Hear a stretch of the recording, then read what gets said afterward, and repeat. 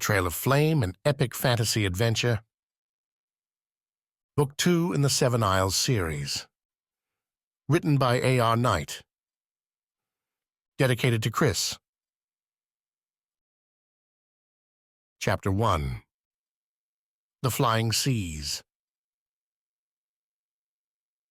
The lithe man held the rapier point forward, the silver blade destined to strike right at Wax's heart. With his hair tied back, his face as narrow as his sword, the Kant's fighter looked every bit the windmaster his isle proclaimed him to be. Wax bobbed his feet, rolling them with the ship's own shimmering silver and wood deck. The Kansi ship cut through the waves, all its edges blinding in the sunlight as the rough-and-tumble regularity of a sea voyage found itself thwarted by cunning construction. Wax himself lacked that beauty, his weave not doing much to keep him warm in the slicing sea breeze, his loose pants snapping, his climbing shoes biting at the surface in the one effective accessory he had. Oh, and his Foti blade. The blue sword picked up the ocean's reflection, carrying the sea in its waved steel. Thicker than the Kansi man's rapier, the Foti blade would have to use its strength to make up for its stubbier length. Bets to that effect danced the deck around them, the sailors not actively steering the ship, taking their midday break to see how badly their friend could beat Wax up and down the vessel. One call in Wax's corner came from his right, where his older brother Quick, holding onto one of the many rope loops against the Kansi ship's railing, hollered sage advice. "Don't stand still." Beside him, her bamboo staff sticking up over her back like some tree sprouting from her shoulders, stood his sister. Bliss held a nervous look, like she had almost the entire journey, and Wax tried to offer up a confident grin. The man wouldn't kill him after all. "Ready?" the windmaster asked, reedy voice mashing with the crackling splash the ship made as it danced through another wave. "Always." Wax shifted his stance, brought his right foot forward, and put the blade into a double grip. Last time he'd lost his weapon, sent it skittering across the deck to leave a divot in the polished wood side. They'd had him scrubbing the dishes every night since, and Wax wouldn't want to see what further punishment the Kansi might devise should his V's clumsiness do any more damage. Then again, what did they expect? Wax wasn't born on the seas. He was a jungle man, made for vines, for swinging through treetops and dashing into leafy groves. The windmaster cared not, and came on with a fast three-step, cutting the distance between them to a hair. As the man's angle predicted, the rapier came in for a heart-stopping strike, one Wax battered away with his own sword. A too-heavy parry. While he'd moved his thick blade all the way across his chest to knock the rapier aside, his opponent merely needed a wrist flick to get the stab back on target. For once, the Kant's ship gave Wax an out. On the backside of its latest wave slice, the ship dipped forward into the valley between the rolling monsters. Wax used the momentum, cutting left and forward with his shoulder. The rapier snipped a loose thread with its thrust, but missed Wax's body, giving Wax a solid charge right at his opponent's chest. That Kansi swiftness didn't help here, the impact barely slowing Wax down and throwing the windmaster into a flailing backpedal, one that should have ended the fight save for his opponent planting his right leg hard, then leaning forward and placing both hands, rapier slapped down in the left one, on the deck. "Don't let him recover." Quick's voice rose over the jeers and cheers, collectors and bettors sensing an imminent opportunity. Wax went on through the shoulder charge, taking his brother's advice and bearing down on the windmaster. He brought the Foti blade up for a two-handed smash, a fatal end. Surely the man would yield, throw up his arms, and give up. Instead, the windmaster slipped his left hand low on the rapier hilt's very end, and with his wrist popped the blade's point up, right where Wax ought to run himself through. Or would have if the fighter didn't pull the point away, swiping the blade left and letting Wax catch himself, come to a stop as the ship began to climb into the next wave. Your brother gives you bad advice. The Windmaster said, standing. He tapped Wax's blade with the rapier. Position is everything, whether your sword is nimble or slow. I'm sure I'll learn that sometime. Wax looked at the blue blade. He'd yet to win a fight with the damn thing. At least I caught you with the shoulder? The Windmaster chuckled. At least that. The trio took their last dinner on the ship's deck, calming seas as the vessel approached Foti, allowing them a sedate meal beneath the ethereal sails. Kansei had a way with blues, and the cerulean colors faded to white and purple, depending on how the sunlight hit their thin canvases. More long than wide, the sails found the wind like wax might have a vine in the jungle's heart, with swooping precision. Even now, the sailors, stationed at 3 separate tills along the ship's length, barked out calls to one another to keep the vessel flying across the water.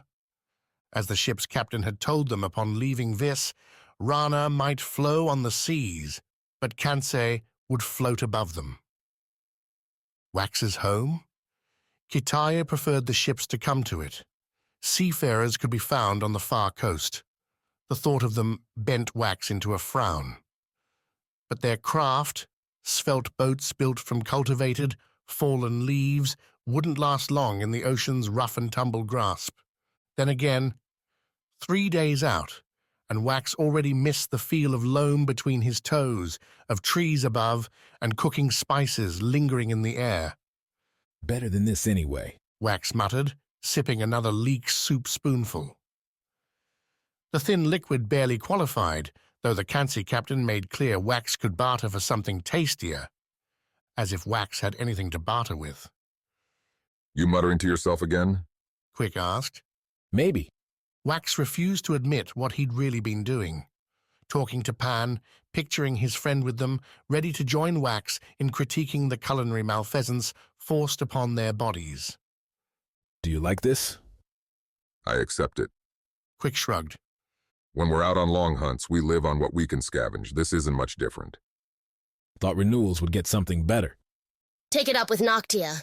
Bliss signed. His sister finished her soup, kept tilting her eyes towards the ship's bow as if she could spot Foti first. She looked less green now that the ship had passed into flat seas. Maybe they'll give you a salmon if you ask real nice. Probably only if I give them this first. Wax reached up to his chest, where the ever-present warmth lingered. There, slotted into a copper-colored necklace, sat a fragment of Viz. A bright emerald, no larger than Wax's thumb. The scar tickled Wax's nerves whenever he touched it, like brushing a numbing leaf. Its faint voice now whispered nonsense in his head in the quiet moments, an insect he couldn't silence, but had learned to ignore. How many do you think I'll get? Every single one. Bliss signed. I didn't join you to see you fail. Makes 2 of us. Quick added. Finish the soup, Wax. The next step starts tomorrow. Chapter 2. Below. The cave ate their footfalls. Svarde and Kivi, the rock lizard ferret, walked at the small column's head. Svarde's torch sputtered in his right hand, its glinting flame finding and destroying shadows in the jagged tunnel. Mayna's information said this cave would keep going deeper and deeper, far along to a point where every explorer failed to return.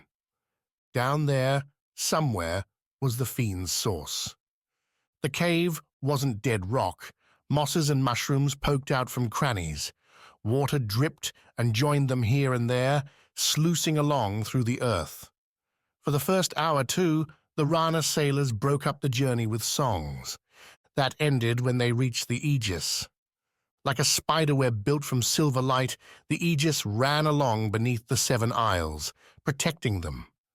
A gift from the gods in their last moments, or so the Circle and the Najan declared. Svarde hadn't ever seen it before, and the lines splitting the air before his face, catching the torchlight but not bending in its flame, forced a halt to the march. Mayna, the Rana captain, Decked out now in her full deep blue leather and emerald cuirass, matching blue and green pants, joined Svarde at the lead, while sailors grumbled behind. So this is it. Maina said, reaching out and touching the filaments. A hand-length apart, the lines ran through the rock, and Svarde guessed if he chased them all the way, they'd lead right back to Katya, there in that prison. Beyond here, we'll have no protection, Svarde said, his right hand going up to the axe on his back. The fiends will be undeterred. Are you scared, Guardian? I'm not a guardian anymore. Svarde didn't look at Maina, kept his eyes ahead into the gloom. My name's Svarde. Call me that or nothing. The march making you sensitive? I'm keeping it simple. You should too. Maina jerked her head back towards the column, the eyes peeking past torches to look at their leaders. All of them understand we're likely to die down here, Svarde. They all have their reasons for coming, reasons that came from the lives they've led. Don't ask them to throw that away. All I'm asking is for their swords and crossbows when the fiends come. Maina nodded. That I think they can deliver. She stepped back from Svarde, faced her sailors. After this, the songs stop. We move in quiet. Watch for danger. Keep your feet steady. Trust your friends, your wits, your abilities, and we will not fail. Kivi snorted. Svarde agreed. Grand speeches always paled against harsh realities. Maina's would fare no better down here. Walking past the Aegis didn't clear the air, didn't make Svarde feel any lighter, heavier, sicker, or happier. It did, though, raise the hairs on his neck, set his eyes to sweeping the cave on a constant patrol. For a long time, the cave had offered them nothing, only a single path with winding turns, some steep and shallow sections. After the Aegis, though, the makeup changed. The earth went wild. Not 5 minutes after the filaments, the tunnel burst open into a sprawling cavern, one broken up by towering pillars, irregular rocks stomping on one another in a purple-pale mashup. Lines carved by unnatural means scraped along the walls as Svarde and the crew poured into the broad space, fanning out with torches held high. Rocky teeth hung down from the ceiling, some dripping water onto equally large spires rising from the floor, some as tall as Svarde and twice as wide. A man could get lost in here, Svarde muttered, waving his torch around, scouring the wet ground for a sign. A sign of what? Svarde didn't know. But he'd take a fiend's trail. The monsters had to come from somewhere down here, and a claw track might lead them right to where they needed to go. Might lead Svarde to where he'd wanted to be ever since Katya picked up that last scar, ever since becoming the Aegis, went from fanciful dream to iron certainty. Ever since he'd given up the one he'd loved for 7 isles that didn't give a single damn about her. Maina broke Svarde's reverie, calling for a break, a chance to drink some water, eat some of the salted meats they'd brought along. Svarde and Kivi rejoined the crew, found their several dozens setting up in their cliques, torches planted where they could. The Rana sailors had a different cast about them now, their tanned, sea-sprayed bodies hunched, their eyes roaming like scared beasts. A hand free was a hand on a saber hilt. Others checked once, twice that their crossbows were loaded. They're scared, Svarde said to Maina, the two of them, as they often were, sitting apart from the others. We're not even 1 day along, and some look like they might crack. Few have been in a cave before, Svarde, much less one that runs this long. Maina frowned at her own dull white fish strip. Reality gives us a different taste than our dreams. We're far away from dreams now. They'll come around, give them time. Kivi snorted. Svarde nodded. Time was all well and good, but they didn't have time to give. Already, new sounds trickled up through the rocks, not the dripping water, the whistling wind, but the scrabble of claws on stone. The far-off cries as beasts found battle or purpose. The clicks, clacks, coughs as things unimagined took notice of their next meal. Svarde stood, drew his right axe, and held it aloft. It caught the torchlight, drew the eyes from every Rana sailor, heaped over with went furs, his guardian Foti-forged gear beneath. Svarde hulked. The weight gave him fortitude, bolstered his purpose, and he let the sailors find some solace in his form. Brothers, sisters, Svarde began as the Foti often did. where we go now, monsters await. Demons even. Creatures for which we have no words. I look at you and see what might pass as fear in lesser people, but that must now be turned to courage. For remember, you travel with soldiers, with fighters. Svarde nodded at his axe. We will see the worst before this is done, but when it is over, it will be the fiends that know fear. Not us. A few heartened grins caught Svarde's ending. Some others held up their swords, their water skins. For a brief moment, the grand speech had its hold, until a howl, rising from the deep and coming closer, stole it all away. Chapter 3. What rises must fall. The wound descended at Ami's feet, its darkness dropping far below anyone's sight. Sticks, stones, and even some lit torches tossed down vanished without sound into the wound's all-consuming black. Nothing thrown that way ever returned. But plenty rose up.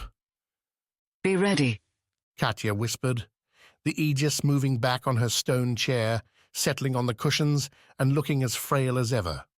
Her robes looked to bury her body, too large by half, but no doubt measured right not long ago. They are coming. The Aegis's warning was unnecessary, as the flashes around the dimming necklace at her chest worked well enough as clues to what approached. The 7 scars resembled dull rocks now, their faint colors the slightest reminder of what they once were. Wards, Ami said, drawing her sword and bringing both hands to grip the great blade. Foti crafted, etched with glimmering orange topaz along the center, Flamebreak earned its namesake. The silver-black blade seemed to draw in the torchlight, glowing in its reflection. The 2 wards, Najan guards in spotless purple-black plate armor, chakrams hooked into their backs and vulges at the front, stepped from their watchposts inside the dome. They stood on rock, albeit clean rock, and the smooth grey surface let the trio spread out to cover the wound. Ami put herself before Katya, while the 2 wards took opposite sides, forming a triangle around the pit.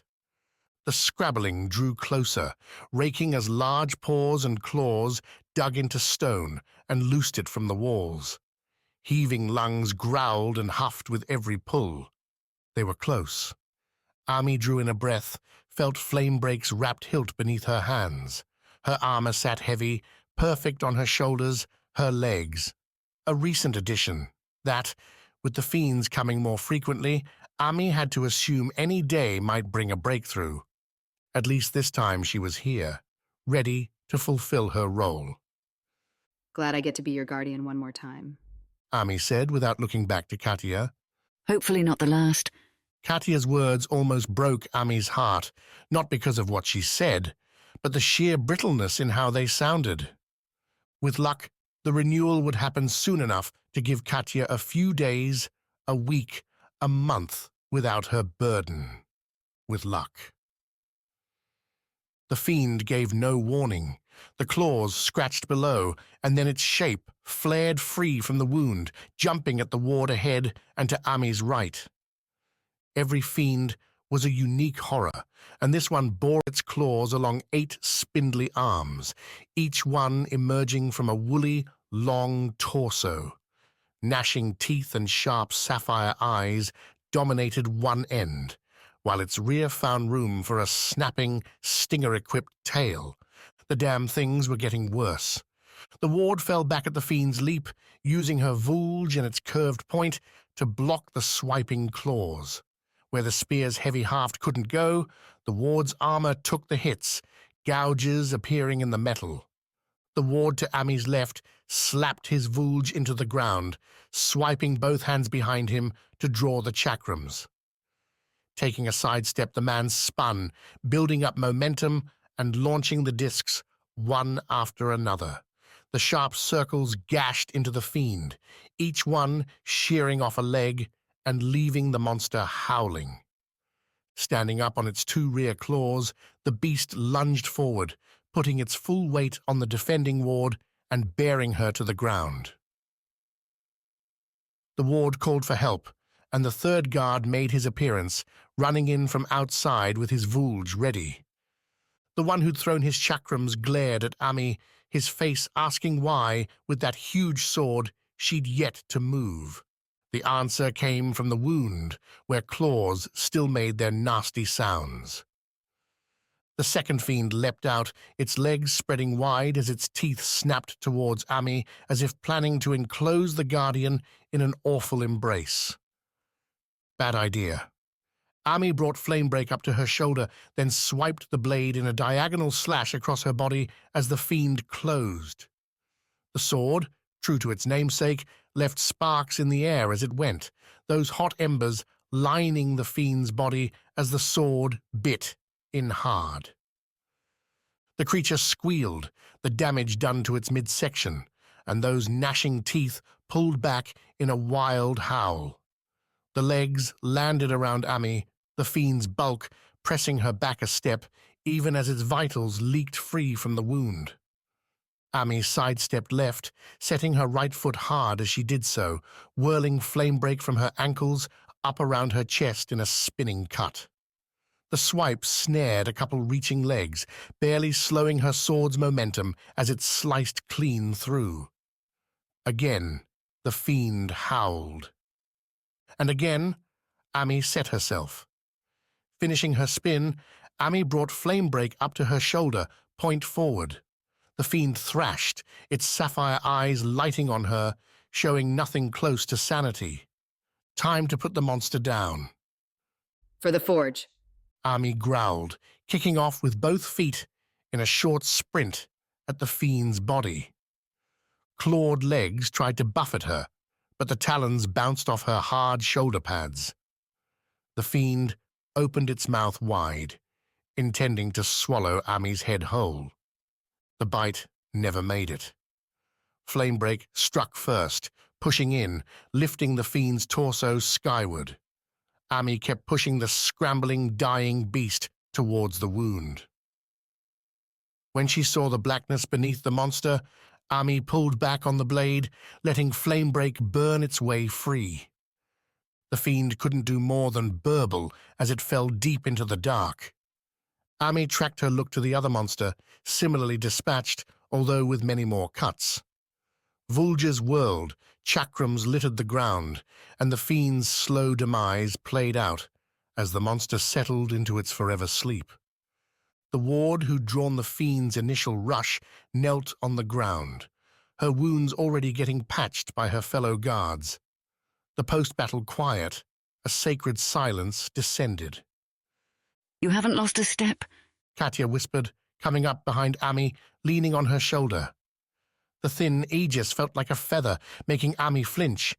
Every touch confirmed Katya was so far from what she'd been, so far from... No. Those dreams only led to nightmares. As long as I'm protecting you, Ami said, sheathing Flamebreak. I'll never stop getting stronger. Ami faced Katya, forced herself to look at her friend. Memories clashed with the current moment, Katya's eyes showing old curiosity as they trailed to Ami's sheathed sword. Foti's scar still burns? Katya asked. Still. Ami nodded. Mine die so quickly, yet yours sparkle with so much life. I'm not protecting all the Isles with mine. Trade? Ami laughed, shook her head, stopped herself from saying what she felt. Never, Katya. Never would Ami pay that price. Then can I ask you something? Katya said, stopping to take breaths between the words. She'd need a nap soon. Ami flicked a glance to the wards, nodded at a straw-covered patch near the stone chair. They'd find cushions, a blanket. Anything. Ami replied. I need to know, here at the end, was I too weak? Katya reached up, clutched the necklace. Was I the wrong choice? How do you answer a question like that? The Katya Ami knew, the one she'd grown up with, would have never asked it, would have assumed she was the perfect person for anything she chose to do. That's how you earned the Aegis in the first place. Unshakable belief in your abilities. But here, Katya was. Barely a decade since she'd put on the necklace and withered up. All but spent. Not just physically, but clearly her soul too. Ami needed to answer her. Give Katya something to hold on to. Ami cast a net, glanced left, and saw nothing save the canvas dome and slate-grey stone. Looked right, found an opportunity. They fight for you. Ami said, nodding to the wards. I fight for you. Because the circle demands it. Those Nyan blowhards hold no sway over me. Ami put her gauntlets, careful, on Katya's shoulders, drew her in tight. Again, the lightness, the barely there weight, sent shivers. I'm here because I love you. Always have. Always will. Katya's sniff muffled against the thick mail. You don't hate me for being so weak, for dying so fast. Ami pulled back. You're not dead. The sniff, the red rims around Katya's eyes, turned into a dire, thin laugh. Ami, I died the moment I put this necklace on. Chapter 4. The Gambler. Foti's obsidian towers emerged through the fog like a giant's chipped teeth. Looming and dark, they nonetheless filled Wax with calm after days on the open sea. A clear horizon was beautiful, sure, but having a reference point was a nice change. Helped ground him to know how fast they were skipping across the water. That water had been home to waves and little else, save the occasional passing bird or cloud. Now the sea grew crowded, as Wax, Bliss, and Quick watched near the Kansei vessel's bow. If Kitai had Viz's trade all to itself, Foti and the city they headed towards, a smoke-and-steel town called Smythe, made the Jungle Isle's commerce seem like children's toys. Giant Foti galleons brushed up alongside the Kansei vessel, towering overhead with their dark wood and metal bodies, massive sails blotting out the sun as they swept along. Wax and Bliss shrank back every time one came near, even though the Kansei sailors assured them no collision could happen, not with their ship so lithe. Quick, for his part, put on a false smile and stood, arms crossed, daring this new world to shove him around. Smaller cutting ships abounded too, casting their fishing nets or setting about with harpoons in favor of larger game. Ships from other isles, like Noctia's swooping grey sloops and Rana's flowing cutters, dashed in and out of Smythe's sprawling port. As they closed, the air picked up an iron tang, Wax's lungs itching. Coughs spread around the ship as the sailors settled into the new way of things. Berthing lacked grandeur. Ropes appeared in hands, slipped over posts on one pier among many, the docks forking out into the ocean. Someone dropped an anchor, and the captain, a man who'd never bothered to give Wax his name, wished them a dismissive farewell. The trio took their satchels and stepped off, feeling the hard wood shiver. I, for one, could use some land beneath my feet. Quick said. Race you to it? Wax nodded towards the dock's end, a run crowded with crew and cargo. You're on. Bliss signed, the first bright grin Wax had seen in days springing up. The seasickness had turned Bliss into little more than stewing sludge. Good to see her fun coming back. Not this time. Quick killed the idea. This isn't home. We're visitors, and more than that, Renewals. We can't act like idiots. Why? Wax asked, starting the walk towards shore anyway. Not as fun as a race, but land was land, and he'd gone long enough without it. Because unless you know how to get Foti's scar, we'll have to get help from someone here. There's not just a guide, a sign. Did we have one in Kataye? Quick twisted his voice a certain way when he wanted to make a point, a distant mocking inflection on the words. Wax didn't answer right away as they walked, dodging around crates and carriers filled up with sacks and satchels. The answer to Quick's riddles would always be apparent if he just thought about it enough.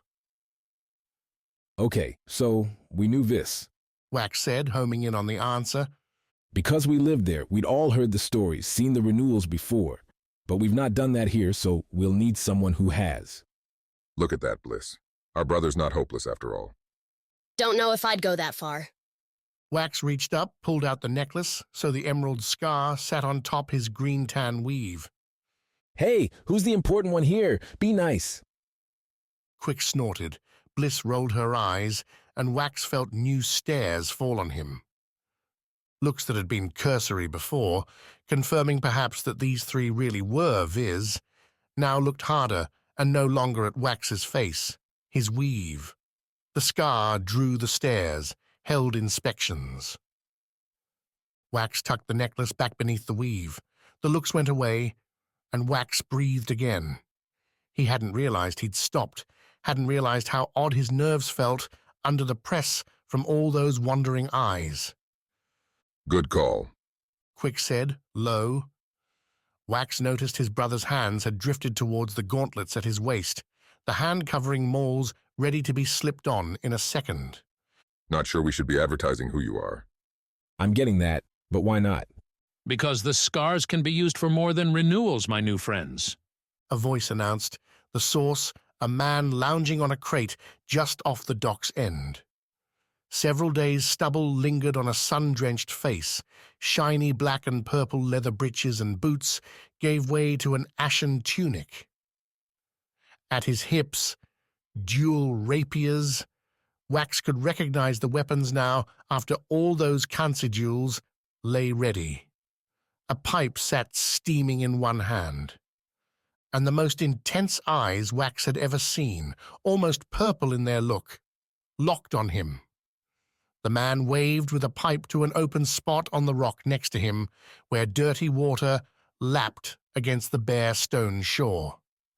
No beaches here. The trio stopped, Quick going one step further to put himself just a hair between Wax and this new man. If a threat, though, presented itself, none of the commerce near them detected it. Crew and cargo continued their inexorable progress. Who are you? Quick asked, the hunter taking over. And why were you waiting for us? Name's Cassignol, and I come here every day watching for clueless travelers. The man grinned. There's good trade to be had helping the lost find their way. How do you... Quick started, stopped when Wax went past him, stepped right up to Cassignol. We're not lost, Wax said, squaring up to the man. Cassignol, despite his fancy clothes, didn't have much stature to him. No brawls in the back streets for this one. but we could use a pointer or two if you're inclined to provide one. Can do, Cassignol said, nodding several times over. I'll give you this one for free. You're in Smythe, jewel of Foti's southern coast, and the biggest mining town in the Seven Isles. Anything you want that requires heat and ore, you can find it here. Cassignol stood up off his crate, waved at the city behind him. Fortunes are made by your skill with the hammer and tong in this city.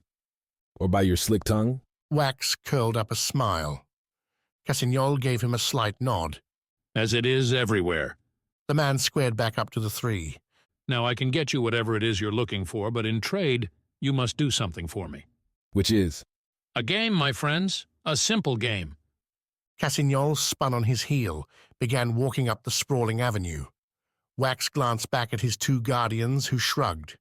A game might not be what they were looking for, but they had few other options, no other leads.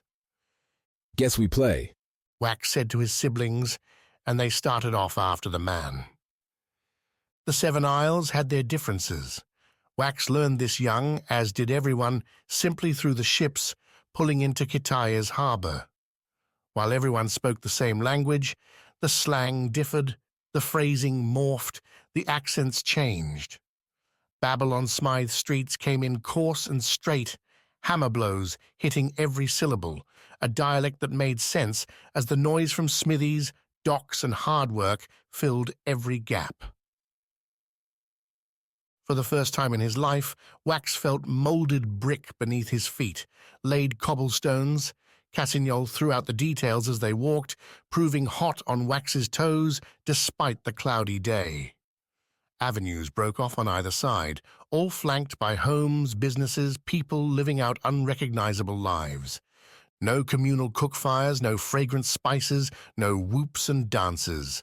Not that he didn't see happiness on the faces, not that the Foti people didn't have springs in their steps, but here it came with grime and grit, heavy muscles and laden backs.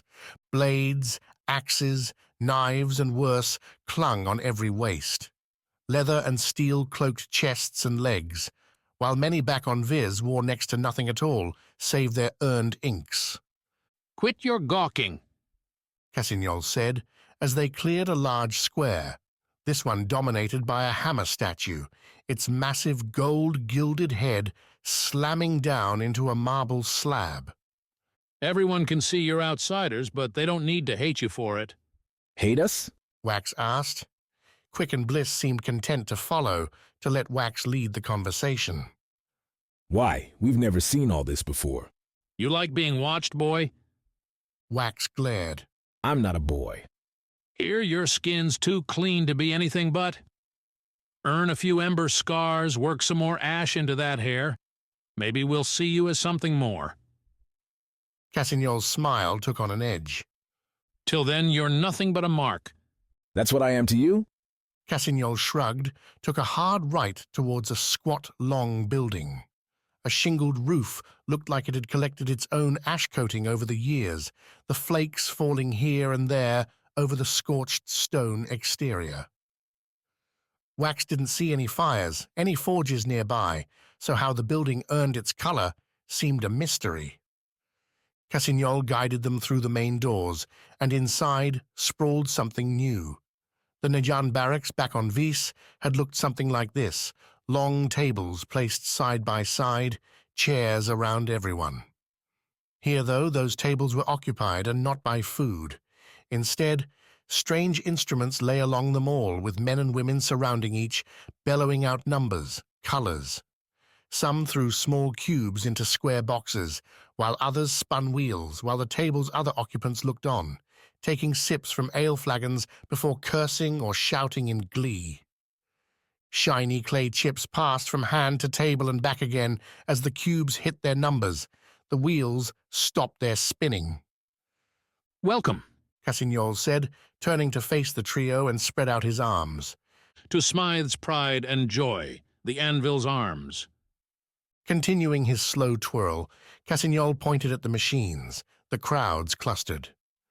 Here you can win a new life for yourself, can have the most fun you've ever enjoyed. The possibilities are limitless, and with those full satchels, I invite you to take advantage. More like they take advantage of us. Quick muttered, coming up beside Wax. The man's playing you, brother. We should leave. Cassignol tilted his head, put on a pout even Wax could tell was false. Ah, but my friends, you promised me a game, did you not? And you promised us an answer. Quick reminded the man. A glittering grin rekindled. Cassignol nodded. Play a few rounds and we'll see about getting you on your way, perhaps with a heavier load than before. The first 2 days at sea, Wax burned hours staring off at nothing. Pan, his best friend, the one who should have been in his place, kept whispering that his death was Wax's fault. Sawi, Wax's love, now separated by duty and distance, drained away the zest, the happiness that had brought springs to Wax's every step. For those first 2 days, Quick and Bliss tried, failed to make a dent in that sorrow. Towards the end of the second, a Kansi sailor, that duelist with a rapier, suggested Wax could break his mood by embracing the adventure, turning his life into something new. So when Cassignol suggested diving into a game, Wax found he didn't much care what it was. They were on Foti, a whole new isle, embarking on a ridiculous quest to save the world. Quick's caution stank of old thinking, of the boring and the slow. Chapter 5. Bolts and Blades.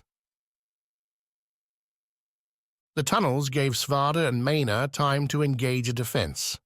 The two shouted orders, at first contradictory and then aligning, setting the sailors into a close circle, using the pillars to make tight gaps. Torches stacked in the center, the bright glow shining out towards any oncoming creatures, hopefully blinding their approach while making shots easy to take. On the rings outside, the sailors most confident in their sabers and their armor. On the inside, crossbows at the ready. Mena, ignoring Svarde's suggestion, stood next to him at the absolute front line. Kivi snorted at Svarde's feet, chewing on a pillar's base between glances towards the approaching noises. Roars, hisses, claws on rock, the usual fiend symphony. Svarde had both axes ready, their fresh edges gleaming in the orange-yellow flickers. On his right, Mena held her saber in one hand, the other with its wrist slung through a thin duelist's shield. She had her hair tucked beneath a rana cap, a smooth helm so slick it'd deflect just about any smack delivered unto its shiny grey self. Svarde knew that quite well from memories he'd rather forget, fights from a life long since past. Ready! Svarde growled Mena's way. If I wasn't, I should have stayed topsy-de. Mena replied. This is what we've been working for, Svarde. What's that? A fight on the fiends' home turf. They've been the invaders all this time. Mena's voice rose. Let's kick their asses all the way back home. The sailors took up a cheer. The shouts echoed around the cavern, a brief confidence. One buried mere moments later. The fiends didn't deal in subtlety.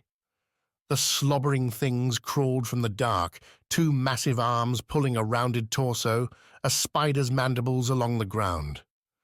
As Svarde took in the newest horror, he noticed a green trail leaking behind them, smoke rising where it touched the ground. Not only were these monsters ugly, but they had surprises. Don't let their blood touch you! Svarde hollered as the first crossbow quarrels shot over his shoulders.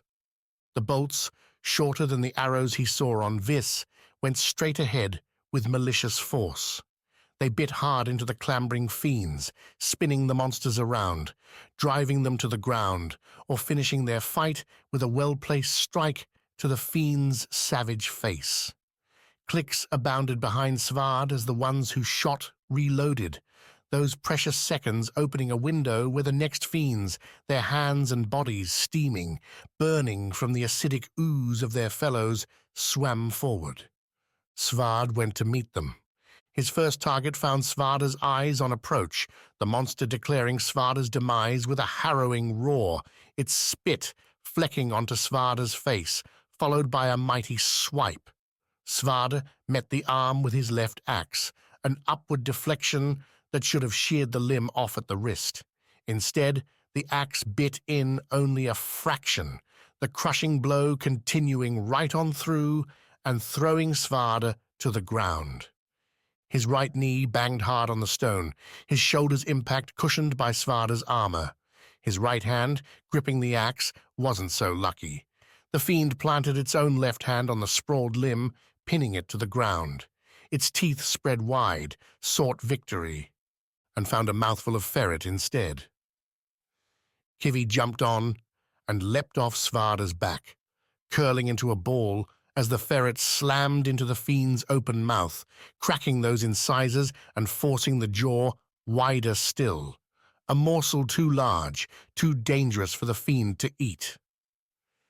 Kivi went to work, her claws and snorts, her lava-hot vents forcing the fiend into a haphazard retreat. Svarde pulled himself upright, confirmed Kivi seemed to have the better of that matchup, and felt the next quarrel wave shoot past him into the dark. More fiends howled, more collapsed, and the air suffused with an acrid tang. The smoking blood swamped the floor, and Mena called for a backpedal, a closing in around the torches. The fiends, too, seemed to hesitate, their battle cries dying to whimpers, coughs, sniffs from the dark beyond. Svarde counted 8 monsters dead, another half that injured and being put down by precision shots. Unnecessary. Save your ammo. Svarde said, backstepping to the line. We won't be recovering quarrels from these beasts. Kivi joined him a moment later, soaked in the sizzling offal, the goop thankfully unable to penetrate her hard shell. The ferret snorted at Svarde, disdain evident in her sharp attitude. I'll be more careful. Svarde apologized. You're right. You shouldn't have to save me every time. The ferret snorted again, taking up its place at Svarde's shins. He took the ceasefire to check the crew, found only a couple minor injuries, though 3 sabers had been lost to the boiling blood. An unforeseen problem. How many spare arms had Mayna brought? If the captain seemed bothered by the events, Mayna didn't show it. She continued delivering commands, straightening out the circle, tightening its gaps to make up for the pillars they'd left behind.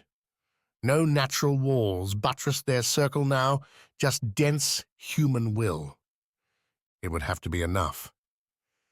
The smaller circle invited a new strategy, and the fiends proved they had some brains inside those meaty skulls, the monsters making noise aplenty as they spread throughout the cavern, those clawed arms scratching upwards towards the ceiling and behind them on the walls. Shadows moved at torchlight's edge, their jerking angry strokes an unnatural sight. More than a few sailors muttered prayers to Rana, more than a few whispered doubts about their decision to come on such a foolish quest.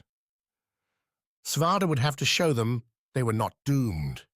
We break them, Svarde announced. Strike before they're ready. Aim for their heads, watch the arms. Don't doubt yourself or your fellow fighters. We are together. He clapped his axes, then shouted out a Foti battle cry. Solid as steel, hot as a forge. If Mayna doubted his strategy, she didn't counter it, and the Rana sailors parted like an exploding fire. Sabers and daggers drawn, the sailors closed at speed with the fiends. The bigger creatures proved less nimble, their dual arms large and deadly, but not so quick to adapt to slashing strikes, surprised stabs from corners unseen and unexpected. Svarde, with Kivi at his heels, drove straight into the darkness, letting the torchlight's edge highlight his target, a fiend mid-climb up a stone pillar in shadow. Taking one step, planting his right foot, Svarde jumped high, slashed with his axe, and caught the creature's smoking end. Like with the wrist, as Svarde had hoped, his axe bit in and held, letting Svarde's leap carry him on and pull the fiend down with him. The great creature landed on its side, just in time for Kivi to barrel into its gnashing maw. This time, Svarde landed with a roll, rising, turning, and dashing back to strike the vulnerable beast from behind. A double whack with his axes, coupled with Kivi's mauling, put the fiend down. Splatters smoked on Svarde's furs and leather, but that didn't stop the Guardian from picking his next victim and moving on, voice rising into a Foti battle chant. This first victory would belong to the humans. Most fights felt longer than they were, mere seconds ending lives that had lasted for many years. Svarde's axes, Kivi's teeth and claws found fiends aplenty to sink into, but most monsters already bore wounds, were fleeing more than fighting from the Rana's nasty stabbing daggers and slicing swords. The growls and howls dwindled as the last creatures were cornered and put to final rest. And yet, 2 Rana lay dead, one to snapping teeth, another to an unlucky spray of the foul blood. In the heaving aftermath, the 2 bodies and several more wounded were put near the torches. The remaining Rana, without more than scratches, gazed at their friends, while Mayna led a seafarer's blessing. Svarde tuned it out, looked at the bodies, and didn't see them. How many times now would corpses litter his path? Kivi must have sensed the dour direction Svarde's post-victory thoughts were taking, because the ferret tugged at Svarde's leather greaves. A look down found Kivi's eyes sending Svarde in another direction. One away from the Rana funeral, from the plans to carry the bodies back to the surface for proper casting into the sea. What'd you find, my friend? Svarde asked, following Kivi deeper into the cavern, in the direction the fiends had come from. A monster's body lay there, one of several. A quarrel, or what remained of its withered, melted shaft, protruded from the skull, speaking to the fiend's early end. What had drawn Kivi's attention, though, came soon enough. The blood Svarde had seen before the fight, the answer made clear. A deep wound along the fiend's backside, a gash too straight and clean to come from a claw or a narrow rock. Svarde knelt, careful to keep his knee from the smoking blood, and studied the line. The fiend's skin, a sickly yellow, looked torn clear but blackened too, at the edges and within. Some poison, then, further evidence against accidental injury. Going off on your own already? Maina asked, the Rana captain coming up behind him. Svarde pointed at the wound, described it, found nothing but cold in Maina's eyes. Don't you find it curious? Svarde asked. What I find curious is how a member of our band could wander away while we pay our respects to our dead. Quick as a flash, Maina had her glittering, curved dagger out and held to Svarde's throat. We are in this together, Svarde, you and all of us. When one dies, we see them off as one. Or you can leave now and take your chances in this grim dungeon alone. Svarde found no joke, no room to wriggle in her expression, found only an answer to give. I've spent a long time avoiding people because I've seen enough of them die. Svarde rose, reached, and took a gentle hold of Maina's hand and the dagger's hilt. I thought I could avoid awakening those memories. Perhaps I was wrong. You were. Svarde bowed his head, apologized, and the dagger found its way home just as fast as it had appeared. Behind them, the sailors split into two parties, a small few accompanying the wounded and the dead back to the surface. 15 left to continue the journey, replenished with what supplies they could scavenge from their departing friends. As for the long wound, when Svarde showed it to Maina, the Rana captain had no answers, only more questions. The dark below won't give us much else, I expect. Maina said. The troop gathered, torches again, lighting the way on. At least not till we reach its rotting core. And carve it to pieces, Svarde added. At that, at least, a rumbling agreement made its way through their force. With torch in one hand, an axe in the other, Svarde again took up his spot at the front, marching out the cavern's far side and down, always down, into the dark. Chapter 6. In words, ideas. Every isle told its history in a different way. On Foti, big events had their details carved into stone, the tablets stacked and displayed in the immense hall in the great forge at the isle's northern end, Foti's hot, beating heart. Ami wasn't after Foti's stories, though. Noctia, thankfully, had an easier way of recording moments. The isle seemed to take its minimal resources as a sign to invest in more developed things, and the same spires serving as home to the Najan and the circle housed, too, the Seven Isles' foremost university. Leaving Flamebreak and her armor behind, the latter getting some touch-ups courtesy of Noctia's inferior blacksmiths, Ami felt the chill through her purple-black Najan robes as she wandered into the crowded intersection.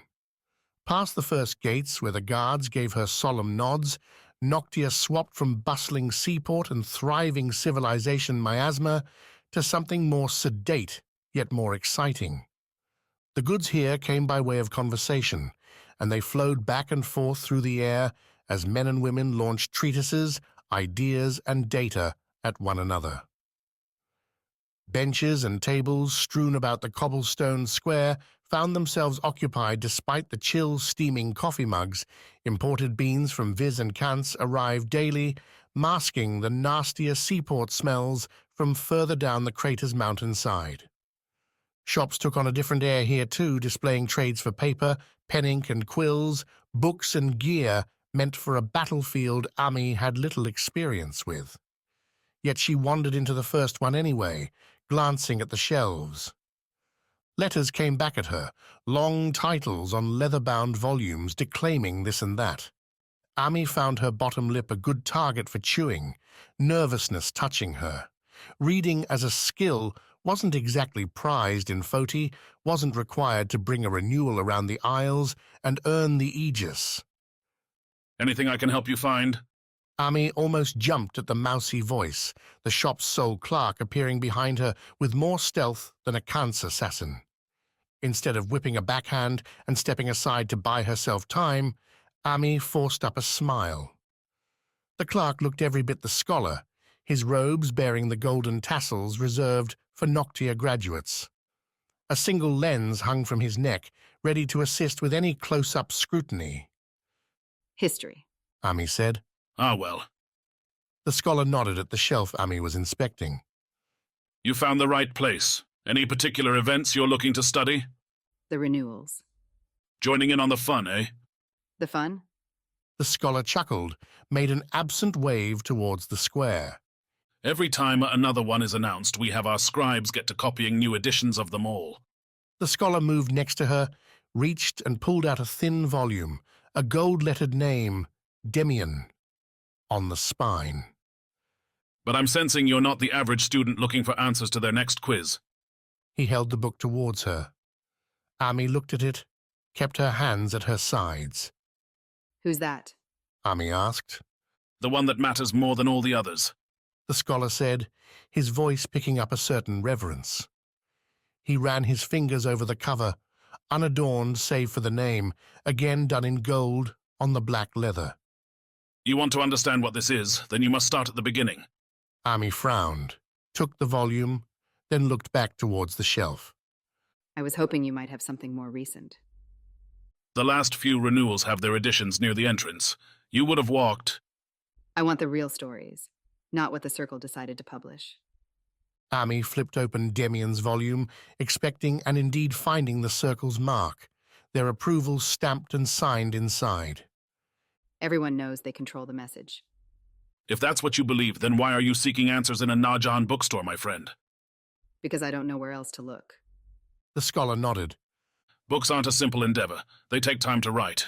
Resources to be made whole. Noctia and the Circle control what we do because we are the only ones with the means to do it. The scholar turned around, but as he walked towards the front counter, he threw a look back Ami's way that said, "Follow," so she did, tucking the Deviant volume and its circle marking under her arm. The scholar pulled out a tiny paper scrap, one stained by a rogue coffee drop. Dipping his pen in the small inkwell at his elbow, both now resting on the slim stone counter, the scholar wrote out numbers, a name, an address. It wasn't always this way. The scholar said, And there are still those who do what they can to preserve an unvarnished history. Ask for Matimo. Ami took the paper, double-checked that she could read the scholar's scribble. Barely. She moved to set the volume on the counter, but the scholar pushed her hand back. Edited it might be, but this one is far from false. Give it a try, Guardian. Ami blinked, stared at the bookkeeper with sharper eyes. You know who I am? I wouldn't be much of a scholar if I didn't recognize the Foti swordmaster who's been stalking our island for the last decade now, would I? Then you'll tell the Circle what I've been asking about. The scholar shrugged. Will I risk my life and well-being for you, Guardian? No, I will not. But neither do I see a need to go running to the Circle and tell them all about my day. Don't give them a reason to come knocking on my door, and I won't knock on theirs.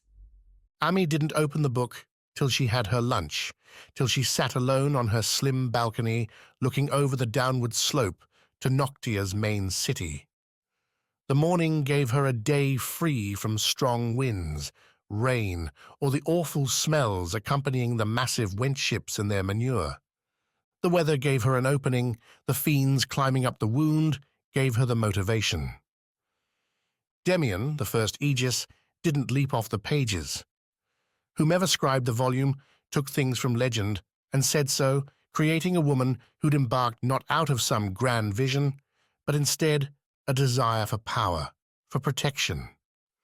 The Isles were a dangerous place then, with humans moving in packs, creating what weapons they could from scavenged sticks, rocks, slain fiends, and their claws.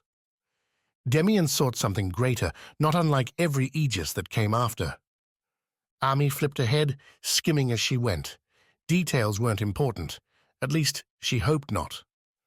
The scholar seemed to force the book on her, so something ought to be gleaned from its pages, but poring over words while Katya died felt worse than useless. Deviant found her first scar on Kansi. Fascinated with its power, Ami blinked, reread the words. Power? Her look traveled to Flamebreak, sheathed and leaning against the wall near her room's door. That the scars held some elemental strength was known, though who knew what those beer brewers and gamblers on Tamas found in their tokens, but aside from the Aegis, the little stones were party tricks. Flamebreak trailed some fancy sparks when it swung, hardly the stuff to change the world.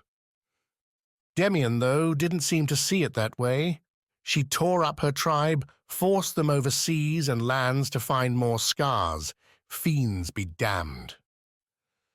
According to this book, Ami flipped to the end, the day was wearing on, and she needed to get to the address, the scholar noted. Deviant fashioned the Aegis necklace herself to hold the stones, witnessed the effect going up by accident, and promptly camped her remaining people right here on Noctia. What a nice ending. A new home, a shiny necklace, and a curse that chained the Isles to the scars forevermore. The book, though, held no discourse on what Deviant's search for power did after she became the first Aegis. Did you stop? Ami closed the volume, looked out over the ocean. Or did you keep looking for more? If one set of 7 covered the Isles in a fiend-destroying shield, what might 2 or 3 accomplish? A polite knock, 3 soft cracks on her door, cancelled the musing. Behind the dark wood waited a woman almost as sturdy as Ami herself, though this one had the dry skin and dead humor local to Noctia. You never could get enough water on the island, and it showed. Guardian, I presume? The woman asked. Ami hesitated before answering, taking in the woman's full form, namely the massive armor set engulfing her body. Full Foti-forged plate, though the orange emblems and silver badges had been replaced by Noctia purple and gold. The Vulge and Chakram seemed to be missing, but the ridged gauntlets on the woman's clasped hands told Ami such weapons weren't necessary. You found me? Ami answered. The woman nodded, no surprise there. I'm Terevin, Katya's new shield warden. Terevin made the statement as though Ami should have grasped its meaning without further explanation. Like a drawn blade. You mean the Aegis? Ami frowned. Only her friends call her Katya. Terevin's mouth slipped to a straight line. Katya's her name. That's what I'll call her. The formal Noctia diction dropped away, Ami detecting more than a few years spent on the docks in Terevin's past. The circles decided to step up Katya's protection, and I drew the lucky deed. Good. Fiends made it through this morning. I heard. It'll happen again too, but next time we'll have more than a couple green wards to greet the ugly things. Terevin let her hands drop, tilted her head. Reason I'm here is to warn you that you'll have to clear your visits from now on. Clear my visits. I'm her guardian. Right, and we're all thankful for that, but Katya's in a fragile place. Your visits, according to the wards on duty, rile her up. Can't have that, what with civilization at stake. Best thing for her is rest, peace. There's no peace at the wound. There will be now. Terevin popped up the same placid smile she'd greeted Ami with. You have any questions, concerns, Guardian? Feel free to take them up with the Circle. Till then, you enjoy your afternoon. Ami stewed for precisely 2 Terevin footsteps, jangling heavy things thudding down the hallway. Are all shield wardens so rude? Ami called after Terevin, who flashed a grin back. There's only one shield warden, and you're talking to her. Terevin shrugged again. So yes, I guess we are. The Nyan section ran down the mountainside all the way to the water, cut off from the main city by a sloping wall. Periodic gates allowed flow, watched by guards either focused or flippant, depending on their mood. At the seaside, the Nayan and the Circle kept a small, several docks for themselves, docks full as the day neared dinner time. Ami looked over the ships resting there, one Tama skiff and two Went sloops, the latter the smallest vessels the Went with their love of hulking monsters made. Anyone keeping an eye on what boats came in and out of this port could deduce which isles held the Circle's favor or which were begging for it.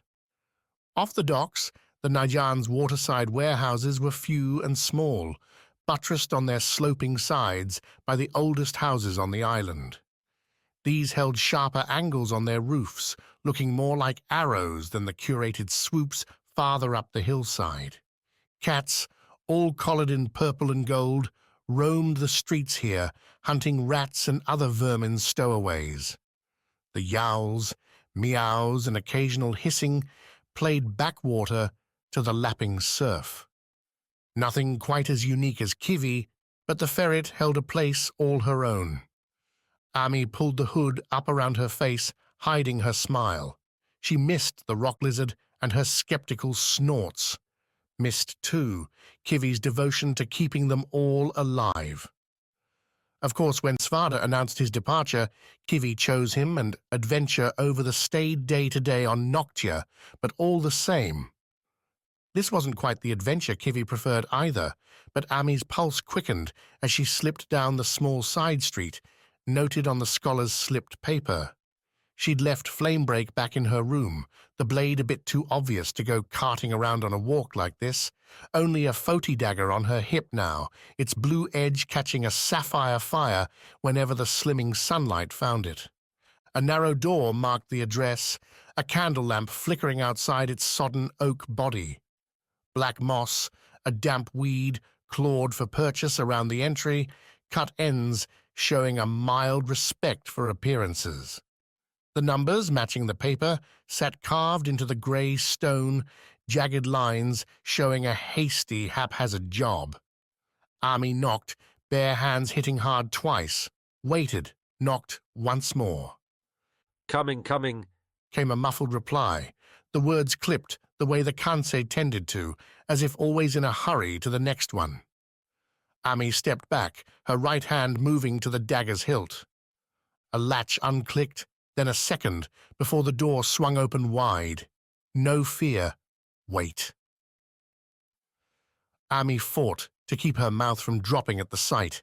A stocky man, shirtless to the waist, with wine dribbling off a scraggly grey beard. He held a book in one hand, the goblet hanging from his mouth, placed there to give him a hand free for the door. "What are you knocking for?" the man asked, curiosity beating back the tone. I need some answers. Ami said. I was told you could help me out. "What kind of answers?" I need to know why the Aegis is dying so fast. The man nodded, sniffed, then turned his head back into the house. "Friends, the lady has come to us with questions. Do we have answers?" At least 5 voices, covering all kinds, rose back in a rousing affirmative. "Well then," the man said, "I think you've come to the right place. Welcome to the Najan Historical Society, Guardian." Chapter 7. A Mark. Bliss watched Wax take to the games in the Anvil's arms with gusto. Her brother soaked up the rules, broke open his satchel, and slapped bets down with dried fruit, salted meats, and nuts, courtesy of Kitaye's parting gifts. The Foti players, their motley beards and tied-off ponytails sucking in the light with their ash flakes, countered with metals, ores, and raw root vegetables. Dice, strange white cubes with narrow curves cut into the sides, bounced around. Hard chits with symbols carved front and back flipped up and down. Ales in beige earthen mugs slopped everywhere. A steady drumbeat cascaded along in the background, undercutting constant cheers and jeers, all beneath a glowering, smoke-stained roof. Despite the vaulting, its dark presence closed on Bliss, crushing in with the bodies buffeting her side and back. Quick didn't seem much better, though her brother's bigger frame and gruff frown seemed to push away accidental contact. Maybe if she drew her staff, delivered a few hits. Wax threw up his hands, let out a vine-swinging whoop, one accompanied by groans and grins from the 7 others at his long table. Another win, and that meant Wax wouldn't want to leave. Egos loved egos, and few loved theirs more than her brother.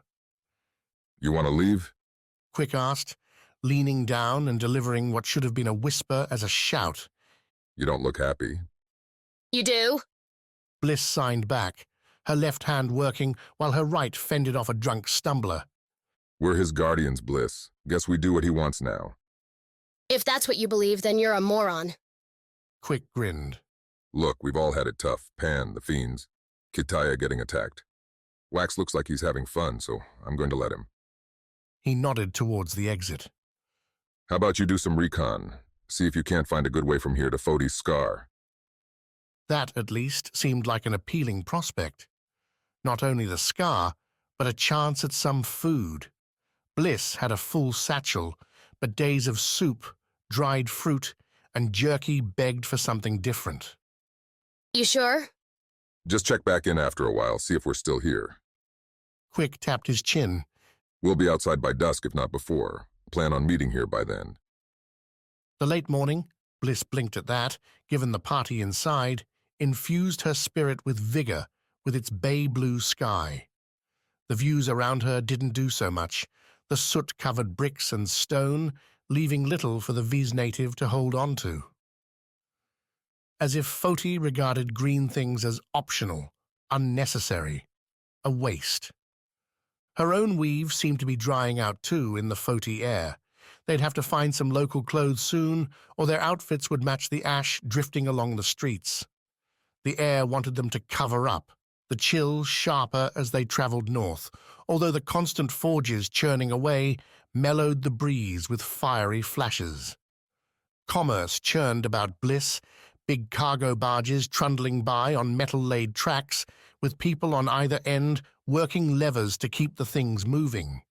One rail zipped towards the port, carts laden with refined ores, with crates stacked and labelled. Others went the reverse on a parallel track, these holding stickered boxes, random lumps to be delivered somewhere, to someone. The trade on offer seemed absurd, beyond anything Bliss could have wanted. Who needed all this stuff? Who wanted to trade it, and why? Was Foti so unable to satisfy itself that they needed so much sent to other isles? Or was there something Kitaya was doing wrong, with its market stands flush with a few found delicacies and little more? Well, Quick wanted knowledge, and Bliss wasn't going to find it standing outside the gambling hall. She took off down the misshapen stone street, its branches increasing with every stride further from the docks. The splits led to small alleys and larger boulevards, with squares popping up here and there, dominated by statues of grand leaders. Bliss neither recognized nor cared to know. The city's character changed too as she distanced herself from the docks. Fewer sailors, more citizens, people eking out a real living on the isle. Small gardens appeared as forges gave way to homes, to shops catering life's necessities. Those metal tracks stayed with her the whole way, often splitting off or catching small stations where posted people would weed through the contents, adding and removing crates as needed. That, at least, seemed more efficient than Kitaya's method, where everyone had to go get what they wanted themselves. Bliss watched an older woman waiting for a cart receive her package, a slim box handed right from the cart to her hands. No need for her to walk to some ship. Where, how, the bartering occurred for all this, Bliss didn't know. Didn't care overmuch to find out either. The scar remained paramount. Bliss had hunted all manner of critter and creature, but she'd never gone after information before. Where would someone find a detail like the Foti scar's location?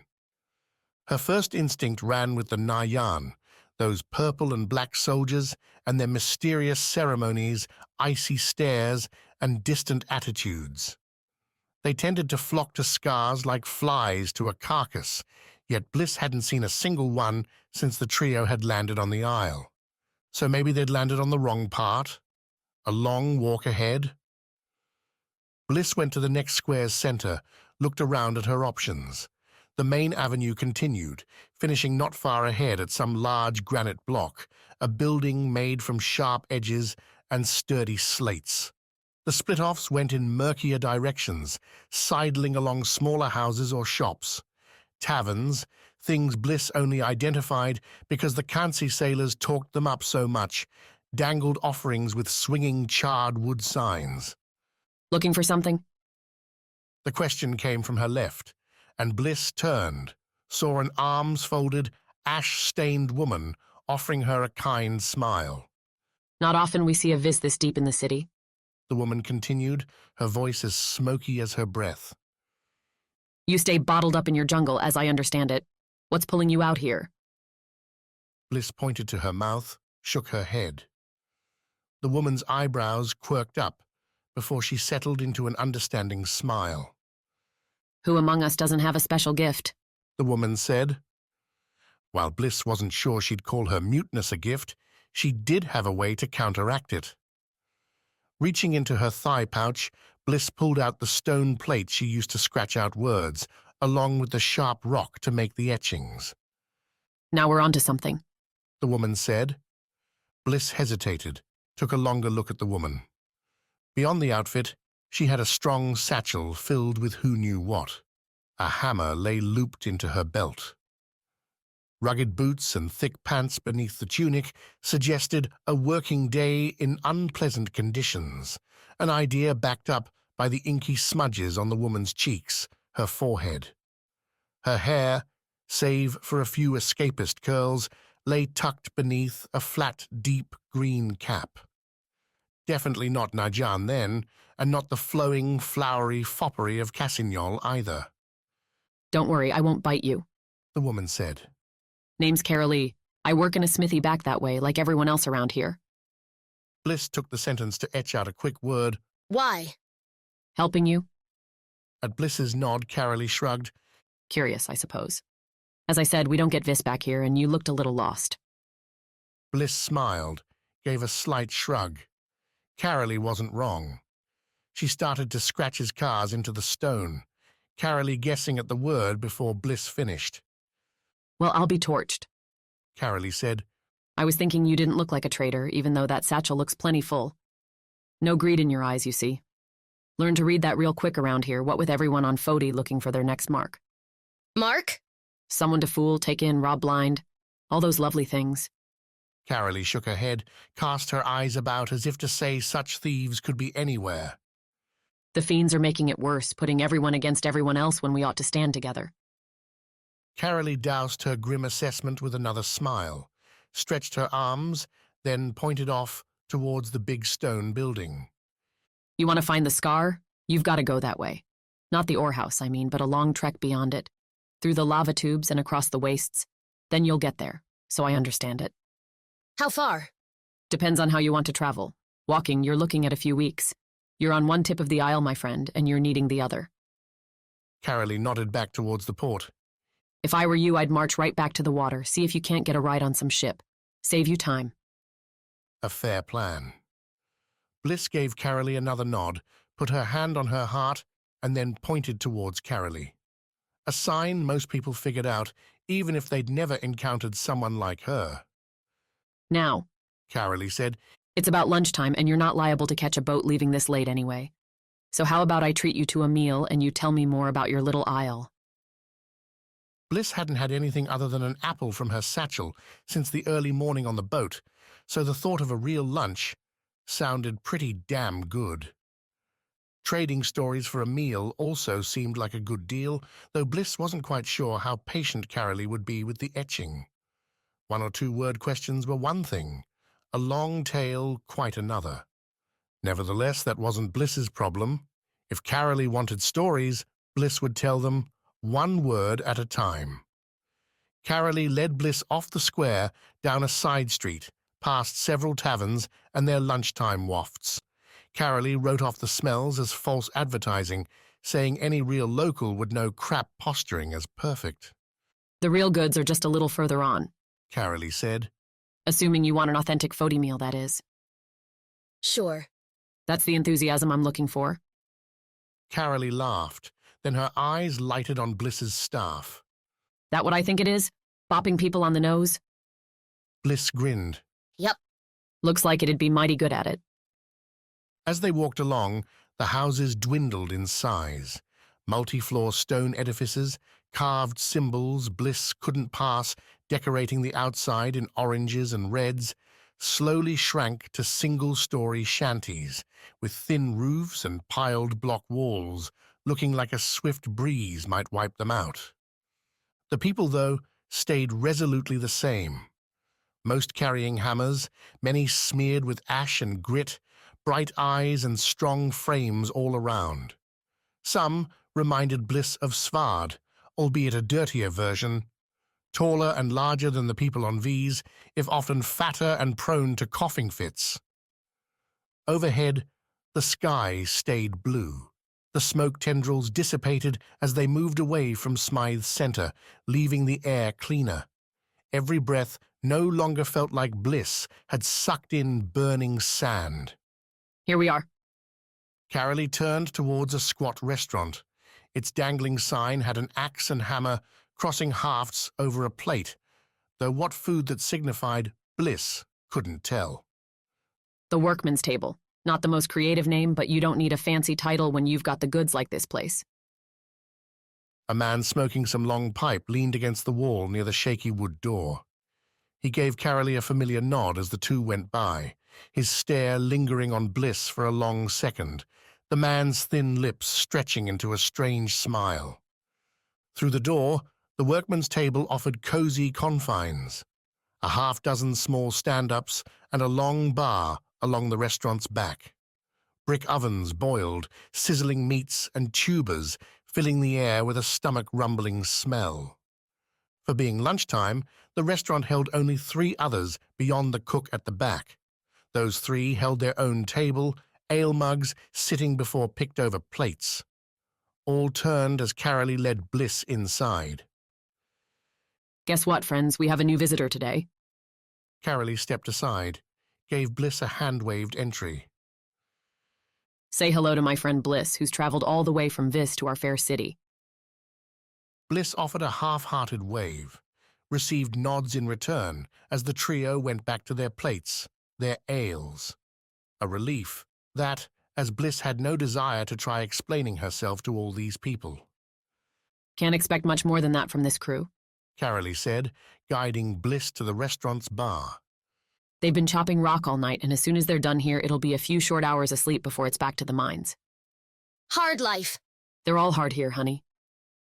Carolee dashed through an order to the chef, promising Bliss she'd like what she had. And when the food plopped down, rosy sausages, glistening potatoes, roasted carrots, and a half-pint, Bliss found she couldn't disagree. Everything carried with it new flavors, the heady char, the smoked aftertaste with every bite. Grill plates on Viz were rare, and always carried the campfire scent on everything cooked. This held a metallic tang, an industrial edge. Better than home? Bliss wouldn't go that far, but as something different, Foti cuisine took the trick. The ale, too, had its own life. V's alcohol came sweet, made with fruits into wines and rattlers, saisons and sugary sips. Foti's tasted like autumn, malty and smooth, a loose finish settling on her tongue after every drink.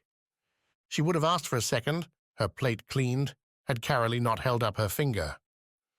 Now you can't deny we've shown you a good time, Carolee said. Foti hospitality right here. Bliss narrowed one eye, tried to pass the sudden change in Carolee's tone. You're here looking for our scar with that thick satchel of yours. Carolee continued, and as she spoke, Bliss realized the table behind her had fallen quiet. A glance that way confirmed the pipe-smoking man had moved inside, right in front of the door. So Bliss, tell me now, are you Vis's Renewal? Bliss shook her head. A guardian, then? Bliss hesitated. Carolee's smudged face didn't look so much like the kind worker now, an intense shape taking over her features. Would lying to someone like this be dangerous? That's an answer if I've ever seen one, the cook said, his elbows planting on the bar across from Bliss. Think you've found a good one, Carolee. Bliss flicked her eyes back and forth between the two. A good one for what?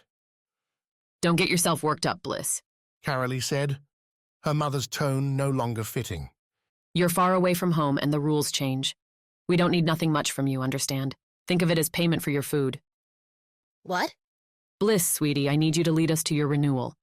There, we'll make a simple trade, your life, for the scar they're carrying. Then you can follow the directions I gave you and be on your way. Carolee dished out a sympathetic frown. It's a favor. Who wants to be the next Aegis anyway? Stuck on that miserable island? Bliss turned back to her cleaned plate, the fork next to it. She heard her heart pumping. Her staff leaned on her back. She nodded slow, her hands slipping the tablet and the scratching stone back into her pouch. Good choice, Bliss. Carolee started.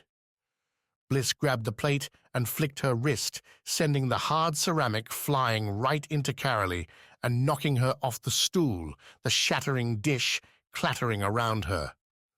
The cook reacted quick, reaching for Bliss with sudden fire in his angry eyes, a fire quenched with a pained yelp as Bliss caught the outstretched arm with her fork. The cook yanked it back, cursing. Chairs slid behind her, feet pounding on the stone floor. 3 coming from behind. Bliss planted her palms on the counter, lifted herself off her stool and kicked it, sending the railed seats scattering back into the charging group. She heard it strike shins as Bliss scrambled onto the counter, her right hand flying up to her staff, drawing it from the back holster in a wide swing, one catching the cursing cook across the face and sending him tumbling back into the still-hot grill. Even Bliss winced at that. Carolee remained on the ground, holding her face and wanting no part of the fight. 2 of the table toughs watched her, hands now gripping a couple hammers. The third sat on the floor, extricating himself from her thrown stool. The pipe smoker stayed where he was, covering the door and watching Bliss with what looked like amusement. He, then, was the most dangerous one. Bliss brought her staff into a double grip before her chest, parallel to the ground as she stood on the bar counter. The 2 thugs looked between their battered knives and the distance to the bar before matching stares, deciding to come at Bliss together. Perfect. Setting her feet, Bliss launched off into a straight dive, pushing the staff ahead. The bamboo stick, as tall as she was, clubbed the goons across their faces. Bliss swung her legs up at the impact, catching her stopped momentum on the restaurant's sloppy floor. With her right hand, Bliss let the staff loop over her palm to smack into the thug on that side, laying him out from his grunting, groaning grounding. The other, cursing, flailed with the knife, its blade catching the staff's left and knocking a chunk off the rear cap. He'd pay for that. Sliding the staff into a double grip on its left end, Bliss swung it across her body. The thug tried a feeble block, saw his knife get swatted away, then saw little else as Bliss knocked him into a temporary oblivion. Okay, said the pipe man into the moaning silence. He took another draw as Bliss settled back into her stance, confirming with a quick sweep that her enemies stayed down. Even the thug who'd been caught up in her stool seemed reluctant to re-enter the fray, scooting his back up to the bar, his hands empty. We get the point, you're not an easy mark. Bliss pointed to the door behind him, glaring fire all the way. Leave? The man shrugged. Why not, though you might regret it?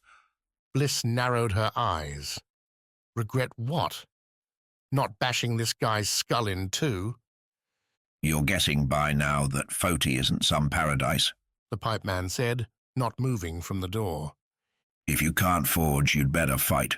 We choose to pick our battles with clueless visitors than the beasts out in the isle. Can't fault us for that. The man reached into his pocket, pulled out a silver-looking chit. This here, it's a marker. Says I'm owed a small piece at a smithy just down the way. He pointed the silver rectangle at Bliss and her staff. You take that thing outside here and it'll get snapped in two by the first ferret you find. The rock monster Svarde had kept on Vis. They ran around Foti. Bliss shouldn't have been surprised. The Hanokos on Vis weren't any less deadly.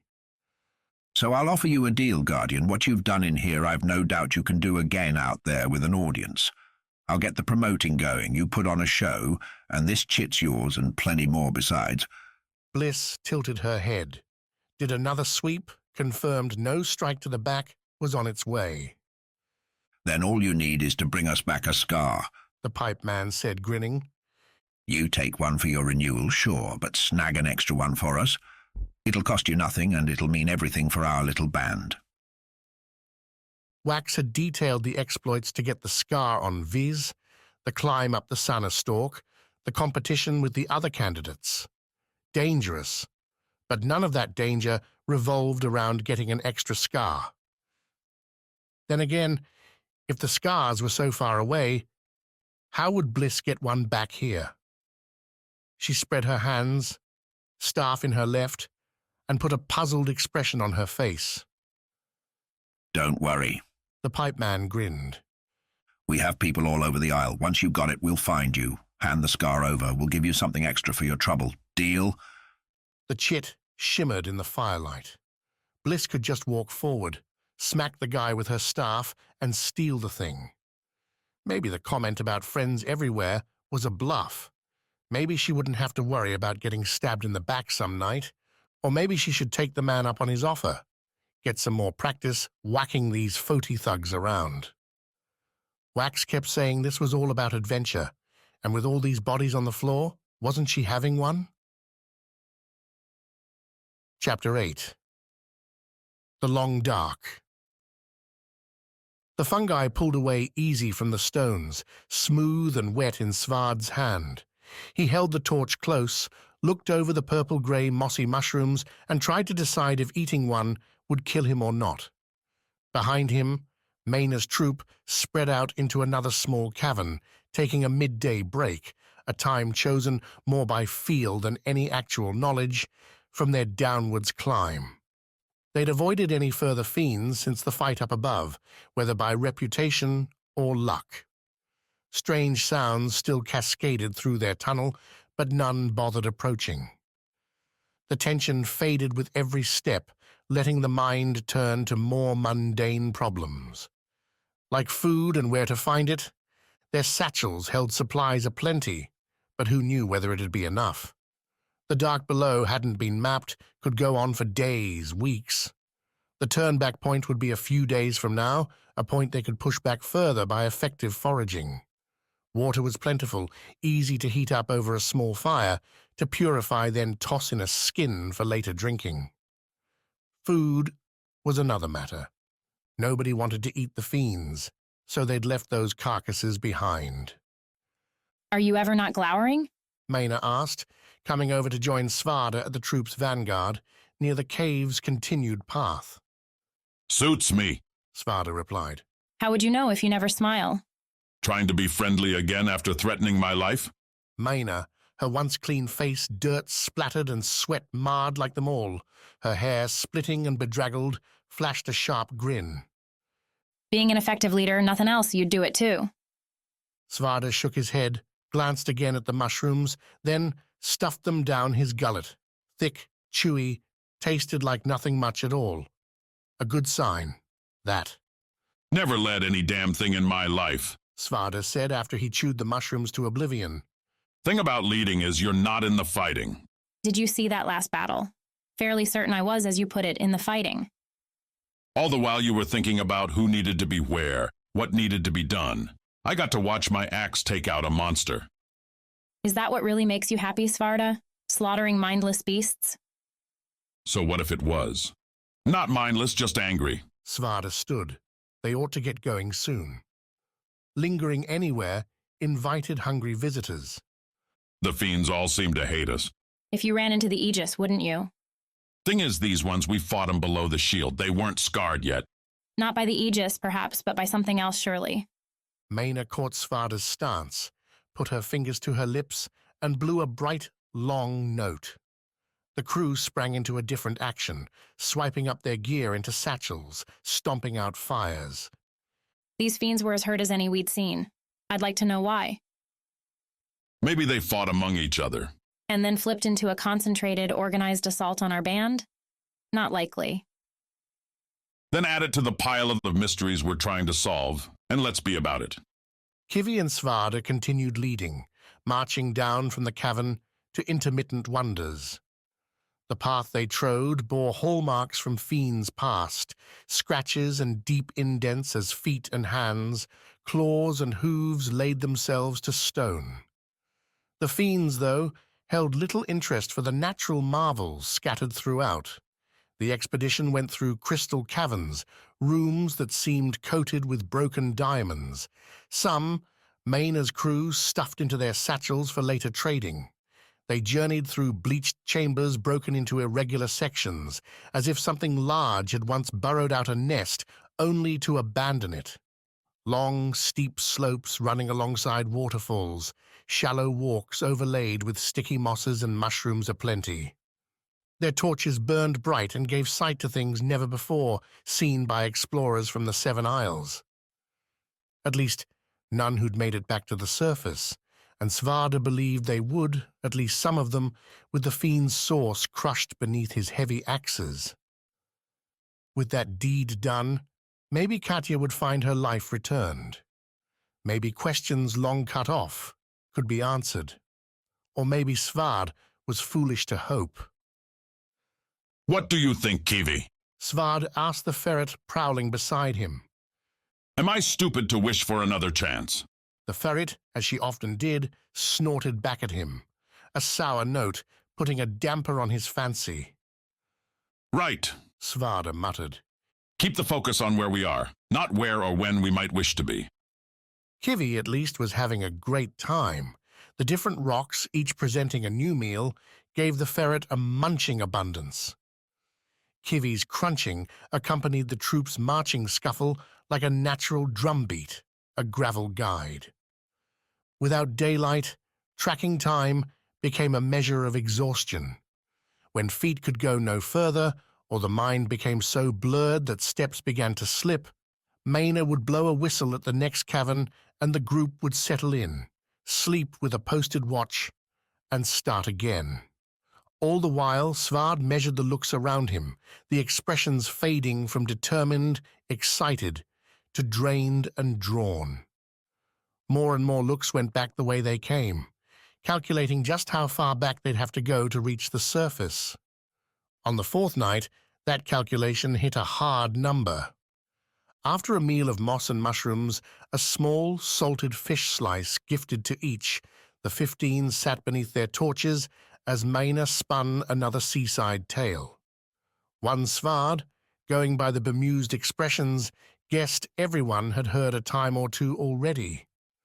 At its conclusion, with some poor sailors having lost their cargo to a swindler pirate and her mischievous tricks, polite laughter rattled through the cavern, dying off to a dripping quiet. Know how much farther it is, then? Asked an older sailor, a sapped spotter called Fairstrike. Nobody knows, including you. Maina replied. Eyes shifted between the two. Everyone knew a power struggle when they saw it. It might be a day before we're truly in the dark below. Might be a week. Not gonna last that long. Fairstrike grabbed a mossy handful from near the fire, held it up. Lest you think we'll be living on this for a month, listening to our stomachs growl. Better than listening to you talk, Svarde added. Fairstrike threw the man a sneer. I came on this same as you to set things right. What I've seen so far is a lot of rock and a few fiends that tossed my friend into the next life. I'll allow this as an experiment, but it's clear we're off. I say we turn about, get more gear, more people like us, and come back proper. You want to fit an army in this cave? Maina asked. Better an army than our starving selves. A few agreeing grumbles there. Svarde's own stomach murmured its opinion. The moss and mushrooms weren't filling, and they'd found too few cavefish to supplement the meals. Soon enough, they'd start to grow weak, tired, easy snacks for the fiends. Is that what you want, then? Maina asked, throwing the question around the room. To give up already? Head back to the surface and admit you're not up to it? Not giving up. Fairstrike snapped in a hurry. Playing it smart. We come back better now that we know what we're doing. It's the way to go, Captain. I'm not going back. Svarde said, his eyes on the fire. Do what you want, but I came here with a purpose, and I'll see it fulfilled. Fairstrike laughed. Then keep on going. Your life's yours to waste as you want, Foti. Hands. Maina called. Those who want to head back and those who want to keep going. I'll not have dissent, not have complaints, so make your choice now. The calculation had been done. There was no hesitating. All but two declared their surface-bound desire, and Maina gave them their marching orders. Return to the surface, get more soldiers, and come back after them. The four, Svarde, Maina, and two weathered fighters named Rasselbeck and Pennifer filled up their satchels from the departing troop, watched the larger party leave by torchlight, heading up on the long journey home. Now it's a real adventure, Svarde said in the real deep void. Kivi, her pulse always on point, snorted. Chapter 9. Deviant Delights. The cards slapped, the chips fell, and Wax won and lost and won and lost and revelled in all of it. The cheers, the jeers, the curses, and the whack on the back as the Foti dice rolled along the table. Every time Wax moved the clay chips, each decorated with a carved number and a spiral swirl, Sawi and Pan vanished further into his memory. At least until Quick pulled Wax away from the table, much to the groans and complaints from the Foti gamblers sharing the space with him. Wax shrugged Quick off, made to go back to that place, that lovely void where he wasn't the Renewal, wasn't anything at all. Hey. Quick growled, pulling Wax back. It's past dark. You and I haven't eaten in hours. So? Wax ignored his stomach, which was indeed protesting. We're not supposed to be anywhere. We're supposed to be crossing this aisle to get a scar, Wax. Amid the casino's bustle, the jostling ale trays, the bouncing music played by a three-piece drums and flute band, the growing crowd seeking to wipe away another ordinary evening, the idea of hunting scars seemed so remote, so terribly uninteresting. Yeah, we'll get to it. Wax pushed Quick's hand off his wrist. Not like we're leaving tonight. Is there a problem? Cassignol, the man who'd led them here from the docks, came up. He carried 2 mugs, frothing with ale, pushed one each at Wax and Quick. Nothing that can't be solved with a little ale, I hope? On the house. Why? Quick asked, eyeing the ale. Wax took the mug, drank a mouthful. His fourth of the day, spaced out enough with the betting so the shallow warmth hadn't spread to his fingers. What do we do to earn this? Cassignol waved his hand across the casino's width. Crowded tables caught the gesture, but Wax realized stares aplenty were already directed at him and his brother. Word spread, Cassignol said. 2 Viz here and playing, a marvel. He leaned in. We'll make more with you 2 here drawing a crowd than any ale you could ever drink, so enjoy. Quick frowned. Wax clinked his mug against the second Cassignol still held out. See, brother, we're famous already. Wax looked down at his stomach, then back at Cassignol. Any chance the hospitality extends to some real food? You need only ask, Cassignol said, bowing his head just a smidge. I'll have the kitchen whip up some Foti specialties. Shoving the mug into Quick's hesitant hands, Cassignol bowed again and scurried off towards the kitchens. See? Wax said. We're eating free, drinking free, and... He stopped, noticing his brother stood alone.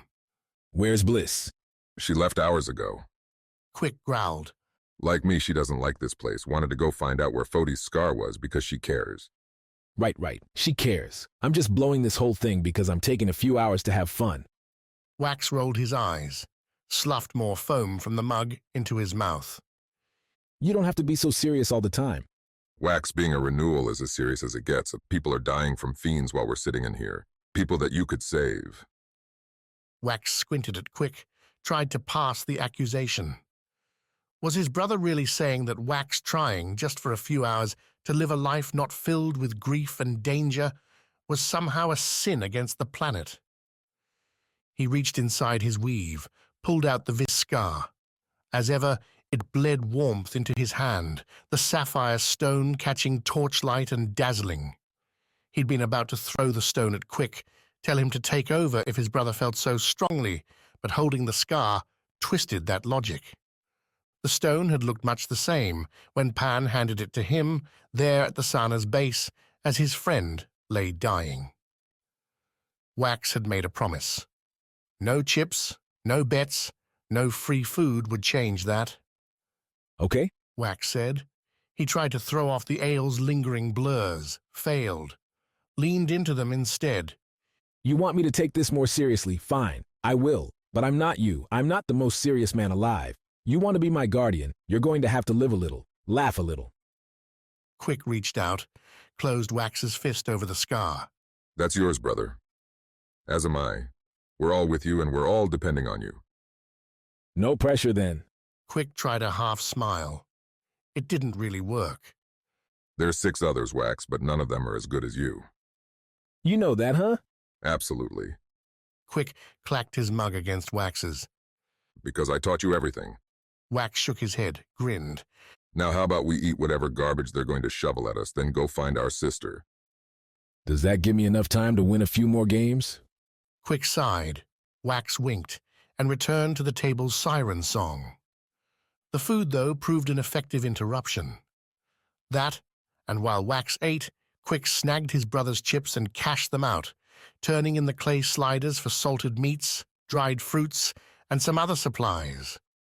Neither knew where Foti's scar happened to be, but they'd need food enough to get there.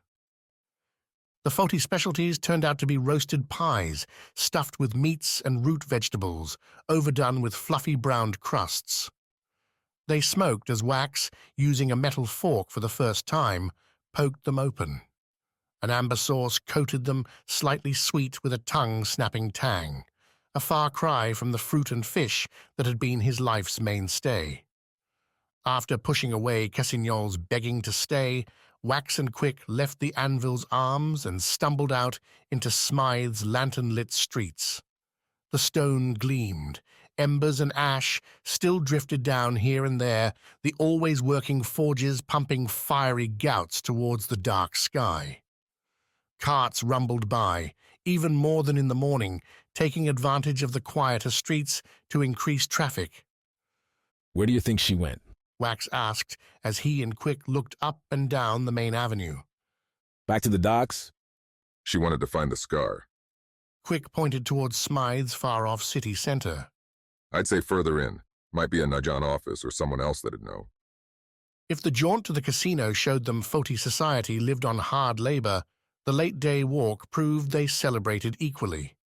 Taverns and restaurants bustled, rough-and-tumble drumming music, singing and shouting, pouring into the streets. Ale barrels rolled off the carts and into the buildings, most greeted with wild cheers from those inside. Behind it all, the ringing of hammer on metal provided Smythe's heartbeat. Don't think I could live here, Wax said as they walked, his eyes following smoke into the too open sky. Too much noise, too few trees. Can't breathe without coughing either. Maybe you get used to it. Quick scrunched up his face. Don't think I want to. They made it to a larger central square, one dominated by side streets. Quick, noting that Bliss was supposed to meet them back at the Anvil's Arms, looked more and more frustrated with himself. His hands clenched, his lips turned into a permanent grimace. Wax flipped his the opposite way. She's not a little child anymore, Wax said as they stood in the square's center. She'll be fine, Quick. Maybe she got lost, or she's having buckets of that Foti ale. Not something Bliss would do. Wax had to give Quick that. Bliss hadn't been one to dive into the parties back on Viz.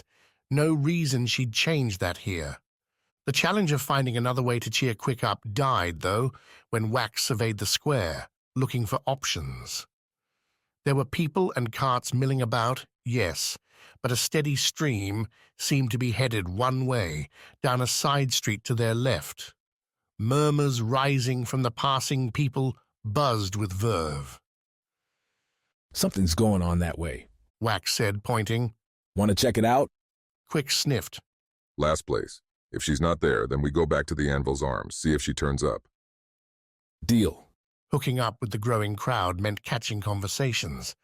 The charred, sweaty, tired folks kept going on about a new brawler on the streets, one doing something different than the old street slugger style. That new brawler turned out to be Wax's younger sister, holding court in the side street center, no cart tracks down this way, surrounded by a crowd and facing off against a man at least twice her size. Is that? Quick asked as they drew close, found books between people to catch glimpses into the makeshift cobblestone arena. Getting herself into trouble, yep. Wax answered. Neither Bliss nor her opponent had weapons. Bliss's staff and satchel were gone, and she bore the hallmarks of a busy afternoon making hands. Bruises walked up and down her arms, sweat beaded on a dirty brow, and a thin red line trickled from a puffy lip. But Bliss's eyes seemed bright, her body in a hunter's careful stance. The man opposite her had his size sprawled out, his arms wide, as if he meant to go in and give Bliss a devastating hug. The match must have been on for a while, because he bore his own marks along his legs, bare chest, and a cut over one eye. Both breathed like they'd been running hard. This has to stop, Quick said, starting to muscle through. Hold up. Wax grabbed his shoulder. She's got this. The bigger man went forward, spitting on the ground between him and Bliss. Wax's sister stayed still, let the man close the distance. This isn't right, Quick said, glaring back at Wax. Even if she wins, even if this gets her some dumb prize, the risk isn't worth it. What? Because if she gets her leg broken, she can't be my guardian? The crowd called for the man to charge, and with a wild roar, he did just that. 2 long strides and a sweeping grasp, one Bliss undercut by darting in, delivering a quick jab to the man's throat. The Hulk's arms closed around Bliss, the man sputtering out into a hacking, gasping cough. At first, Wax thought the man might crush Bliss anyway, and the crowd did too, going by their cheer, till it became obvious the man was leaning on Bliss, his face turning purple as he tried to breathe. Ducking out from her opponent's flimsy arms, Bliss put her hands out, let the man fall to the ground, where he found his breath at last. The crowd made its booing opinions known, and satchels all round slipped open as bets changed hands. And all was well, Wax said to Quick, who'd once more put on a glower. Bliss knows what she's doing. The crowd began clamoring for the next fight, but the noise died out as another voice, from a speaker Wax couldn't see, called out that the duels were done. The night's champion had been crowned. Bliss, newly anointed, crashed into her brothers as the people parted. Her hugs were tight, fierce, happy. Wax threw out congratulations while Quick grumbled his own. Their attention shifted then from Bliss to the one coming up behind, a man holding a pipe in one hand and Bliss's staff and satchel in the other. At first, Wax didn't recognize Bliss's weapon. The bamboo seemed barely there, covered and interwoven now with metal ends and a strong middle grip. Orange lines cut through the tanned wood, providing patchwork strength. Bliss took the rewards, leaned in to catch a whisper from the pipe man, then turned back to her brothers. Not what you expected, right? Bliss signed. Understatement, Quick said. Pretty awesome, Wax added. Bliss beamed. And guess what? I know where we've got to go. Chapter 10. Exodus. Knowing the way and walking it turned out to be 2 very different things. Using Bliss's winnings, the trio scored a room and board for the evening at an utterly alien inn called the Bluster's Beard. Circular tables and sloshing soups occupied their dinner time, replete with Bliss's signed retellings of her various victories over Smythe's street-fighting Fotis. In her words, the effort boiled down to fighting like a viz, not like a brawned-out wrestler. Quick tried to take offense at the characterization, his own biceps seeming to bulge in defense of his fellow muscle-bound maulers, a reaction diffused when Wax tuned up an imitation of the same with his lanky form. Quick laughed, reached over and squeezed Wax's arm. Guess that's why you've got us for guardians, brother. Strength and a staff on your side. I'm more than just a staff. Bliss signed, then pointed at her stuffed satchel. Who bought you dinner? She's right, Quick. Wax put his arms behind his head, leaned back in the hardwood chair, and took a deep breath. Bliss is top so far. Is this a competition? Why not? Winner gets a mention in my victory speech. I'll pass.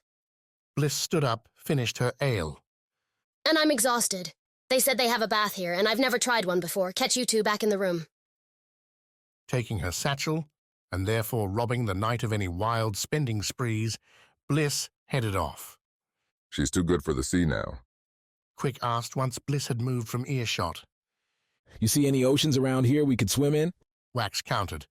After this round, think I'll take after her. Start the journey clean. Won't last long. Wax grinned, lifted his flagon to his lips. I'd be disappointed if it did.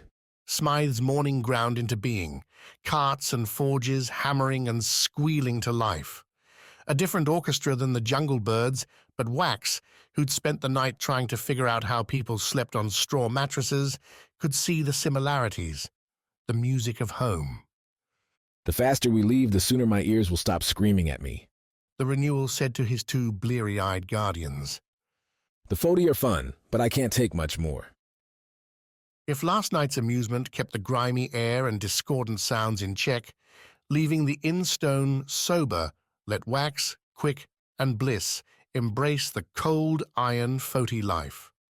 Around them, shops opened up to take in visitors looking for breakfast, for tools, for trades. Criers claimed stoops in the squares to shout the morning's news, which, as Wax heard it, seemed mainly focused with the going rates for various ores and metals. The giant carts trundled without mercy, pushing pedestrians to dash away as they rambled along. Yet the trio had a direction, north, and Bliss took up her guiding mantle, that metal staff, a nice totem to mark her path. The three walked alongside one another, their visweaves already worn after days at sea without a good oiling. Their feet, too, bore new scratches from the sometimes rough cobblestones. Somehow, Foti's stone canyons brought windy gusts and, with them, a chill cooler than what Vis found even in winter's thin heart. Bliss seemed to catch the group's mind when she turned, held a shop to their left in her eyes. Dusty windows, parts looked like they'd been cleaned that morning, but good luck keeping up against the grit onslaught, showed through to clothes heavy and light, real fabrics spun from cottons and better. Feels wrong to abandon our home so early, Quick said, but he followed Bliss and Wax into the store nonetheless. It would feel worse to freeze to death, Wax assured him, as they tried out new outfits. With Bliss once again serving as their patron, the trio left the shop not long after in thicker get-ups. Bliss and Quick opted for orange and silver tunics, thick pants billowing out around the ankles. A classic Foti outfit for traveling days, according to the shopkeeper. Wax kept it flashier, throwing on a collared grey jacket with golden seams, matching heavier pants with deep pockets. A Foti foreman's get-up, made for carrying both tools and respect. Feels right, Wax said at his siblings' stares. I'm your boss, remember? Quick glanced at Bliss. Should I knock some sense into him? Not yet. Wait till he has the scars first. Then we can take him. You can try. Wax pointed at the billowing pants. You're going to trip over those things? Yet, much to Wax's annoyance, neither one did. Bliss and Quick strode without issue, the three moving with more confidence and drawing fewer stares with their tattoos covered, their clothes matching Foti fashion. Smythe offered little else on their way out, the buildings rising towards the centre's huge smithy and government building. The trio blinked at that. Kitai's elders tended to prefer campfire chats along the beach to drive their city along, and then falling again as the group wound northward, towards land that only seemed to grow more turbulent. If Viz hid its rolls and royals beneath verdant greens, Foti laid itself bare. Once Smythe's buildings dwindled, a narrowing ending with a stout gate and a stone wall cutting between two opposing ridges, both, Wax noted with some satisfaction, shorter than the Sanus back home. The expanse before them seemed to stretch on forever. A dull watchwoman drank from a steaming coffee mug as the trio approached the gate, a lonely place with not a trader in sight. No travelers either. A mystery solved by the watchwoman when she read their questioning looks. "Everyone knows the sea's a better way," she said, not bothering to get up from the rickety chair and stone table. "You want to cross the isle on foot, you're either looking for something or running from someone." The first one, then. Wax said. We're heading north. Will this road take us there? The watchwoman shrugged. "Suppose it might. Never walked it myself." She squinted, eyes peeking from beneath a thin, ash-marred cowl. "You're not locals, then?" What about it? Quick asked, folding his considerable arms. "Just saying you might want to watch yourselves out there." The watchwoman sniffed. "Lot of ways people can go missing out on the flows. And don't think anyone'll come find you. Least not to do more than loot your bones." Aren't you a bit sour? It's not even noon yet. "Watch this lonely gate all day, every day, and tell me you wouldn't get a bit sour." The woman waved them on. "Better get moving. There's places to stay if you make it far enough. There's fiends to find you if you don't." The scrub brush plains beyond Smythe turned dark before they'd walked more than a couple hours, the trotting no longer done on stone, but flattened earth. Small critters, lizards and the like, darted away as the three marched along. Biting flies darted in, found themselves thwarted by the covering outfits, and buzzed off to seek easier meals.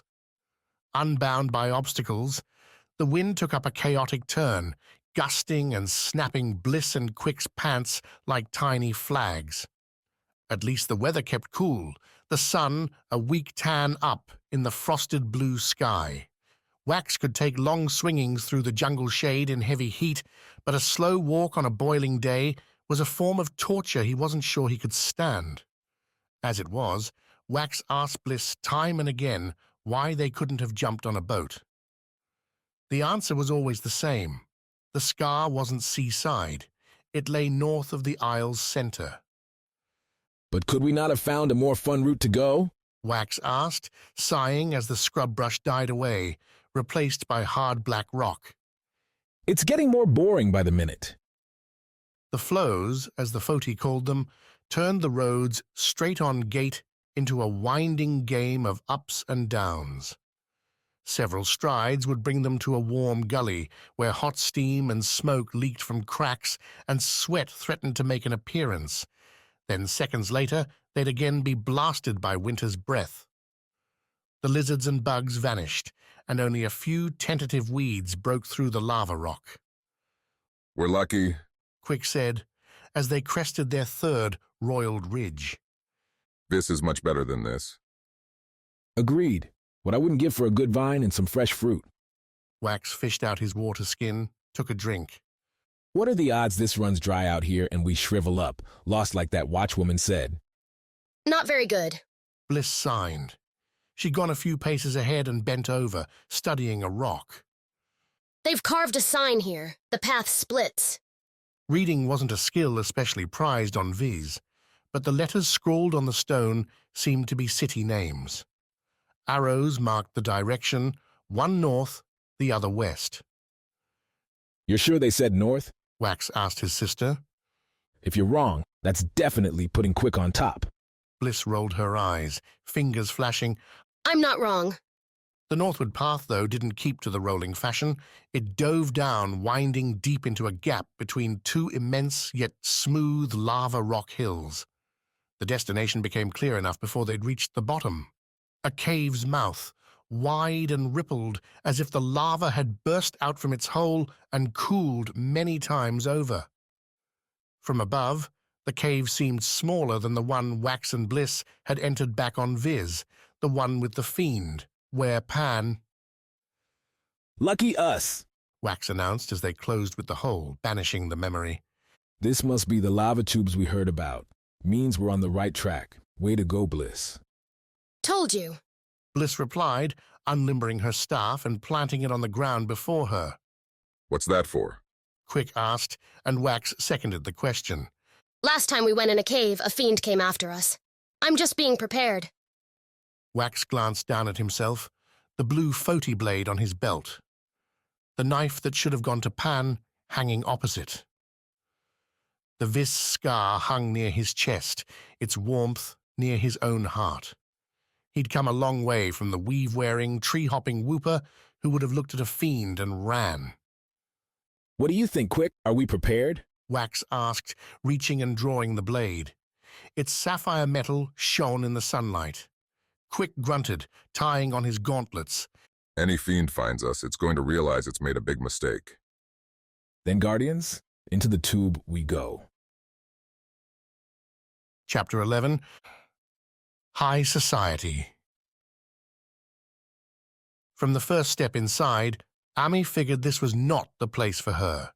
Cushions lingered about the building's first floor, piled in red and purple clumps instead of chairs, tables, or anything else. Seedy carpeting, coated in splotchy wine stains, ran into corners where threads frayed into half-built spiderwebs. Stone walls glimmered behind lit candles, the bricks etched with scrawling poetry. Bodies moved in the shadows, some raising glasses to toast Ami's entry, others keeping heads in books or snuggled up with one another, positions Ami very much did not want to investigate. "It's a bit much, I understand," said her greeter as he joined her in surveying the rooms. "You'll get used to it, though. Our motto, after all, is freedom of the body, freedom of the mind." Ami took a breath to steady herself. A mistake, as the incense wave coming with the inhale had her coughing hard enough, the man slapped her back twice to bring the fit to a close. "Another unfortunate first-time effect," the man said, leaning into her view with a concerned smile. "It'll pass in a few minutes, as it has for everyone else here. As for me, you can call me Mattimo.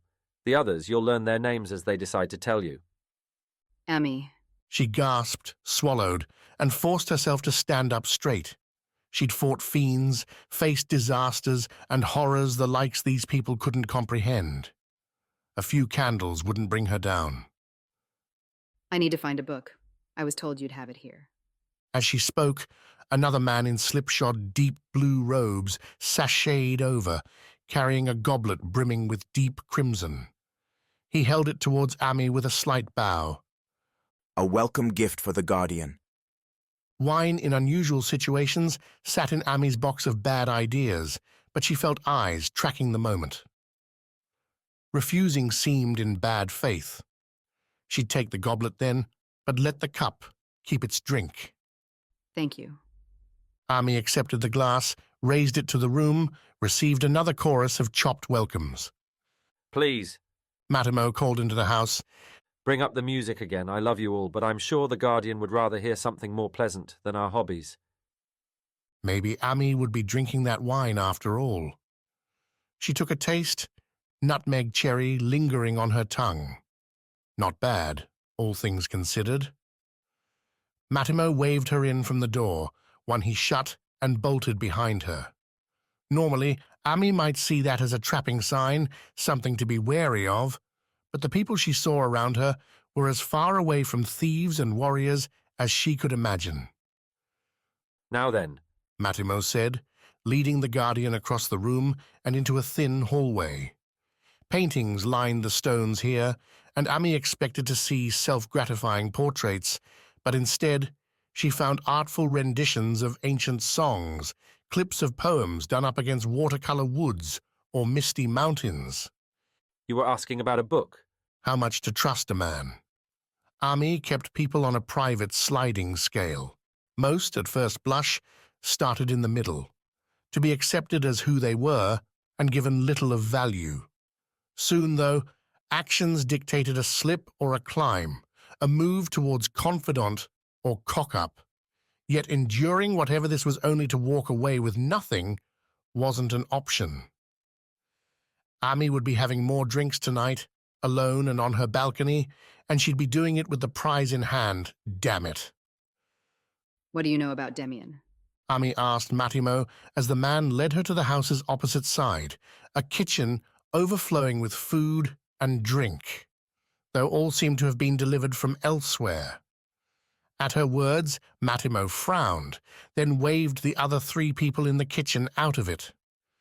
The power structure fell into place as the trio obeyed without question, slipping past Mattimo and Ami with glazed eyes and glassy grins. A strange name to start with, Guardian, Mattimo said, heading to a narrow wood shelf overflowing with wine bottles, most opened and half drank, as if people couldn't be bothered to finish what they started. Mattimo, at least, poured from an open red, much the colour of Ami's. Most only know Deviant from their childhood stories. The first circle, the first Aegis. I want to know what else she found. Ami reached into the pouch at her waist, pulled the book she'd skimmed, and held it up. This feels forced. Mattimo, crystal goblet in one hand, took the book with his other, and sighed as he read the front cover. Some things are written to please the reader. Others are written to please the ones in power. What's missing? Mattimo handed her back the book. His face held a different complexion than the jaunty party host he'd been a minute earlier. Calculations ran through the wrinkles, the sloppy cheeks and greying hairs. What are you digging for, Guardian? Hope for my friend. The Aegis. My friend Mattimo, that's what she is to me. The man nodded. His eyes flicked towards the door, towards his wine glass. Ami had the impression of a nervous mouse wishing he could leave. Then Mattimo straightened, spine found. We hold these parties down here because it avoids eyes, Mattimo said. Despite what you might be thinking, it isn't all this. We burn days in discussion, writing and deliberating things no sailor, no miner, no Nijan soldier has time to think about. We advance our civilization here. Great. What does that have to do with my question? I'm saying that we are free here to discuss things that aren't said elsewhere, not because the circle gives us license, but because prying eyes and ears aren't around. Mattimo tipped the goblet, drained the glass in one go, and refilled it. The Nijan are like any society. We keep secrets, some more potent than others. What I'm asking for is a secret, then. Enough of one that to reveal it would be to risk myself, to risk everyone here and what we do. Risk how? That I might tell someone. Mattimo slipped up a small smile. That you might tear apart what we hold so dear. Ami reached past Mattimo, set her goblet on the shelf. She straightened, standing over the smaller man, and put on the soldier's face she'd worn guarding Foti mines from bandits and worse. The look tended to get people to choose her way, but Mattimo didn't blanch, didn't budge. I see what you're doing, Ami, Mattimo said. Don't think I wouldn't tell you, but it would mean my death were it found out. Yours too, and possibly everyone here. Hiding it means the Aegis is dead. She was always going to die, as will the next one and the one after that. 10 years, Mattimo. Only 10 years. Ami put a pointed finger against Mattimo's chest. The man looked at it, gulped down his second glass of wine. When he turned to fill it again, Ami pushed him, locked him against the shelf. The Aegis before that lasted 12. How long till we're dealing in weeks, days? A constant string of kids lining up to die to keep the fiends at bay. Mattimo's weak smile persisted. You and I will be long dead by the time that comes to pass. You'll be long dead by midnight if you don't take me seriously. I do, Ami, I do. Mattimo's expression changed, his eyes flicking up and lighting with a new hope. You're trying to do what, then? Save the Aegis somehow? I can tell you now, no secret will give Katya her years back. Ami pulled her hand away, trying to deny to herself that's what she expected. The scars held power, and yes, some part of her believed they might be able to turn back Katya's clock, give her a second chance at what she'd lost. Without that, this was about the future. Then I want to make sure she's the last one like this. Again, an impossible promise. What I know are only suggestions, whispers, and they may have nothing to offer you. May is better than what I've got. And what do I have, Ami? Matimo's look changed again, a man of many moods. His voice, though, morphed with it, no longer a beggar, a defier, but now a dealer. Risks can't be taken for nothing. Helping the world isn't enough for you? If it was, would I be here? Matimo chuckled, and this time Ami didn't stop him as he refilled his goblet. I've tried to convince you otherwise, but if you want this information, then you'll have to find something I want. Something that I can give, you mean? Just so, Matimo said. Ami had a sudden flash of where they were, the kinds of awful filling this place. Her glare made Matimo flinch. Nothing gauche, please. In fact, what I'd really prefer is something much more plain. And that is? Now Matimo's eyes really twinkled, and his words flowed less like honey and more like sharp tacks, stinging their target with every syllable. Back in her room, Ami did indeed pour herself a glass, white and cool in the evening weather. Winter approached, a slow thing on Noctia, but the ocean breeze could take the temperature and do with it what it would.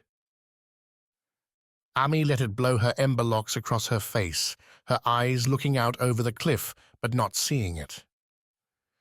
What Matimo asked for wasn't going to be easy, wasn't going to be right, but it was something, perhaps, Ami could get her hands on. Was it worth risking her station, her ability to help Katya? Matimo's information might be nothing, might be as vague and frustrating as the book, but to do nothing was no option either. Ami spun her look to flame break, leaning against the wall. She'd been given the sword as a gift, to use it for glorious purpose. Time, perhaps, had come to take it up again, only in service of saving the world, not dooming another poor soul to a slow death. Okay, Matimo. She'd get his little letter, no matter who she had to toss aside to do so. The world required that much. Chapter 12. Into the Heat. Caves didn't seem quite the same after the adventure back on Viz, what with a fiend charging from the water and chasing, nearly killing Wax and Sowie. The lava tube didn't match that cave's darkness, thanks to orange and yellow lines running along the great arched rock's floor, roof, and sides. The veins entranced the trio within their first few steps, drawing in their eyes with its flowing, mesmerizing color. Not exactly normal, is it? Quick said. Bet it is here. Bliss signed back. Foti wouldn't have a path going through this if it wasn't safe. Let's go. Why are you in such a hurry? Wax asked. Because I'm not keen on spending the night out here. The people I spoke to. You mean the ones you beat up? Yeah, those. They said travelers weren't the only ones out on the Foti pathways, especially at night. Like who? Quick kept his eyes on those flowing veins, like orange stars smeared in a line. Bandits, monsters, I didn't get specifics. I think we're prepared. Wax shrugged off the complaint, but picked up his pace anyway. Bliss had one thing right. Staying out in Foti's barren wilds wasn't the goal. Wax wouldn't mind sleeping somewhere else besides the rock tonight. On Viz, you could always find a canopy to snuggle up in, an inviting leaf or sana flower to provide a comfy bed. Wax winced as he looked at the brittle ground. Here wouldn't be so comfortable. The lava tube, at least, killed the biting wind that plagued them on Foti's rolling outer hills. Unfortunately, that wind was replaced with a dead heat, one that grew as they moved in from the tube's entrance. Soon they stuffed their outer layers back into their satchels, returning to their Viz weaves. How the Foti don't melt in here, I don't understand. Wax muttered as sweat advanced down his brow. Don't see many of them down here, do you? Guess we know why? Bliss took over leading, with Quick adopting the rear. Wax wondered if this was going to be the new normal, his brave sister and her metal staff acting as his vanguard. He and Pan had gone in a pair, Guardian and Renewal together. That hadn't worked out. Might as well try something new. As the day drew into the afternoon, the lava tube continued its sliding descent, scaling deeper into the Foti earth. As it did, those veins grew brighter, spidered through the grey-brown rock, until it seemed they were walking more on a rocky river over lava than in a tunnel. The rock itself changed character too, sprouting new shimmering black patches, some of which bore a pickaxe's marks, as if some tentative mining had been done, then quickly abandoned. What's the cost there? Quick mused as they passed the first one. A bit of whatever that is at the risk of punching one of those veins and ending up a melted man. Depends on how desperate you are. Who'd be that desperate? Don't know if you were paying attention back at the Anvil's Arms, but there were more than a few who looked like they might consider taking an axe to that thing. Nobody on Vis would be that lost. Not on Vis, brother, in case you haven't noticed. Bliss kept to herself. Maybe she'd seen more than a few similar folks during her street-side brawls. Who might jump at fights like that except the bloodthirsty or the broken? Wax shook off the thought. Grand adventure seemed much more palatable without getting lost in the darker sides of where they went. His job wasn't to solve Foti's problems, but to save the Seven Isles. Or, if he didn't make the Aegis, to have a good time traveling. Stop! Bliss held up her right hand, her staff in her left. Something's moving up there. Where's up there? Wax asked, bringing himself beside his sister. She pointed the staff towards a circular stone patch on the tube ceiling a few strides distant. Ruby-red lava veins ran around the circle, a curious bent, considering everywhere else the lava simply cut straight through. Adding to the oddity, the light reflected from the veins tended to bounce off the rock, shimmering and otherwise leaving a dark center. A grim moon in the tube's charcoal sky. What do you think it is? No idea. Bliss signed, then waved the staff along the right wall. But I don't think it's been there long. Her sister's eventual placement as a hunter gained more credence as Wax followed her staff's point.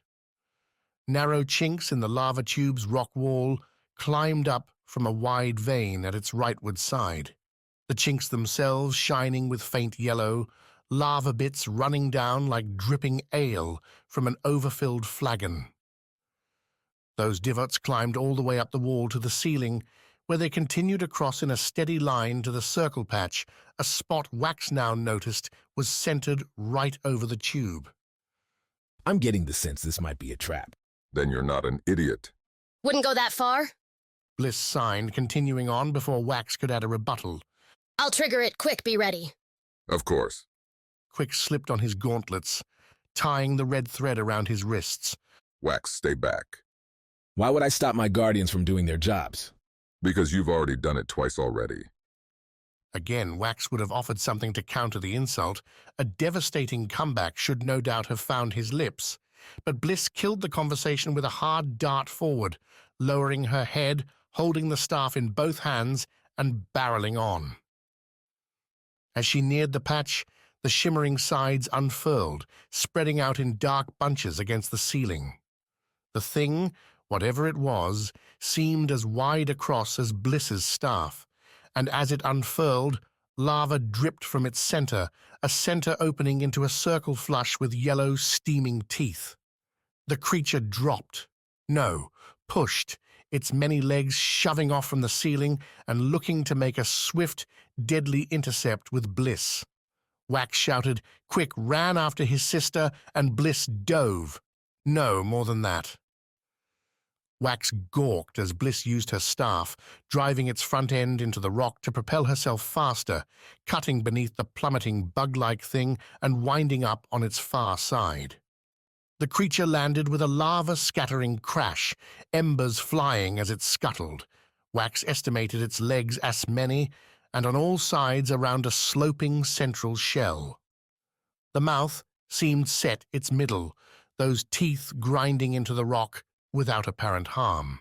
Bliss swiveled as she landed, bringing up the staff into a guard and studying the monster as it rotated to face her, if such a thing really had a face.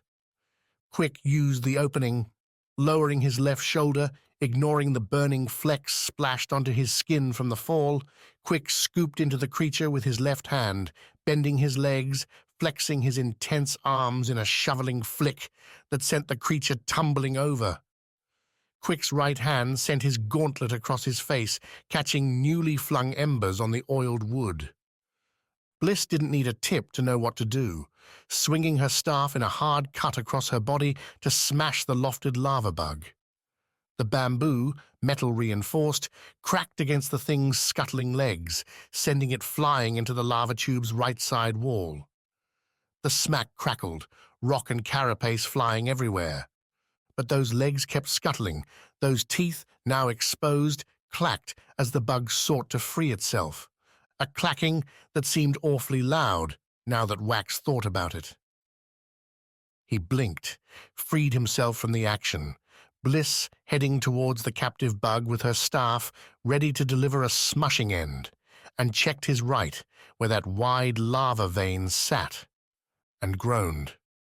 Another bug, many legs glowing amber from the lava's heat, crawled free, one limb at a time. Every pointed end hit the rock with a chipping, awful sound, lava pooling from the step and melting the stone. When a second clicking, clacking sound came from behind, Wax closed his eyes for a brief second, offered up a prayer to Viz, and drew his blades. The Foti sword and knife took up a brilliant blue hue in the lava's light, sparking up some hope as Wax turned to face the thing coming in from behind.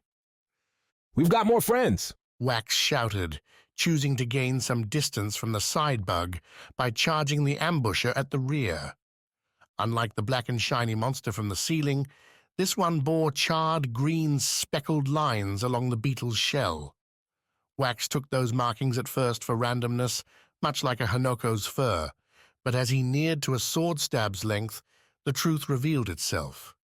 These were the same scars Bliss had described on the fiends back on V's. Not native things to Foti then, but more horrors from the dark below. "Good," Wax said, swinging his sword in a crossing cut towards the bug's front dozen legs. "Won't feel guilty about killing you then." The bug took the sword with a screeching chirp, its legs shearing off as though Wax was cutting through flower stalks. Resistant to lava these things might be, but a sharp slash? They had nothing, except raw surprise. The bug jumped as it lost its legs. Wax's swing left his arm across his body, the Foti knife in his arm down by his left waist, in no position to guard against the bug's sudden leap. With embers flying, a toothy maw soared towards Wax's face, a surefire kill. At least, it would have been on anyone not trained to dodge sudden branches, vines, and all manner of ugly the jungle could throw at you with high speeds. Wax threw out his left leg, using what remained of his swing's momentum to fall on his side, hitting the lava tube's floor with his left shoulder. The bug landed beyond him, trying to slow down with legs that no longer existed. The creature rolled, its gnashing teeth exposed to the ceiling. Planting the Foti knife and his left hand against the ground, Wax lunged back towards the bug, jabbing down with the larger sword, sticking its pointed end right into the bug's nasty mouth. The sword bit in, a shivering stab, and for a moment the monster jerked, forcing Wax to drop his knife and hold on with both hands till the critter stopped its struggling. Letting go of the sword's hilt, Wax sat back, looked to see Quick finish off his insect by throwing the torn, battered bug against the ground over and over again till the creature stopped moving. You okay? Bliss signed as she sprinted up next to Wax, sliding in on the rock next to him with concern plastered over her features. He grinned. You're lucky I know how to fight. Bliss frowned, looked him up and down. Guess so. Sorry, I should have expected more. Wax lay back on the rock, a move that proved spending a night on the hard ground would be a terrible play for their tired bones. We don't know what to expect, Bliss, not from any of this. I think that's why so many renewals die on the journey. He looked at the ceiling, those rich, colorful veins no longer seeming quite so beautiful. We grew up thinking the Isles weren't so dangerous, but I think we were wrong. Wax felt his sister grab his hand, was surprised when she pulled him up, breaking his momentary reverie. Then we'll get better. Bliss signed once Wax stood up. Flipping her staff to her right hand, she reached and drew the Foti blade from the dead bug, ignored the lava gout following the pull, and handed the steaming, but still whole, weapon back to her brother. This is only the beginning. Wax laughed. Where'd you learn to talk like that, Bliss? Isn't that how guardians are supposed to sound? Like Svarde? He got Katya to the Aegis, didn't he? That thought wasn't as comforting as Wax wanted it to be. Jarl's Tooth. The name carved into a rock that looked, well, like a large chipped tooth. It jutted up between the glowing veins a few hours after the beetle battle, a welcome sight for a trio too tired now to contemplate struggling along much farther. Wax had spent the last 20 minutes trying to imagine a way to sprawl out his satchel on the rough ground. At least it wouldn't be cold down here. Sweat covered them all, mingling with a day's march smell that begged for a bath. No ocean would be offering its reprieve here, though, which meant Jarl's Tooth better have something, even if that something was just plugs for their noses. The lava tube, bringing them to the town, opened up, its graceful cylinder faltering into a bubble rock dome, one pierced by several other large caves. A meeting of the tubes, Wax muttered as they took in the immense underground cavern. Normally, caves would be pitch dark this deep, but they didn't need to light a torch. Those brilliant veins spidered all over floor and ceiling, swooping along hanging rock and crawling back on up. Some split wide enough to spit molten flame out, tiny geysers not getting above Wax's shins but still beautiful, in a fiery, horrible fashion. This is the opposite of home, Quick said, Bliss nodding right along with him. I hate it. Wax took a deep breath, stretching his arms up to offer a counterpoint, but the acrid odor coming with the inhale prompted a coughing fit instead. With both his siblings looking at him, faces tilted and eyebrows narrowed in concern, Wax waved towards the clustered buildings. Let's just get inside. Jarl's Tooth offered 5 houses, each one sporting an addition like a workshop, a pen for small animals, or a sheltered garden flush with mushroom-like plants. Beyond those, the only thing on offer was the inn, a massive structure looking like someone had pounded flat several large obsidian discs and stacked them on one another. The Jarl's Tooth Inn, conveniently also named the Jarl's Tooth, sat square in the cavern's center. All paths led to the thing, and for the first time all day, the trio saw other people, real, live humans.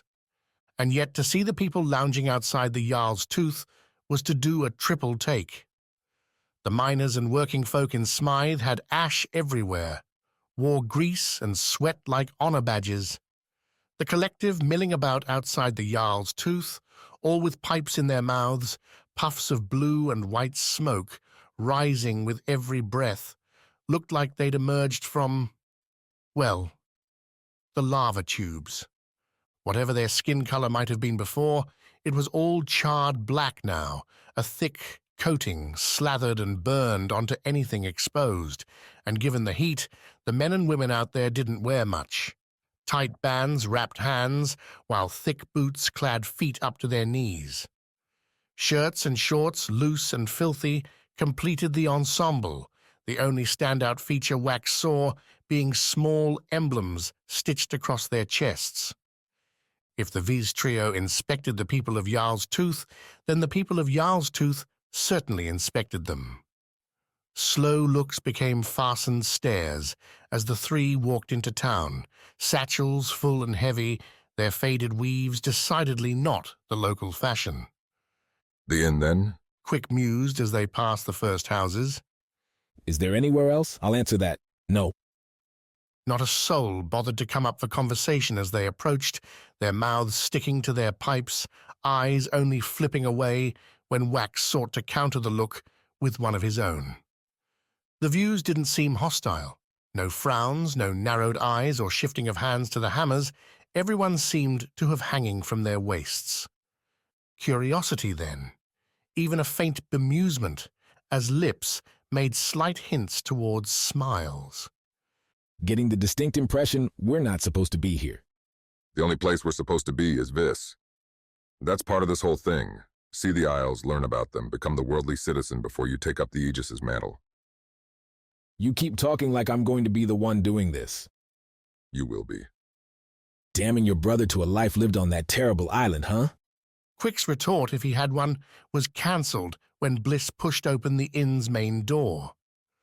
The wrought metal slab should have been heavy, its char-crusted coating suggested, but as Bliss pushed, gears wound, sliding the door inward with a pleasant industrial grind.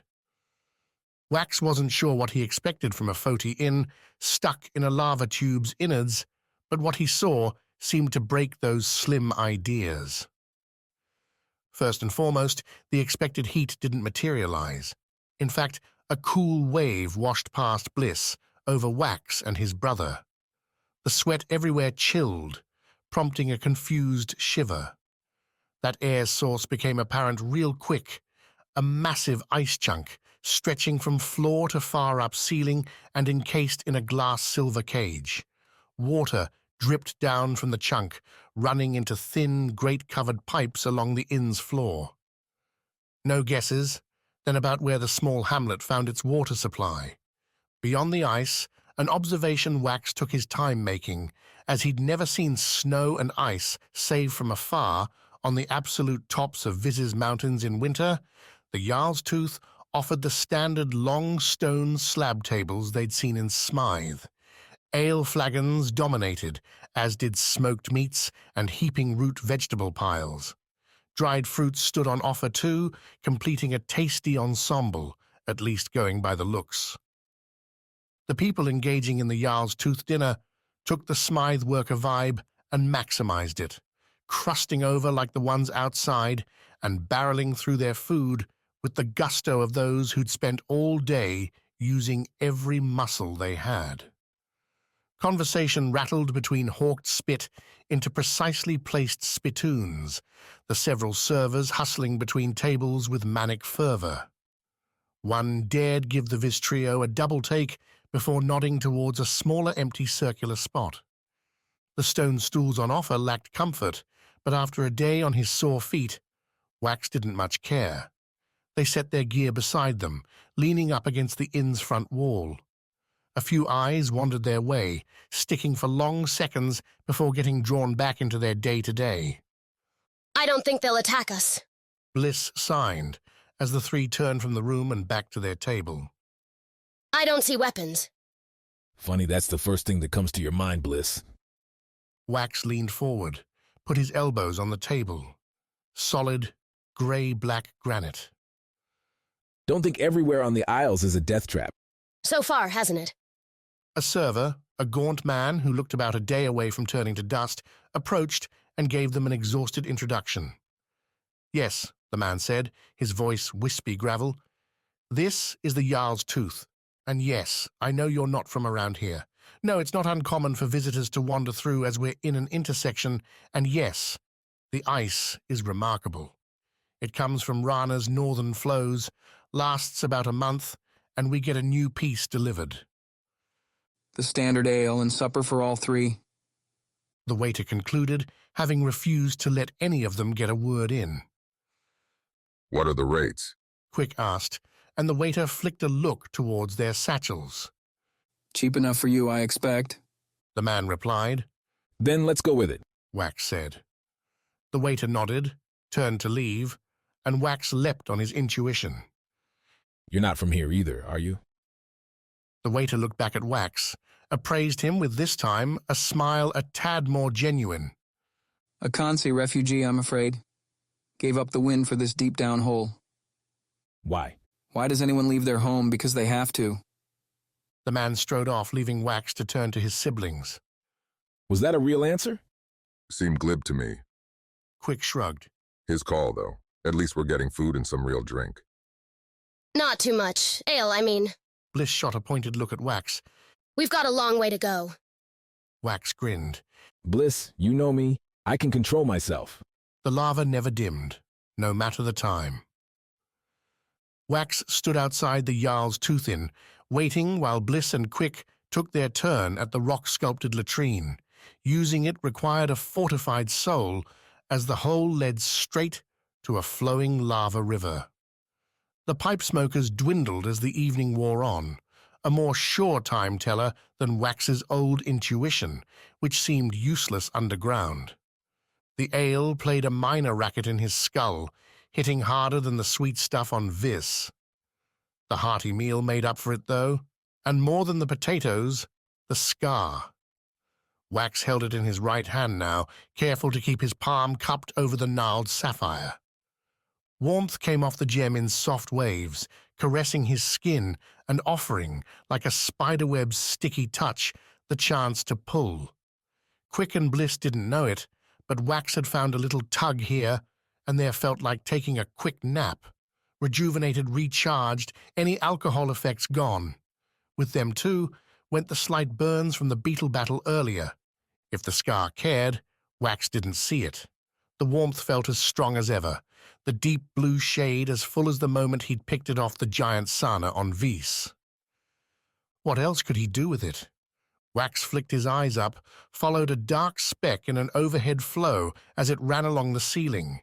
Pulled along by forces it couldn't control, that thing. Not him, though. Quick and Bliss were his guardians, not his guides. The Aegis, all that puffery ceremony. Pan's request played over, drawing Wax back down the sapphire, the scar. For now. For now he'd go along with the adventure, enjoy every minute he could. Wax owed Pan that much. But if they asked him to put on the chains, to sit in that desolate prison on Noctia? Wax slipped the scar back inside his loose Foti tunic. He didn't have to answer that question now, and hopefully never would. Chapter 13. Chance Meeting. Quick blamed his restlessness on being the older brother, the one responsible if things went wrong.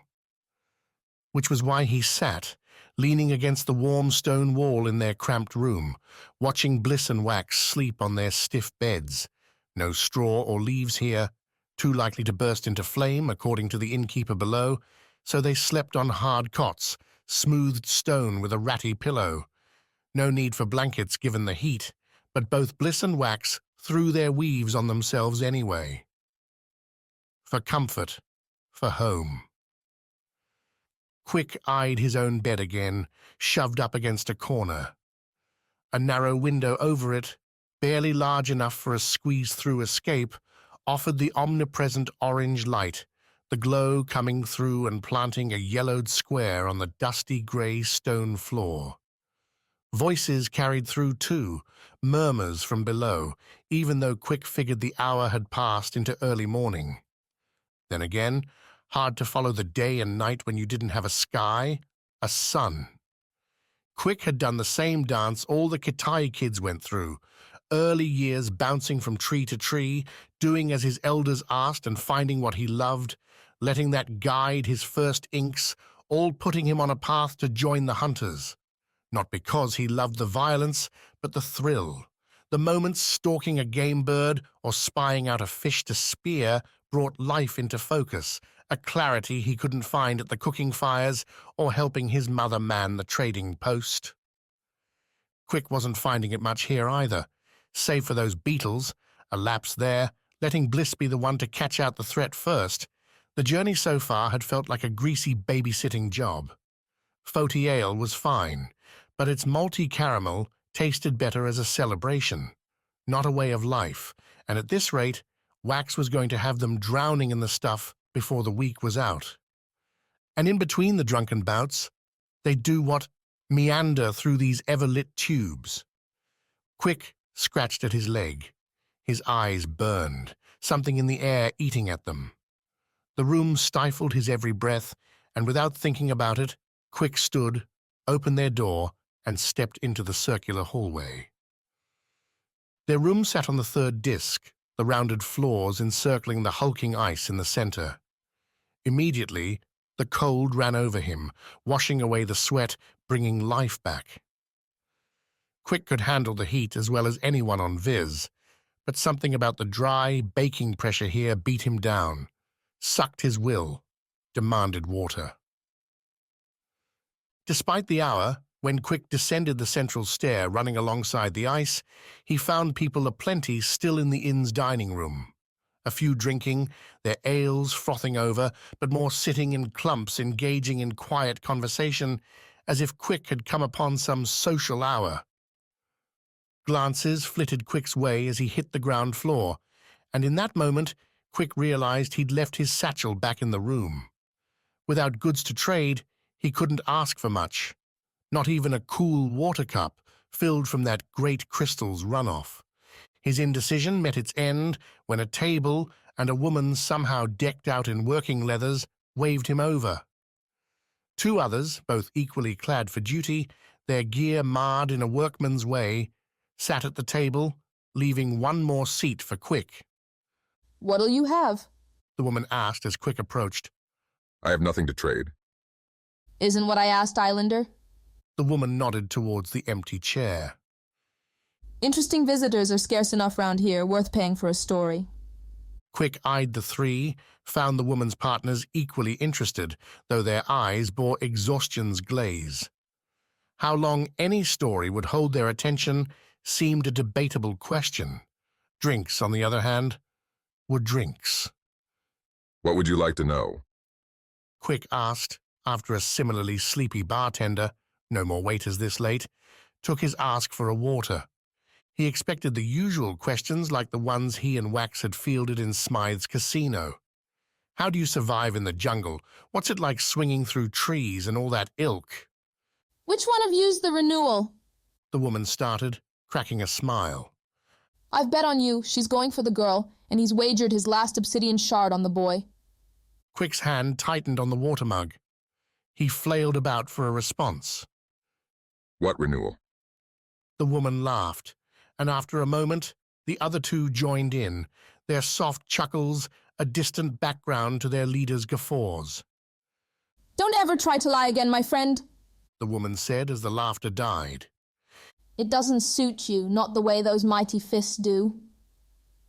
Quick didn't know what to say, so he drank the cool water instead, let his look creep back to the stairs. A quick goodbye, a return to... "Let's try a different way. The name's Sledge."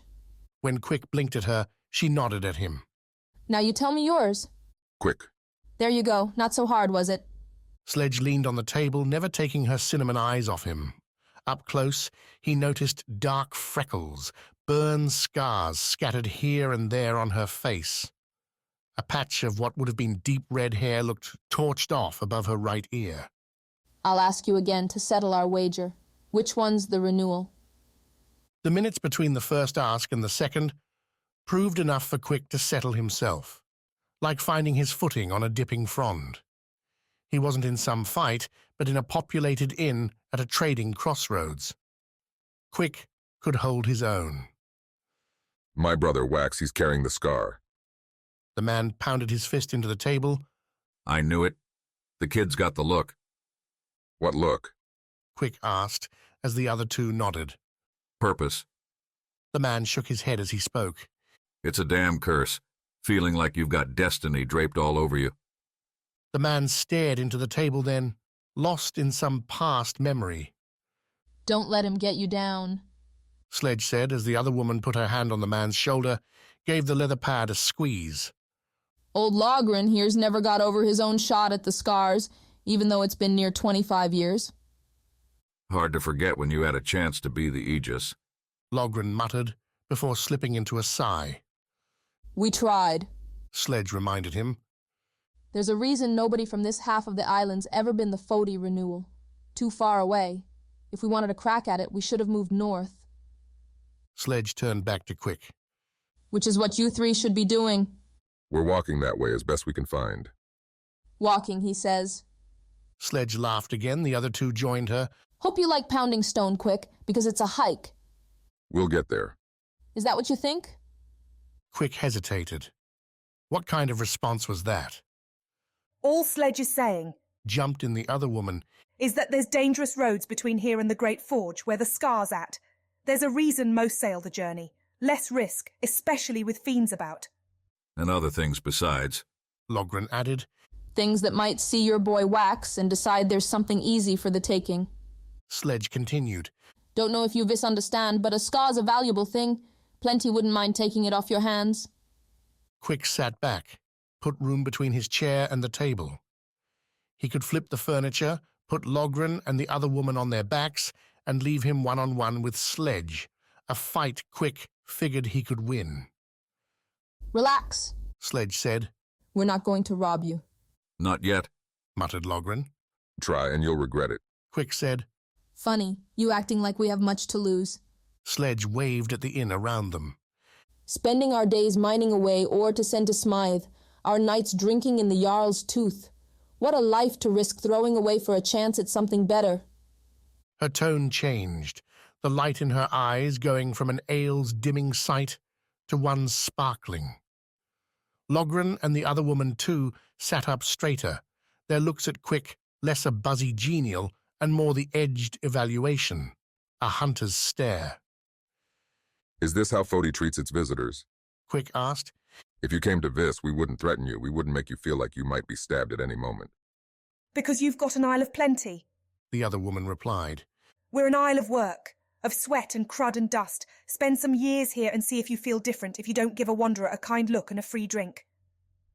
All we're saying, Quick, Sledge said, is that you've got a hard road ahead, one better taken with good sleep and a sharp eye. Then I'll thank you for this and say goodnight. Quick drained the water, stood from the table. Sledge raised her glass in goodbye. The other two didn't bother looking his way.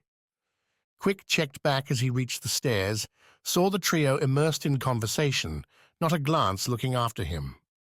Sledge laughed at something again. Maybe the veiled threats had just been warnings. Maybe his heartbeat could slow down, his nerves could relax.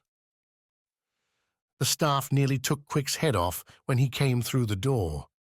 Bliss adjusted the swing, sent it low, and killed its strength so that it only left a nasty sting as it smacked Quick's chest.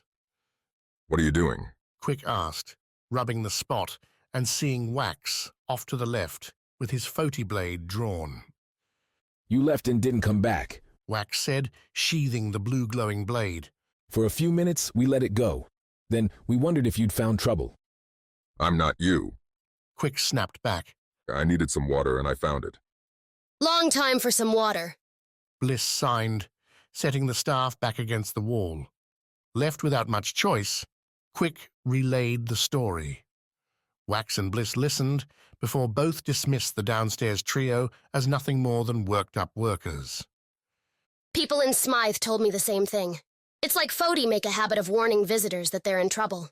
Maybe so when they rob us, they can claim we were warned. Wax grinned, slumped back on his bed. Clears their conscience, you know? Whatever their words, I didn't like them. I felt like prey. Not a pleasant sensation. Bliss, who'd taken up a spot near the doorway, signed back. We're like no prey they've ever hunted, brother. If they try us, we'll show them how wrong they are. His sister was right about that, at least. Quick reached for his satchel, found the carved gauntlets on the floor next to it, the wood glazed, cleaned, and sharp enough to bite through anything less than stone and metal. Chapter 14. Cave Walking. By the third closed tunnel, the walls clearly cut apart and caved down to seal off the rightwards path. The foursome knew they were being guided. By what, to where, were questions Svarde didn't have the answers to, neither did Mina, Pennifer, or Rasselbeck, and all four chose to keep silent about the matter, stewing their growing fear with curiosity as the pattering steps brought them deeper and deeper. Only Kivi, with her snorts and tentative bites at the barriers, bothered to question events. At this latest one, an impressive brown and pink collage battering shut a passage, Kivi stuck back when Svarde and the others made to move on through the only tunnel open to them. Instead, she scratched at the wall, bit at the stone, notching grooves in the collected rubble. Going to need a lot more than you to get through it, Svarde said, kneeling by the ferret as the others watched. Bit too much rock even for your gullet, I'd say. Kivi snorted, kept at it. Svarde watched the lizard, tried to sort out the idea, the point, until Kivi's scrabbling registered a different note, one that took longer to find its home in Svarde's memory only because he'd never seen the ferret show it before. You scared, Kivi? Svarde asked, low and quiet, had to preserve the ferret standing among the group.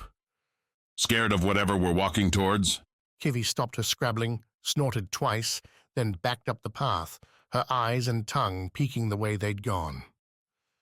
Can't do it. Even if we wanted to, would be hard to scrounge enough supplies to make it back to the surface now. We're committed, as are you. Svarde reached behind his back, patted the axe haft. Don't worry. You're not alone down here. We'll protect you. Kivi's beady look said the offer didn't provide much comfort. Your ferret coming along, Svarde? Mina asked, down the tunnel, holding the torch aloft. They'd been able to find plenty of burnables in the gloom, at least, the forever dark held at bay for now. We've got some hours yet before a break, and I'd like to use them. She's coming, Svarde said, standing. Come on, Kivi. Let's go find what's been closing off these ways. Maybe it's a friend. Though not a soul in the party believed that to be true. The stone took on a life this far down, a changing world just like any forest or tundra up above. The smells and sounds changed, with heat rising as they went down, enough to make the foursome abandon their wet furs. Rana cloth made its return, the light outfits tearing as they snagged on stones and ill-placed footfalls. Odd rock formations grew more common, as though the earth down here had yet to settle on a plan, with caverns popping up and dying away quick, making up shapes at odds with what Svarde would have considered natural. Fiend work. Pennifer, the crossbow wielder, dead-eyed and prone to dark observation, said. Whether the monsters did indeed carve out their own dens in the deep was a question they hadn't yet answered, but without another option, the label stuck with the group as they continued. Crystalline alcoves, swift streams, bubbling noxious pools, and lichen-crusted ledges interrupted their steady steps. Boring the journey was not, though Svarde did find himself wishing for an open sky. He'd never felt much love for the stars before, but not seeing them now for so many days seemed to put a cloak on his hope, his happiness, and left only resolve. Which was more than enough. Hold, Mina whispered, leading the crew through the tunnel to a new opening. At the torchlight's edge, the rock walls spilled away again, offering up another cavern, and then yanking away those expectations with a brutal surprise. All throughout the journey down, gashes lit up the walls, with broken fiend parts found here and there. Another set shouldn't have been shocking, save this time the destruction didn't seem random, didn't seem the product of ritual cleaning, culling. To Mina's left and right, the cavern's scalloped walls had their bases decorated with bones. Not randomly placed collections either, but end to end laid out, as if lining a tunic's skirt. And stretching up those walls were markings, long and short lines, some at angles. They split and came together, the bones themselves serving to divide the markings into columns. Into verse, if I have my guess right, Mina said, the party now into the room and looking at the scribblings. This isn't any language I've seen before, but it's definitely that. Staring at the scratched verse prompted no further understanding, so after some minutes tracing the markings along the walls, Maina whistled the foursome together.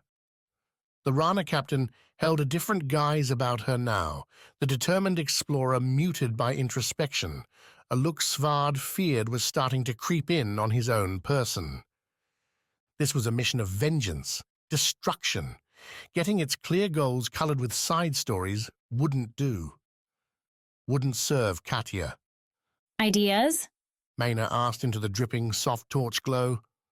The caves go on, but if I make my mark right, it looks like we're entering a home. A home we've been led right to. Rasselbeck said.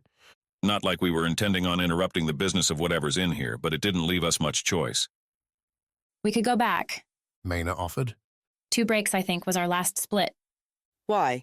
Pennifer asked, her hands as ever on the 2 crossbows at her waist. Are we scared? It's the goal, is all. Maina replied. We want the heart, where the fiends are coming from. There are no fiends here. At least none like what we're hunting. Fiends could have made the markings, maybe, but Svarde kept the thought to himself. No doubt the others were already thinking it, were tossing the reasoning aside. Even the smartest monsters from the deep, like the tar thing that tried spitting Svarde up on the Went surface, seemed limited in their cultural abilities. None that he'd ever seen would go about writing a poem or a history on a cave's walls. But then, perhaps only a certain type of fiend made it up to the surface. Perhaps the unruly ones were chased out by these, the true terrors who made their devil homes in the dark. We have to find out. Whatever this is, if it's a fiend, a monster, or something else besides, we have to know. Do we? Maina countered. If it's not a fiend, then maybe it's a friend. Svarde swept his torch towards the bones lining the walls. Those are fiend parts, unless I'm way off, which means it's got a healthy appetite for our enemies. And if it's a bigger, badder fiend than all the rest carving out a home beneath our feet, then it's best we put it to bed. The 4 of us, you mean? 5. Svarde nodded at Kivi, which did nothing to improve Maina's straight frown. I'm with the Guardian, Rasselbeck said. We knew there'd be mysteries down here. I'm for solving and killing them all. Agreed, Pennifer added. Don't like the idea of walking back, wasting time.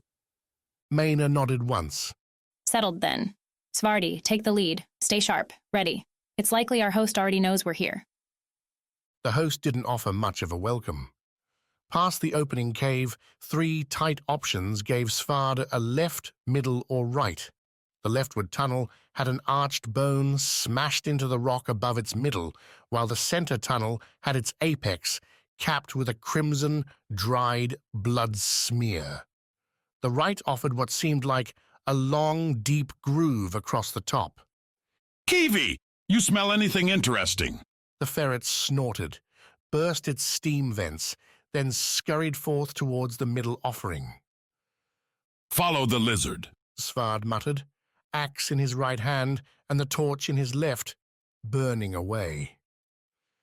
The middle tunnel didn't stay level long, but curled sharply up. The ground didn't hold to a cave's natural floor, picking up a pebbled composition instead, as if dug out and left, to slowly fill in by an unstable ceiling. Svarde glanced up that way, seeing a mangled rock collection hung together over their heads as if by sheer will and nothing else. He quickened his pace. The strides beneath that doomed ceiling didn't last long. The tunnel lipped up into a heart-shaped room, split in towards the middle by a glittering pink and white quartz. The giant, jagged gem at first had Svarde stopping, stunned as his torch found reflections in every corner.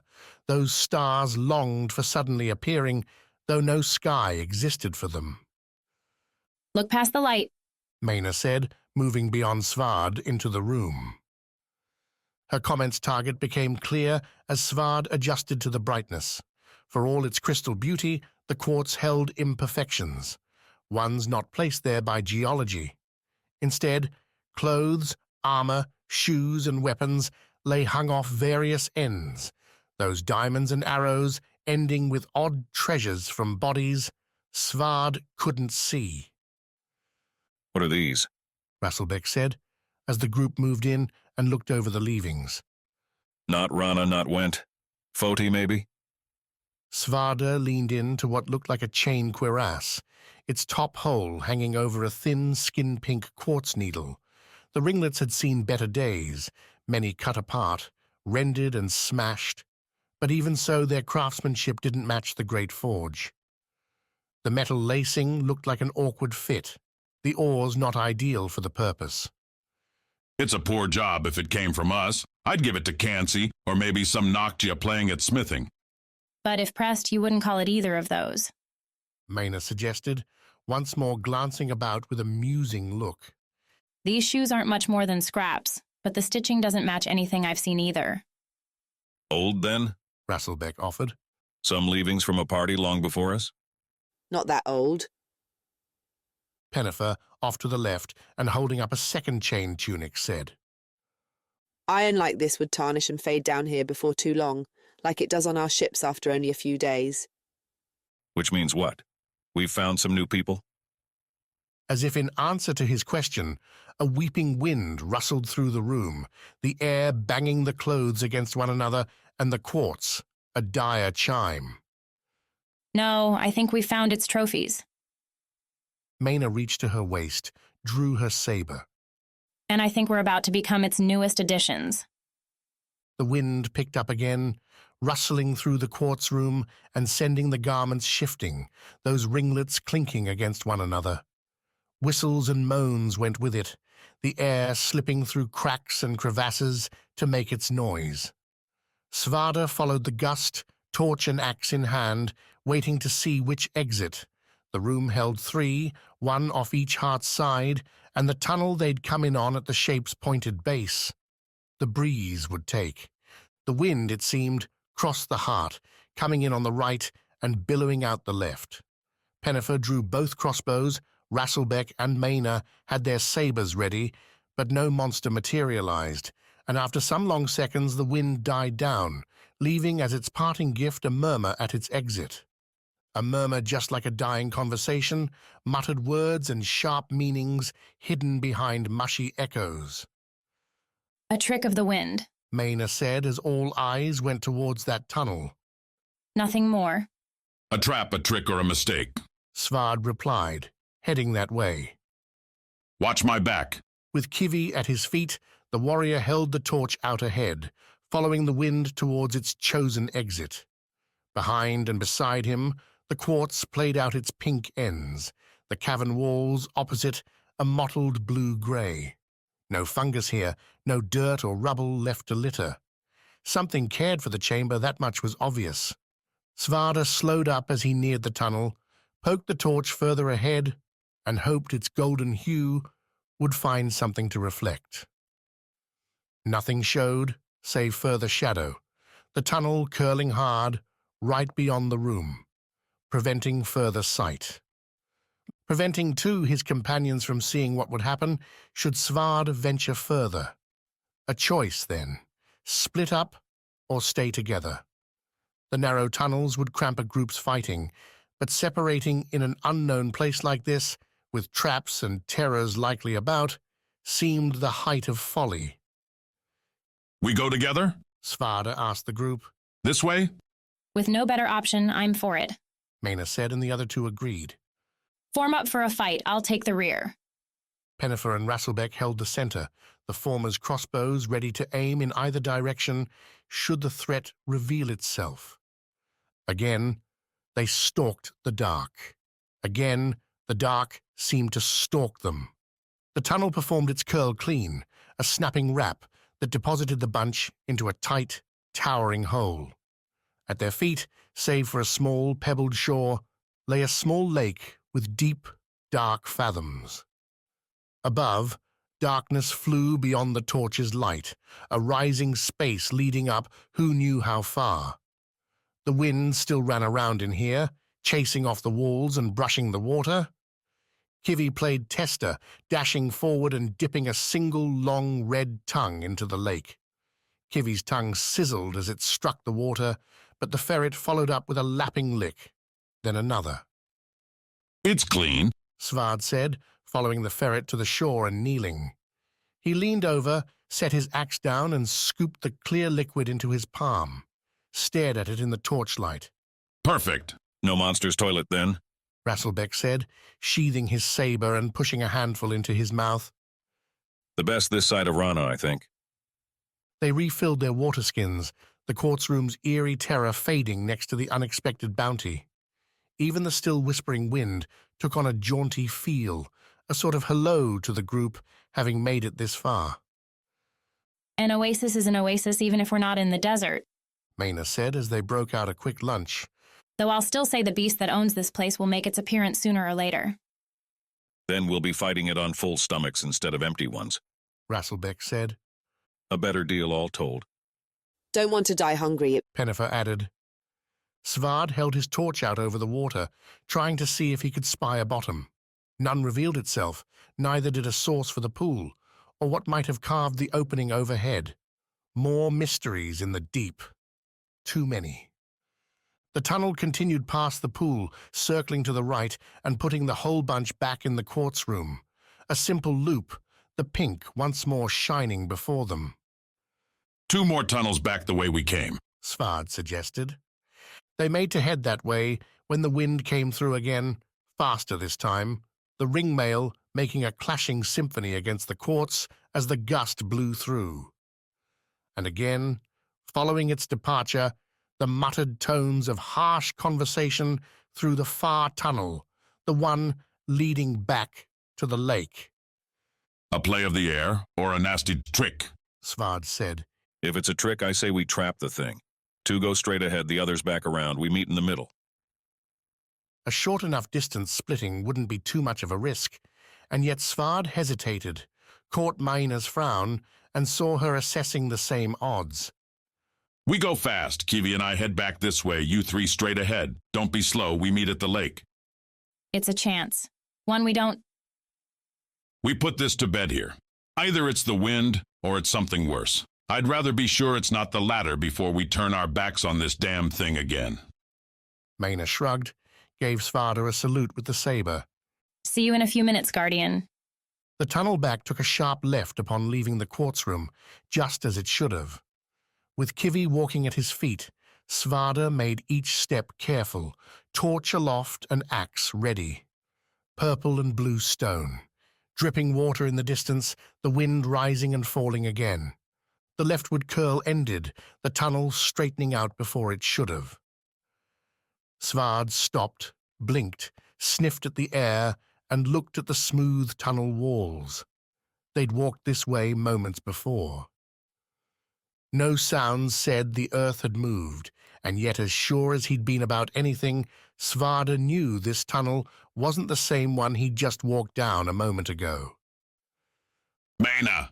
Svarde called, his voice echoing into the dark, rolling ahead and behind with no answer. Kiwi snorted, nervous. Something's not right here. Kiwi snorted again, this one an agreement, an obvious one. When confronted with an unexpected change, best to backtrack. A blind charge forward might be satisfying, and a younger Svarde might have picked up his axe and barreled on with a caustic roar, but this one had seen how badly that could go.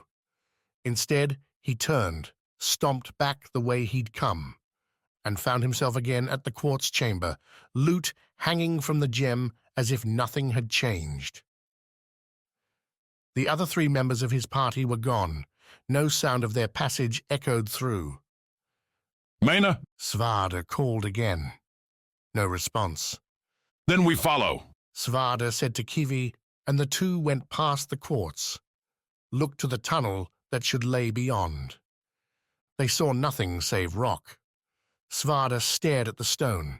Putting such a wall up, one so clean and without seams, would take true tradecraft, would take days, and make more noise than a cave like this could hide. Kiwi snorted again, nervous. Think I'm with you on this one. The wind died. No rustle. The ringmail fell quiet. The drips and drabs, the crackle of dust and rock on the move ceased, the cave falling silent, save the snap from Svarde's torch. The warrior turned round slow, looking back at the chamber's middle, at the quartz. Standing there, where there'd been no shape a moment before, stood a man. One with a stiff beard, with scars, with a torch in one hand and an axe in the other. At his feet waited a ferret, sizzling tongue tasting the air. Well, damn, this wasn't what I wanted today. He took a step towards his mirror, and the shadowed version of himself copied the motion. Svarde raised his axe. The mirror man did the same. Kivi snorted, and her copy did too. Svarde closed till he could pick out the flecks in his copy's eyes, count the lines along his cheeks. Time to see if this thing was his imagination or not. Sorry, myself, Svarde muttered, his copy's lips moving with his own, even if no words emerged. With a light touch, Svarde brought his torch down towards the copy. The mirror torch came towards Svarde's shoulder, but he felt no heat from its glow, saw no flames from Svarde's own, real torch light up on the copy. An illusion, then, a mental trick. Svarde sighed, nodded. These games, he could... The wind swirled, harsh fast and gusting around his torch. The fire snapped once, fighting against the swirl, then died. Utter dark drenched the room, and as Svarde dropped the torch, reached for his second axe, he felt the wind pick up again, felt it rush into his ears, his mouth, his eyes, and steal his breath away. "Ease up, friend," said the mellow tone, wet and healthy and bored all at once.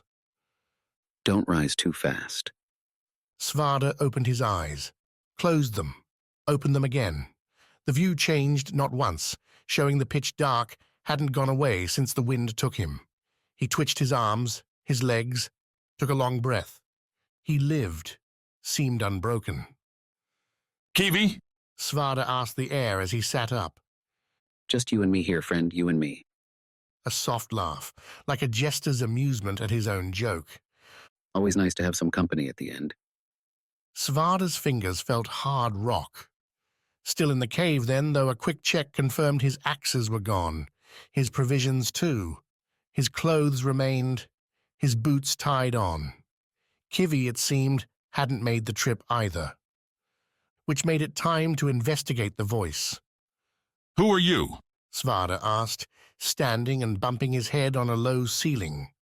He cursed. "Why I said to ease up slow."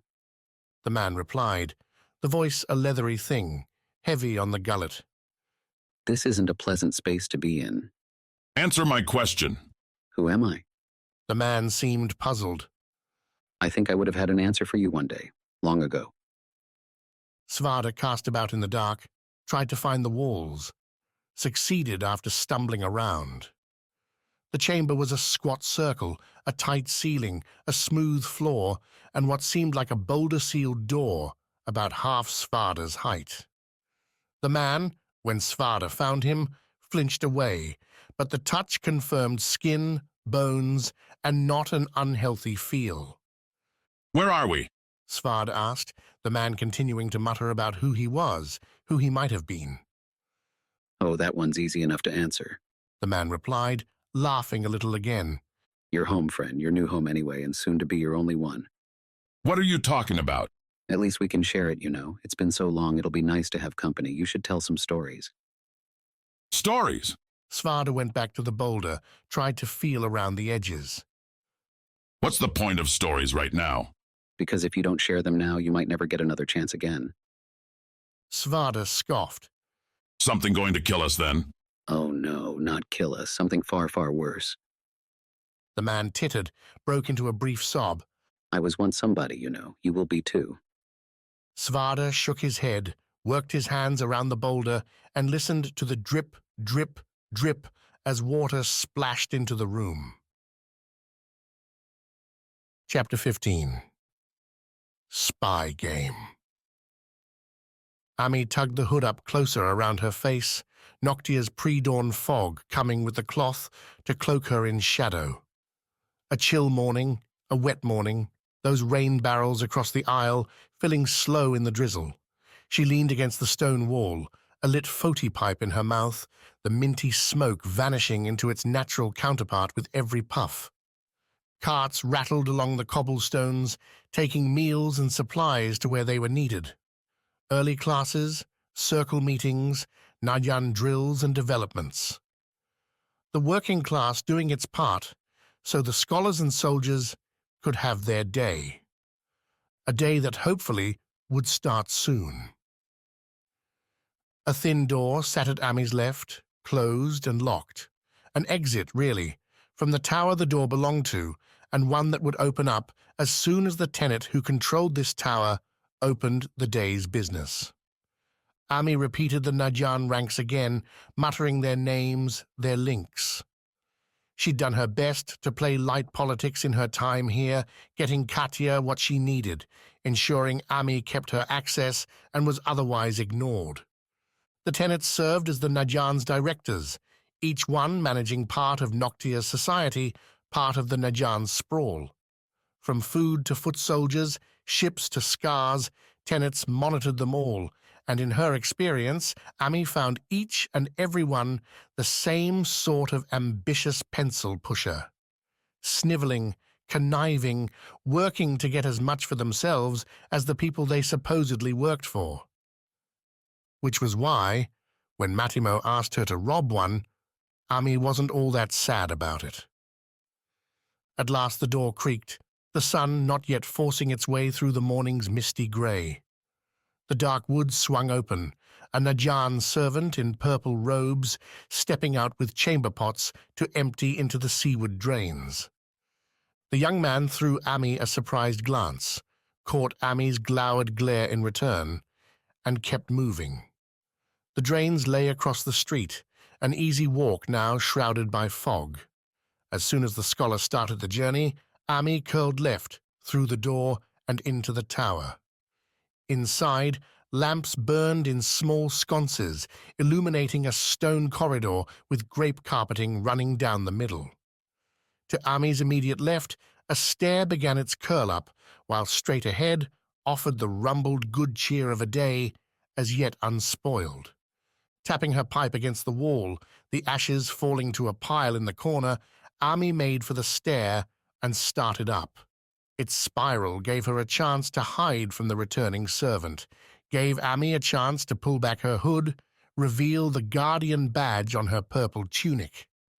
She'd tried to enter this tower twice in the last 2 days, found herself rebuffed both times, told a guardian had no business here. But if Ami knew one thing, it was that the Najan had soft underbellies. Get past the first shell, and nobody in this tower would dare confront her. She hoped anyway. The second level offered little more than the first, its offices and anterooms beginning to bustle. The few people in the hallway moving between places didn't give Ami a glance. So secure in their places, their purposes, their power. Power. Katya gave them through her sacrifice. Ami shook off the snarl, turned back to the stairs and climbed again. Tenants, like all the greedy would-be lords, kept their offices at the tower tops. Ami herself had only ever been to one, the tenant who ruled the wards and the renewals, the one who'd given her and Svarde the rules after Katya slipped on the necklace and trapped herself on this damn island. The tenant, himself long gone now, replaced by someone Ami neither knew nor cared to know, had glorified himself in the stone penthouse that was his charge. Walls littered with artifacts not earned, but nonetheless boasted of. Gifts and treasures from the Isles given to the Najan, though whether from honest desire or duress, who could or would say. This tower's tenant ruled over something different: resources, supplies, trade, and science, a grab bag of things that didn't fit in with weapons, monsters, and politics. The tower, as she climbed, seemed to take on the tenant's duties, its raw grey stone vanishing behind hung maps of the Isles, many dotted with trade routes or framed papers and pictures showing natural treasures. The theme, at least, was on point. On the third level, Ami lingered and looked at a hung diagram depicting Foti-forged sapphire. Not really the gemstone, but a product of folded metals and crushed crystals, the Foti specialty was both rare and beautiful. Even Flamebreak didn't carry that forging in its blade. The hung picture attempted to describe how the metal was made, attempted and failed to bring Ami back to the sweltering heat. The singing songs roared out to the hammer's beat. The lava's shifting lights, the water as hot as the air dripping down her throat, sweat collecting in waste-worn skins for later. A community bonded by fire. One she'd never go back to, much as Ami could credit it with her strength and resilience. Some things were best appreciated through memory, not relived again. Guardian, asked a tremulous voice, a small man appearing there in the hallway at her side. is there something you need? Discovery. She'd planned for this. Turning an inquisitive ask was just like turning a blade. Parry and thrust. I've never been to this tower. Ami said, putting on her toothiest grin as she looked down at the man. I've been walking through them all, and finally found a day to see this one. It's fascinating. The man beamed, vanity assuaged. Not many would say so. He followed her eyes to the Foti sapphire picture. Most don't have patience for the gears keeping our world turning. I've watched Katya die for the last decade. Patience is all I have left. The scholar went ashen, gulped through a nod. The Aegis's sacrifice is the greatest gift someone could give. Another gulp, a back step. I hope you enjoy our tower, Guardian. The scholar turned, quick-stepped away, and ducked into the first room he encountered on the right. Ami snorted. Another coward, unwilling to confront the cost of all this luxury. But then, that'd been the plan.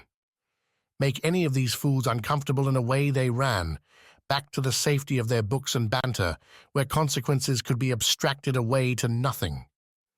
She took to the stairs again. The fourth level offered a change.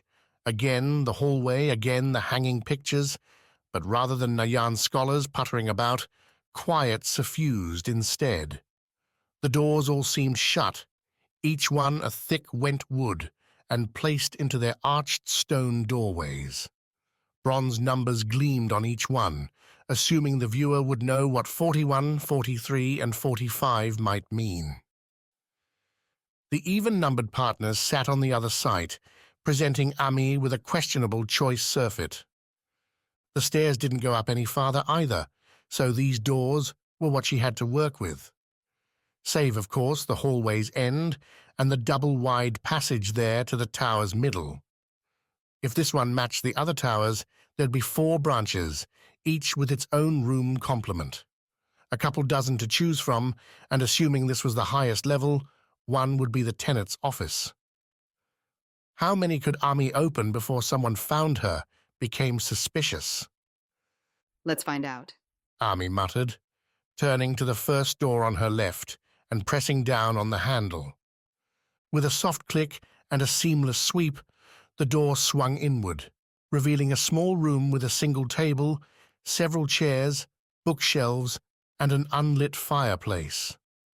2 thin windows showed the fog still dominating outside. A break room, maybe, or meeting place between more formal spaces.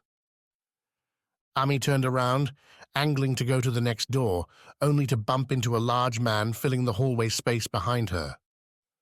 A glance revealed him, despite the Najan garb, as Thomas. Loose skin, faraway eyes, too few calluses, yet too many wrinkles for his age. A body lost in thought or in machinations. He doubled Ami's girth, though how much was billowing robe, and how much his body remained a mystery. Rare for a guardian to come to our tower, the man said, giving Ami the smallest, neck-only bow. We are honored with your presence. Don't be, Ami replied. She glanced around the man, hunting for more people, and found none. I'm just looking for something. And what might that be? A damn spine, for one. Ami put up a scowl. Hopefully this guy was as meek as the other, would go scurrying off as soon as he faced resistance. You know where I might find any? The man smiled, a face-splitting thing that looked either too happy or too scary. Ami couldn't decide which, the man's vibe inscrutable, enemy, ally, or random wanderer. Finding courage in another is often a matter of circumstance, I've learned. The man backed up a step, gestured down the hall towards the tower's center. Care to elaborate? Perhaps in my chamber, where listening ears might not be so close. Your chambers, who are you? The master of this particular tower. Again the man did his little bow. On Foti, anyone caught bowing would get mocked behind their back, possibly punched in the face. A reflex Ami had learned to suppress after a few awkward early encounters on Katya's Renewal road. My name is Gladring, tenant of Noctia at your service. Ami worked fast on the walk to Gladring's office, at first trying to spin up some lie about why she'd come to the tower, something about seeing the sights, looking at their pictures of Foti materials. But Gladring's glittering gaze said he bought none of it.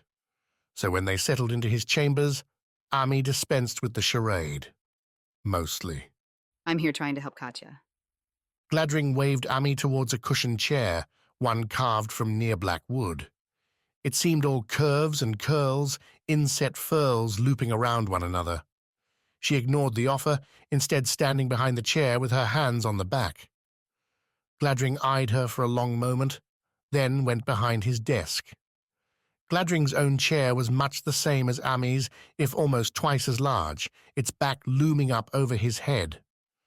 Framed by twin oval windows whose grey light blended with sconced lanterns to brighten up the crowded space. Crowded, Ami was confused to find, not with books, but objects. Shelves stood against the stone walls, their every bit covered in boxes, in glass containers with strange rocks, dried fruits, or insects. A circular globe stood near the far wall, its bright blue surface an estimate of the world and the Seven Isles' tiny place within it. From some distant instrument, a lone, trumpeted tune floated up and in. Assisting the Aegis is the most noble thing any of us can do, Gladring said, interlocking his fingers and leaning over the wide, polished desk. How can I help? She'd fought fiends by the dozen. She'd stared down the precept and his circle allies, time and again, had her life put on edge, and yet never once had she been asked quite like this what she wanted. Ami, guardian, didn't have an answer. But neither would she say nothing. She paced, taking a slow walk around Gladring's office and let the steps give her ideas. I want a chance to save her, and I think one exists here, on Noctia, in your records, or your storerooms, somewhere. Gladring tilted his head. Are you suggesting, Guardian, that Noctia has a way to help the Aegis, and is choosing not to? Are you? Again that smile. Gladring creased it into a shrug. If we are, I don't know about it. Tenants aren't privy to all Nijon information. Gladring leaned forward again. Is there a reason you came to this tower specifically, Ami? She hadn't given Gladring leave to call her by her first name, a protocol breach Ami chose to ignore. Gladring seemed really interested now, his eyes wide and locked on Ami as if begging her to speak more. Either the man truly wanted to help the Aegis, or his days were so boring as to make a conversation like this the best part. Regardless, she couldn't betray Matimo. Not yet. I want to know why the Aegis isn't lasting as long anymore. Something is changing. Katya's aging faster than any of the others. And you think the answer lies with our trinkets, with trade, the price of grain? Well, perhaps she'd betray Matimo, if only a little bit. Dancing with Gladring wasn't the sword fight she preferred. Ami narrowed her eyes, approached the desk and put her hands on it, looking down at Gladring around him. I know there's more here than grain, Gladring. You have the kinds of things that might help me. Oh, what kinds of things? Why is it that the Nijon control every place on the Isles where scars are found? Gladring chuckled. Because we seek power, and the scars have it. And you have the scars. Gladring's eyebrows rose. Quite the accusation. The mock alarm faded.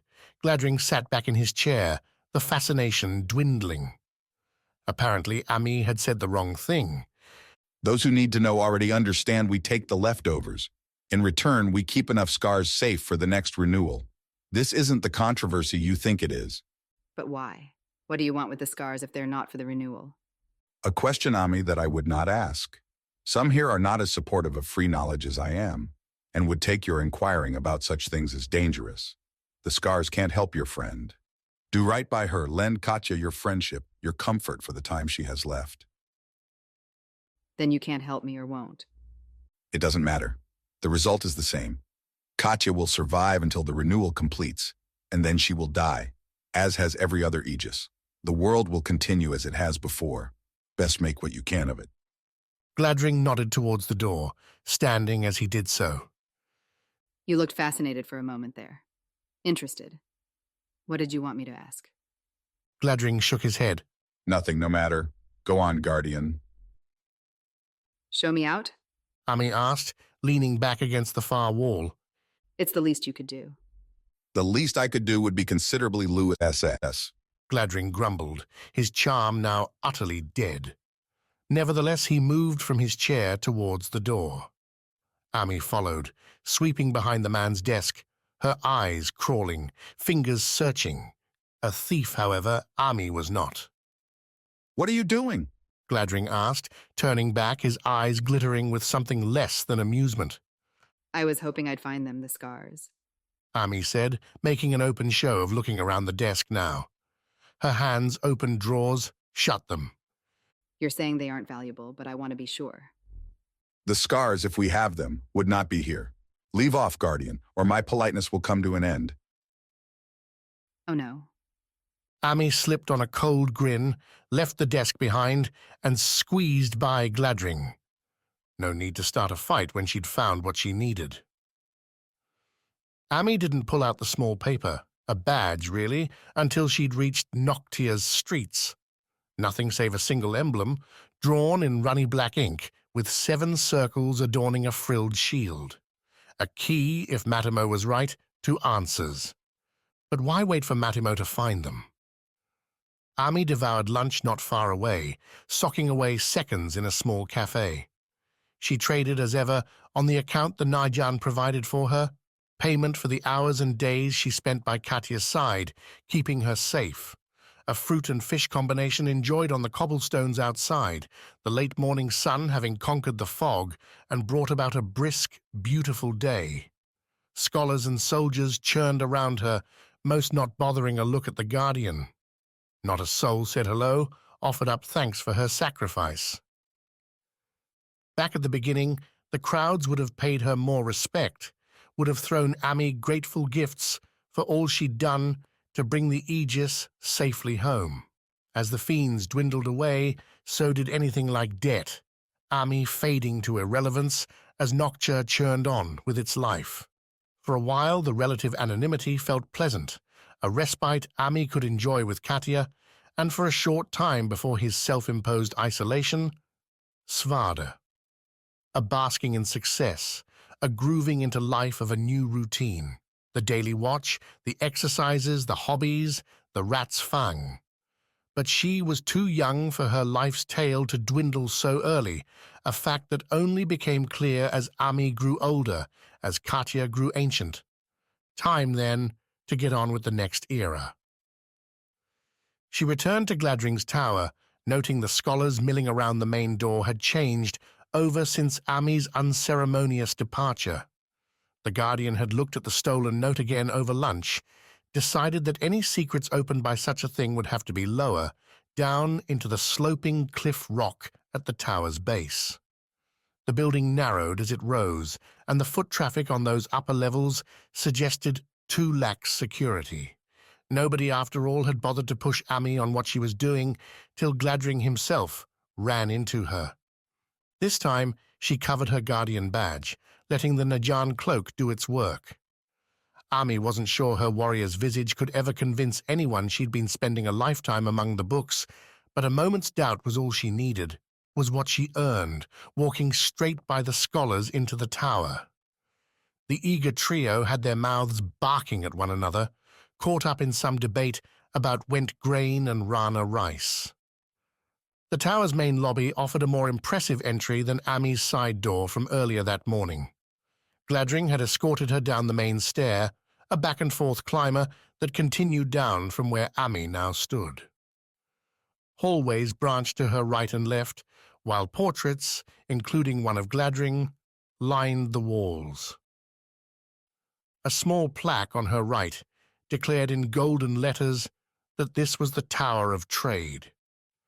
Confidence would ever serve as her companion on missions like this, and it propelled Ami here, sending her feet padding along the carpet to the downward stair.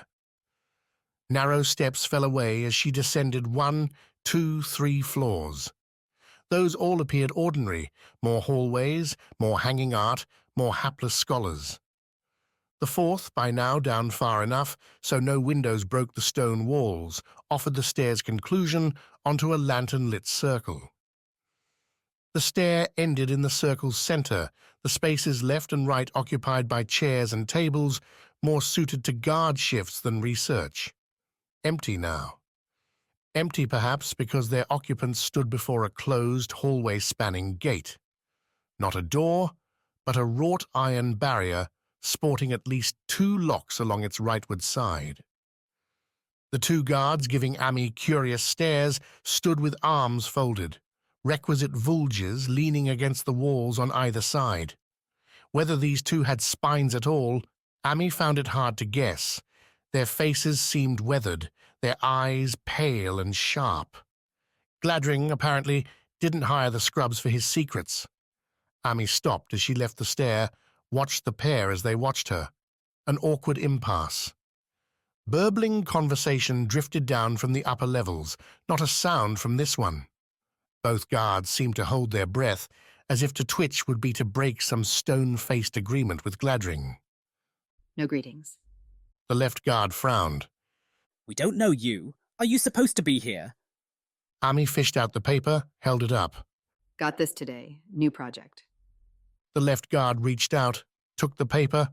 The right guard glowered, a nasty stare. No, Ami wouldn't want to get these 2 in a fight. Not without flame break, at least. The guard passed the paper to his cohort, let his folded arms fall to his sides, kept them loose, as if Ami might jump the man at any moment. Clear? The left guard asked, after a long several heartbeats. Looks legitimate. The right guard handed the paper back to Ami. Who gave this to you? How's that any of your business? Everyone going through this gate's our business. Gladring gave it to me. Ami nodded at the gate.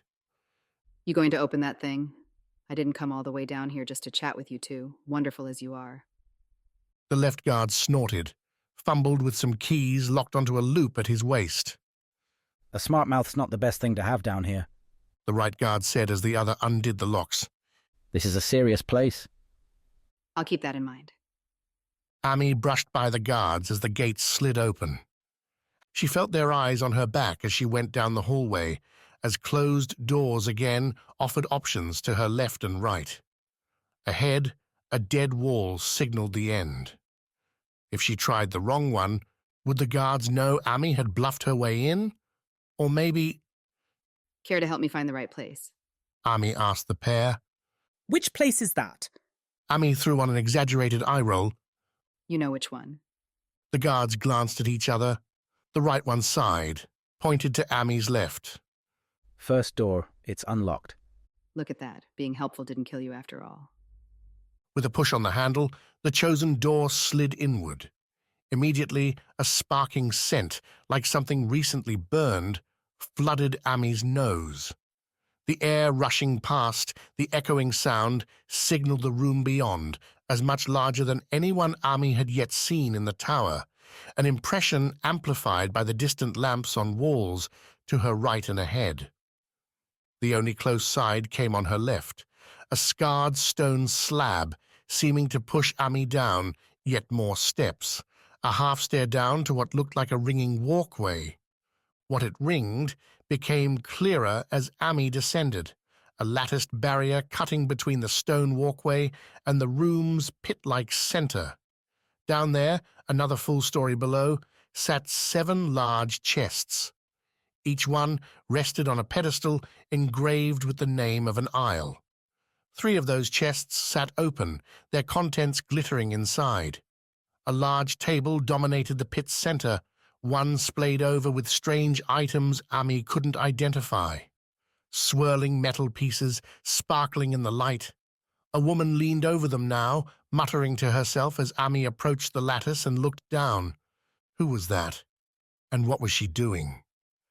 As Ami watched, the woman held up a hand, snapped her fingers, and raced to one of the open chests. One with Foti's isle emblazoned beneath it. 2 latches clicked free, the lid popped up and open, and the woman reached in and grabbed a glittering ruby, one with a wrinkled shape Ami knew all too well.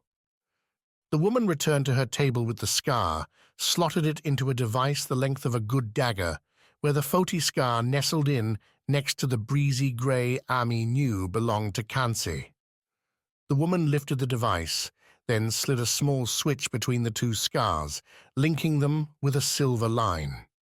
That sparking smell filled the air again, and the woman twisted, aiming the device at a standing board against the room's far side. Attempt number 223, the woman said. Foti and Kansi this time. Let's go. The woman's arms clenched as if she were about to draw a blade, and the device hummed, crackled like a leaf beneath a booted foot, and a bright orange line lanced out, striking the board and bursting it into a momentary flame. Ami gaped, listened as the woman cheered her own success, that the scars held some power that was suspected, that they could. Hands clapped on Ami's shoulders, spun her around. The 2 guards stood behind her, one with his vulge ready. Behind them, Gladring scowled, his flaxen face even more pallid in the dim light. Did I not say to forget this, Guardian? Gladring asked. Now you will wish that you had. Chapter 16. Protectors. Filled with eggs and potatoes, their water skins refreshed from the ice block in the Jarl's Tooth center, the trio set off northward, once again venturing into another lava tube's glimmering, sweltering tunnel. Bliss took up the lead, her metal staff clacking every time she set its hardened ends on the rocky floor. For all the walking, for all the oddities on Foti, being on the move inspired a certain vigor in her every step. Purpose, that was it. A drive that had been sharpening every moment since their arrival on the island. Cassignol and the casino had been confusing, but the bar fight, the brawls in the street, and now the Jarl's Tooth served as a center. She'd passed her first tests as a guardian, kept her brother safe, and the group on the move. This wasn't something she couldn't do, wasn't a task meant for adults, while Bliss ought to have stayed back in Kitai, waiting for her time to arrive. Behind her, Wax and Quick muttered about breakfast, about the late-night run-in Quick had with the group at the bar. They hadn't been around for breakfast, a quiet affair. One, the waiter said, was because anyone living there had already embarked on their day hacking stone, tending to animals, or marching off in search of trade.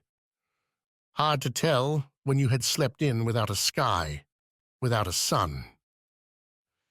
The northward move through the lava tube went without incident for an hour, then 2.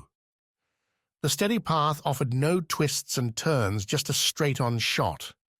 The waiter said the journey ought to be long but dull, few interruptions on the way to the Great Forge, where Foti's scars could be found. Mr. Trees, Bliss? Wax asked, coming up beside her and leaving Quick to wander in the back. I like the rock just fine. Bliss signed with her left hand. Don't tell me the island's getting to you. Wax pasted on a look of mock horror. At least I don't have to listen to you whooping every minute. You didn't like that? Bliss rolled her eyes. The first time it's fun. The 20th it gets a little old brother. I'm hurt. Then grow a thicker skin. There's going to be worse ahead. Wax laughed. Sounding so wise, little flower. Bliss stopped, forced Wax into a frown. I'm your guardian now, not a little flower anymore. Whoa, okay, sorry. She's asking to be treated like an adult, Wax. Quick said, catching up. That's what she deserves after what she's done. Point taken. Wax gave Bliss a quick nod. Guardian then. All business, no fun. Got it. Don't know about that. Bliss pointed ahead, down the lava tube. Looks like we're about to see the sky again. Seems like fun to me. The prediction held true.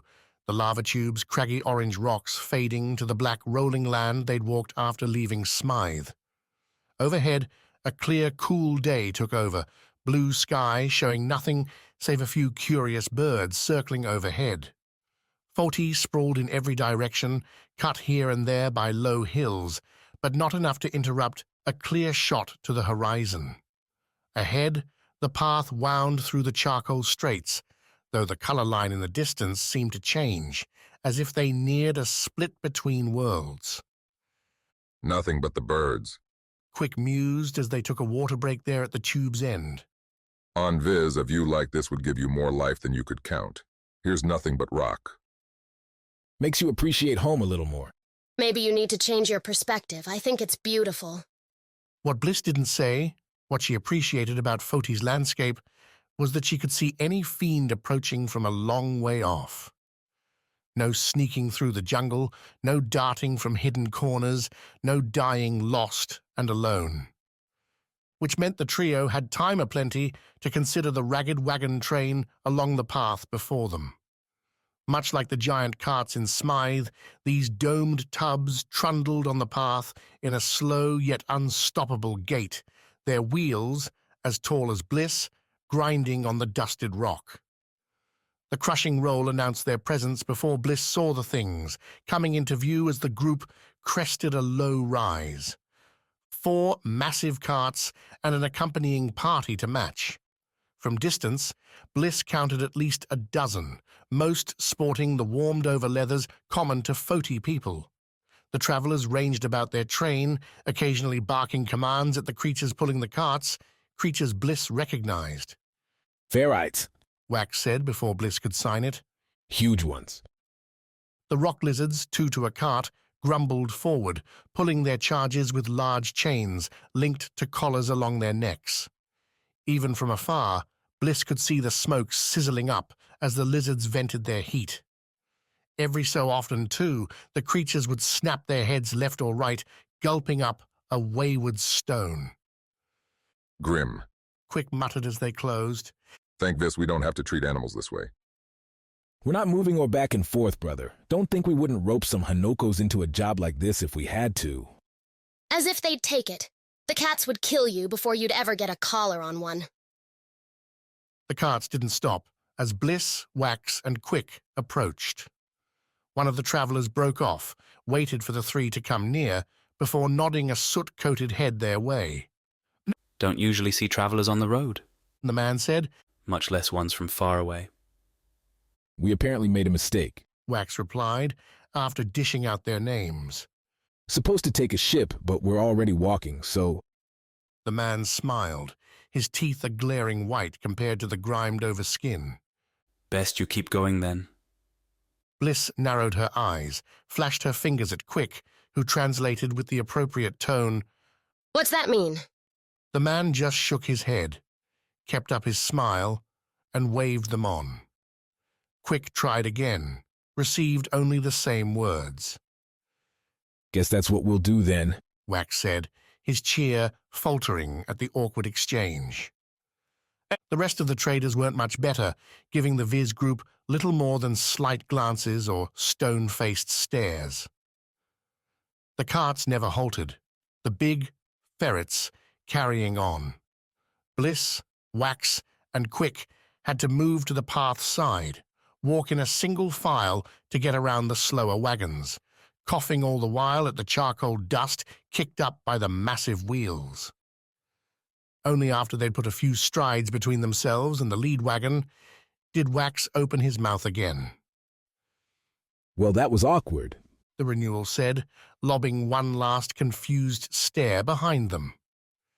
Bliss kept her eyes forward, the path descending now between 2 large black lava mounds. The rolls bunched up, the grey-black lathering on itself like poured oil. Those circling birds kept pace overhead, watching in silence. Bliss sniffed, picked up nothing more than dust's sting on the air. Little here to warn them if something wasn't right, save instinct. She stomped her staff on the ground, didn't stop moving, but Wax and Quick stopped their back and forth on how rude the travelers had been. What is it? Quick asked as they entered the narrow valley. Something feels off. Bliss signed, keeping her eyes traveling. Too quiet. It's always quiet unless one of those carts is around. Wax followed her look. Don't see anything. And who'd be out here anyway? The arrow struck the ground before Bliss's feet, right where her next step was about to land. It quivered in the rock, crude, fletching an insult to any viz hunter, the broken feathers scraggly and bent. The shaft looked little better, but the arrowhead gleamed. Who out here indeed? A woman announced, looking down on them from above. A bow in her hands, a skimpy quiver on her back. Sledge. Quick muttered, his gauntlets staying by their waist. They have us. As if waiting for Quick's assessment, Sledge's crew came out from either side, 3 apiece and all, looking like they'd crawled from the rock itself. Their hands held knives, a club, a pitchfork that looked too old for farm work. If these were bandits, they were sadder than any Bliss could have imagined. So she picked up her staff, took 2 long steps forward, and planted it in the ground. I'm with you, Wax said, following her. He picked up his voice. What does your sorry bunch want with us? Sledge drew another arrow, rested it against her bowstring. Simple. We want the scar, and you. A mistake. Sledge finished the words with an ominous slime, but they woke a savvy fire in Bliss. If the bandits wanted the trio alive, then they had a chance. Bliss looked back at her brothers, flashed her fingers. She won't fire into a fight. Don't give up. Quick's mouth opened like he was about to question Bliss, but she didn't give him the chance. Sliding her foot, Bliss broke into a hard run towards the valley's exit, scooping the staff as she went and holding it like a lance. Wax and Quick would either fight and give them a shot, or they would surrender, and this journey would end before it ever really began. 2 scruffy men and a hooded woman, the latter off to the left, started at Bliss's sudden run. The middleman, knives held too tight in his hands, stepped forward like he thought he could take Bliss and her staff's far superior reach straight up. Regret struck fast, the man trying to backpedal off his back foot, sliding on the dust. His friend saved him, lunging in with a swipe from... Bliss pulled her staff back as the strange device, a pointed metal crescent fastened to a wood haft, slammed down into the space between her and the trio. Sledge poured words into the air, calling for this and that. Bliss ignored them all, planting her left foot and kicking to the right, letting her left hand guide the staff in a straight thrust at the miner and his odd weapon, one apparently too heavy to pick back up. Bliss smacked the man's chest, leather bending with the hit, the man's face going purple as his breath blew out his lungs. Something blue flashed to Bliss's left, and as she pulled the staff back, she noticed Wax Foti blade drawn, knock away a darting strike from the woman who'd pulled a short spear from her cloak. Wax's blade cut off the spear's end, sending the bit bouncing away and the woman into a wide-eyed retreat. The knife wielder found his confidence, whirling back into the fray with a 3-swipe sequence, driving Wax back. Bliss dropped her attack on the right-side miner, swinging her staff in to force the knife man into a dual-bladed parry. The opening was there, and Wax tried to take it, lunging back in with the Foti blade. A wild strike, and one the knife wielder dodged by falling back, letting Wax put himself between the enemy and Bliss. No, what do you do when the thing you're trying to protect is between you and the enemy? Get him out of the way! Bliss dropped her staff into a hooking swipe, one that hit Wax's right ankle and spun him up and over, landing on the rocky ground with a splat. Her brother cursed. asked what Bliss was doing, remarks she disregarded as the knife-wielder readied his defense. From her right eye, Bliss caught movement as the miner stood back up, shaking his head. The girl, at least, seemed to have no desire to get back in, edging towards the valley's exit, her eyes on the fight's other end. Hopefully, Quick held his own. Bliss tried another stab, using the staff's reach to go for a head-smacking strike on the knife-wielder. The man again parried the blow with both blades, catching the staff and forcing it up. This time, he drove forward, stepping on Wax in an effort to shoulder-charge Bliss. She tried to drop back, pull the staff in, only to feel a heavy weight hit her shoulder, knocking the staff from her grip to the ground as her body followed, collecting scrapes as she hit the cool rock. Before Bliss could roll, could pick herself up, a knife found its way to her throat, the point pressing in on her skin. Don't move. The knife-wielder snarled, his voice a husky, smoked mix. Your damn dance is done. Bliss considered her options, tried to weigh whether the knife man would really stab her if she went for her staff. Wax, at her vision's edge, had the miner kicking away his blade. The girl returned now, pulling small ropes from a belt along her waist and tying up Wax's hands. Already outnumbered, beaten up, there didn't seem to be an out. Back on Viz, the Lyra had a principle for moments like these. Wait with both eyes open. She could do that. Quick hadn't put up much of a fight on the valley's other end. His gauntlets had power, but the fighters down there had long, tarnished blades and spears. A critical reach deficit causing Quick to hang up his hands almost as soon as the fight began. Sledge, for all her yelling, didn't seem all that upset with Bliss's spark, coming down to the girl personally and seeing that her knots were tied, shuffling Bliss next to her brothers in a stiff line.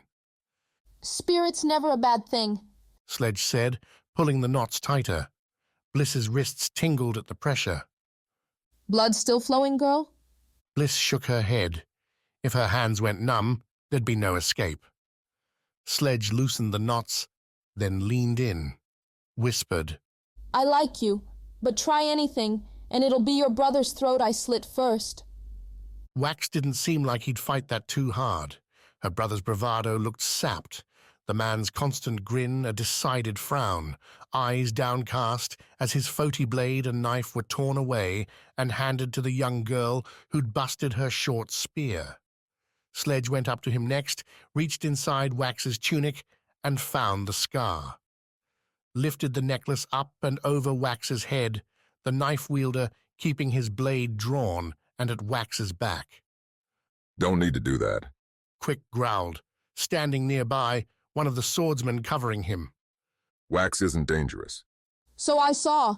Nevertheless, one thing you learn out here is never to take unnecessary chances. Sledge dangled the scar in the air. First prize of the Renewal. She held the scar up, and the half-dozen bandits gave a ragged cheer. Sledge slid her look back to Wax. Now don't get all upset. You're not going to die. Our partners frown on that. We're just going to settle you in a nice place to rest for a while. Then, when the renewal's all done, you get to go home. No harm done. No harm? Wax countered, dredging up some soul. Aren't you costing all the Isles a chance at peace with this? You're hurting Renewals, which means... Not hurting Foti's renewal, are we? Sledge grinned, stuffed the scar into her tunic. Worked last time, didn't it? Almost the time before, too, if that guardian hadn't gotten lucky. Bliss blinked. She barely remembered the last renewal, hadn't been alive for the one before. Sledge didn't look old enough, though it was hard to tell beneath the dirt, to have slung her bow 25 years ago, but what did Bliss know? Maybe Foti sent their kids out to be killers at 10. Now, Sledge said, looking over the three again like a mother about to deliver a stern lecture. We'll be walking a ways, then taking some unusual transportation till we get to the western coast. You act nice, we'll see you there in comfort. Everything will be fine. Not luxury. Sledge laughed. Because, well, we're hardly that, but you won't starve. Her eyes went hard, her smile bent to a frown. Fight us, make trouble, and things will go wrong for you too. Like I said, nobody needs to die, but my crew comes first. I'm not above feeding one of you to a fiend to keep us safe. Sledge whistled then, the bandits breaking into prodding action, pushing Bliss, Wax, and Quick on. The three had to carry their own satchels while the bandits took their weapons. Bliss herself fell to the line's back end, the short spear girl walking with her at the back. As they left the valley through its northward exit, the massive carts caught up to them, entering the valley's southern side. Sledge threw a wave back towards the wagon train, and those strange travelers, with Wax, Quick, and Bliss tied up in clear view, waved back. For all Wax and Quick's talk about wanting to see the other isles, Bliss was growing pretty sick about the whole thing. Name's Tornia, said the girl, a few minutes into the walk. What's yours? Bliss had her eyes on the ground, watching her footing. Sledge had them leaving the main road outside the valley, cutting left into some scrub brush foothills. How she found the path, Bliss didn't know, because it all looked like rock and dust to her. The line went in near single file, Sledge up front, with the knife wielder, while two other bandits covered Wax and Quick, leaving Tawny back with Bliss at the line's end. Don't talk much? Tawny asked. Bliss rolled her eyes, put a finger to her lips, and shook her head. You can't. Tawny's eyes widened. Wow, that's awful. Bliss bit her lip to keep herself from giving Tawny a well-deserved headbutt. Sure, she'd spent her whole damn life living with people's reaction when they found out Bliss couldn't talk, but on Viz, people accepted it. Most everyone had a quirk, and it was common courtesy to take the discovery as it was and move on. Foti, apparently, had no such politeness. Don't know what I'd do if I couldn't talk. I'd probably still be in the mines like everyone else. Bliss wiggled her hands, felt those knots. Sledge might have loosened them, but they weren't coming off, not without some serious scratching, rubbing against a rock or wayward post. Nothing she could do while on the move. Knew a boy who couldn't hear right? Tawny was saying, Wax's Foti blade now in her hand as the girl waved it in the air, watching the sapphire catch the light. Everyone kept saying he wasn't going to amount to anything, but know what? He could feel the stone perfect. He's in Smythe now. Has his own forge and everything. Tawny stopped waving the blade, slid it back into the sheath, now looped onto her belt where the ropes had once been. Are you like that? You know, real good at something? Bliss looked up at the sky, measured the sun's crawl towards twilight. Hours away yet? Hours more listening to this. Look, Tawny said, and Bliss did, as the girl's voice hardened from idle curiosity. Sledge has us paired for the long walk. Means we'll be together all the time. You can either keep on doing what you're doing, ignoring me and all, but that's going to make this real boring. So how about you decide something different, okay?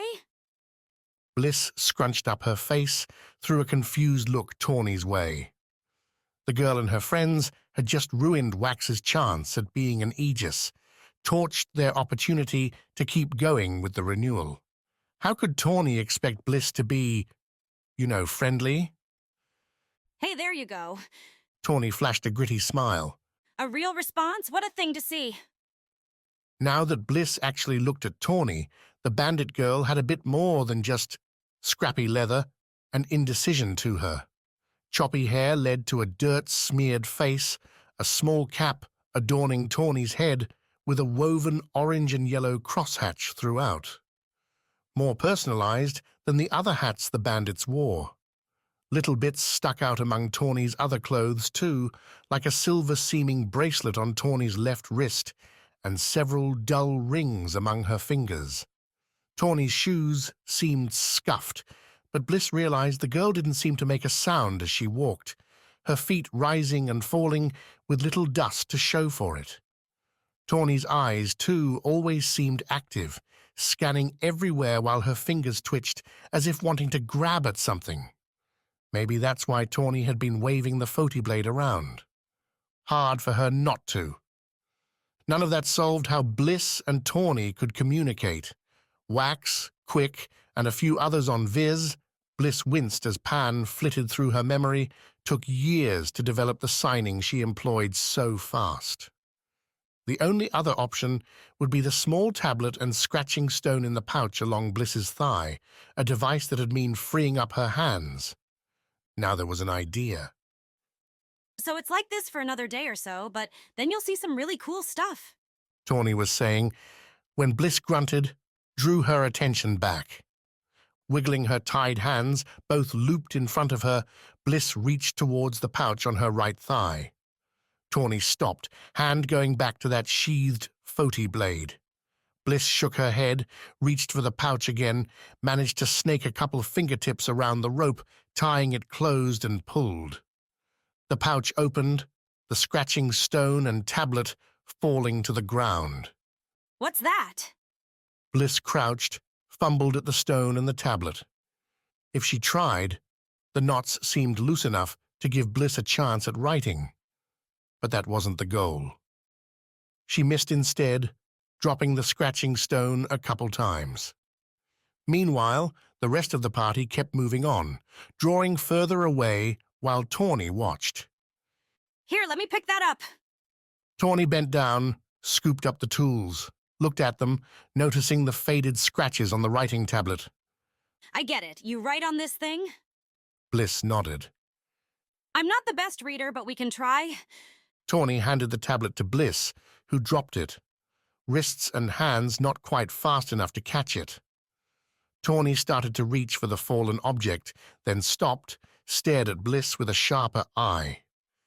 You know, if I was a bit dumber, I'd loosen those knots more. Bliss raised her eyebrows. Had to keep playing the lie. But despite what Sledge thinks, I'm not an idiot. You've got range on those fingers, enough to make scratches on this thing, so quit playing. Bliss cocked her head. Tawny pursed her lips, slipped the scratching stone and the tablet into the satchel over her back. She drew out the Foti knife, Wax's Foti knife, and put its point up to Bliss's chin. You know why we're here? Tawny said, the curious girl all gone now. Because we have nothing to lose. Our lives have been one awful day after the last, and now we've got a chance at getting out of this. I don't want to hurt you, whatever your name is. But I swear I won't hesitate. This is it for us. Remember that. Chapter 17. Cave Demon. Her hand reached down, sparks flying up around them as the lava below surged. Rocks cracked, the cavern walls splintering in the heat. Sweat marred Svarde's hand as he reached out and took the offered help, his boots kicking at the crusted stone cliff for purchase. She yelled something, words washed out in the roaring crunch, then leaned back and pulled. Svarde's right hand found a notch, his fingernails breaking off as he gripped the hard stone. Between the two, he climbed the last meter, falling onto the stone bridge, the breaking point between the great forge and safety. Around them, bodies littered the dirt. Fairites and firebats ran, fought, and died. Yet she'd thrown Svarde her hand. Another woman ran up, angry, cut, and wearing a Foti guardsman's armor. She lifted up Svarde's rescuer, bringing the woman to her feet, and in the motion, Svarde caught the orange twinkle. The stone looped around the woman's wrist. A rival, no. Svarde killed the thought as he rose to his knees. Not a rival anymore. The only one left. The Renewal.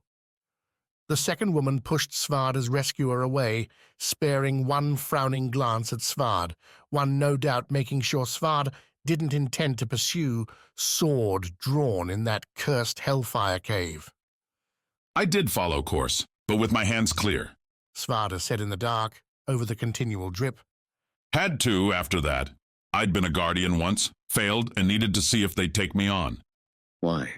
Said the strange man, who dwindled his speech lately to only simple questions, as if the effort to make sentences proved too much. Because I'll be damned if I'm going to be a failure. It worked then. If you consider damning the woman you love to an early grave, it worked as best it could. The man chuckled, asked Svarde to tell the story again. A third time? Svarde asked the dark. How about something else? Much as I like talking about myself, there's different tales to tell. You won't find many. Svarde frowned. He had stories aplenty, adventures ready for the telling. Whole taverns had been spellbound as Svarde relayed the story of how he'd slaughtered destroyed the Forta. Svarde stumbled, rose, hit his head on the low ceiling, and sat again, his gut tightening, mouth dry. Little waited for his recall. Svarde could reach, oh yes, he could reach, right to where the memories had always been. Only now, all that waited was fog, a mystery blankness. Svarde pushed against it, tried to come at the stories from different angles, from preludes and epilogues, from the action and the setting, and found nothing. He couldn't tell whether he'd lifted an axe against a fiend or a friend, a bandit or a beast. Names? He had those. The truly special moments broke through, glimmers amid the shroud. You see now? The man asked, breaking into another of his sad titters. You have to keep telling the one story because it's all you have left. When that's gone, you'll be like me, no one and nothing. Svarde shook his head, trying to dislodge the blocks. Nothing moved. Nothing changed. Just the drip, drip, drip of the water on the stone, its rivulets disappearing into the rock floor. This isn't natural, must be something making this happen. Oh yes, there is. It's feeding on us. It? The thing that brought us here. Again, the laugh. I've been down here for so long, I think it's about used me up. What happens then? I don't know. Maybe I forget to breathe. Does a heart forget to beat? Svarde felt for his axes, remembered they were gone. No quick way out for himself then. Bashing his head on the rocks wouldn't do. Too risky, too brutal, even for him. Then we have to get out. Try it. I wish you success. No belief in that man's voice, but Svarde felt his way around the cavern anyway. The tight confines offered few options, save the one boulder at the tightest end, an imperfect seal, the stone resting against the cave's walls. Svarde ran his fingers along its edges. He'd tried to move it a couple times before, found it too heavy for his own strength alone, and the man in there with him offered no help. Or perhaps Svarde hadn't been asking in the right way. You want to hear the story again? I do. It fills me up. Food for the starving man. Then come over here, help me, and I'll tell it as many times as you want. It won't move, I tell you. Svarde cursed under his own breath. Stupidity and its stubbornness. Don't care whether it moves. You want the story or not. The carrot, well dangled, worked. The man's lithe form shifted on the stones, shoeless feet clicking on the rock where nails long overgrown scraped. The man's stale breath told Svarde he'd come near. So Svarde gave the man instructions, told him to place his hands on the boulder's right side. At my say, push up, we'll roll it away. And then the story? And then the story. Svarde gave a quiet countdown, 5 to 1, and at the final number he pushed his own end down, trying to get the boulder moving, dislodged from its spot on the rocks. The man laughed, said he hadn't used his arms in ages. Then make up for lost time. Svarde grumbled, heaving again. The boulder, at least, respected their efforts. On Svarde's second push, something ground beneath the rock, and its shape twisted in the dark. Svarde felt the coarse stone beneath his hands as it moved, an electric sensation, bringing with it both hope and, yes, fresher air. Keep at it. Don't stop for anything. The story, or I stop. So Svarde launched into it again, pushing on the boulder all the while. He told about his friends, how they'd gone off at the Renewal's call, heading to the Great Forge for a chance at the scar and honor, and meaning beyond, hacking away at a mine's crowded walls. Svarde dove into the terrible day, clawing at the memory even as its edges seemed to fade, the faces of his friend, the ones Svarde was supposed to protect, rubbing into a blur. And the Great Forge, what happened there? The man asked when Svarde faltered at the broken memory. That at least held. Several renewals arrived at almost the same time, rushing past the clueless Nayan guards for a go at the scar. The timing had been poor, the giant volcano growing restless, and it took their approach as an offense, blasting the earth and sky with ash, with lava, and worse. The boulder shifted again, rolled off to Svarde's left, not more than an arm's length before it struck another wall and stopped. The laughing man fell before Svarde, his push following with the boulder. Don't stop. The man said, lying there. Please don't stop. Your story is all I have. Svarde said nothing, instead stepping over the man into the wider tunnel. He couldn't see a damned thing, but his hands felt no resistance. The air moved through his hair. The stone ground held a slant, a way up and down. Which path led to Maina and the others? The wrong direction might send Svarde off on a long, pointless trip to nowhere, which... Please. The man said, his hands finding Svarde's leg and gripping it, though the finger's hold was weak, frail. I need your story. You need food and water, same as me. Svarde reached, pulled the man to his feet. Can you tell which way to go? The man sniffed. I'll tell you nothing because I am nothing, please. A feeble ally was fast becoming an annoying drain. The man kept pleading, and Svarde tried to push the words away, tried to focus on the air. Which way it was moving. Another tug on the leg. Svarde slipped on the floor, caught his balance, and shoved the smaller man away. Leave it! Svarde snarled, his voice flying down the tunnel. Either pull yourself together and take a chance at life, or stay down here and rot. I don't care. Svarde tried to glare at the man, but the absolute black made it impossible to tell where he was, impossible, too, to see the menace Svarde threw into his eyes, his frown. But the effort wasn't wholly wasted. A shout carried, weak and shrill, down the tunnel towards him. Pennifer. Leaving the whimpering man, Svarde stepped up the tunnel, moving fast, but slowing every few steps to listen. Pennifer kept shouting, and behind him, the weak man seemed to be trying to follow, the scratches and kicks belying a four-limbed scurry up the cave. Who knew if the man even had the strength to walk? Pennifer's enclosure resembled Svarde's, with a rounded stone sealing her in. From the outside, with his shoulder and leaning in to the tunnel's natural slope, Svarde dislodged the rock without much effort.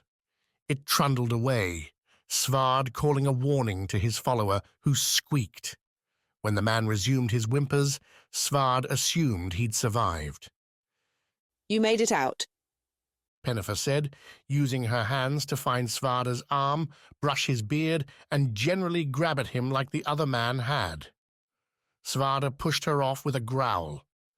Took two of us. You're hearing my partner for what it's worth. I was alone, all alone. Not anymore. Heard anything that might be the others?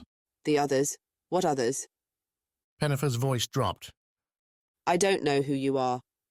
As if realizing what she said, Pennifer took a step back into the small cave she'd just left. I don't know who I am.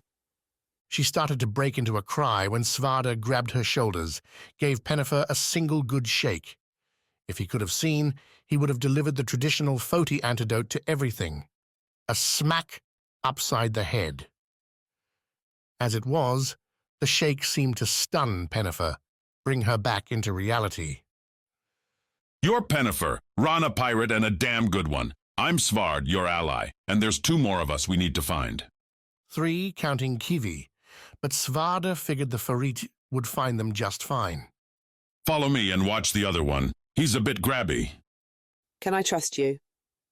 The question came with such honest sincerity that Svarde stopped a moment, took a long breath. Pennifer, right now, I'm the only one who can help you. Either you trust me, or you die down here. Whether or not Svarde could get any of them out remained an open question, but the words did enough to steel Pennifer's nerves. She followed Svarde further up the tunnel, the whimpering man not far behind.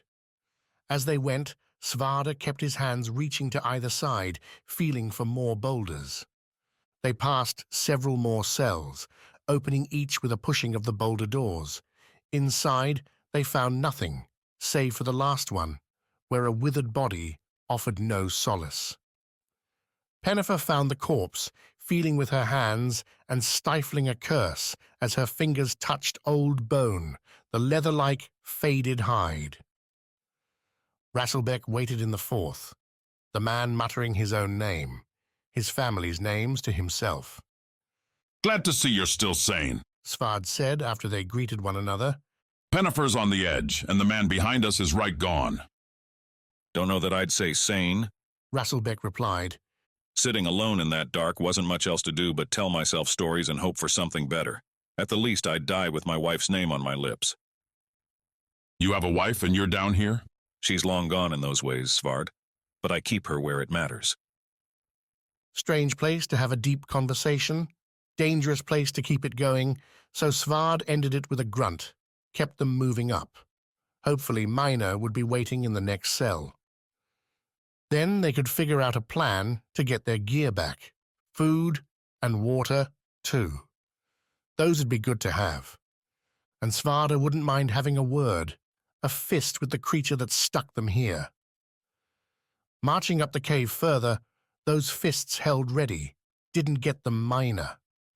The small, boulder-blocked prisons petered out, the tunnel upward growing wider. Pennifer and Rasselbeck matched Svarde's reach-outs, running their fingers along the walls to measure pace, to keep themselves grounded in the eternal dark. During the walk down from the surface, there'd been all manner of mushrooms and mosses, sparkling things giving off glows here and there, unnatural and natural auras, to give the descending crew a chance at sight. Every wall, every cranny here seemed scrubbed clean.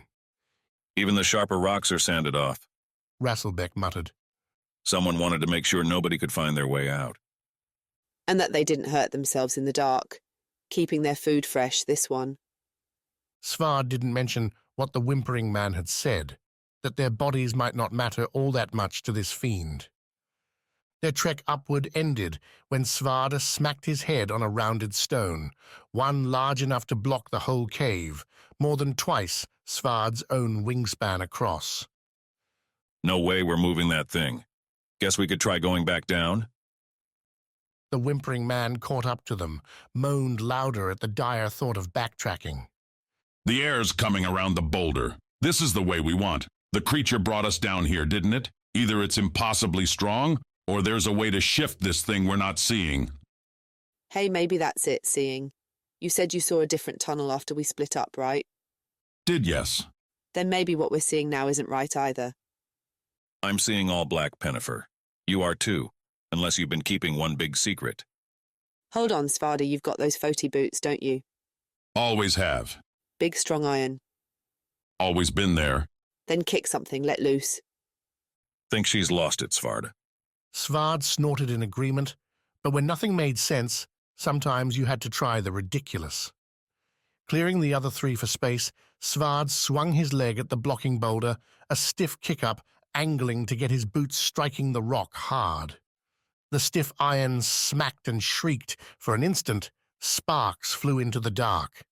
At their glow, shadows sprang out. Svarde winced, and nothing at all came clear, save that their way did, indeed, appear blocked by more stone than the bunch of them could ever lift. Do it again. Think I saw something. Look to the left. I break my foot doing this. You'll be the one carrying me. You break your foot. It's your own fault for being careless. Strike the metal. Let's go. Hard to resist an attitude like that. Svarde let his kick go again, striking the iron on the stone.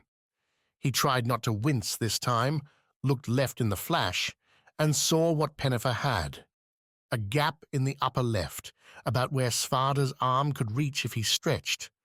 The hole looked big enough to bring a body through too, and explained the air. But how are we getting up there, unless either of you are a lot taller than I remember? A boost, that's how. You're the smallest, then. It's you who'll be going. Pennifer cut him off. Rasselbeck and I barely know our own names. I can't remember what Maina looks like. You put us through that hole and we're liable to go off wandering and forget about you too. Speak for yourself. I've got my name memorized plenty fine. Shut it. Pennifer's right. Boost me, then Rasselbeck. You and our friend here send Pennifer right after. We'll make a quick search. Come back and rescue you. So I get left with the crazy one? He's not crazy. He just likes stories. You've got a couple you can tell. I've got my list of names is all. The whimpering man perked up at that, clinching the decision. Pennifer and Svarde went through the hole, the bulkier man going first. Rasselbeck's cadence serenaded their first steps beyond, one name after another, followed by titles, a description, and random tidbits. Bigger family than any I've known, Svarde said, helping Pennifer to the ground. Then you've not spent much time on Rana. Pennifer replied, then stopped herself. I've no idea why I just said that. Can't remember a thing about that isle. Again, Svarde considered telling Pennifer what might have happened to her memories, and again he killed the thought. If Pennifer was going to be any good, he couldn't have her panicking.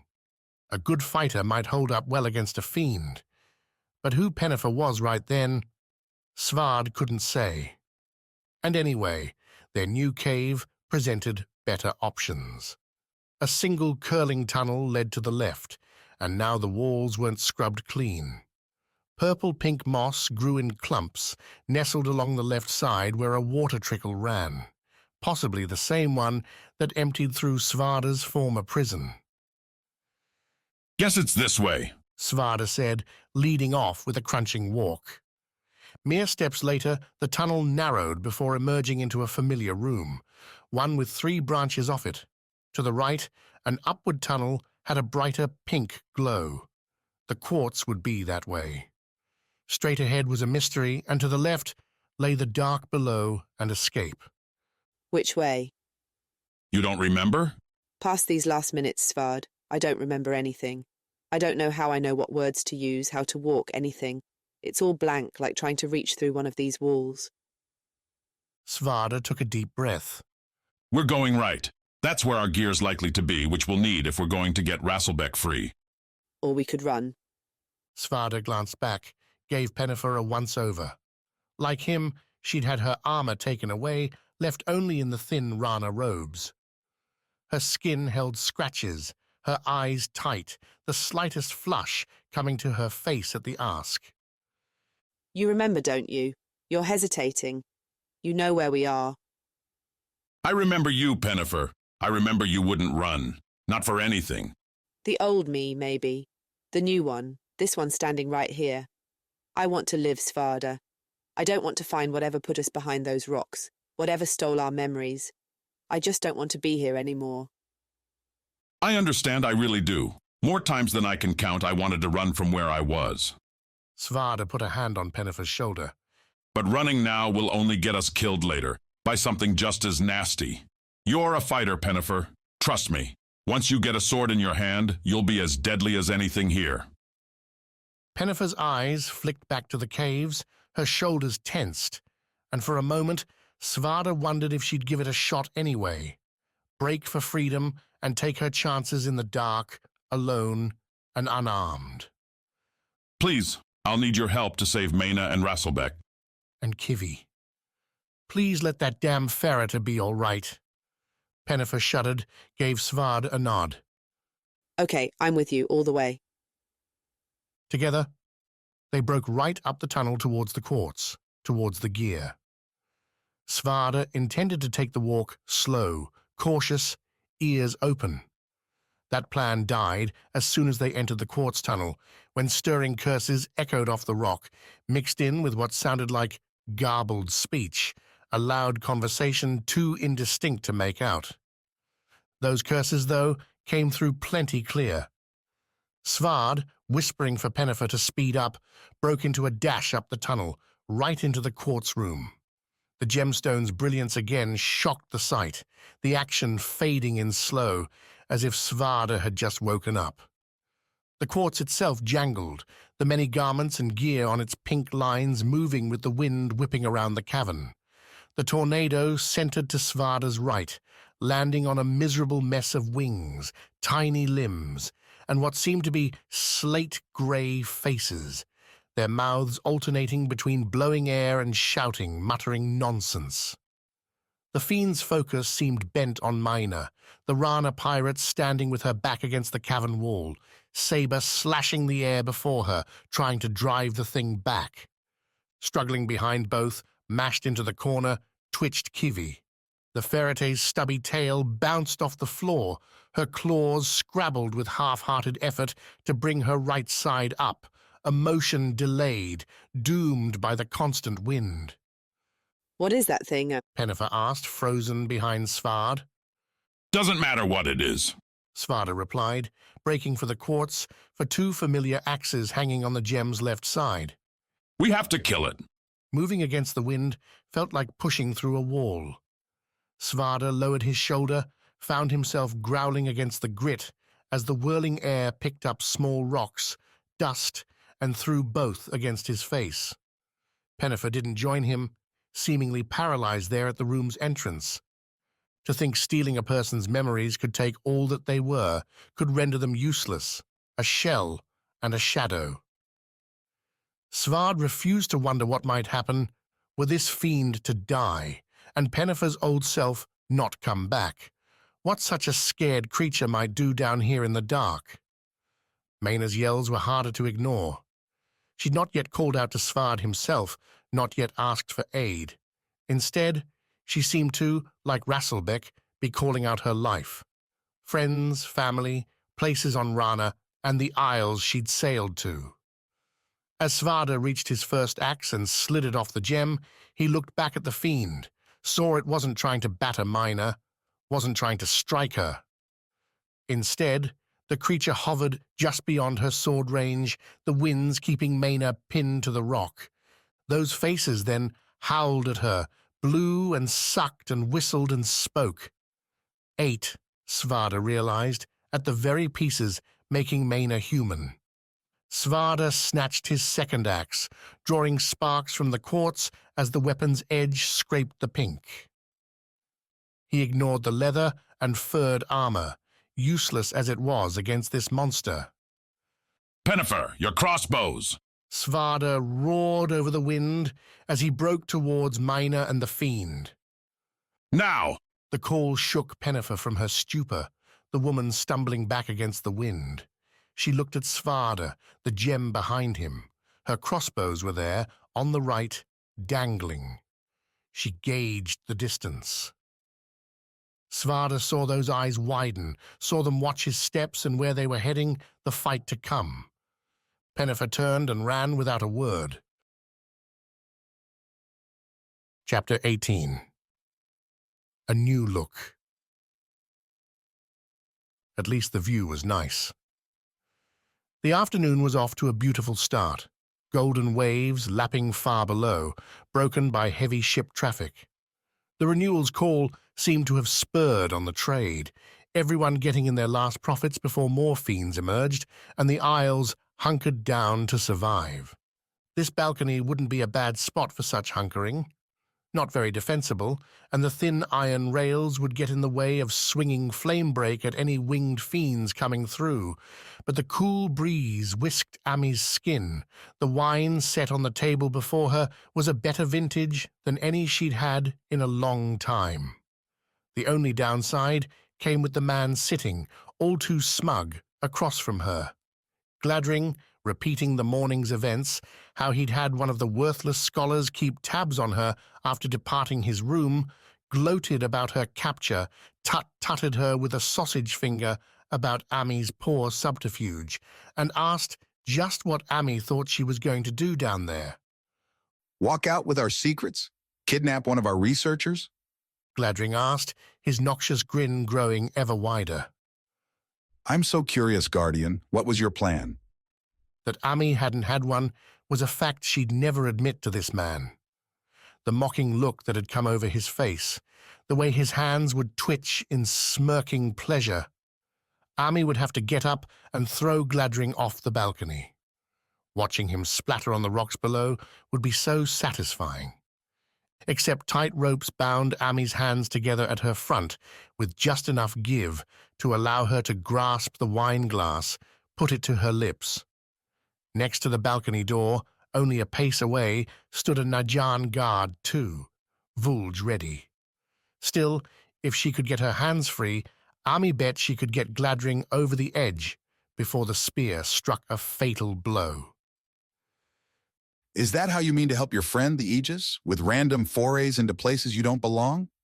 Gladring continued when Ami didn't reply. Right now you could be at her side, protecting her from fiends, prolonging our safety. Instead you what, became curious? It's what I said in your office. I want to help. Gladring nodded. Yes, yes. Do the impossible. Save the Aegis from her curse. I told you already, no such escape waits in our dark hollows. We have no miracles. Gladring's voice drifted off. His eyes picked up a twinkle. Yet, Ami sighed. Spit it out, Tenet. I'm not one for games. Not a game, a negotiation. Gladring leaned forward, a move Ami was starting to think was a habit. Look at this. Gladring reached inside his purple-gold Nayan robe, decorated on the seams with the sloped swirls every Tenet earned.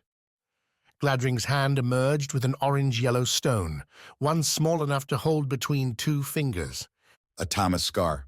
So you do keep them? Oh, please, don't act the idiot now, Ami. Gladring drew his eyes to the stone. What matters isn't that we have the stones, but what we can do with them. Ami waited. Gladring's tone suggested the man was about to launch into a speech he'd been preparing for some too long time. A secret finally getting to be divulged. Gladring, though, didn't speak. Instead, he seemed to focus more on the scar, slipping it from his two fingers into a full grasp in his palm. The man seemed to shudder, his eyes closing, then snapping open. The smile returning now wasn't the mocking grin from before, but if Ami believed the man capable of such an emotion, almost tender. You love her, Gladring said, not a scolding, harsh note in his voice. I'm sorry. Ami squinted. What? Love who? Katya. Gladring frowned. Strange, I've never referred to an Aegis by their actual name before. There's a sadness, too, as if the scar isn't just telling me, but... The scar? Ami chose to rush over the accusation about her feelings for Katya. If there was any person alive who she'd want to share those with, it sure wasn't Gladring. The scar did this? They're the leavings of the gods, Ami, Gladring said, slipping the Tama's scar back into his robe. Everyone carries a piece of their god within them, for a time at least. Some few of us have learned how to use them, in the way a child might pick up a stick and shake it. Use them how? Gladring chuckled. As toys, mostly. Take a Kanchi scar and make the wind blow through your room on a hot day. Use a Vis scar to make that paper cut heal in seconds. Paper cut, but you could... No, we couldn't. Gladring's voice went iron. These aren't miracles. A paper cut, I said, because a paper cut is what I meant. The scars aren't wishes made real. They are tools, and like any tool, the wielder must learn. Only, Ami, we are all apprentices in this art. There are no masters. Nothing like getting her hopes up only to see them dashed. But then, Gladring didn't seem the type to play in charity. Why tie her hands and drag her up here just to show off the scar? So what do you want with me then? Ami asked, bringing the wine back for another sip. The outside chance Gladring was going to have his fun and then cast her over the edge made the wine taste sweeter. What that said about Ami, about her outlook on life, better keep that buried beneath the deep red in her glass. Well, science requires research, and research requires subjects, Gladring said. At Ami's scowl, he flipped his hands up, placating palms. We are aligned in this, Ami.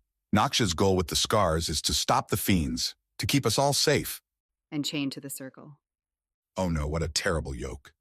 Gladring's turn now to roll his eyes.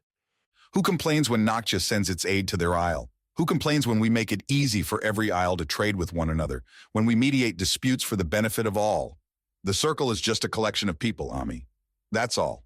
They could come from any isle, just like the Aegis and their guardians. You're not going to convince me this isn't a power play. Then I shan't try any further. Gladring sat back. The interesting part of the conversation now over, things were headed towards negotiation, deal-making, persuasion, and yes, power plays. There aren't many Najan I can bring into something like this. Fewer still with your skill. Skill at what? Destroying fiends, of course. Gladring nodded at her tied hands. Those hands and that sword back in your apartment have destroyed many a monster. With your help, with you showing us what these scars can do, we could design better weapons, better defenses. We could even, or win the battle with the fiends. Think what soldiers could do with scars at the ready. Wounds would heal. Fear could be suppressed. And if our guesses are right, we could fly, could stab a spear with the strength of stone itself. Gladring started to spit as he spoke, excitement overrunning his manners. Despite the ugliness, Ami felt possibilities pull. Gladring's hopes, if realized, would mean a massive change in how fiends were fought. It might even make an Aegis unnecessary. Could render an expedition like Svarde's something other than a hopeless quest. If I say yes, what then? Then the true adventure begins, Guardian. Gladring finished his wine in a single gulp, wiped away the remnants with his sleeve. I need not mention if you refuse, we can't let you take what you know back to the streets. Ami settled a dead look on the tenant. He did seem a man accustomed to victory. Ami chewed on her lip for a long moment, wanting to delay the savoring he'd soon get. When a gull squawked overhead, though, Ami exhaled, nodded. What choice do I have? At least they freed her hands for the long walk down. A guard with a vulge handy followed Ami's steps as she followed Gladring's. They descended again to the protected hallway, getting past the two Nayans stationed there with nothing more than a glance. Beyond, though, Gladring took her left to a different hallway. This one held rooms on either side, a curling wing with every space bent towards living. I have people cleaning out your apartment now, Gladring said, stopping at the third doorway on the left. Don't worry, they'll handle your sword with the utmost care. Why would they need to clean out my apartment? Ami asked, though what lay in front of her made the answer clear enough. A simple cot, a small table, and a back shelf laid up near the tiniest of windows looking out towards the ocean. Thin glass covered the narrowing arched opening, though at least the lower right corner looked to be open. Stale air made any prison unbearable. Because this was a prison, Ami had no doubts about that. This is no idle project. Everything rests on your efforts. Morning, afternoon, night, you will be tasked with this. Do well enough. Get us what we need, and you might see Katya with more than useless love to give her. You talk that way about Katya, about me again, and you can damn your scars. Gladring sniffed. Yes, do get offended. When the histories look back on how the world went to ruin, I'm sure your vanity will cast you in a wonderful light. Ami did what she'd been trained to do, what she'd learned as a guardian and honed over all these awful years, watching Katya suffer. She took her anger, molded it into a tiny ball, and placed it in the dark part of her mind. A crowded part these days, and one begging for release. But not now. Not yet. One thing, Ami said as Gladring turned to leave. Madamo, the historian. Bring him down here with me. That wine-sotted fool? Why?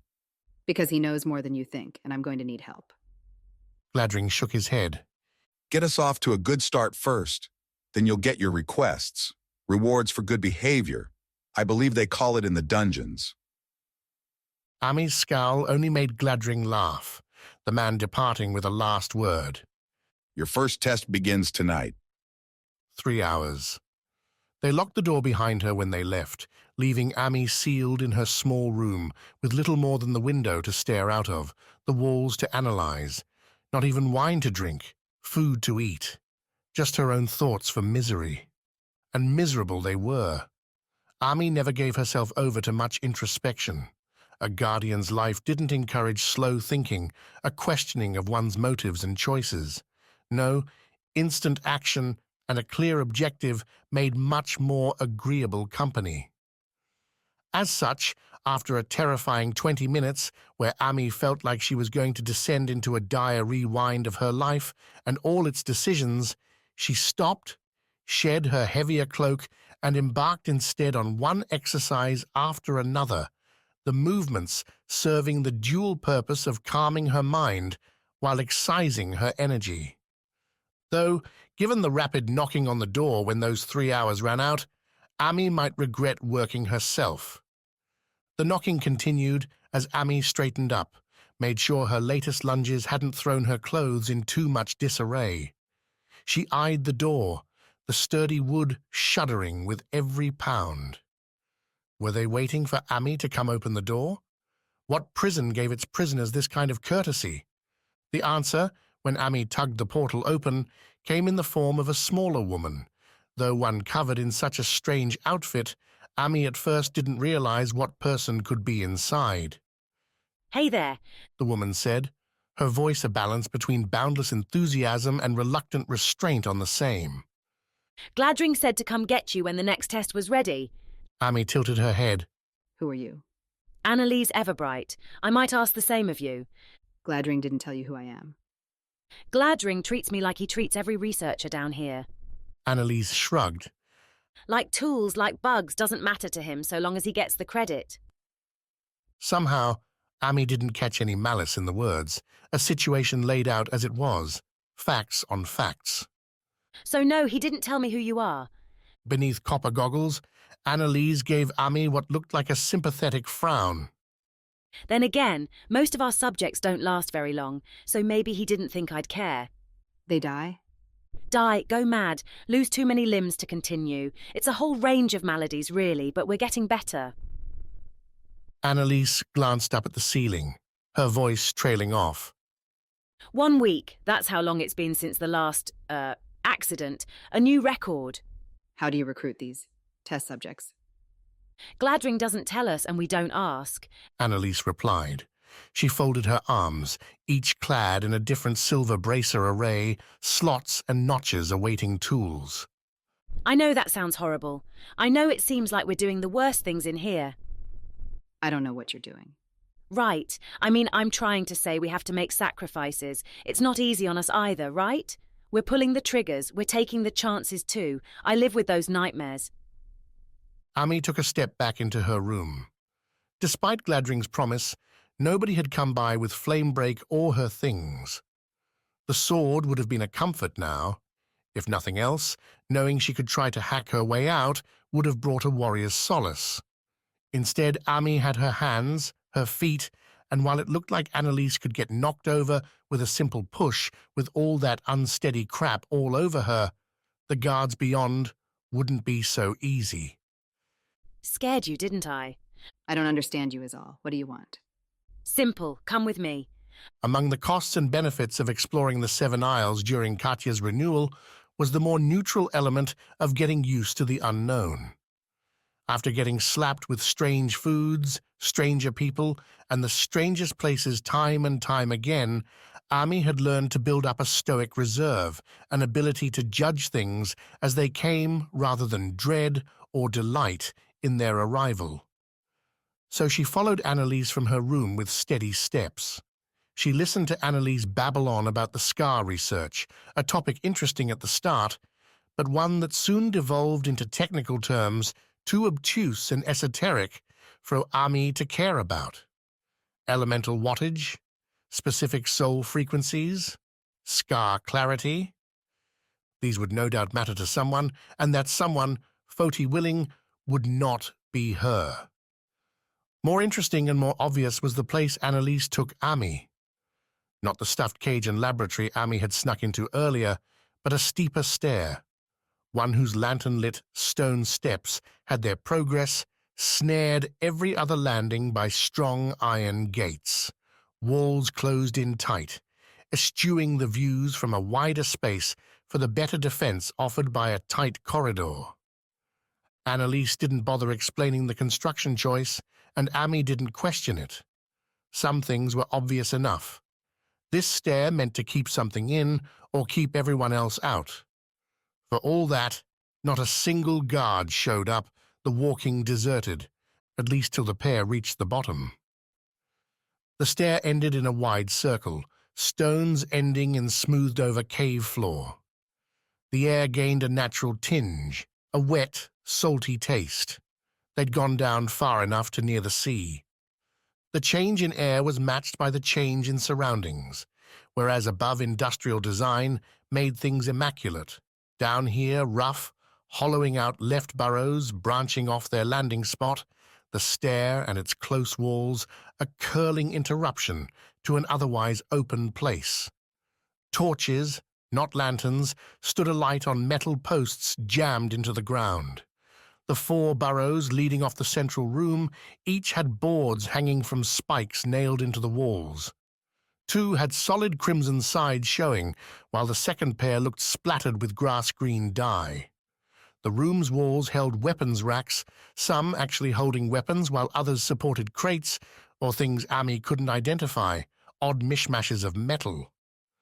Several tables and chairs lay about the space, and a side cupboard looked to have fresh water and fruit atop it. A regular home down here. It's a long walk. The privy, should you need it, is through that last hole there. The only unmarked tunnel. Ami hadn't even noticed it at first, yet a little concentration told her that opening brought the sea air. An opening to the beach, to a dock? For what? For tonight, can you use the spear? Annalise pointed to one on a rack. The weapon did indeed have a spear's pointed end, but the haft didn't match any Ami had seen before. What should have been a straight wood or metal pole instead shone with pitted silver, the scalloped divots each overlaid with a copper top. Inside, most sat nothing, but in the very top, a glittering orange-red ruby glistened. A stone Ami recognized well. A Foti scar, Ami said, going over and picking up the weapon, heavier than a normal spear but well balanced. What's it for? You don't feel anything? Annalise asked, sounding somehow both unsurprised and disappointed. Should I? Annalise, though, had whipped out a small book, was scribbling with a charcoal pencil. When Ami came closer, repeated her question, Annalise glanced up, her grimace morphing into a calm smile. Should is an irrelevant question for us. Either you do or you don't. If you can follow me, I need you to try on these gloves. Over on another rack, hanging on a peg jammed into the rack's wooden frame, sat a black metal glove pair. Loose golden ringlets ran through the black, catching the light and blinking as Ami put them on. These are too thick for real fighting, if that's what you want. Ami said as she stretched her hands into the gloves. Too large, too puffy. She wouldn't be able to feel a blade or spear tell her what was coming. They're an experiment, like everything else. Annalise stopped, tilted her head. How bad are they for fighting, do you think? I think anyone forced to fight a duelist would get their ass handed to them. And against a fiend? Ami raised an eyebrow. Depends on the fiend. Annalise nodded, returned to her notebook, and scribbled something short. You recording everything I say? This is research. Nothing can be dismissed, Ami. Any little remark might be the key. Annalise nodded towards the burrow with the green sign. Okay, you ready for the main event? After, do I get to eat? Sure. Then I'm ready. The burrow didn't go far, a few seconds' walk, bringing them to a reinforced gate. Like the others on the stair, and one Annalise again opened with a key. The same single key, Ami noted, that had been used on all the gates so far. Not so scared of thieves, then. Beyond that gate, Annalise told Ami to wait a moment while she went to the wall's right side, pulled down on a small lever that Ami hadn't seen till that moment. Something seemed to sigh above their heads, tension releasing throughout the cave. What was that? Ami asked, holding the spear tighter. Security, you'll see why in a moment. Ami kept her eyes open and looking during the next short stretch. Nothing seemed off about the torch-lit side walls, But up on that ceiling, dark lines presented themselves, grooved and running almost the length of the way between the two gates. Beyond the final barrier, though, Amy saw why security seemed so thorough. A snarling, flashing green and blue fiend waited within. No taller than Amy's knee, the monster whipped itself around the enclosure with grasping noodle-like arms, each ending in two blunt fingers, ones nonetheless strong enough to dig into the rock and pull the thing about. As Amy watched, it snagged a grip and threw itself towards the gate, flying into the air and twisting so its stiff back could hammer the metal with reckless noise. The gate rung, but the metal posts held. The fiend bounced off, landed on its back, where Amy could count 6 nested arms emerging from the thing's underbelly. Those arms snapped around until, finding a grip on the gate, the fiend reoriented itself and resumed its lurching about the arena. Should I even ask? Amy said, seeing as Annalise had kept quiet on their final approach. Is this the horror you've been keeping down here? Gladring told you why we're doing this. The fiends have to be stopped. The Aegis is dying, and the next will die faster. That means we have to find another way. So you keep monsters down here for what, tests? You don't sound angry. Amy shook her head. I was prepared to be. I expected to find something worse. Some secret about how Noctia kept away to save the Aegis under lock and key. Now I see you're trying to make it better. Annalise nodded. Some of us anyway. As if remembering she had her notebook in her hand, Annalise straightened. Her eyes sparkled. Now, here's what we're trying to do. With those gloves on, you're going to hold the spear here and here. Annalise pointed to a couple grip outlines on the spear. Both, Amy noticed, were laced with the same gold as her gloves. If it works right, you'll feel the scar in the spear. Try it now. Meanwhile, the fiend banged into the bars again. Annalise flinched. Amy ignored it. Despite its tentacles, the fiend seemed small enough to be an easy kill with a spear in hand. A spear which, when Amy shifted the weapon in her hands, putting her gloved grip right in those grooves, a placement made for a man's broader stance, proved itself not just a spear. Flamebreak's scar added flair, throwing sparks when the sword swished through the air, adding a burning touch if the sword thrust into its target. Accidental effects, done without Amy's thought, without her effort. The scar in the spear spoke to her, not in words, but Amy couldn't put another frame on what happened, on the sensation whispering in her ears, running along her spine, her arms, her hands all the way to the spear itself and the scar inside it. A hollow song, waiting for Amy to fill in the gaps, to twist and bend the sound before she sang it. I feel it, Amy said, drawing out the words. What's happening? Good. Another consistent link. You're feeling the scar. We don't know what it is exactly, that's coming from it, but we think it's what powers the Aegis's necklace and the shield. What Deviant found. How? Annalise shook her head. Not important right now. For tonight, I need you to go in there. With the fiend? Amy should have been more annoyed by the ask, but she had a hard time shaking the scar's whispers, those gaps in its conversation where she could, if she tried. Yes, I need you to take this spear and use the scar to kill the fiend. That at least shook Amy back to the present. Kill it? Amy, that's the whole point. If you can wield the scar, you can show others how to do the same. That opens everything up. That saves the world. That makes an Aegis unnecessary. Amy looked at the spear, the red scar at its front, glimmering in the torchlight. Could something so little do so much? Yes, the scar seemed to whisper. Yes, it could. Chapter 19. Lava Rolling. The river gave itself away through the air. Before wax the world seemed to shimmer, heat folding in upon itself to distort the rippling mountains in the distance.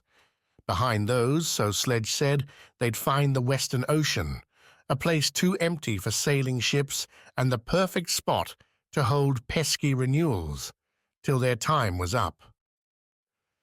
Sledge kept wax up by her, at the small column's head.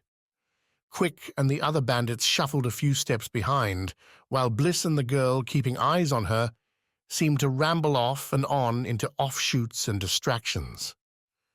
Don't worry about them, Sledge said once during the walk, a barren hike through scrub and dust. First time for tourney, and I think your friend's smart enough to know dashing off alone, here's a quick way to die. She's not my friend, Wax muttered. Guardian, then. Wax stopped his rebuttal short. The less these morons knew about him and his family, the better. Not that Wax had much experience with these kinds of people. Bandits on Vis had a habit of getting hunted down, violently, by the Lyra. But Sledge always had a hungry look about her, a narrow stare, and big eyes wanting to suck up information. Sledge looked like a Hanoko wanting its next meal. Wax himself wouldn't have minded lunch, but Sledge barred any breaks till they'd made it to the river's other side. When Quick had asked why, given his rumbling stomach, Sledge replied that it was better not to waste food on someone who was going to die. The macabre mood hovered over the troop as Sledge led their descent into a narrow gorge, a cut-down path just smooth enough to argue for human intervention. The heat grew, stifling enough that everyone tossed off extra clothes, stuffing them into satchels or tying them around waists. Won't help you anyway. You fall off the rocks, it's over. Tell me again why we're doing this. You said you wanted us alive. Because walking all that way is going to kill us as sure as the lava will. It's all desert between here and the coast. What I don't get, Wax said as he and Sledge picked their way down the stones, black lava rock mounds rising on either side, is that every river I've ever seen only flows one way. If the walk's going to kill us, how are we ever getting back? Long ways in the future to think of, boy. Focus on what's in front of you and maybe you'll live to see it. Is everything death with you? Live in this part of Foti long enough and you'll start talking like this too. No thanks. Sledge threw a snort back his way. You think people here choose this? The Isles need somewhere to put their trash, and you're walking through it right now. As trash went, Wax had to agree with Sledge. The lava flow was a pretty good place for it. Wider than the lava tube they'd walked through, the flow moved at a good clip from the higher hills back east through the narrowing valley towards the far-off coast. Oranges and red ripples, darker chunks coasting over brighter patches in the lava, looking more alive than any river Wax had ever seen. Along the edges, embers splashed up against the black rock mounts, leaving glowing patches wherever they struck.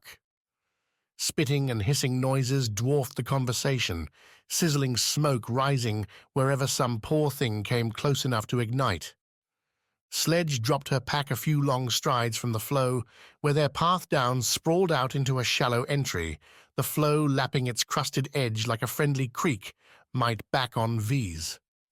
You can't be serious, Wax said, staying further back than the bandit leader. We'll all die riding that. I've done it 3 times. Everyone here save you 3, and Torny has done it at least once. Sledge patted the new sheath on her waist, where Wax's Foti blade rested. Besides, not like you have a choice. But how? Don't know if you noticed, but we're not wearing anything for this. We'll burn up. Not with these. Wax was about to ask what these were, when Sledge turned to her right and pushed against a leaning rock. The tall, thin slate shifted aside easily enough, revealing a hollowed-out hole, and inside, more than enough thick boots for everyone. With a couple other bandits helping her, Sledge soon had enough pairs laid out, the lava waders a study in Foti practicality. Splattered iron plated the boots along the outside, giving way to a rough-fashioned rubber-like material on the inside. When Wax asked what it all was, Sledge only grinned and said he'd have to trust Foti talent. What if I don't? Then don't. You're going either way. I suggest you wear the boots. Not only did the boots come up over Wax's knees, nearly to his waist, he found putting them on, a difficult endeavor, that their soles held small, diamond-sharp treads. That'll keep you on the rocks or anywhere else you choose to step, so long as you're not stupid. Sledge finished her boots first, then reached back inside the hollow, pulled out, one by one, a series of sticks half as long as Bliss's staff. Each one ended in another forged metal point, and each had a scraping plate along one side, sticking out like a square fan. Any lava lands on your boots, you scrape it off with this, Sledge said, demonstrating by slapping the end against her booted shin. Then you jam this end into the rock fast to keep your hold. How long are we doing this for? Quick asked, Wax's brother on the ground, trying to get his leg into the largest boots the Foti had. Till we get to the coast. If the flow's fast, only a few days. We'll step off to rest. Wax turned back to his siblings, read a daunted fear in their eyes. Just like swinging back home. It'll be fun. Inspiring stuff. Just what the Renewal was supposed to say, right? Their boats down were, as Sledge kept saying, rocks. Wax had assumed up to this point that she'd been speaking in some metaphor, that there were indeed some real craft here that would ride along the lava's surface and bear them to the coast in comfort. But no. Once the boots were on, the poles in prime position, Sledge brought Wax up to the lava's edge with her. Look right. We wait for a big one to come by, then hop on board. No boats? Seriously? I already said the walk up this way from the coast was a desolate one. Hard to survive with nothing but the food and these boots on your back. Nobody's carrying a boat that far. Argument made, Sledge again pointed down the flow.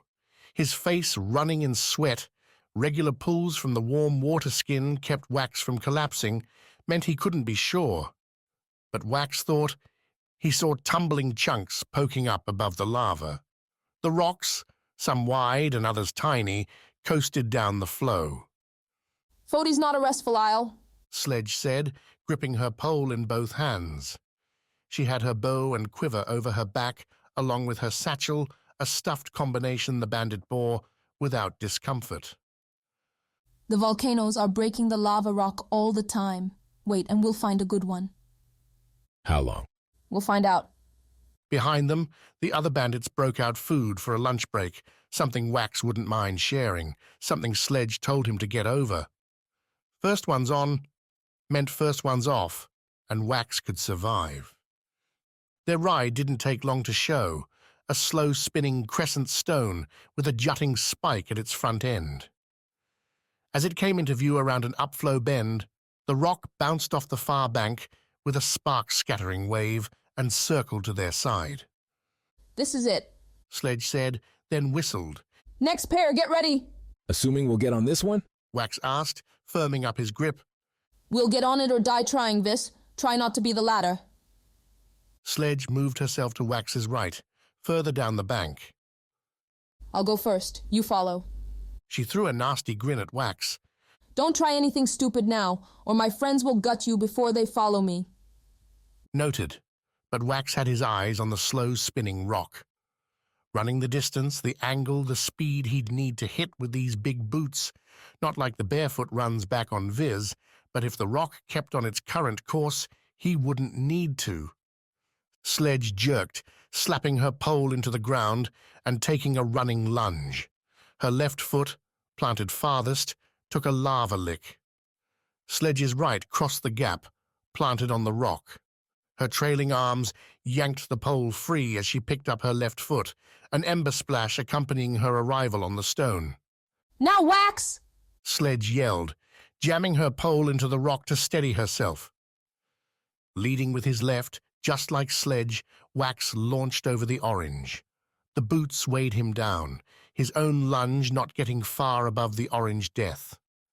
Wax reached forward with his pole, the spike hitting the crescent rock raft at the same time as his right foot struck stone. The hit made Wax wobble, his left knee dipping towards the lava. Panic served its purpose, pushing Wax to drag up his left foot even as his right slipped, those diamond treads scraping on the black rock. The pole, at least, held, Wax leaning backward over the lava flow as the rock continued on. Both his boots clamped into the crescent's sloping side, Wax's heels getting hot as lava brushed up close. Hold on, Sledge growled, stamping her pole and walking the 2 strides over to Wax. Keeping one hand on her pole, Sledge reached out, gripped Wax's right forearm and pulled him forward. Keep yourself level, roll your knees with the stone. Wax figured he'd start with something simpler, like breathing. He kept both hands on the pole, started to kneel on the rock before Sledge caught him. The stone's too hot to touch. Keep your hands on the pole and nothing else. Sledge gave Wax a hard pat on the shoulder. Be proud, Vis. You've just done something few in the Isles could ever manage. With good reason, Wax muttered, looking back towards the bank. Quick and another bandit took Wax's place now, already getting ready for their ride, a flat square bobbing their way. His brother met Wax's eyes, gave the younger man a nod. Not what they expected, perhaps, but they'd see this one through. Riding on a lava flow, after the first few moments thinking every second would result in a terrible death, proved to be exactly as harrowing as those first few seconds. Flying through the trees on Vis certainly put Wax close, with a mistaken swoop liable to land you right in a Hanoko's lap or impaled on a Sana thorn. The lava, though, had a certain immediacy, its sizzling bits landing up on the rock, splattering Wax's boots and forcing him to unstick his pole and swipe the goop off. Do it fast or it'll cool and stick to you. Sledge warned after the first splash.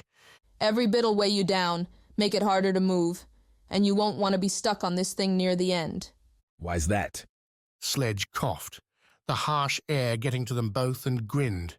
Spoil the surprise? Why would I do that?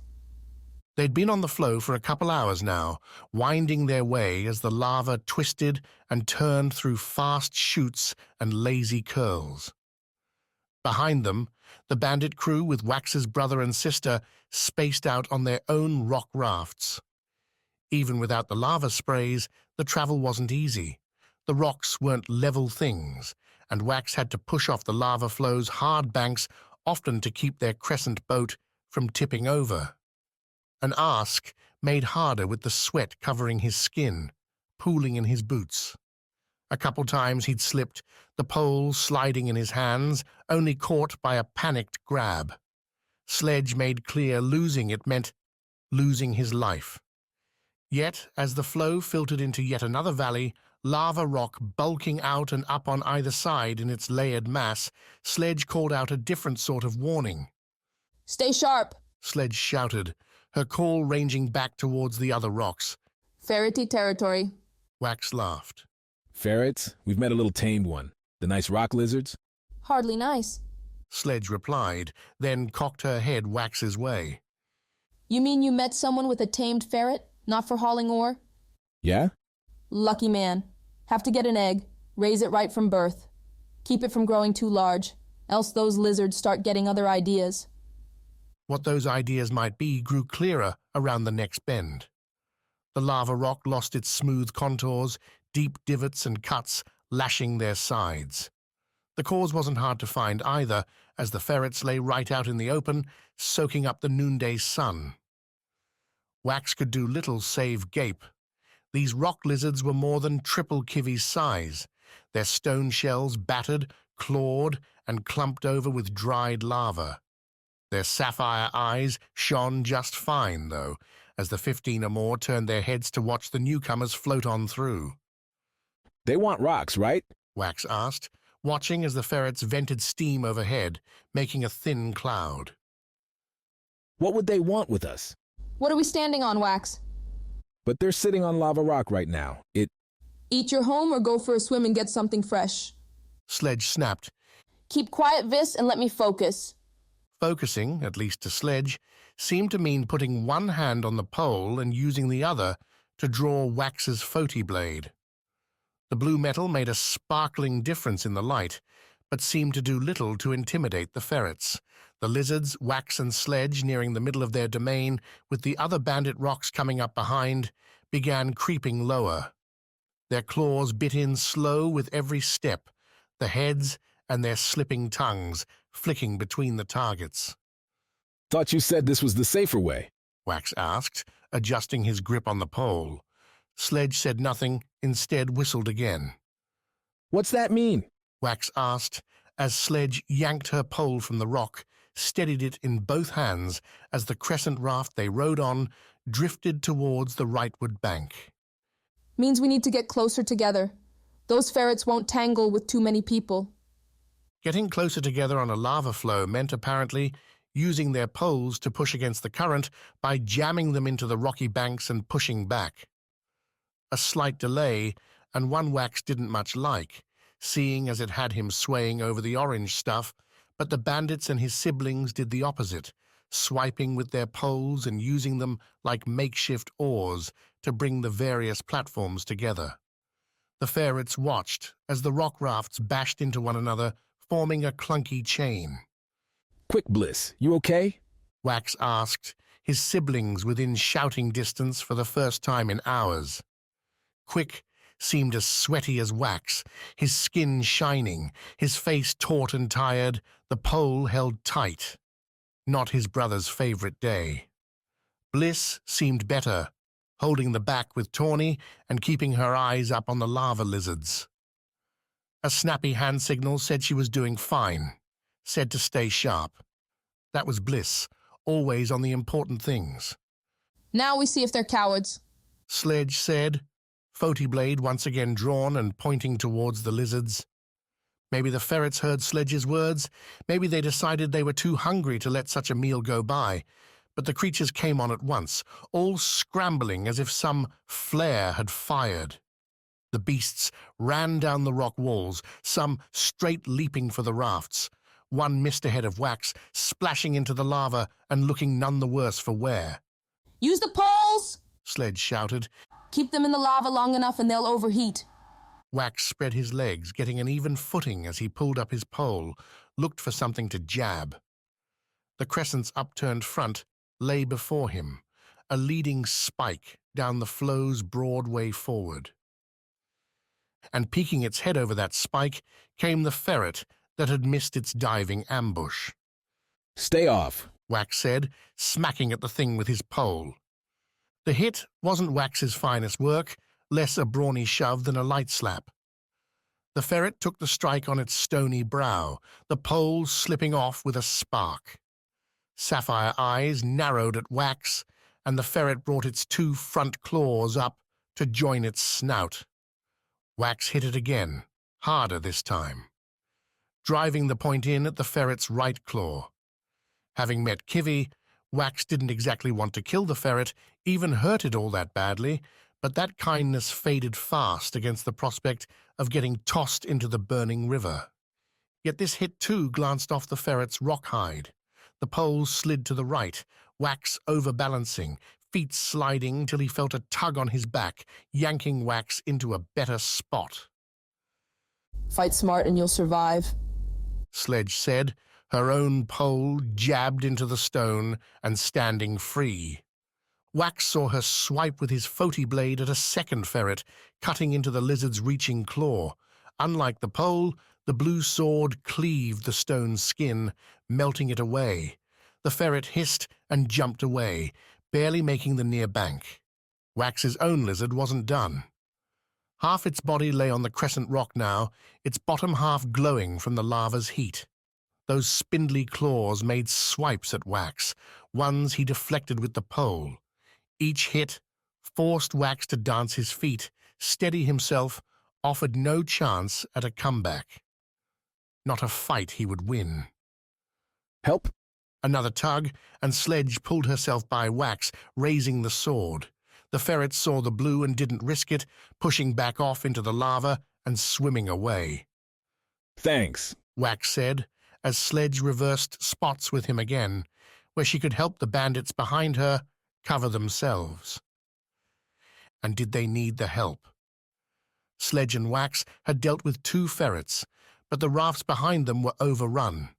Quick, using his pole less to stab than to sweep, launched one, then a second lizard off his rock in a single, long swoop. The motion had him losing his footing, putting Quick onto one knee, barely dodging flying lava embers. The closest raft to Wax, one with 2 bandits on it, looked in the most trouble. Slammed on both sides by a ferret trio, one bandit already lay on his back, knives drawn but making little headway on those hard carapaces. The other, a woman, had picked up her friend's pole and used them both to keep the ferrets away from her in a slow retreat towards Sledge and Wax's crescent. She had a few steps of rock left to walk, steps that disappeared when a ferret lunged up from the lava and bit away the rock behind the bandit. Sledge, charging as best one could towards the knife man, didn't notice. Wax flashed a moment's doubt. The bandits were their enemies. One fewer would mean an easier escape. But Wax remembered that seafarer on the Great Sana, how much he'd been sickened by the thought that he'd killed her. He had a chance here to do something different, something better.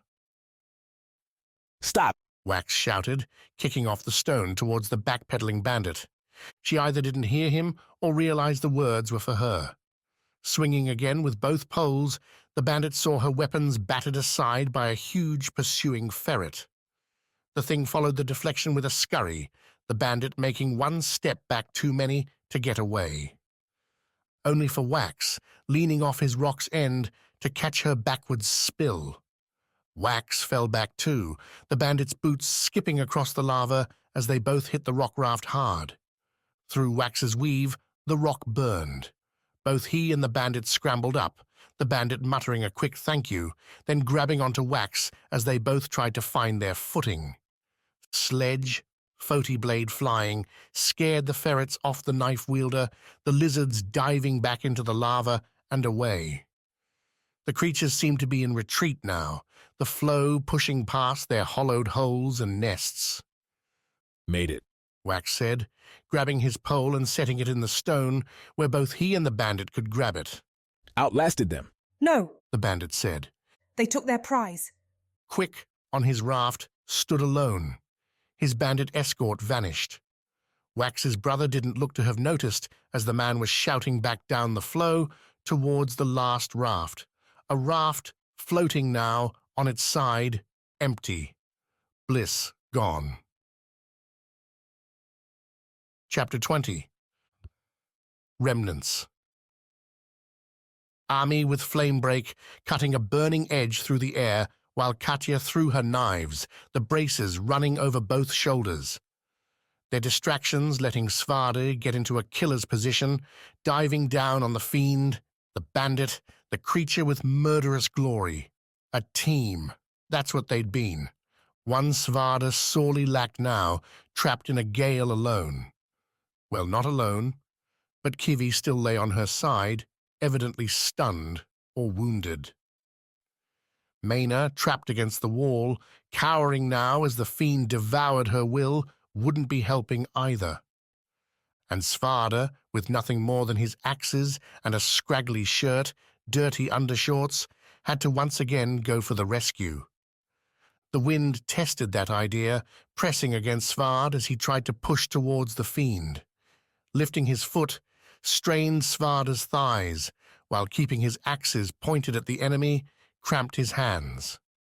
Svarde's eyes watered as grit blew in. Ahead, those howling faces, those awful hands sang. One step, two, and Svarde remained well outside swinging range. Maina crumpled further, the fiend now spreading over her, looming. The faces whirled faster, the wind growing stronger, the hurricane reaching its apex. The plan wouldn't work. Svarde couldn't force his way through. He needed another plan, and that plan began and ended with his favorite rock lizard. Kivi, her back against the quartz and claws scrabbling, losing to the gale, remained on her side. Dropping his axes, Svarde cut hard left, the gale battering him on the gemstone. His shoulder took the strike, his legs earned small cuts on crystal spears. But Svarde could move, could walk, when he didn't have to charge at the wind. Nearing Kivi, Svarde pushed out from the quartz just enough to put himself between the wind and the ferret, blocking the gust. Kivi, her sapphire eyes lighting up as Svarde came into view, used the reprieve and threw herself onto her stomach, all four claws digging into the stone. Go get her! Svarde shouted over the noise. Kivi obliged. The ferret stayed low, pressing her belly to the stone floor, Herret's claws biting in with every scuttle. Svarde twisted, the wind blowing his back against the same pink wall Kivi had been stuck on. He watched as the ferret, doing her best to shrink her profile, snuck up on the siphoning fiend. Watched as Kivi made her way beneath the monster, jerked up her head and took a bite. The wind snapped, died, as the fiend flew up and away from Kivi's rock jaws, flattening itself against the ceiling. Those pallid, formless faces pressed against the stone, blending in enough to make Svarde wonder if the monster had been watching them the whole time. A question better to ponder after he'd cut the thing apart with his axes. Svarde darted back to his arms as Kivi jumped on the wall, scurried towards the fiend. The ferret's slats split, burst steam. Kivi was angry then and ready to enact some brutal vengeance on the creature. Good. Svarde scooped up his axes, saw a flash as the fiend slid away from Kivi, those faces howling hard enough to push the fiend's airy body off the wall and glide it across the room to the far side. Not too far, though, for a throw. Svarde lifted the axe, took aim. Help me. Mena whimpered, the shattered voice stalling Svarde's move. She'd broken from her shell, leaned back against the room's wall. Mena's face looked bloodless, her eyes almost all white. She shivered, so violent. Svarde at first mistook it for some sort of attack. Her breath came in quick, shallow gasps. Kivi, keep that thing occupied. Svarde ordered, and the ferret obeyed, using the ceiling as a floor to chase the monster. Svarde settled before Mena, looking her over. Aside from some scratches gained bashing against the walls, Mena didn't look worse for wear. Svarde himself likely had more bruises from the blind, run up the tunnel, in the beast's back room. You're okay. We've got it on the run now. Svarde, you're here? Through no small effort. Svarde looked right, saw Kivi again approach the fiend, saw the monster again glide away, floating to a perch on the quartz's highest point. Those faces turned, eyeless holes staring at the two humans. Can you stand? Svarde. Mena said again, repeating his name. That's the only name I know, yours. Svarde shoved away the chill her words threatened. He stood straight, dropped an axe to pull Mena to her feet. Worry about names later. What matters now is skill and instinct. The fiend doesn't seem to take those. Can you wield a weapon? Mena blinked. I don't know. Are you a friend? As good a friend as you'll find down here, Svarde said.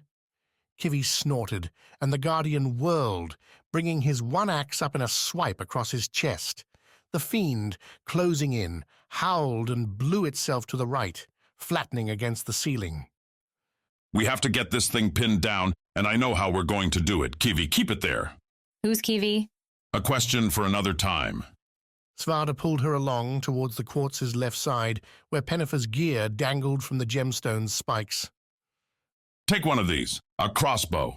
The first test came when Svarde handed Mena the weapon, and she passed it, gripping the haft like an archer would, immediately whipping the weapon right side up and checking to see if a quarrel was loaded.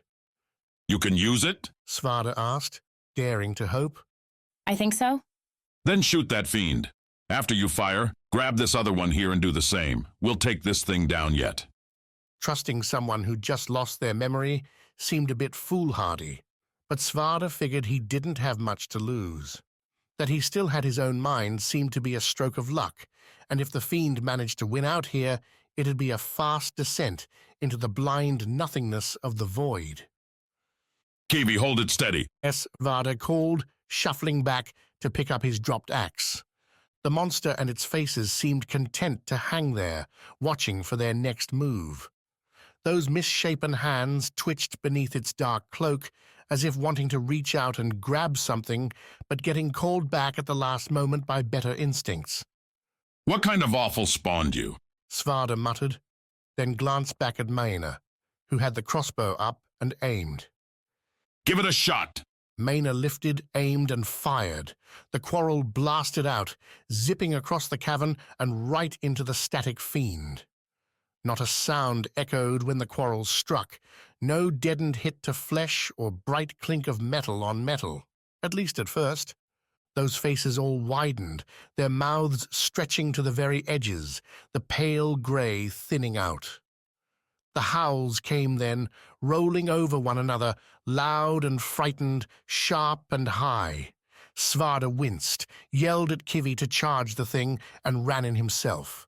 The fiend began to squirm, folding in around itself at the point where Maina's quarrel struck, as if the dart had the monster pinned against the stone wall. The faces turned and swam, their eyeless sockets looking everywhere, nowhere. The hands thrashed. Svarde raised his axes, Kivi barreling in across the ceiling, and Maina sent another quarrel lancing in, this one pegging the fiend's left side. The howls squealed up higher, the noise piercing Svarde's ears and setting his mind aflame, as if he'd stuck his head into fire. His own eyes watered, his teeth clenched. But Svarde did what he'd done so many times before. He focused on his grip, the solid hafts on his axes, and kept going. 2 strides away, and the fiend summoned its winds, the howls gusting up and over Svarde's head, buffeting his hair and blowing Kivi away, dislodging the ferret from the ceiling and sending its 2 wild charge into the rocky floor below. A third quarrel had its flight spun off, bouncing away. But the wind swirled behind Svarde, pushed him towards the fiend with more speed than the Guardian expected. He stumbled, the double-high swing he'd been planning coming down early, so Svarde could plant his hands on the ground, keep himself from sprawling. The fiend took its chance. The water's slow drip in the cave below seemed like a disease, a slow siphoning away of Svarde's memories, sensations, sanity. When the fiend struck, that disease became a disaster, a full-on stripping. Svarde felt his connections to his old life fall away, faces and names flashing by as if saying goodbye before vanishing, swept away by those howling faces. His life growing up on Foti, sweating in the mines alongside his father and uncle. Siblings all clustered together to eat what they could spare from the dismal gardens in the wastes, the brilliant lucky days when a trader happened through who'd want some of their ore for a new toy, a new chance, the renewal, the desperate call for healthy young tryouts. The first time Svarde wielded an axe in anger, and Katja, there in the great forge, accepting Svarde in his most desperate state and giving him a second life. She faded, her features smearing there in that cave. Katja had brought Svarde on for his axe, and he would not let her down. Not again. Did he howl himself? Did he roar? Svarde didn't know, couldn't tell anything save for his hand on the haft and the grey faces before him. Svarde threw the axe, the weapon catching the fiend's own gust and spinning end over end to smash into the nearest face, its edge breaking the mask and shattering the broad mouth, those eyeless eyes. The face split apart, its halves falling to the ground and breaking like so much pottery. Behind it lay only dark and the barest hint of sparkles, like stars on the deepest night. The howling stopped, the sucking clipped, memories crashing back into Svarde like an hourglass reversed. His thrown axe fell to the floor, and the fiend fled, ripping itself off the wall and disappearing down a side tunnel. Left behind, dangling on the quarrels near the stone, were dark shreds, a cloak made not of fabric, but more devilish stuff. As Svarde found his feet, the remnants shriveled and vanished into thin grey smoke. Kivi bumped into his leg first, snorting fast. I'm okay, Svarde replied to the Farit's question. I think it hadn't swallowed me yet. The word tilted Svarde. He'd been so close to losing everything. One lucky throw, or he'd have been worse than dead. Svarde, Maina called from across the room. do we chase it? No. Svarde turned, nodded at the quartz. Grab what you can quick, then we leave before it comes back. Svarde acted on his own order, snagging his armor from the gemstone's branches and throwing it on. His satchel, and Rasselbeck's too. Maina picked up and put down a few things, looking at them with a blank face until Kivi helped her out, the ferret guiding the lost woman to her satchel, her saber. Come on. Svarde said once they were put together. Let's get Rasselbeck and leave. We hurt that bastard, but it's not dead, and I'll not chance my luck with it again. Svarde's luck held long enough for the trio to duck down the tunnel away from the quartz, then cut left back to the big boulder sealing in Rasselbeck and the broken man. Rasselbeck's recital had continued the whole time Svarde had been gone, a constant replaying of names and lives to satisfy the other man's desire for stories. Please, Svarde. Rasselbeck said after the latter announced their return. You've got to get me out of here. I'm going to kill this one soon. Rasselbeck's rasp proved motivating enough, but the three didn't have the strength to move the boulder. The small man on the other side could have boosted Rasselbeck up and through, but that would leave him trapped, doomed in a way Svarde didn't want to think about. And yet, the fiend still lived. The minutes they burned here before this damn boulder trying to plot out a path, Kivi had even taken some bites from the big stone, but the small lizard couldn't devour an entire escape from the rock, only let the fiend recover, find some new way to hurt them. Can you lift him out? Me lift him? Not you. I don't know your name, my friend, and I'm sorry for that, but I need to know. Can you lift Rasselbeck free? The whimpering man said nothing for a long moment. Then Svarde heard scuffling on the stone's other side, hands moving, boots lifting. He's trying. I think we can just about make it. Svarde glanced at Maina, tried to see if she had an opinion. The old Maina, the one with raiding baked into her blood, seemed like she would have made the cutting call. Save the crew member, forget the broken man. Would that Svarde didn't have to damn someone? I can reach the hole. Should I come through? If he leave, the whimpering man said, then I'm alone, aren't I? There's got to be a way, a rope somewhere. Maybe our shirts, we can tie them together. Even if the rags we're wearing now would hold his weight, we haven't the time. The fiend's going to come back. Hold on, I have an idea. Svarde watched, the slim silver light showing little more than shadows in the tunnel.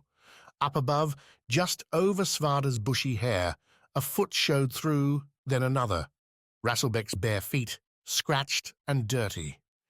We've got your gear here. Good, because if I have to walk another minute on these rocks without my shoes, I just lay down and take it.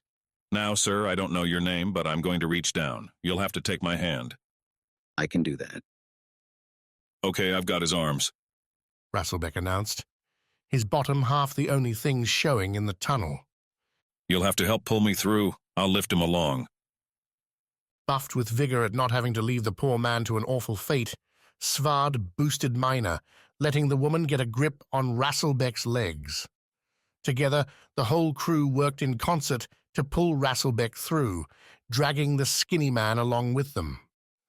As Rasselbeck settled to the ground, grabbing for the few scraps Svarde had brought along, he took a look at the trio that had come back for him.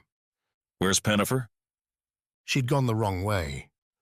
Svarde led the group outside the fiend's domain, cutting back through the caves into the dark below. They'd gone the whole way back up, by the sealed entries the fiend had made to guide unsuspecting creatures, explorers, food to its lair. The next fork offered a choice, up and to the right, the long journey back to the Went surface. To the left, another descent, sharp and jagged, but better lit, and treated with the sound of rushing water. When the crew had first come to this choice, Svarde and the others had opted for the more gradual tunnel rather than the one needing a stiff climb, but Pennifer apparently had no such qualms now. Her footprints, slicked with blood earned by passing rocks, gave a clear marker for her path. She was one of us? Maina asked as they stared at the choice. Is one of us. Just because she doesn't know it right now doesn't mean we give up on her. The whole walk up this far, Rasselbeck, voice refreshed with the recovered satchels and their water skins, had detailed the journey back to Maina and the other man. At first, Svarde had been reluctant to use the water, seeing as it came from the fiend's nefarious pool, but the effects on memory seemed to falter beyond the fiend's borders, or perhaps the storage in the skins slowly sapped the water of its power. Either way, after Rasselbeck took several gulps without ill effects, the whole group found themselves indulging. The question is whether we can follow her, Svarde grumbled. Maina barely knows who she is. We have another who's totally lost. You and I are drained, our gear battered or destroyed. Whatever's down there is sure to be just as bad as what we've left behind. You're the captain. Rasselbeck snapped back. Whether you want to be or not, with Maina down, you're up. You can order us topside and I'll follow because I don't want to die, but I know this. I'll regret leaving her for the rest of my life. Again, Svarde found himself turning to Maina, just as he had to Ami and Katja, all those days marching around the Isles. He was a weapon, not the captain, a breaker of men, not a leader of them. We go after her, a half day only till we have to rest. If we find her, if we're close, then we'll have our reward. If we don't, if she's still gone, then we turn back. A fair deal. Rasselbeck nodded. Do I get a say? Or me. The other man added, I'd like to go to the surface, please. I thought I was going to die in there, and now I'm not. I have a chance. We're going after Pennifer, Svarde snarled. You'll have some chance staying with us. You'll have no chance on your own. Make your choice. After that, there was no dissent. Chapter 21. Raft. By the third hour, Bliss and Tawny had exchanged names. By the time they'd reached the lava flow and watched Wax and Sledge mount their crescent raft, the two had an understanding. Bliss wouldn't try to run, and Tawny wouldn't keep asking probing questions. The two had gone on in a respectable silence ever since, which had given Bliss all the time and focus she'd needed to keep tabs on her brother and figure out how the bandits worked. First and foremost, the crew seemed bedraggled. Their equipment lacked care, was coated in soot, damaged by heat and rocks. Their weapons were about the only thing that seemed in decent condition, the metal edges gleaming. Focus on the priorities, Bliss supposed. They also spoke little, nothing like the songs, the banter buzzing around the hunting companies on Viz. Bliss couldn't quite pin down why, except desperation. These weren't on some honorable mission to save their friends, pursue a noble goal. They needed Wax's scar and any profits from it to survive. Miserable creatures, these. Except, oddly enough, Tawny. The younger woman had the brightest eyes in the group, even though she didn't talk much with the other bandits. Her outfit seemed the least tarnished, her face not so grim. Adventure still seemed to have some excitement for her. That excitement found a new test on the slim oval Bliss, and Tawny picked for their lava raft. Or rather, Tawny picked, pushing Bliss forward to the burning river and pointing, saying they couldn't get too far behind. When Bliss shook her head, Tawny frowned, repeated her ask, and moved her hand to the knife at her waist. With her pole in hand, Bliss figured she could whip it up, smack Tawny into the lava before the bandit could do a damn thing to stop her. What that'd mean for Wax and Quick, though? So when the rock floated near, Bliss took a single vault, landed on the rock steady in those boots, ugly, uncomfortable but useful, and planted her pole. Tawny came behind, her leap too long for the oval's small size. She overbalanced, her landed foot sliding on some loose stone. Tawny jammed her pole down, grabbing it with both hands, even as her feet slid out from under her. Boots licked lava, the black stones swayed, and Bliss went to a crouch, reached over and snagged Tawny's tunic and pulled her up.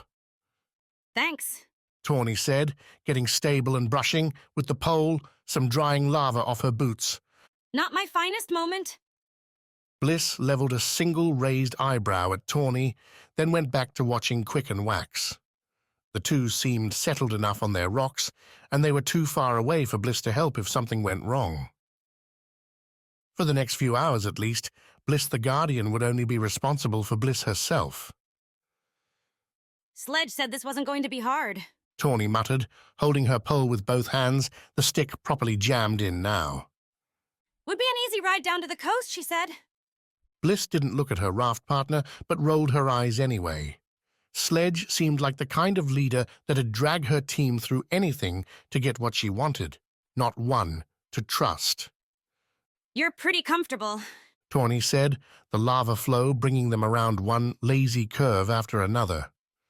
You ever done this before? Bliss shook her head. Of course not. Why would you, being from Vis and all? Tawny chuckled. It's me, sorry. I tend to talk a lot when I'm nervous. Bliss nodded. That obvious? Bliss nodded again. It's kind of nice that you can't talk, know that? Now Bliss gave the bandit a solid glare. Tawny tried to contort her mouth, her bright eyes into something apologetic. It might have worked, were she not clinging to her pole as lava sparked and popped around them. Look, I'm not meaning any offense, okay? It's just most people tend to ignore me. I mean, you're free to, and I guess I'm not sure if you are, but at least you're not talking over me, right? Bliss squinted an eye. Was this self-pity or just babble? A nervous person trying to distract herself from the situation? It's strange how you wind up in places like these. Not like I planned to, you know. But things kept piling up almost without my control. Except, I mean, the obvious ones. But still. You don't wake up one morning planning to be riding a rock down a lava river. Bliss shrugged. Really, this wasn't too far from some of the adventures she'd had back on Viz. The Isles had strange and wondrous things aplenty, and Bliss had to count herself lucky she'd seen so much in her young years, though the lava flow might be a bit on the dangerous side, especially now that ferrets loomed on the rocks above them, sapphire eyes glinting. Sledge shouted something about being on guard, staying cautious. Don't allow I this, Tawny said, for once managing to take a hand off the pole and bring it to her knife. The bandit's short spear might have been more useful, but it had snapped back in the fight, and Bliss's staff on Tawny's back? Better still, but Tawny didn't seem to know how to use it. If these lizards decide to jump us, stay close, okay? As if Bliss could go anywhere else. Their oval raft seemed to be taking the slowest route, and they had distance aplenty between their rock and Quicks. Her older brother seemed to be splitting his glances between Bliss and Wax, though no fear showed on the man's face. Confident he'd make it through. Bliss could be the same, would be the same. Confidence, though, did nothing to deter the lizards. Tawny's curse added flavor to what Bliss saw, the rapid breaking as all the ferrets jumped, ran, and splashed into the lava to come at the four rafts. There hadn't been any command, any whistle like the birds back home, just a couple popping their steam vents, and the whole batch was on them. The first ferret hit their raft from the air, plopping onto the small oval and spinning towards Bliss.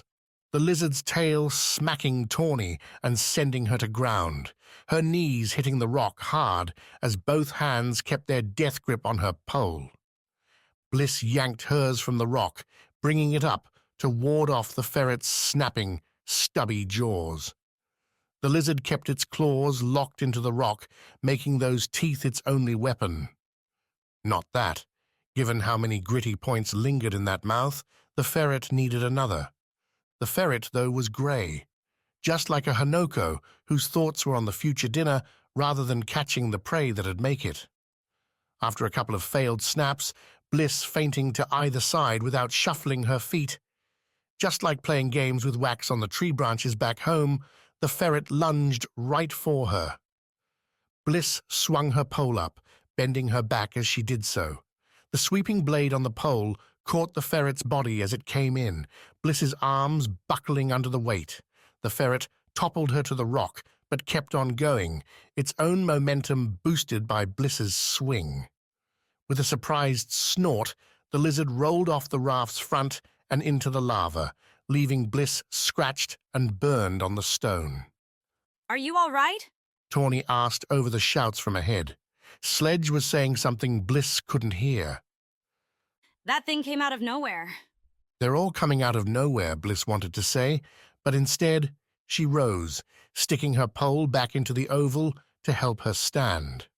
Tawny had herself up too, and she'd moved from her end of the oval towards Bliss. A strange move, given how... Our boat's being eaten. Tawny noted as she moved. Look. Bliss didn't have to look hard, as the oval had lost its back end. The rounded-off rock, now a spiked edge as a ferret chomped, head emerging from the lava to take a bite, before diving back beneath the hot orange.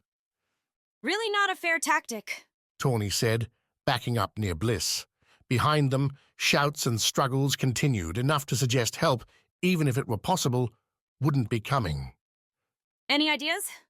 The ferrets chomping and the swirl from the fighting had pushed their breaking raft closer to the north bank, an intimidating slope that nonetheless looked to have more handholds than the average sana stalk. And attempting to climb still had falling into lava beat on just about every count. Bliss tapped Tawny's shoulder and pointed. What, jump? Tawny gave a dire laugh. We'd lose the rest of the crew? Again, better than death. Bliss had no time to write the comeback on her little tablet, a move she wouldn't risk anyway on the listing rock raft. The ferret took off another chunk, breaking back towards the center. The lizard's weight pushed the raft deeper into the lava, the gooey orange flickering towards their boots. There's gotta be another way, Tawny said, poking at the ferret with the pole. And she could take the time to find one. Bliss wasn't going to wait. Sliding on her toes and turned northward, kicked off while planting the pole in the raft's side. Bliss took the boost, left the pole behind as she flew, striking the cliffside less than an arm's length over the spitting river. Bliss's fingers felt for handholds, the cliff's heat little less than their rafts this close to the lava. Every touch burned, but Bliss had ignored pain before, could do it again. She kicked her boots at the black rock, felt the soles bite in as Bliss pressed herself against the cliff. Tawny yelled something behind her. Didn't matter.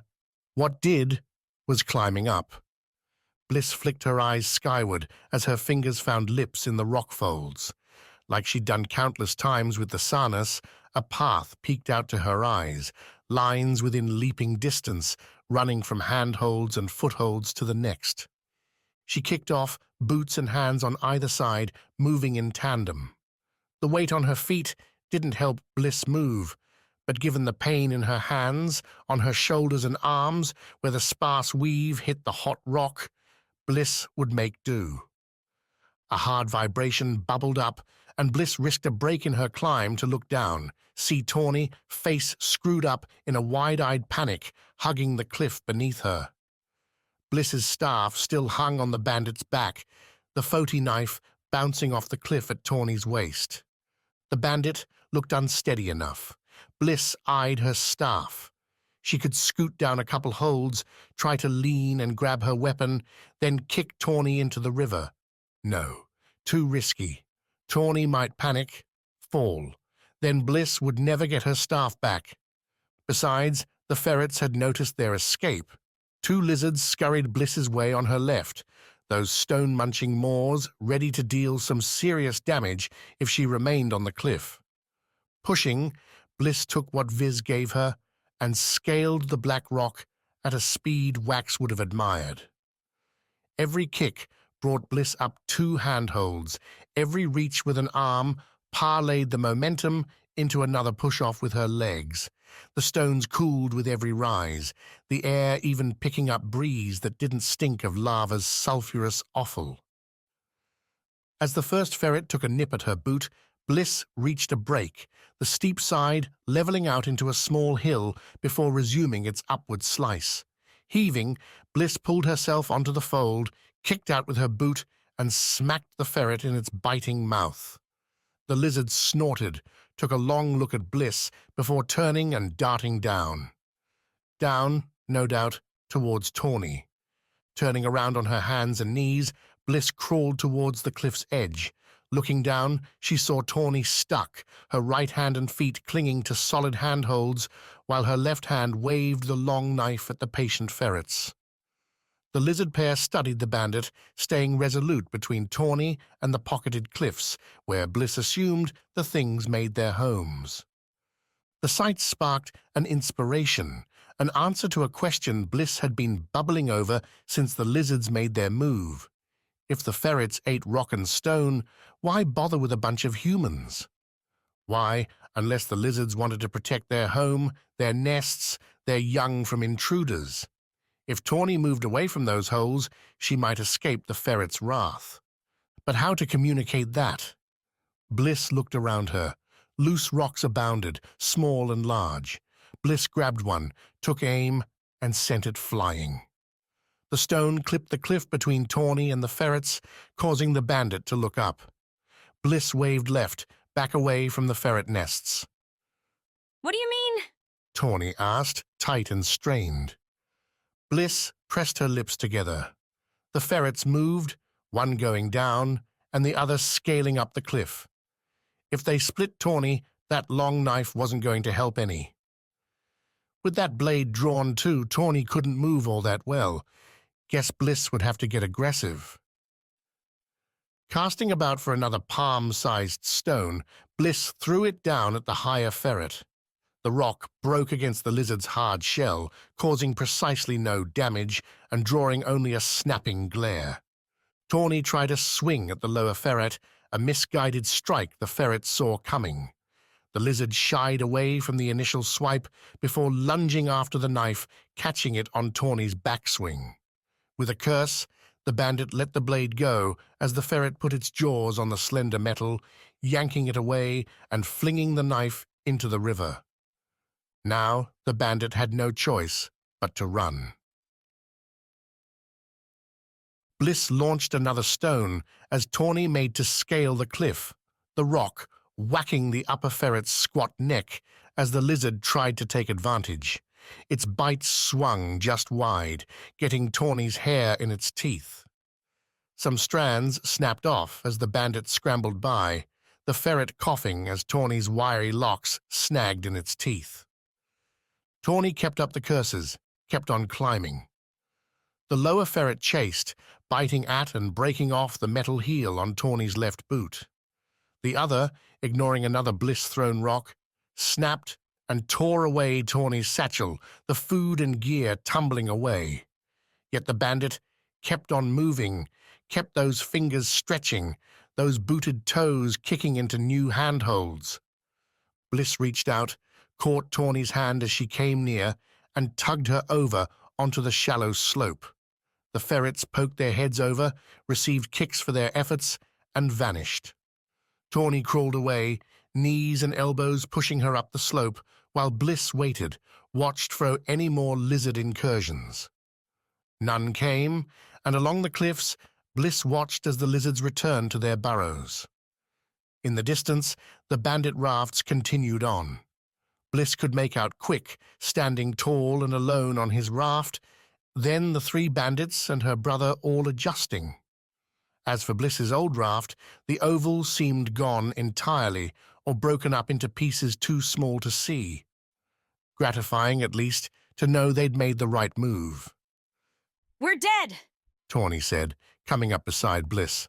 They're gone. We're stuck here in the wastes. I've got my water skin and that's it.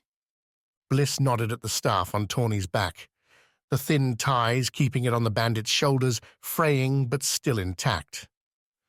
What, your stick? Yeah, that'll save us. Tawny muttered, her eyes tracking the departing bandits. Can it find food, water? How about teleport us to the coast, because that's where we need to go? Bliss shook her head, judged Tawny's hunched form. Burns marred the bandit too. They'd need medicine, ointments if they wanted to make it through the next couple days without infection or worse. Tawny wasn't wrong either. Food and water would be necessary. Bliss flicked her eyes skyward. Mid-afternoon. It'd be dark in a few hours, and while she didn't know what predators roamed Foti's wastes, getting caught out at night in the open seemed a poor plan. Bliss moved without warning, diving at Tawny and wrestling at the staff on the bandit's back. Tawny tried to fight Bliss off, but without her knives, without the bandits backing her up, Bliss had the scrappier hand. She had Tawny pushed over to the cliff's edge, looking down into that lava in 2 quick heartbeats, a dire enough view that the bandit gave up the fight with nothing more than a shrug. Okay, you win. Hurrah for you. Bliss slid the staff from its carriage, gave it a once-over. A few small lava burns on one metal cap, but otherwise ready to go. A slight blessing. Bliss stood, the boots giving her a good grip on the rough rock, and practiced a swing, swishing the staff across her body. Tawny sat up, watched the bamboo fly over her head, kept watching as Bliss moved through a simple routine, ignoring the progressing pain from the burns. Okay, so you know how to use that thing. Tawny said, crossing her arms on her lap. Great. What a tone. Bliss would have guessed Tawny didn't take well to being cast out of power, but the bandit seemed less concerned about Bliss having the upper hand and more worried about, well, supplies. Tawny's eyes went to her water skin, to Bliss's own, tied along her thigh. Done showing off? Tawny asked, as Bliss moved the staff to one hand, looked upward. Maybe we can figure out what we're going to do. The cliff didn't offer immediate solutions, only more climbing, but going back to the ferrets wasn't an answer, neither was the lava flow. Even if they went back down, tried to wait for another rock raft, they'd have to brave the lizards again. Bliss pointed the staff towards the cliff, stepped off that way. Oh, I see. This is a dictatorship. Tawny said to Bliss's back, but she stood, started walking. You get to make the decisions because you have a big stick. Bliss nodded, without turning her head. Reached the cliff, glanced back to Tawny, and gestured for the bandit to take off the straps to hold the staff. Now you're taking my stuff too? Tawny asked, but she did as Bliss asked. Staff secured, Bliss climbed. Grumbling, Tawny followed, and the sun fell further towards the night. Chapter 22. Prisoner.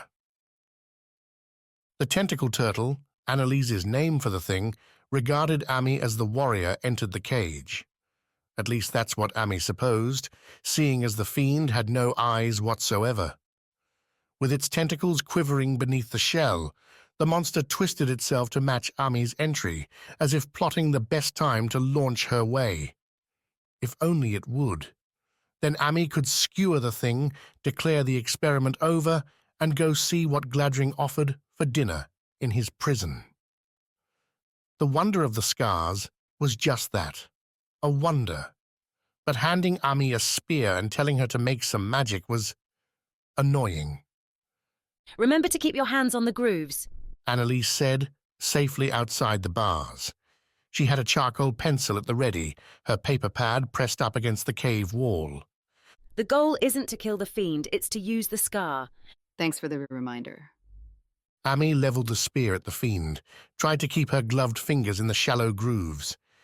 Any other requirements? Do I need to let it take a chunk out of me first? Before Annalise could answer, the fiend lurched forward, those tentacles slapping the stone ground and pushing the turtle at Amy. A slow charge, one Amy might have fallen for if she hadn't seen the monster's earlier cage-crossing moves. Baiting into a reaction, hardly the stuff of stupid creatures. Amy fainted in, trying to bluff the fiend into thinking its own plan had succeeded. The turtle took it, proving its intelligence placed somewhere short of tactical genius.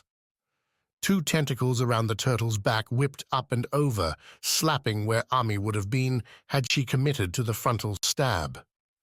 Instead, they whacked stone, bouncing out wide. Tricky, tricky.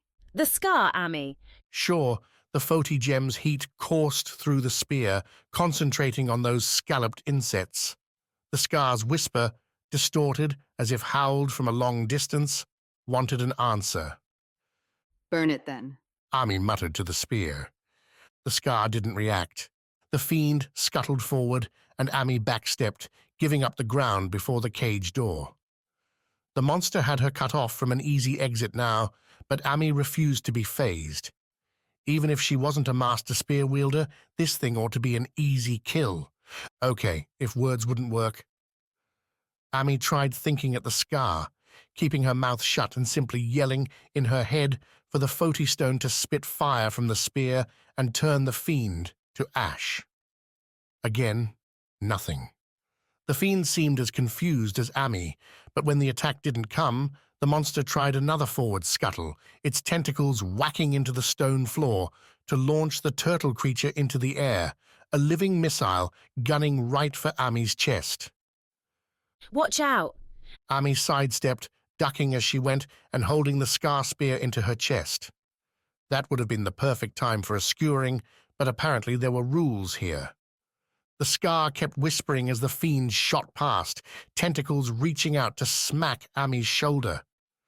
The hits seemed like they should have been light things, mild brushes, but each one thudded like a bad bar punch, a bit wild and indirect, but together enough to knock Ami into a backward stumble. Only the cave's wall kept her from an unfortunate landing on the ground. So no spoken words, no thoughts. How did the scar want to work? You have any tips? Ami called out, the fiend rolling over its landing and sighting on her again. Listen to it. The scar will tell you how to use it. Listen to what? Those insane mutterings coming into her mind, a conversation half heard and little remembered? Ami centered herself, planted her feet, and pointed the spear towards the fiend. If it jumped at her again, Annalise or no, Ami was going to spit the fiend. As she leveled the spear, the scar's whispers changed. The voice, if you could call it that, went up an octave, spitting the nonsense out at a faster pace, like a barkeep calling out orders. Interesting. Ami tried waving the spear around, feeling a tad ridiculous, but as she moved with the weapon, the scar changed its response. Pointing the spear straight ahead, led the scar to a high-speed stutter, while raising the weapon into a guard's stance, dropped the scar's mutters to a sluggish slur. When Ami jabbed at the fiend to drive it back, the scar piped up, almost yelling in Ami's head. What's it telling you? You have to let me know, for the research. Ami, though, barely heard the scientist. Instead, she danced with the scar, listening to its changing tone as she backstepped, dodged, struck, and shielded with the spear. Every move seemed to reveal something new, a cadence to the scar, a beat to its language. The fiend, either confused or plotting something new, put distance between itself and Ami. Tentacles wrapped around the cage's bars, lifting the fiend up near Ami's height. The warrior watched, giving the spear a twirl over her head and listening to the scar's excitement. Every time the spear's point whirled over Ami's head, the scar pulsed like a happy shout in her mind. Those were the points, the rush, the moment the scar could work. And as Ami lowered the spear back to her side, she could still catch them out, the shouts more muted, but still there. Points where the spear, the scar seemed open to something special. The fiend jumped. The leap fell short of Ami's bulk, but the turtle thing rolled on the ground, putting its shell down and lashing a full tentacle forest towards Ami's face. Timing the move with a shout, Ami swept the spear before her, stamping the base into the ground and hoping the scar would react. If not, those tentacles were going to leave some hard bruises. The spear glowed, a flash flying from the scar and wrapping the weapon, the space around it in hot fire. The fiend's tentacles struck the sudden barrier, sizzled, and bounced off. Amazing! Ami didn't quite know, as she'd fallen back, patting hard at her arms. Her hair, where the spear's fire found something to catch. The weapon teetered as the fire vanished, falling to the ground with a hard thunk. The fiend writhed, burnt tentacles flailing, while Ami picked herself up, stared at the spear. It nearly killed me. Ami said over Annalise's continued amazement. Hardly an innovation. But you don't know what you're doing. Imagine someone who did. I'll try that when I'm out of this cage.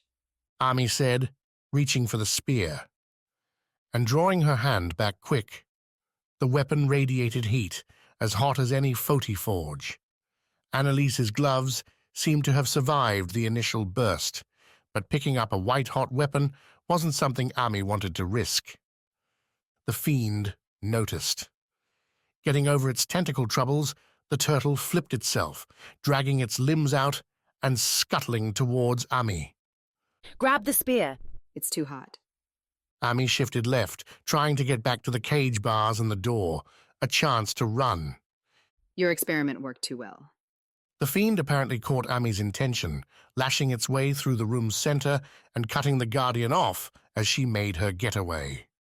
The fiend reached out, snared the cage bars, and yanked itself to the metal, prepping for another toss and slam.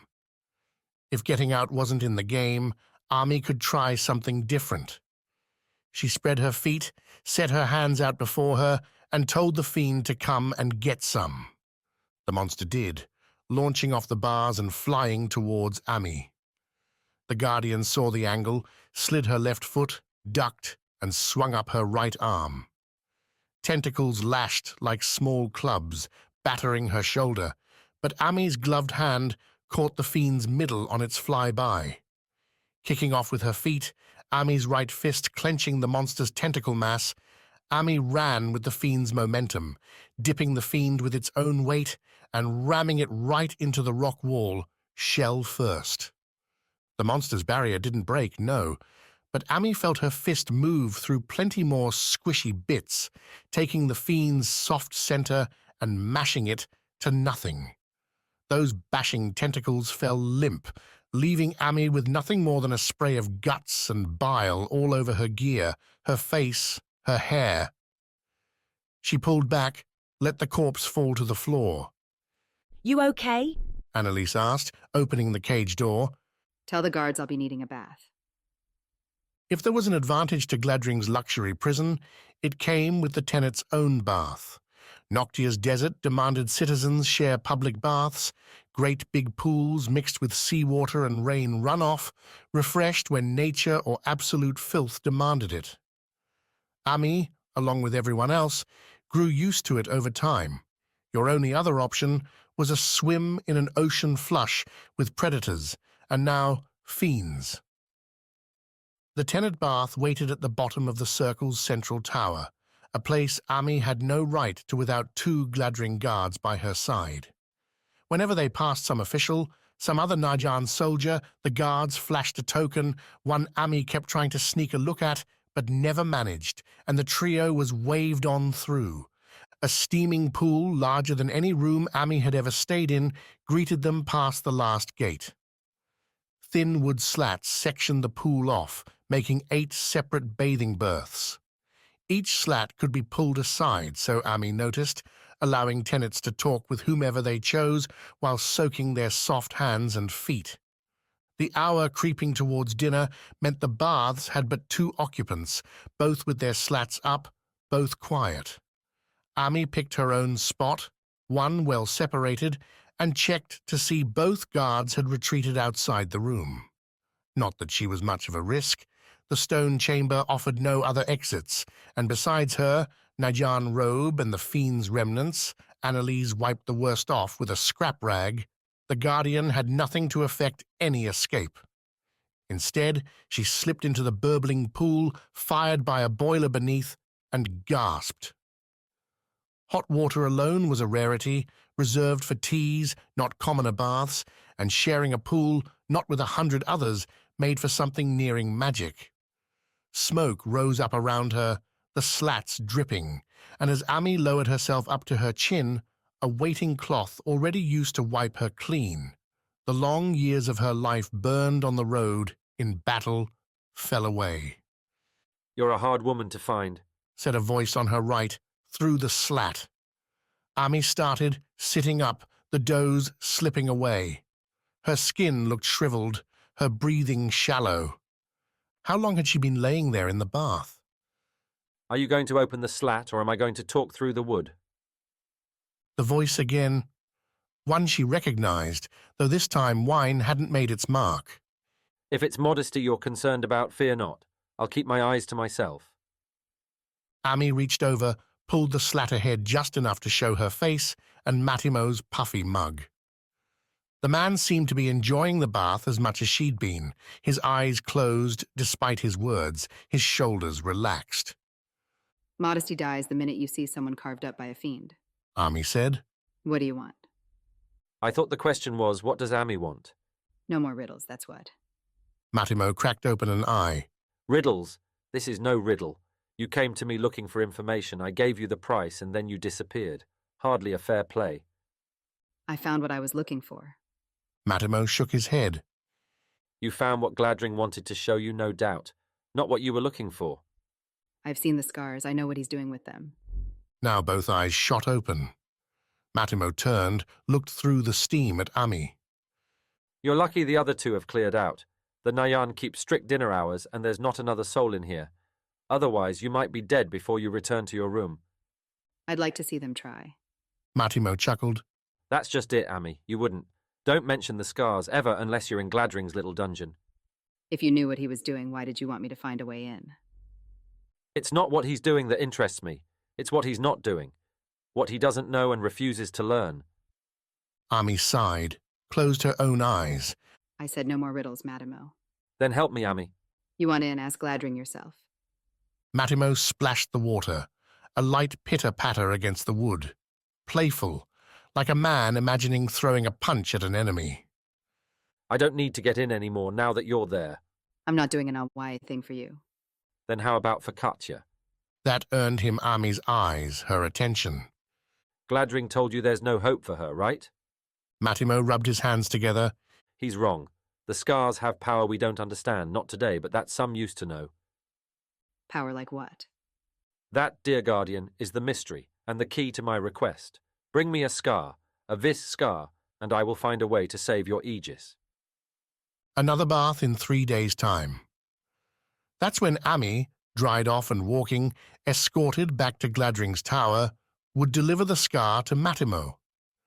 Sometime after that, again in the tenant's pool, the historian would pass back what they'd found, the supposed key to Katya's survival. Again, she'd be donning the thief's robes. Again, Ami would be stepping beyond her bounds. Yet, who would be there to stop her? As Ami went through the last guarded door, once more to the bland corridor to her dull room, the only sound she heard came from ahead and below, laughter, a gasp, and an excited shout. All from one person, the only obstacle in Ami's way. But what risk did a scientist pose to a soldier? Chapter 23. Hostages. Wax threw the gruel at Sledge.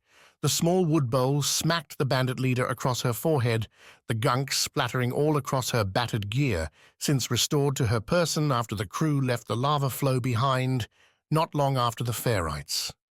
They'd be returning to the lava soon enough, according to Sledge, but for now a regroup, a reassess, and perhaps a chance for Tawny and Bliss to catch up. The weight put the numbers at 3 against 2, with Quick's former captor being tossed into the burning river.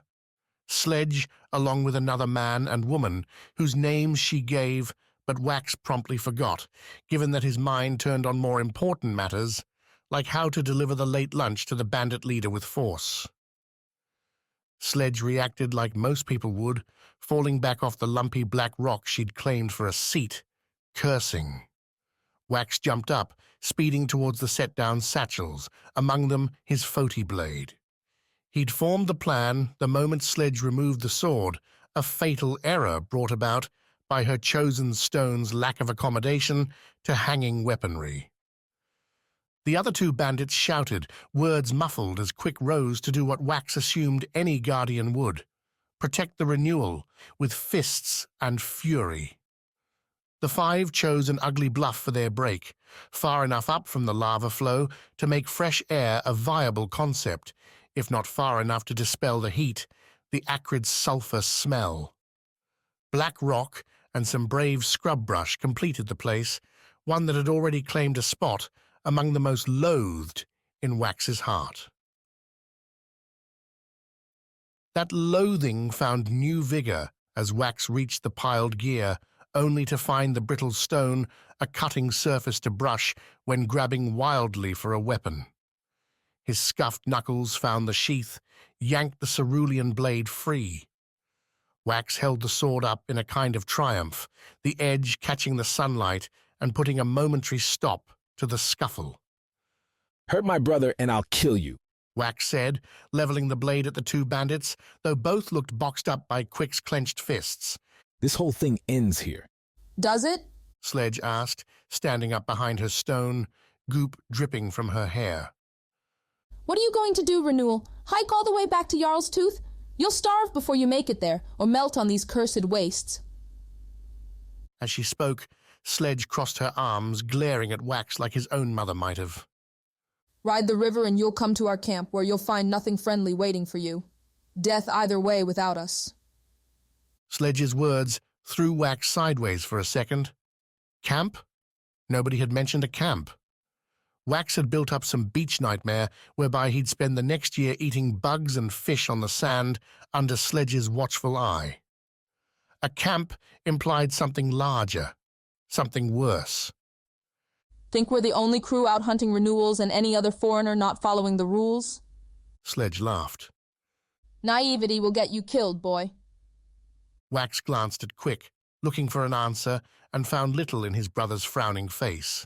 A different answer, though, lay at Wax's feet, around his legs. The bandits had enough food, so Sledge promised, to get their whole team to the coast.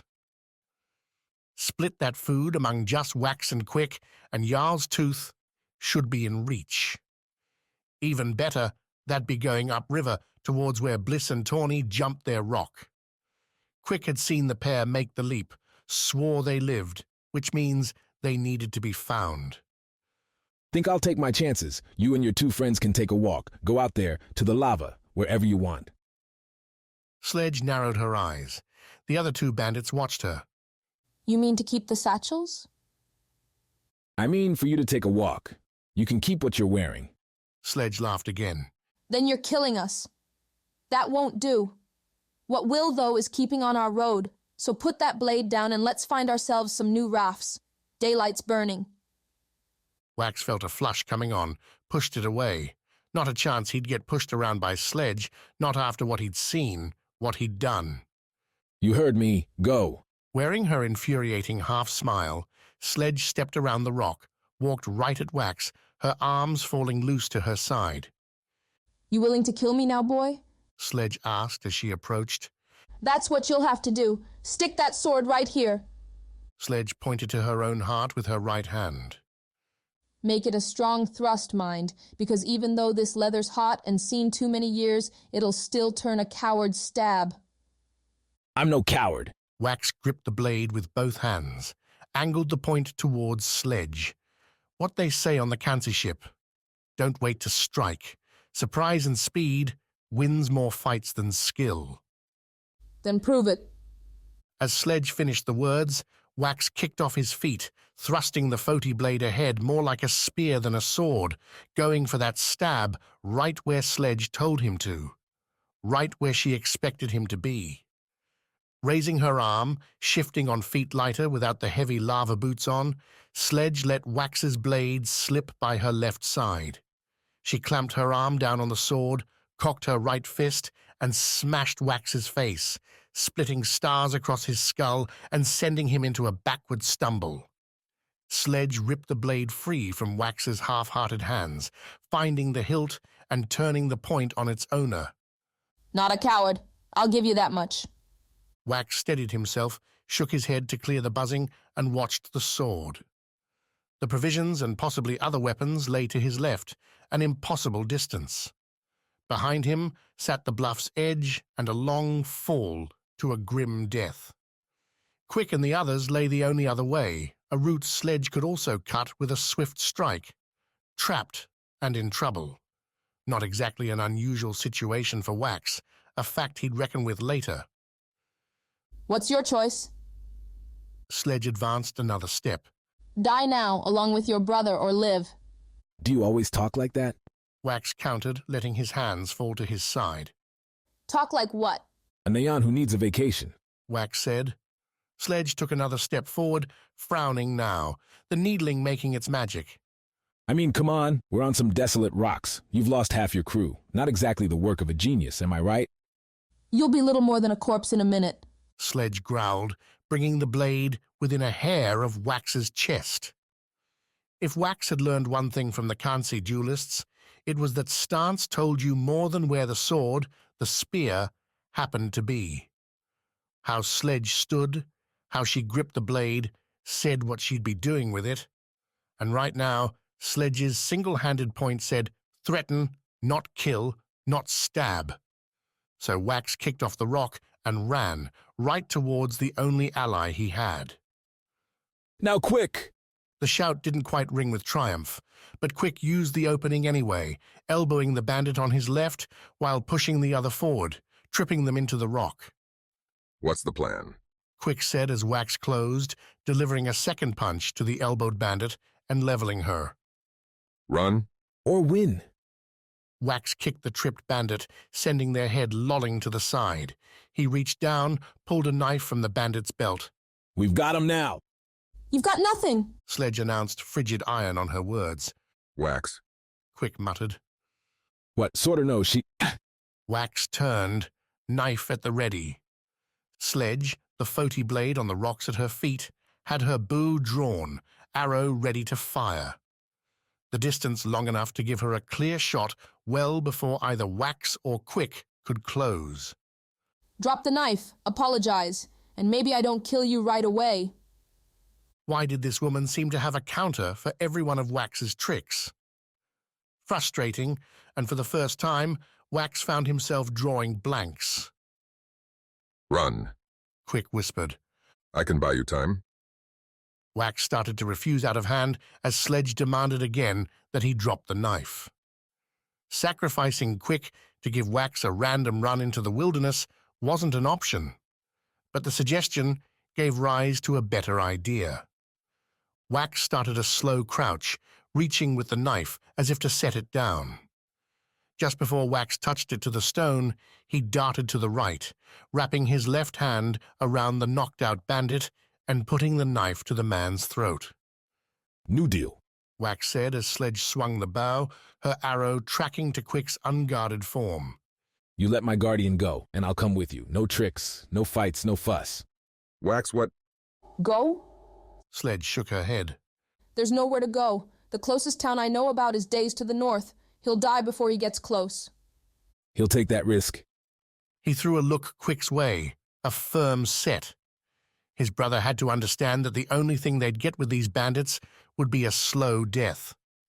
Whatever Sledge said about past renewals, letting Wax and Quick live after who knew how long had passed seemed unlikely. Stupid. A vain hope like the one Wax had before Pan had a thorn shoved in his side. Quick's odds in the wastes would be better, and maybe, just maybe, his brother could find some help out there. Wax is right. I'll take my chances. Give your friend his life. Let me go. Sledge weighed the options, her arm keeping the arrow ready. Wax figured the strain had to be tough, hard to keep ready to fire, and Sledge proved him right, letting the arrow relax with a shrug. Then go. Take your water skin and run, Vis. If I see you coming back, your brother dies first. Quick nodded, put a hand on Wax's shoulder. I won't forsake you, brother, he whispered. Hold on. What, I'm just going to be spending some lovely time with these people. You're in the hard spot. Quick laughed, looked to the north. Go, Sledge ordered. Or I'll shoot you now. Without a last glance Wax's way, his brother ran, huffing up the black rock and over the hill, vanishing as the sun crept lower in the sky. Getting back on the lava flow went easier the second time around, the ride thankfully ferret-free. With Sledge in front and the other two bandits behind, Wax took his victory and rode in the middle, holding his pole on the large stone they'd secured. No guardians with him now. Quick, a Viz hunter, could survive just about anywhere. Bliss wasn't far off either, so long as the other bandit didn't get desperate and stabby. Still, Wax had to favor his sister in any fight. Sledge seemed to feel the same desperation. With one hand on the pole, the other on Wax's Foti blade, the bandit leader kept looking back, as if to confirm her prisoner and couple remaining members were still there. Creases lined her face, now kept in a permanent frown. No more anecdotes about Foti, about life amid the wastes, came tumbling from bored lips. This was someone, Wax figured, who realized this attempt had gone badly wrong. Who would be waiting at the end to judge her for it? The other two bandits kept to themselves, save from taking back their weapons from Wax's grabby hands. They muttered nothing more than necessary navigation, their eyes hooded and lips tight. Hands gripped the poles. Sighs came often, audible over the lava's endless pops and sizzles. When they stepped off the rafts, darkness had set in, the lava's orange-yellow glow providing enough light for a scramble up a softer hill, this one speckled with more life. When Wax asked why, Sledge didn't answer, but a bandit behind him offered a solution. Closer to the coast, more rain, the other woman said. You can smell the salt. Wax sniffed. Every breath still came with more sulfur, more noxiousness than anything, but the bandit had a point. Beneath it all, the ocean left a tang. Don't talk to him, Sledge said as they dropped the satchels. Not till we reach the camp. I've heard enough out of his mouth. Sorry, Wax said, throwing up his natural cocky grin. Not like me to be quiet. Sledge shook her head, nodded over Wax's shoulder. Shut him up, would you? Wax held his smile as he turned back, held it long enough to see the knife coming, hilt first into a strike against his forehead. Nobody caught his fall onto the rock. Chapter 24. Rescue Mission. Svarde told the tales as he walked, with Rasselbeck jumping in from time to time with his own whenever the Guardian's throat grew too parched. The caves around them blurred in their endless dark rock at the telling, turning into sailing ships under Miner's watch or narrow battlefields where Svarde, Ami, and Katja faced fiend after fiend en route to another scar. Through it all, Maina and the whimpering man listened and asked for more. At a break, eating what mosses and spring water they could find, Svarde asked the torn pair what they were hoping for. To find ourselves, obviously, Maina replied. I want to remember who I am. You'll know what we tell you, nothing more, Svarde answered. The shell, not what's inside. Then the shell is what I'll have. Svarde nodded, looked to the shriveled man. He'd been quieter lately, spending more time looking at the stones. And you? We know nothing of who you are. What will you do? The man scratched at his chin. He had a habit, Svarde noticed, of running his hands along his own body, as if exploring his own skin. Perhaps reminding himself what he looked like, what his body was. An empty vessel looking to be filled, the man replied. These stories you're telling, it's scaffolding for me. Pieces to cling to, memories to recall, even if they're not my own. You're holding on to them now? The man nodded. With every step away from that creature's lair, I feel myself returning. Not the memories, no, but my sense of myself. Anything useful in that sense? Svarde gestured a half-eaten mushroom at Maina's crossbow and saber pairing. Think you could use one of those? The man shook his head. I don't think I was ever much of a martial man. Rasselbeck snorted. Then why were you down here at all? I think, the man said, fumbling and slow. I think I've always been down here. Rasselbeck rolled his eyes, looked at Svarde. Guess he'll serve as bait if nothing else. Pennifer's bloody footprints ran out after several hours' walk, their smears tracked sometimes by feel, sometimes by smell, and, rarest of all, by the occasional moss-given glows down deep. Without torches, the foursome went forward with careful caution, leaning on Kivy to guide the passage. Her snorts warned of steep slops, sudden drops, or jagged walls. If need be, the ferret would split her shell, eject steam, and give a low orange glow for a few strides, letting the group pass over streams or beneath spear-like growths, dropping down from the ceiling. A miracle she's kept running this long, Rasselbeck noted as they reached the latest print. Pennifer's blood now looked black and brackish, mingling with worse things. We don't catch her soon, I'm thinking there won't be much to save. As if to defy his words, a shout echoed along the corridor, a crystal-clear cry of shock. Rasselbeck and Maynard jolted forward only for Svarde to hold out an arm, stop them from running past into the gloom. Kivy leads. We're no help to her if we fall apart on the way. The ferret took Svarde's command and snorted her way on, clearing her vents and lighting the cave, a narrow purple stretch. Claw marks scarred the walls here and had for a while, old and new slashes exposing glittering minerals.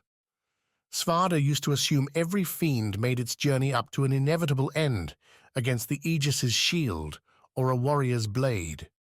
Now it seemed like some monsters chose to stay down here, making their home in the dark. Had Pennifer found another lair, or ran into a roaming fiend no more at home here than she? The tunnel leveled out, a stream cutting into the path and running into a deeper pool. Svarde and the others splashed in as Kivy took to the drier walls. Pennifer hollered again, less panic and more anger this time. She wasn't dead. Perhaps the biggest achievement for someone without a weapon this deep. Hold on, Svarde replied to the noise. We're nearly to you. A click behind said Mayna had her crossbow up and ready. Svarde drew his axes as he waded through the chilly water. The wet almost felt good on his sore feet, those rough calluses, but its effects would turn against him after. The blisters, the disintegrating footwear, too many times had... A body splashed into the water before him, hands flying up along with the water. Rather than reaching for the form, Svarde assumed Pennifer, but Kivy's vents couldn't pierce the water with their glow. Svarde stepped on by the splashing form. If it wasn't, Rasselbeck had a knife that'd make a quick kill. The real fun lay ahead, the pool growing deeper as Svarde waded forward, sodden shoes slipping on smoothed stone. In the water, burbling chutes sprayed upward, their bubbling geysers catching Kivy's vented gases and glowing with their reflection. So did, thankfully, the eyes. Two large, perfect circles, their pupils black and as large as Svarde's head, fixed the warrior in their glares. Each sat on its own side of the cavern, distant enough to make Svarde reconsider his chances of wading all the way across to them without taking a fatal smack or two. Though a smack from what? Svarde hadn't seen anything yet. No claw, no tentacle. The eyes tracked him as Svarde stopped near the geysers, enduring the warm water splash as he considered. Don't look at them. Pennifer, her voice sputtering, shouted from behind. That's how they get you. Svarde snapped his look straight ahead, towards the faded far wall across the rippling water. Eyes as a weapon was a rare quality. Rarer still was the quiet, the absolute silence coming from these fiends. Svarde guessed there were two, each taking half of the cavern. Get you how? Rasselbeck asked. I don't see any weapons. Don't need 'em. Svarde answered for the man. You saw the last fiend. Some things don't need an edge. Mayna splashed up near Svarde, holding her look ahead just like he was. Then what do we do? They're just watching us. We found Pennifer. Let's go back. There's nothing gained in a fight. You sure? Fight enough. You know when not to swing the axe. Let's go. In a single move, Svarde turned his back on the eyes, their unblinking stares. He reached out, turned Maina too. Kivi, waiting on the cavern wall near the room's entrance, snorted. Nobody likes running, Kivi, Svarde said, starting the way back. We're not in any shape for a fight, especially not with the walk back we've got coming. The plan seemed a good one, the eye fiends doing precisely nothing, as Svarde and Maina waded back to the tunnel, to where Rasselbeck held Pennifer. The woman struggled, arms and legs kicking at the water. You can't leave them alive, you can't. As Kivi matched Svarde's return, the glow gave him a good look at Pennifer's situation, at the cuts and welts laying over her body. What rags she still wore seemed to split and disintegrate there in the water, save for the sturdy leathers. Those would be heavy, cold and uncomfortable companions during the walk-up, but the woman had no other choice. We're not risking...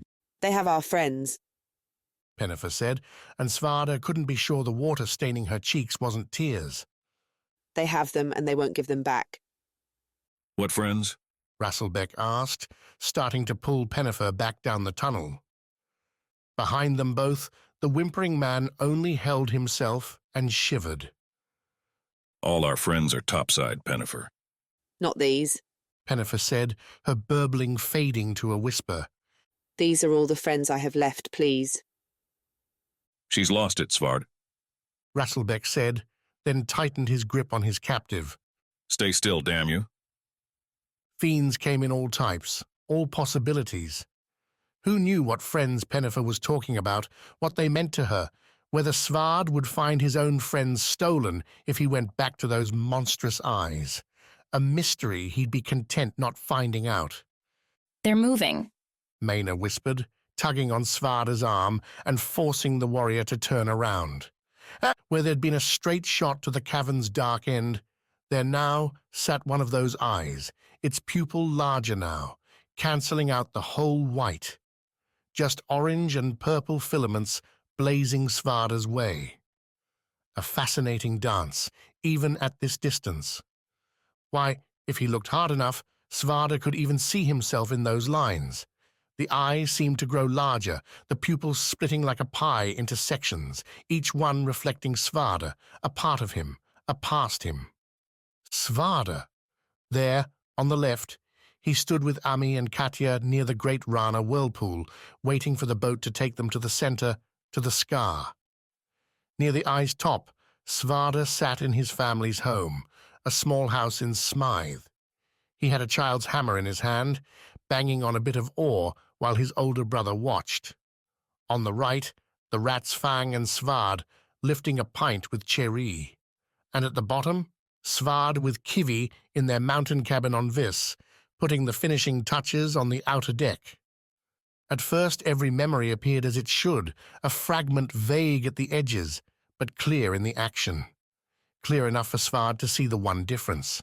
In every memory, every shard lingering behind the scene, sat that same eye, and in it, the details too fine for Svarde to pass, seemed to be more shards, more memories. Water struck his face as Svarde fell into the pool, Maina's push doing its work.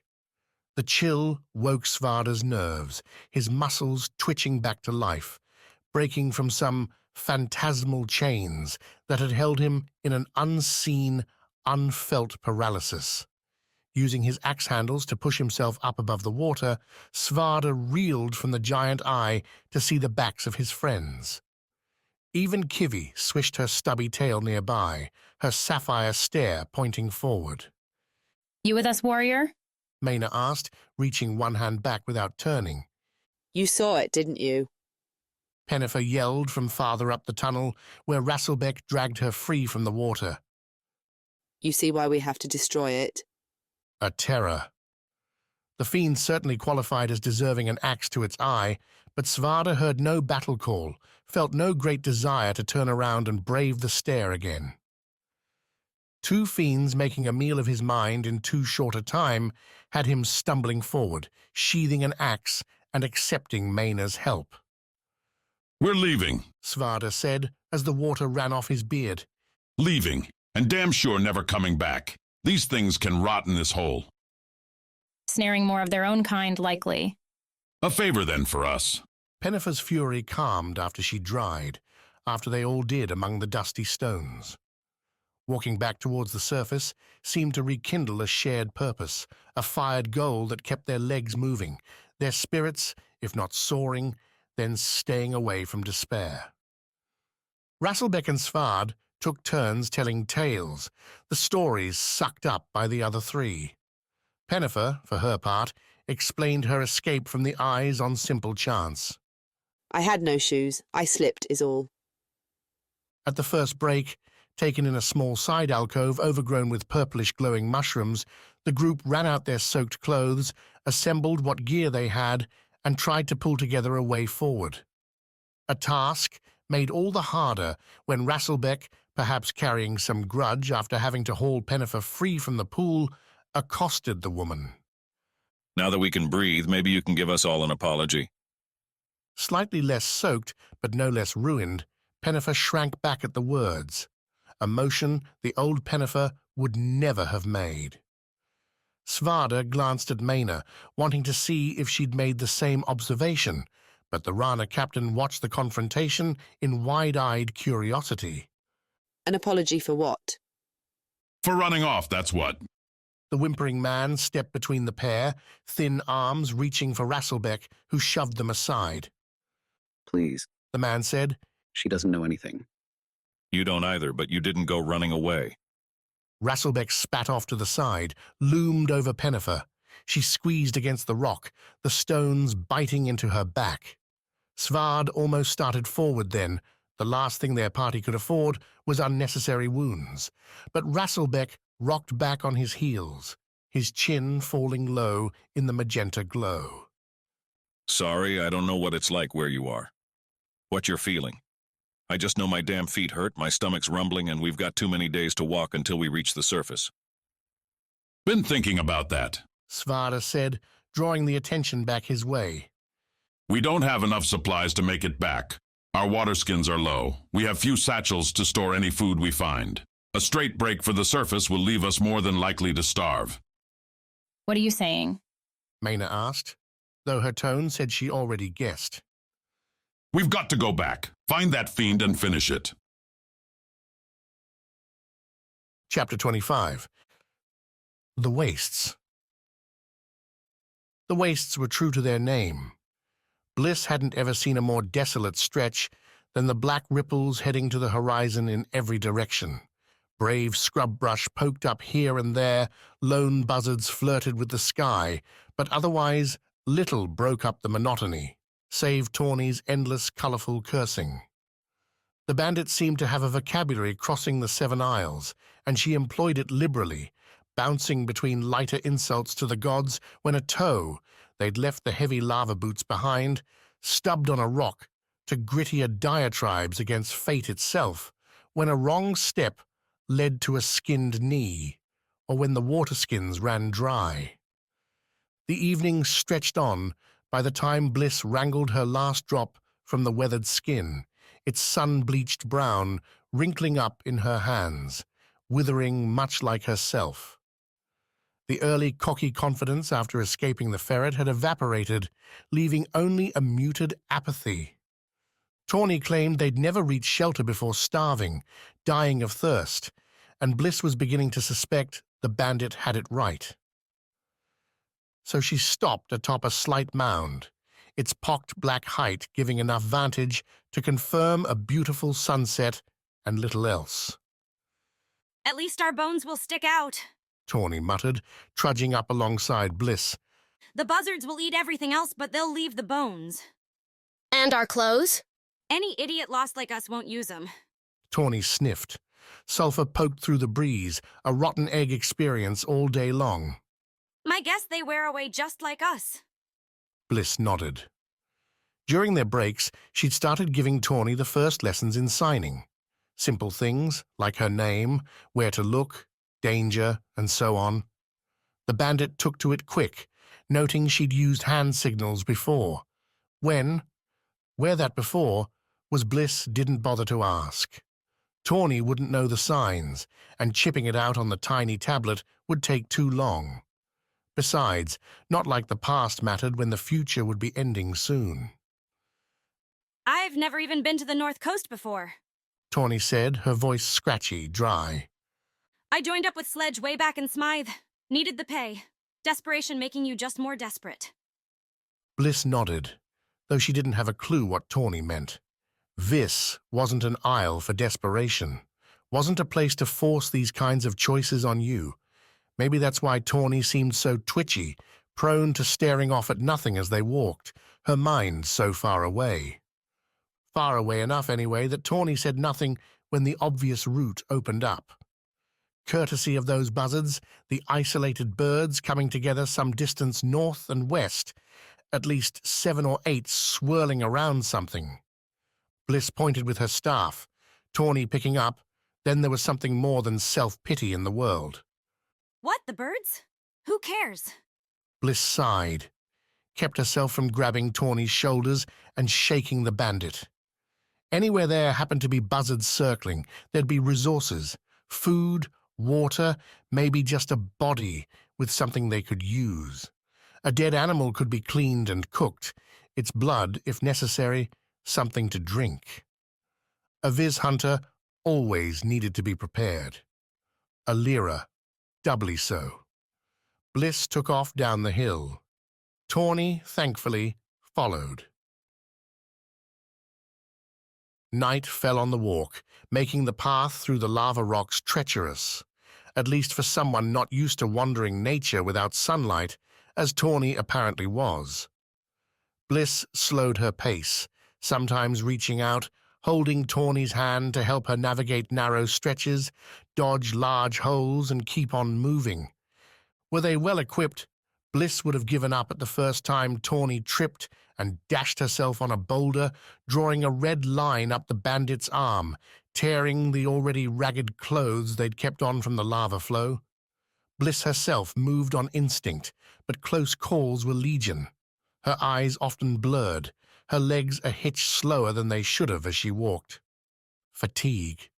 Quick had told stories about this. The slow wasting as a hunter pushed their bodies to an extreme. You could pursue, could fight, could survive for a long time in a single bout, but the time and effort would catch up eventually. More than a few Viz had been found, food for Hanoko after failing to stretch a journey from 1 day into 2 or 3. And those hunters started with provisions, had a plan. Bliss had neither, save pressing forward towards those birds, still circling, still squawking now, pink shadows in Sichi's slim light. The scrub brush thickened as the pair neared the place, Bliss holding up Tawny and slowing their pace to a creep. Buzzards might mark the dead, but who knew if they were the only 2 out hunting tonight? Tawny, at least, seemed to grasp the moment and shut up. A blessing to be freed of her curses for even a minute. Deep into a crouch, Bliss pushed aside thin, dry stalks, each one topped with a sparse ash-white thistle. Beyond, the buzzard's target lay sprawled on the stone. No way, Tawny muttered. You never see tulkits outside the forges? Bliss applied the word to the thing before her, a rolling mammoth beast. If Fairites had rocky scales made for lava, the tulkit looked to be built of red and black netting, the gridded skin plastering a legless form. The tulkit's head, if it was the creature's head, appeared to end in several antennae, each as long as Bliss's arms and crusted over with hardened lava. The tail split into 2 fins, each looking as hard as the rock Bliss stood on. The creature didn't look like it belonged on the dry land like this. Looked like, instead, it ought to be swimming the lava, where those ferret had been before. Bliss swept a look round, trying to see if something else beat them to the mark. The first thing she saw was Tawny brushing past her, the bandit heading right for the tulkit, still shaking her head. These things are rare, Bliss, Tawny said, her whisper dying. The buzzards chirped, flew away as Tawny approached, angry at their interrupted meal. So far as I know, they stay real deep in the earth down in the lava pools. Tawny reached out, touched the toket, and drew her hand back with a hiss. It's still hot, too. Bliss matched Tawny's walk-up, confirming no evil lurked nearby. She didn't need to touch the toket to confirm the creature seemed very dead. Nothing moved. No breathing, no twitching like a fish might when yanked from its watery home.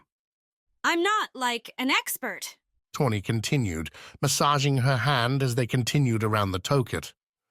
Not sure anyone is, really. But you'd hear about them from time to time. Good luck if you see one when you're smithing. Would they grant the same luck to two hapless explorers? On the toket's other side, a walk taking more strides than Bliss would have expected, a hint to where the creature had come from, lay hissing and spitting. As if the black rock had simply melted away, a bubbling black and orange pool sputtered. Bliss frowned at herself. She should have been able to recognize that glow in the night. No lava waited. But then, she'd never spent a night in the wastes before. Look at those things! Tawny said, and Bliss turned back to see the bandit getting up close with what looked like 1,000,000 tiny fins, each about as big as Bliss's finger and glittering. There's so many. They'll harden when they dry out, too. We could cut 'em off, make a fortune back in Smythe. Tawny glanced at Bliss. Or wherever we're going. Bliss flicked her fingers, a sign she'd taught Tawny.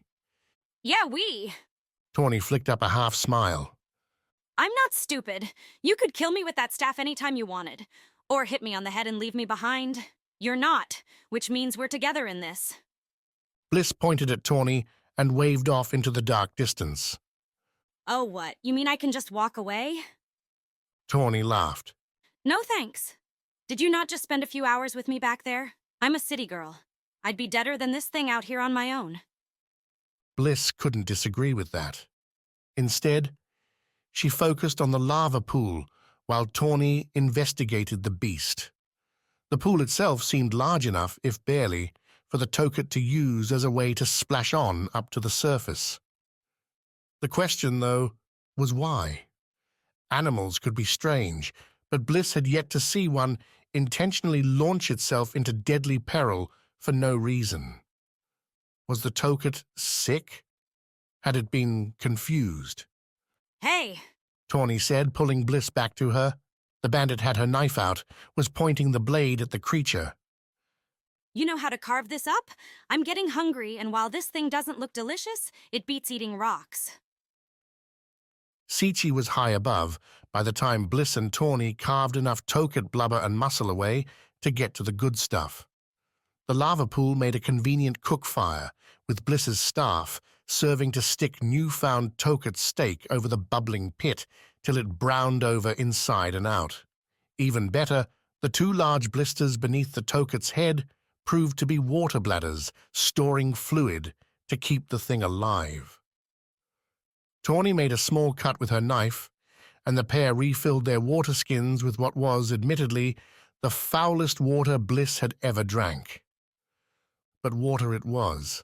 After they ate, Tawny changed her cursing for a lilting tune, an almost spoken-word song tale of a smith who'd lost everything chasing after some mystical ore.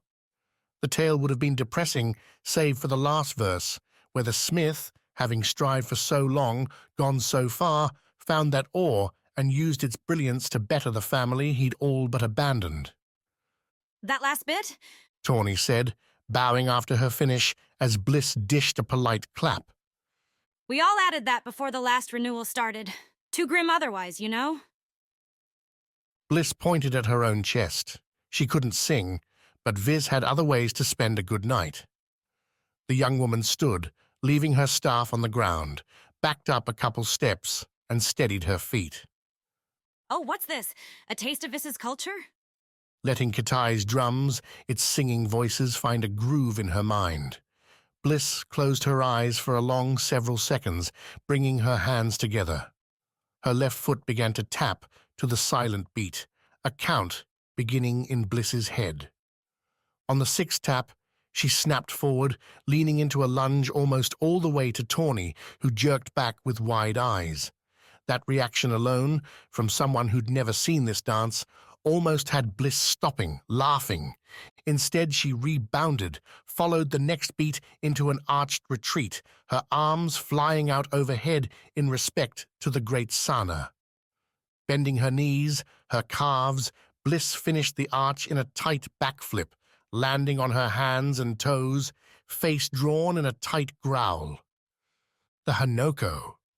Tawny, catching the drift, gave Bliss a whistle, started clapping her hands, close enough to Bliss's actual beat, while the dance continued, making its way through Viss's major creatures, its places, its people. With a final spinning flurry, Bliss concluded with a deep bow, one that should have been pointing out towards the ocean, one that now aimed right at the lava pool. A very, very active lava pool. Tawny's claps died as fast as the dance, both women staring as the lava spawned one bubble after the next, each one growing up and out before bursting in a sizzle. The pool's edges expanded too, reaching over the rock towards them. Time to back up, Tawny said, grabbing her water skin, scooping up the meat they'd saved. Something's made Foti angry. Grabbing her staff, her own water skin, Bliss followed Tawny around the toket. Overhead, the buzzards gave another annoyed squawk before scattering off in their own directions. Strange, that, leaving a good meal behind. The lava, though, made the buzzards call the right one, sending a sudden geyser upwards, high enough for drops to land on the toket, burn on the dark, netted skin. Another Tawny curse?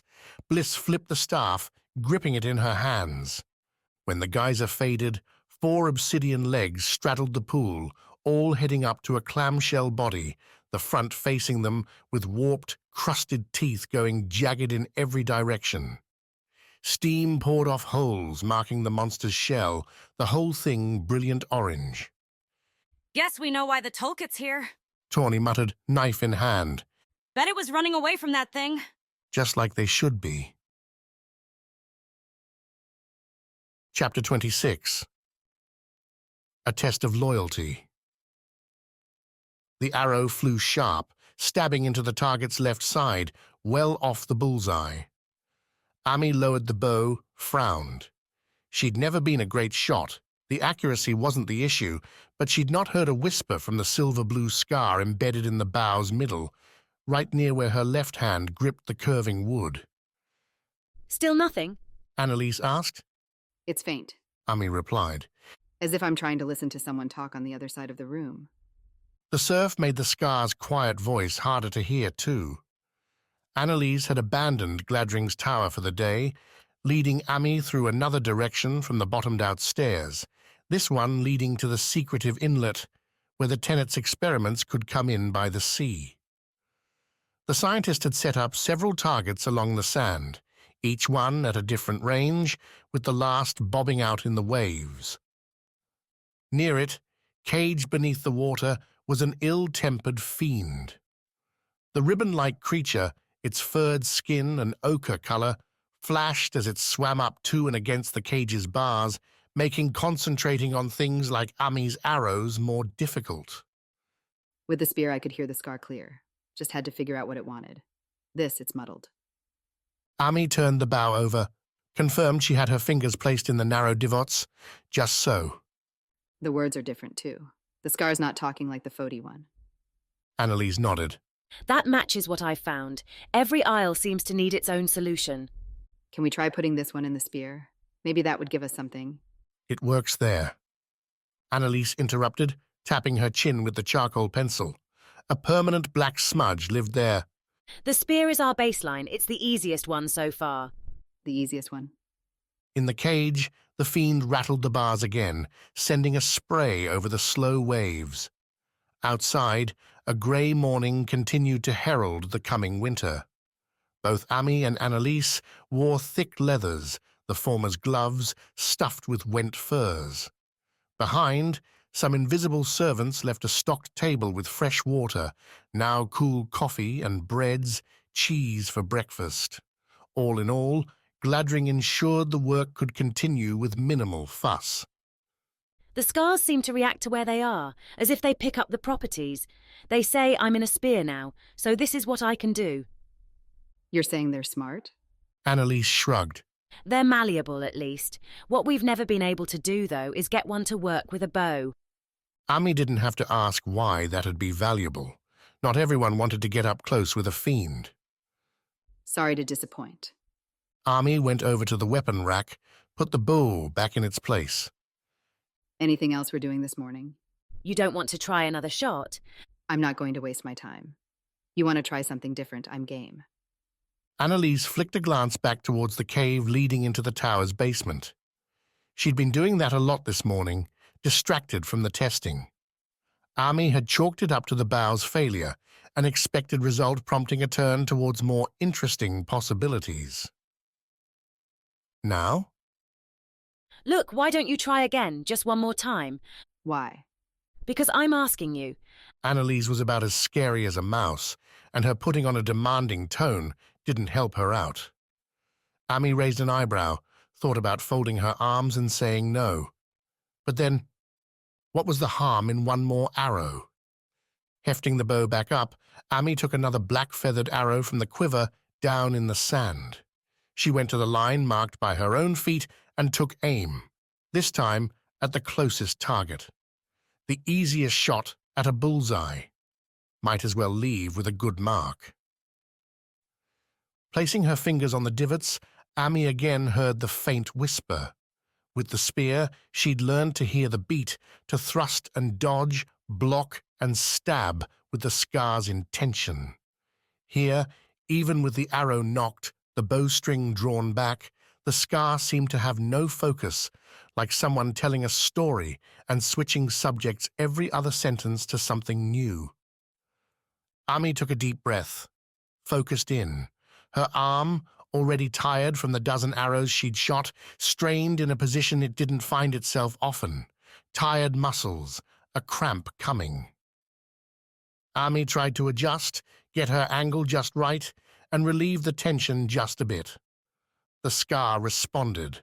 A sharp rise, the whispers speeding up into a rapid staccato, like someone clicking their tongue. Ami held her position, went back to aiming the arrow. Maybe now the scar faded as Ami looked down her arm, aiming the shot. Back to her arm, focusing on the pain, the strain. The scar reacted like it did before, bubbling up to life. Okay, so it read the tensing, but how could Ami use that? She tried following her arm, feeling the pulled muscle all the way down to her fingers, to the bowstring, and all the way across her chest to her left arm as it held the bow itself straight. As Ami held the focus, the scar picked up speed until it became an uninterrupted popping stream. The connection came when Ami finished tying her muscles together, following the line from the fingers of one hand to the other. The scar went solid, and a lightning rush ran through Ami's body. Her right hand released, the bowstring snapped, and with a bang, the arrow shot towards the target. The tiny missile struck, bursting the simple wood into splinters, the arrow itself breaking too, flying in all directions. How did you do that? Annalise asked, after she'd picked herself up off the sand, where she'd dove as the target exploded. What did it feel like? Ami hadn't stopped staring at the bow, the cancer stone inside it. Every scar had its own language, and more than that, they needed to match their surroundings. Work. But if it could turn a simple arrow into a force like that? Ami turned to Annalise, ready to answer her question, but the words died on her lips. Gladring, hands clapping, emerged from the cavern. Behind him, with two familiar Najan guards pushing him along, stumbled a bloodied Matimo. The historian bored his battered look with an aristocratic flair, casting verbose insults at his guards and Gladring in equal measure, their syllables interrupted often by bloody coughs. His Najan robes were torn, stained, as if Matimo had been pulled from a meal and dragged along before finding his footing. When his eyes found Ami, the historian played a smarter game than Ami expected, betraying no recognition and offering up a fresh sneer. This is who you have doing your work, Gladring? Matimo asked. The Aegis is used up, Guardian. Gladring held a single hand towards Ami as if to apologize for the man's outbursts. The tenet seemed a bit uncomfortable on the sand, his balance wobbling with his steps. Together, the two dispelled Gladring's usual imperial presence, instead rendering both him and Matimo into something less than threats, something less than serious. The two Nayan guards at least preserved their roles. Neither erred in their steps onto the beach. Both held to straight looks, one hand apiece on Matimo's robes, and the other, always drifting to the vulge strapped across their back shoulders. No chakrams, these. Apparently they didn't fear Matimo running away. A new test subject. Gladring announced to Annalise, who regarded the whole party with her normal wide-eyed, dry observation. This one has proved to be a pest, so let's at least make him a useful one. How? By letting me go. Matimo answered before Gladring could speak. I'm not some prisoner scooped off the streets, girl. I'm... Nobody of consequence. Gladring interrupted. He shot a toothy glare Matimo's way. For all your research, Matimo, not a soul will remember you. Those awful parties will carry on, your sycophants and supplicants pausing only long enough to find a new source for wine. You are a miserable soul, fascinated in your twilight with things far beyond you. You should have stayed with your books and remained the footnote you are. Matimo's face had gone red. His inhale a sign some equal bluster was preparing to spew forth when Gladring made a sharp cut with one hand. The guard on the left pushed Matimo forward, cutting off any rejoinder with a face filled with sand. You said you plan to work with a fiend today? Gladring asked quick, turning back to Annalise. Is that it there? Ami's not killed it yet? Not yet. What's the scar today? Cancer. Ami may have had a breakthrough. Gladring nodded, his eyes flicking Ami's way for the barest fraction before returning to his scientist. Perfect. Here is a chance to replicate the success. Give Matimo the scar and throw him in. If the man masters what he's been seeking, he might live. If he doesn't, then the fiend might offer him the oblivion he deserves. Ami, still holding the bow, heard Annalise ask her to remove the scar. The scientist didn't seem to be pushing back. Executions, trials with likely deaths weren't exactly uncommon in the Isles, but this seemed obscene. That, and if Matimo wound up dying at the fiend's hand, he'd never get to fulfill his end of the deal. Why? Mai asked, Matimo before her trying to spit sand from his mouth. What did he do? That guardian is not your concern. Remove the scar now. Katya. That's who Ami had to think about here. Not the wine-sotted historian, not the injustice. This wasn't some child being thrown off a cliff, some innocent being given to the sword. Everyone here played in Najan's politics, and Matimo had lost the game. What such rationales were doing to her soul, Ami tried not to think about. She popped the scar, sliding her thumb beneath the stone in its slot, and handed it, the whispers intense at the touch, to Annalise's waiting hand. Matimo, Gladring said, kneeling next to the historian. Do you even know how to use a weapon? Not counting a wine bottle, of course. Matimo coughed. Damn you, Gladring. I take that as a no. The tenet stood. Give him the scar, Annalise. The scientist went to Matimo's side, held the scar out. The historian took it with one shaking hand, gave Annalise a look blending hope, fear, and wonder. Open mouth, narrowed eyes, sweating skin. This is a Kanti scar, Annalise said. You'll feel it talking to you. Use it right and you'll be able, we think, to do what Kansi could. At least somewhat. Her face lit up as she spoke. As if the circumstances no longer mattered, once possibility entered the play. You could even fly, I think. How? A mystery we are all depending on you to solve. Enough chatter, Annalise. Send him in. The guards picked up on the order, lifted Mattimo, and dragged him down towards the surf. Ami, if you would be so kind as to take another arrow and reload your bow. Annalise followed the guards and Mattimo down to the waves, talking all the while about how Mattimo might connect to the scar. For the fiend? Ami asked, knowing it wasn't. If by some miracle our friend finds the secret to the scar and begins to fly away, you will bring him down. I'm not your executioner. Wrong, Ami. You're anything I ask you to be. Ami's grip could have broken a man's neck in that moment, but the weapon held. Mattimo, when the guards pulled him through the sea to the fiend's cage, did not. From the first splash into the ocean, the historian floundered, his robes dragging him fast beneath the waves. For a soft moment, the only thing above the water was the man's hand, the cancer scar glittering. Then it too vanished. Ah, well, Gladring said, the water turning red as the fiend found its next meal. It's never so easy, is it? Chapter 27. Rock Run. Which was worse, abandoning your duties as a guardian or a brother? Quick, in the hours since leaving Wax and the Bandits, hadn't come to a firm conclusion. What he did know now was that he would likely die out here. His hunter's instincts kept his feet moving light over the stones, Sichi's glow giving just enough to keep him from a bad fall, a broken ankle, or complete despair.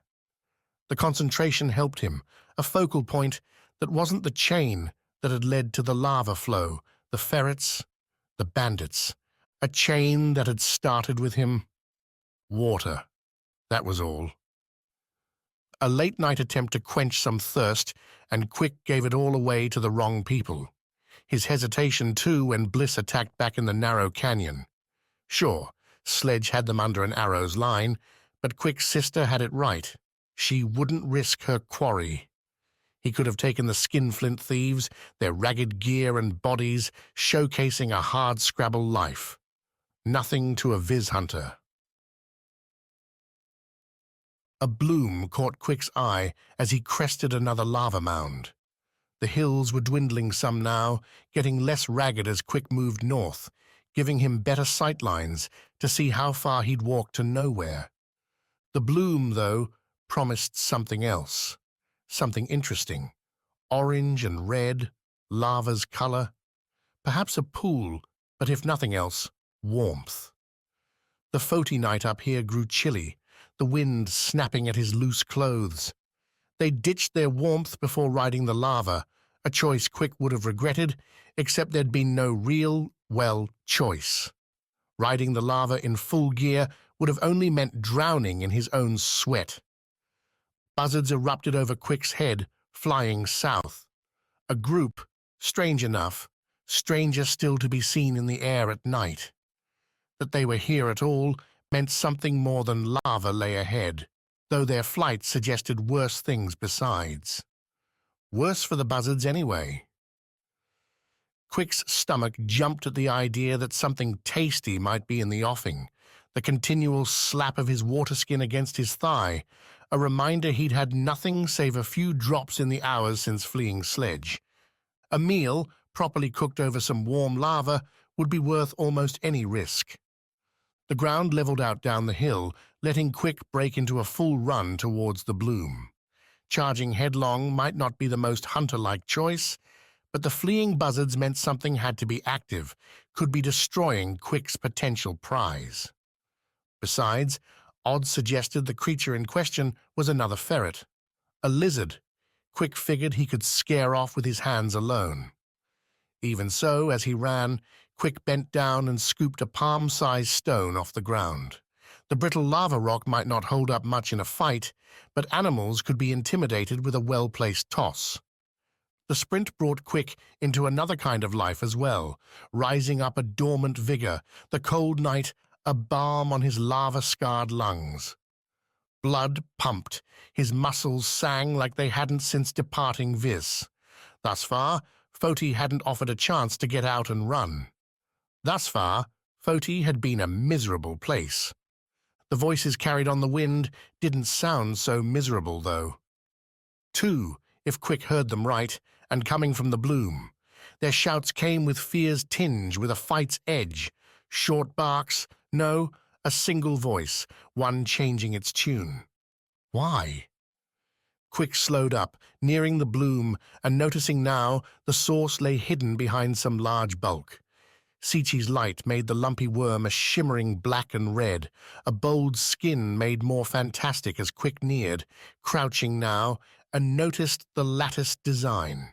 The creature seemed dead, though with its back facing Quick, the hunter couldn't be sure.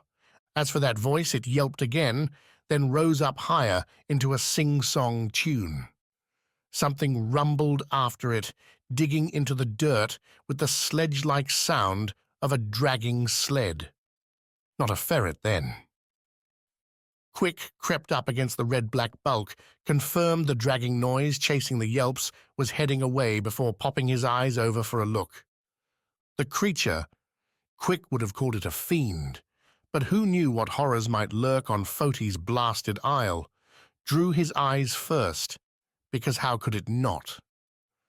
The great shell, bristling with haphazard fangs, dragged itself along the dirt with scraggly fins. In the lava's glow, the monster appeared more shadow and flame than living thing, a surreal beast belonging in nightmares. Not so the person it chased. The bandit girl danced back from the fiend, her hand flittering over her mouth, changing her voice as she moved, outpacing the monster without much difficulty. Why didn't she turn and run? Both the fiend and the bandit were on the lava pool's far side, putting its brilliance in the way of seeing anything else. At least anything beyond his fingers. The skin beneath his hands had death's chill, but life had once been there, which meant meat. The bandit might have gone hunting, found a problem. But then the bandit had also been the one with Quick's sister. If anyone knew where she'd gone, it'd be the girl facing off with the fiend. A girl now yelping for real. Quick found her, saw she'd stumbled and hit the ground. Poise crumbled Quick, the bandit's feet slipping on the rocks while her hands tried to push her back up. The creature, sensing some victory, rushed its fins. Quick made his move, vaulting over the dead creature's bulk. The snatched rock in his hand, Quick flung the stone as he landed. The rock smacked the creature's shell, bursting. The strike couldn't have hurt the thing, yet the fiend shivered to a halt. If it had eyes, Quick would have expected the things to turn his way, but none did. It's sound! The bandit shouted, recovering her footing and getting distance. That's how it'll find you. Swift to mark him as an ally, and right about her guess, as the creature heard her voice and kicked off its pursuit once more, black rock flying up as it hustled forward. A tapping, much closer to his feet, drew Quick's attention from the chase-down totty ground, where, lying and favoring a gashed leg, lay his sister. Her staff rested by her side, and behind it, near the dead mammoth, sat the first carved pieces of what would make a good many dinners. Bliss. Quick started the name as a shout, shrank it to a whisper as he knelt at her side. How bad is it? Bliss shook her head, her signs flashing in the lava light. Looks worse than it is. Help her. If Quick had his gauntlets, helping the bandit would have been easy. A running jump up behind the shelled creature, a battering on the top to drive it into the ground, and then keep wailing away till the monster gave up. Without his usual tactics, Quick was going to need something new. That something looked to be Bliss's staff. Can I borrow this? You break it, I break you. Quick chuckled. Good to see his sister still had her heart. Bliss's upgraded staff had metal on either end, metal that glowed bright as Quick stuck the edge into the lava pool. Beyond, the bandit continued kiting the monster around in large circles, following Quick's shouted call to keep it close, but not too close. Getting tired over here. Ready. The fiend, according to Bliss, had emerged from the lava. That meant the thing's shell. Its fins would take the heated staff without a problem. But how about the monster's insides? Hefting the staff in both hands, Quick went around the pit's left, dragging the metal end in the lava to keep it hot. The bandit cut across the pit's front, the shelled fiend hustling after her. While the bandit breathed hard, sweat everywhere, scratches and their blood glistening in the lava's light, the fiend showed no such exhaustion. The fins worked as they had when Quick first arrived, hustling along the ground. Keep going past me, Quick said, drawing the hot end from the pit. It's all yours, the bandit said, running right by the hunter. The fiend closed. Quick took a breath, aimed the hot end right where he hoped that giant mouth would open. Right here, Quick shouted as the fiend crossed before him, trailing the bandit. The creature lurched to a stop, its fins scuttling on the rock to turn Quick's way. Those gnarled teeth pitted and charred, coated over with dried lava. The shell looked much the same this close, and Quick couldn't imagine how heavy all that dried rock had to be. The fiend didn't give him much time either, jerking forward in a head-snapping bite. Its jaw eclipsed the hunter, blocked Sichi's light behind. But Quick had a hot, glowing guide, and he jammed it forward. The staff struck something soft. Quick pressed, felt the monster recoil, those fiends struggling to reverse. Those teeth quivered, but didn't shut. A monster smart enough not to swallow its own death. Not good. Quick danced back on his toes, bought space while the fiend coughed. A dry spasm. The staff left the monster's mouth, but the beast kept it open, perhaps airing out the wound, perhaps displaying all its teeth in some frightening dance. Either way, the bandit took the opening. Quick expected the girl to retreat, maybe vanish in the night, given the chance.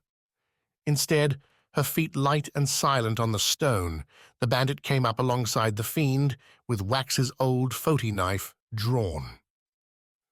She stabbed the weapon inside the mouth's corner, prompting the fiend to jerk away. The bandit bounced back too, twirling the knife in her hand. Got you, you ugly bastard. Don't think that killed it. Quick muttered as the fiend again changed its target, chose the bandit, and surged forward. This time, though, the bandit didn't retreat, didn't move. The big mouth came closer. She'd be eaten, slaughtered. Quick swore, dropped Bliss's staff, and burst into a headlong run. Those gnarled teeth closed in. The bandit grinned. Quick leapt. He tackled the bandit, didn't feel the teeth strike, and curled in around the bandit's smaller form as they hit the stones. Quick's ragged clothes tore further, new bruises and cuts adding themselves to his collection. His head knocked hard on a stone, sending the world sideways, his ears ringing. Hard enough so he couldn't understand what the bandit said as she forced herself from his arms, stood up over him, though he understood her kick well enough.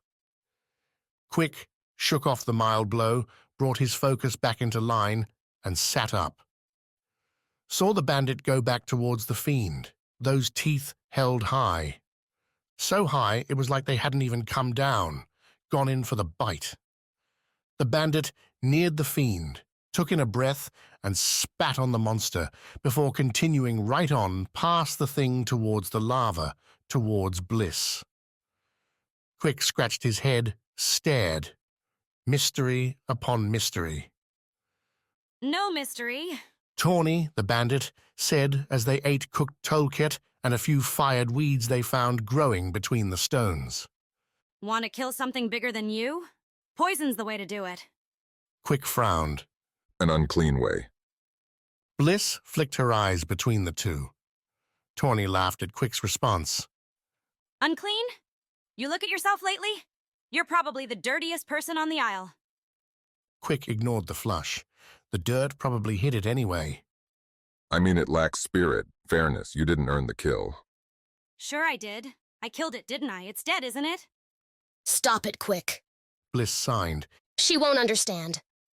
Now Tawny's look flitted between the siblings, the smug smile never leaving her face. Look, I don't right care what you think. I saved your damn lives, and that makes us even. I could shove her in the lava pit now. Quick sign to Bliss, then turned to Tawny, who'd stuffed her face with more charred toket. We wouldn't have been here save for you and your friends. This is your fault. Tawny rolled her eyes. Already explained this to your sister, who's way cooler than you, by the way, but they're not my friends. They're an opportunity, just like you. Quick snorted. An opportunity for what? To stay alive, what else is there? Chapter 28. Return. Familiar and alien. The tunnel stretch, the blocked-off splits, looked the same as before, lit up in the dim fungal glow. Lightning blue, new leaf green. The air stank as it always did, mouldering on Svarde's tongue with every breath. Those things were the same, had been the same for days, weeks, however long he'd been beneath the surface. Now, though, Svarde treaded the stones not as a wanderer, an explorer searching for answers, but as something he'd never been before, a killer. Kivi took to the mindset change with more gusto, the ferret scrambling before Svarde, busting open her vents with happy regularity. The steam, the orange glow beneath, led the party onward, let Svarde focus on his steps, his strategy. Maina and Rasselbeck were willing enough to engage the fiend again. Armed, albeit without much defense, the two chatted on about tactics, Rasselbeck doing more educating of his former commander. Rana raiders had, it seemed, a long list of combat techniques with those crossbows, with Rasselbeck's scavenged stones.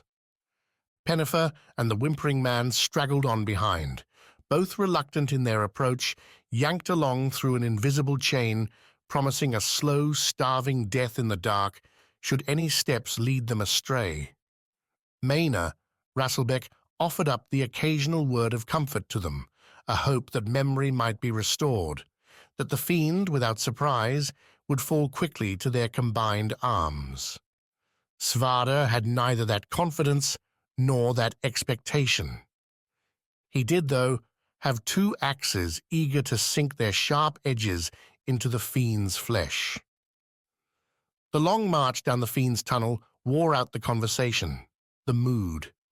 Anxiety, anticipation died along those steps, slow enough that Svarde considered calling a halt, even setting up a watch and getting sleep. A battle on rest, on a full stomach, would be better than one without either. Yet the fiend had pounced on them before, and now Svarde felt they were close enough again. "We're nearly there," Svarde said when Maina asked about the same. "You'll get your energy back when the monster appears. Don't doubt it." That's what you're hoping for? Rasselbeck asked. Our ragged asses will pull it together in the end? It's not hope. It's fact. We sleep here. We won't be waking up. Some of us might not mind that so much, Pennifer added. The old you wouldn't have said that. Rasselbeck countered, flipping sides. The old you would have been wondering why we didn't stick the bastard the first time around. The old me lost. Then get some revenge. Svarde snarled, his feet never stopping, always going down, down, down. The fiend's lair looked much like Svarde remembered. The three-pronged entry branching off the prisons, the quartz in the center, and a leftward path they'd never explored. Now wasn't the time for new directions. The soft breeze returned with them, a change not unwelcome, even knowing its source. At least the air moved away their collective stink. "The middle," Svarde said. "If the fiend's home, it'll be there. If it's not, we get our gear back. Be ready." Thanks for the warning, Rasselbeck muttered. In the back, the whimpering man continued doing as he had for the last hour, repeating Rasselbeck's story, the names on the Rana Raiders list. It could have been annoying, but instead came through as a comfort, a sort of cadence to their damned march. Kivi led them through the middle tunnel, up its sharp bend to the quartz chamber. Again the pink light blew away the dark, forcing a squint as Svarde made the entry. The gemstone remained as he'd left it last, with armor and clothes, weapons and satchels hanging from the spearing prongs. The fiend seemed absent. Kivi centered the room, spinning around on her stubby legs and snorting. No immediate threat. Get in and get armed. Svarde said, leading with his axes. No telling when it'll realize we're here. Rasselbeck and Maina moved past the Guardian, angling towards the gemstone. The whimpering man followed, eyes and mouth agog at what he saw. Any of it yours? Svarde asked at the man's expression. If it was, I wouldn't know. What the man also didn't know, when Svarde pressed him a moment later, was where Pennifer had gone. When the whimpering man claimed ignorance, Svarde whistled the crew back to action. The Guardian wanted to go rushing off down the tunnel, find Pennifer, and either drag her back with them or slaughter the demons sucking her soul dry. But he didn't move. We're not going after her? Rasselbeck asked, sabers now in both hands. Isn't that the point? The point is not to die. If the fiends found her, there's little we can do. Rushing into those dark tunnels gives it every advantage. Instead, we set up. Wait. And Pennifer? We'll find her after. That she'd be dead, a husk, Svarde didn't say, didn't need to say. His body gave that edict for him, and the other three didn't push back. Kivi, making her way up to the ceiling, gave a soft, agreeing snort. We tried to save her, went all that damn way, and now you're throwing her life away. Rasselbeck spat on the dusty rock. Some leader you are. Never wanted to be a leader. Get back near the quartz. Svarde drew up the hasty strategy. Maina and Rasselbeck would hold the room's center, with Maina ready to fire her crossbow. A second, loaded and ready, sat at her feet, the moment the fiend appeared.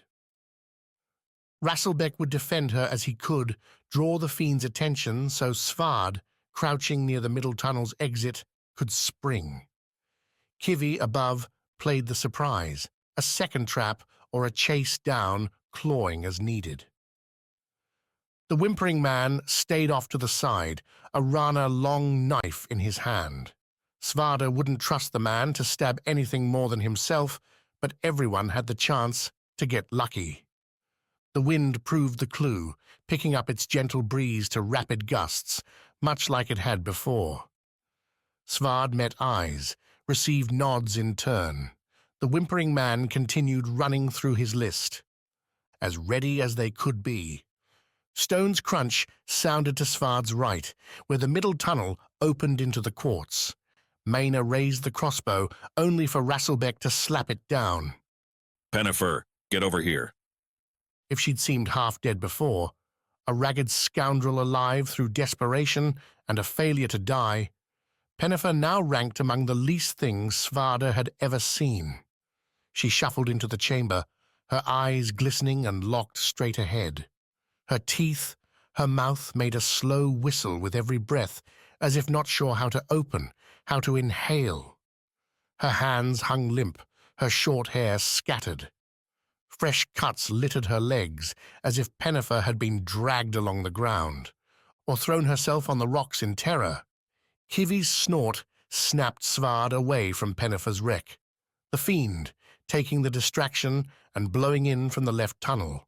The grey faces, the black cloak, the many spindly arms reaching for Maina, for Rasselbeck. Neither were ready. The Rana captain turned, bringing up the crossbow, and pulled the trigger into lashing wind.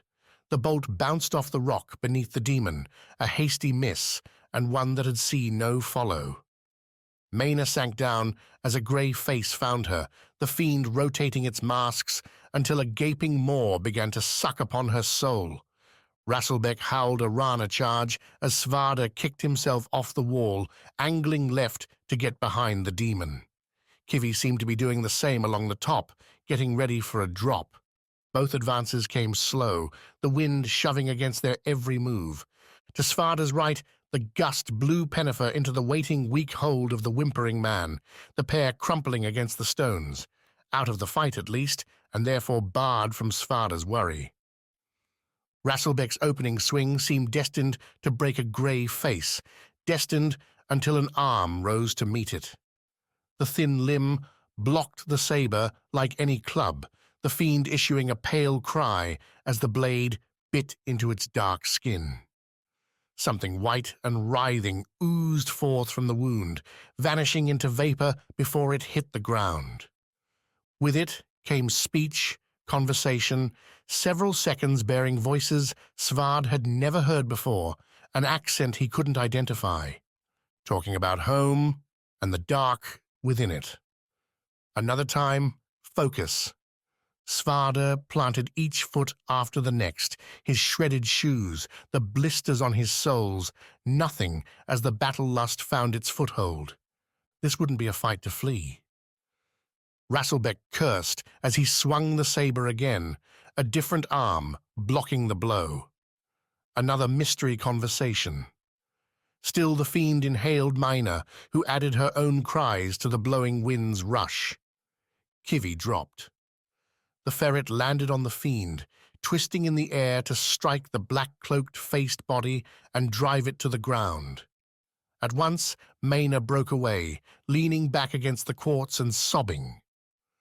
Rasselbeck went for a crossing slash, stopping as the thrashing monster swung a grey face to meet him. Rasselbeck shivered, the saber falling from his grip and bouncing on the rock. "Fight it!" Svarde shouted, giving up any surprise and rushing the last few paces. The wind blew him off course, bringing Svarde closer to Rasselbeck than intended, and so his opening blow, coming as the fiend struggled with Kivi, snared only the fiend's right edge, tearing at the black. Words erupted, sounds, clapping, cheers, crying, conversation, and the rolling thunder of a storm. The noise filled the room, stunning Svarde with both its volume and randomness. The wind took advantage, stumbling him past Rasselbeck. The fighter fell to his knees, his mouth moving in a familiar cadence, even as so much chaos continued. Repeating his list, holding to himself, an effort Svarde would not let die in vain. The Guardian's foot struck something softer than crystal, something familiar, and Svarde dropped his axes, exchanging them for a chance. Before him, the fiend managed to snare Kivi with its arms, throwing the ferret into the wall near the middle tunnel. Kivi struck hard, cracking against the stone, claws already searching for purpose to make another run. His ferret friend, so loyal, so strong, another Svarde couldn't let down. The wind swirled, the gusts changing direction as the fiend pulled itself together, rising. White memories, for that's what they had to be, streamed from myriad wounds covering the beast, dissipating as they struck the ground. A grey face spun fractured, but the other seemed whole. As Svarde raised the crossbow, the fiend noticed. It swept aside Rasselbeck and rose up before Svarde, its great, torn mass, writhing faces, limbs, blotting out the world. Svarde sighted on the monster, had his hand slip to the crossbow's trigger, and found himself elsewhere. Nowhere. If the great eye down below had pulled Svarde into several moments at once, cast them in a warped light, this fiend felt as though Svarde was stretched across his entire being. Thoughts, feelings, emotions collided upon him, banishing anything real in favor of what had been in an impossible slurry, one beginning to drain as the grey-faced fiend found its hook. As soon as it started, as soon as Svarde lost himself within himself, he snapped back. Right to the room, the quartz, the fiend. And before him, hand outstretched in a futile stab at the monster, stood the whimpering man. The fiend took the stab, gripped the man with its wounded arms, and pulled the poor soul towards its middle blank grey face. The wind assisted, pushing Svarde, the man, towards the fiend, giving Svarde a perfect target. The Guardian pulled the trigger. The crossbow jerked. The loaded bolt flew over the whimpering man's head, right into the fiend's circular, sucking mouth. The wind died first, the faces cracked second, but the conversations, the spent memories of who knew how many, those kept on going as Svarde fell to his knees, hands reaching for the whimpering man, not knowing if there was anything left to find. Chapter 29. Bandit Camp. The lava flow brought them through a misted wall, chill droplets gathering on Wax as he gripped his pole. Sledge again in front, the two other bandits behind. Between them, on the large stone serving as their raft, lay their possessions, the meager remnants after several more days spent riding the heat. The raft came to a stop of its own accord, the grey-white fog blotting out everything save Sledge's shadowed form. The rock shook, a grinding crunch rattled Wax's bones, their ride coming to an end. Gather the satchels, follow me, Sledge ordered. We're here. The three bandits had barely spoken to Wax on the ride, and he'd been happy to oblige them. Instead, Wax turned to the scar, keeping at all possible times one hand on the necklace, on the warm Viz gem. When he touched the emerald, it seemed to speak to him, a soft whisper in a language he couldn't make out, if it was even words at all. Nevertheless, the tone didn't hold the hate, the loathing, the frustration baked into Sledge's every word. Wax wouldn't call himself a fragile soul, but day after day, treated like an animal, could beat a man down. Before the ferrets, before the escape, Sledge had seemed an honorable thief. Death and failure, it seemed, could break her. The lava's end seemed to restore her spirit, though. She even reached back to help Wax off the rock into the fog, warned him to take the pole with, use it to steady his feet on the shifting ground below. The lava's growing the land here, but it takes time, Sledge said as Wax took his first steps free from the flow. It's temperamental, prone to breaking. Test every footfall before you make it. How long? You'll find out when we make it, though we'll not see another night in the wilds. That prediction proved wildly off.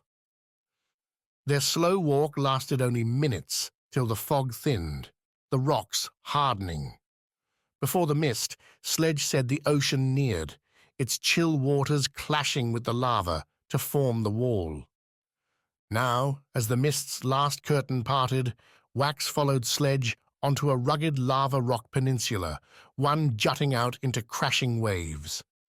On either side, a broad beach overrun with scurrying critters and brown sand sprawled. Gulls speckled the sky, their white forms whirling and diving at those same critters, their calls a welcome change from the lava's incessant, lethal pops. Below the birds to the south came other noises, civilization's song. Wax followed Sledge's turn that way, though he didn't copy her relieved sigh. Their target looked to be built up along the beach and bleeding back into the rocky land behind it. Thatched shelters, dredged-up dirt walls, circling brush-covered roofs. Campfires burned, the smoke climbing into the clear afternoon sky. Laughter coasted over the waves, mingling with some song. Home, Sledge said, nodding. Always good to find it where we left it. Your house moves often? Sledge flashed a grin as the other two bandits emerged, satchels loaded on their backs and shoulders. Do what I do, and you'll learn to always be restless. The bandit camp did have a nervous energy, even though the sing-song vibe, the clashing as ale mugs clattered against one another, did what it could to dispel it. Wax, now carrying his own share of the satchels, saw speed's necessity with every look. Weapons lingered on easily snagged racks, hilts up and blades gleaming. Salted fish and harvested vegetables, garden plots dotted the rocky hillside above the camp, lay in clumps, satchels nearby for ready packing. The eyes he saw, when Wax didn't draw their attention, seemed to always circle back to the horizon, waiting for something to appear. We're not all so cozy as you, announced Egrad, the camp's captain, after swapping introductions. Permanence is a luxury for us. The bandit chief didn't hold much with pomp, but the hall where Wax found himself did ornament its spare stone and sand with captured goods. Foti-made jewelry lay on one side, piled atop a flat rock. Nearby, on the ground, lay collected gear. Quick's wooden gauntlets made the newest additions to the pile. Past that, continuing on the northward side, lay random valuables. A book, some odd device Wax didn't recognize, and several bottles of Tamas red wine. Egrad kept himself in the room's center, flanked by two guards who didn't seem to take their roles all that seriously. The woman on the right tossed a single knife up over and over, always catching it by the hilt. The other seemed asleep on his feet, both eyes closed with his hands hooked into a ragged belt. Permanence and quality, Wax said.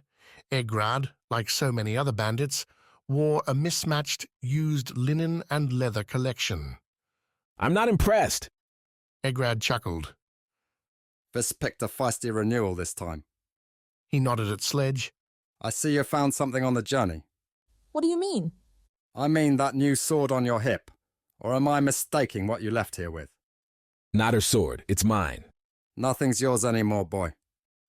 Egrad pointed towards the gear pile. Give it, Sledge. Consider it your price to pay for the ones you lost. Sledge folded her arms. Every mouth we don't have to feed makes more for the rest of us. Wax blinked. Was Sledge saying she'd set up the casualties? Were the Fairites planned? You're making my argument for me. Egrad countered. Unlike Sledge, the man kept his hands on his waist. Us, you say? The blade belongs in the pile. We'll divvy it up at the season's end, just as always. Where it'll wind up with you. Is that a challenge? Egrad bared his teeth, mottled and mangy though they were. Sledge tensed. Would she take Egrad on right now? Wax hadn't been in the camp an hour yet, but what would a fight like that mean? A possibility of escape? It might be someday, Sledge muttered, hand moving towards the Foti blade. She drew the weapon, tossed it past Wax to the gear pile, where it landed with a stiff clank. You're going to push someone too far, Egrad, and they'll kill you for it. I have no doubt you're right. That day, however, is not today. He turned back to Wax, a new light in his eyes. Well then, Renewal, let's see it. See what? You're not dumb enough to pull off an idiotic question, boy. The scar. Stop calling me boy. Egrad tilted his head, brought a hand up to the flimsy grey and red goatee on his chin. What should I call you then? Your name? No, you haven't earned that yet. Are you a man? Hardly. Sledge captured you, dragged you all the way here. No man I know would suffer such an embarrassment. Sledge flushed. Wax clenched his right hand. Egrad was near enough Wax might be able to get off a step and a swing, deliver a socking blow to the man's jaw before the guards reacted. That, though, wouldn't earn him anything, save a beating. Pan would counsel caution. Find the right path and take it. What do you want it for? Wax asked, his left hand moving to the scar, finding it beneath his torn canvas shirt. I don't, but our clients dearly do. I'm asking you for it because I would like to feed my people, their families through the coming winter. A donation, and one we'd thank you for.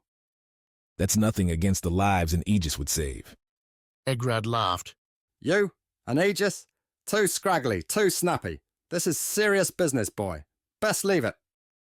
Wax jumped, not at Egrad, but left towards the gear pile and one shining hilt in particular. His hand closed on the Foti blade, and Wax whipped it up and around, angling for the face, the body he knew had to be there. The sword struck iron, the gauntleted wrist of the sleeping guard, who'd snapped to his senses fast enough to block Wax's strike. With the Foti blade knocked out wide, Wax had no defense for what came next. The guard's other hand balled into a fist and crashing into Wax's temple. The chill woke him, the wind slicing through Wax's thin clothes. At his feet, a wave tickled his toes, sliding in beneath him. Wax blinked, tried to shake off the headache, and felt dried blood caked to his left eye.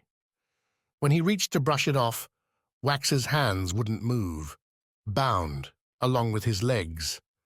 Wax traced the feeling, saw the wood set deep in the sand on either side. Awake? Asked Sledge. She sat in the sand before him, her bow resting on the grains beside her. Or just another twitch? What's going on? With an arrow, Sledge drew an idle pattern in the sand. Behind her, the day leaked away. The bandit camp's fires stood out now, the rocks, a leering silhouette behind the shelters. Egrad's happy to play word games all day, but if you try something physical, he takes it personally. So I should have let him walk all over me. You want to live, you do as he asks. Is that what you do? Sledge shook her head. You're not smart enough to rile me up, Wax. She picked the arrow from the dirt, pointed it at the Viz man. He took the scar from you. He'll take your life too unless you make a promise. Wax didn't have to free his hands to confirm the truth. The scar's warmth had vanished, its whispers silent. His mouth went dry, his muscles shivering not from the cold. What promise? To stay, to join us.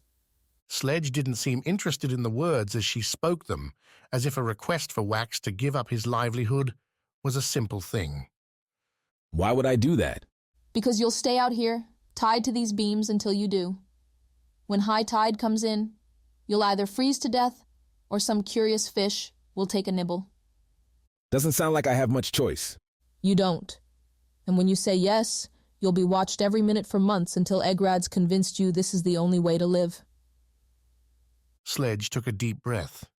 Every second of your every day will be steeped in this life until it's the only one you can imagine. You don't seem sold. I'm here, aren't I? Sledge asked, standing up. It's not a perfect life, but it's a damn sight better than dying down in those mines. On Foti, you can't ask for much more. She turned towards the bandit camp, made to leave. I'll be back in a few hours. Make up your mind by then. No use dying for nothing, Wax. My brother and sister will come back for me. Sledge laughed as she trudged up the sand. Your brother and sister are dead, and even if they're not, nobody on this isle will help them. Wax wanted to call out another spicy retort, but there wasn't one to find. His wrists and ankles hurt where the rope bound him to the wood. The cold stole his breath, peppering his skin with bumps. Hunger gnawed, thirst scratched. Not once in all his time on Viz had he felt so miserable, not one time. This is what Pan had given him. No grand adventure, no heralded journey, just a struggle, one ending with nothing, nothing save the cold, the dark, and the sea. Chapter 30. A Guardian Again. The Laloon bloomed again tonight. Ami walked past them, down the crater towards the familiar prison. No Najan guard paced her steps for the first time in days, yet their chains weighed on her almost as heavy as her sword, her Foti armor. Gladring's declaration, before Matimo even stopped struggling in the sea, naming Ami as his tool and little else. You will work for me, with me, and as I say, with no lies, tricks, or deception. Gladring said there on that beach, half turned back to the cave and his tower. Matimo's death will cost me, but yours, not a soul will notice or care. Katya would. Though, as she trudged towards the Aegis and the wound, Ami faltered in that thought. How long before Katya's mind withered like her body already had?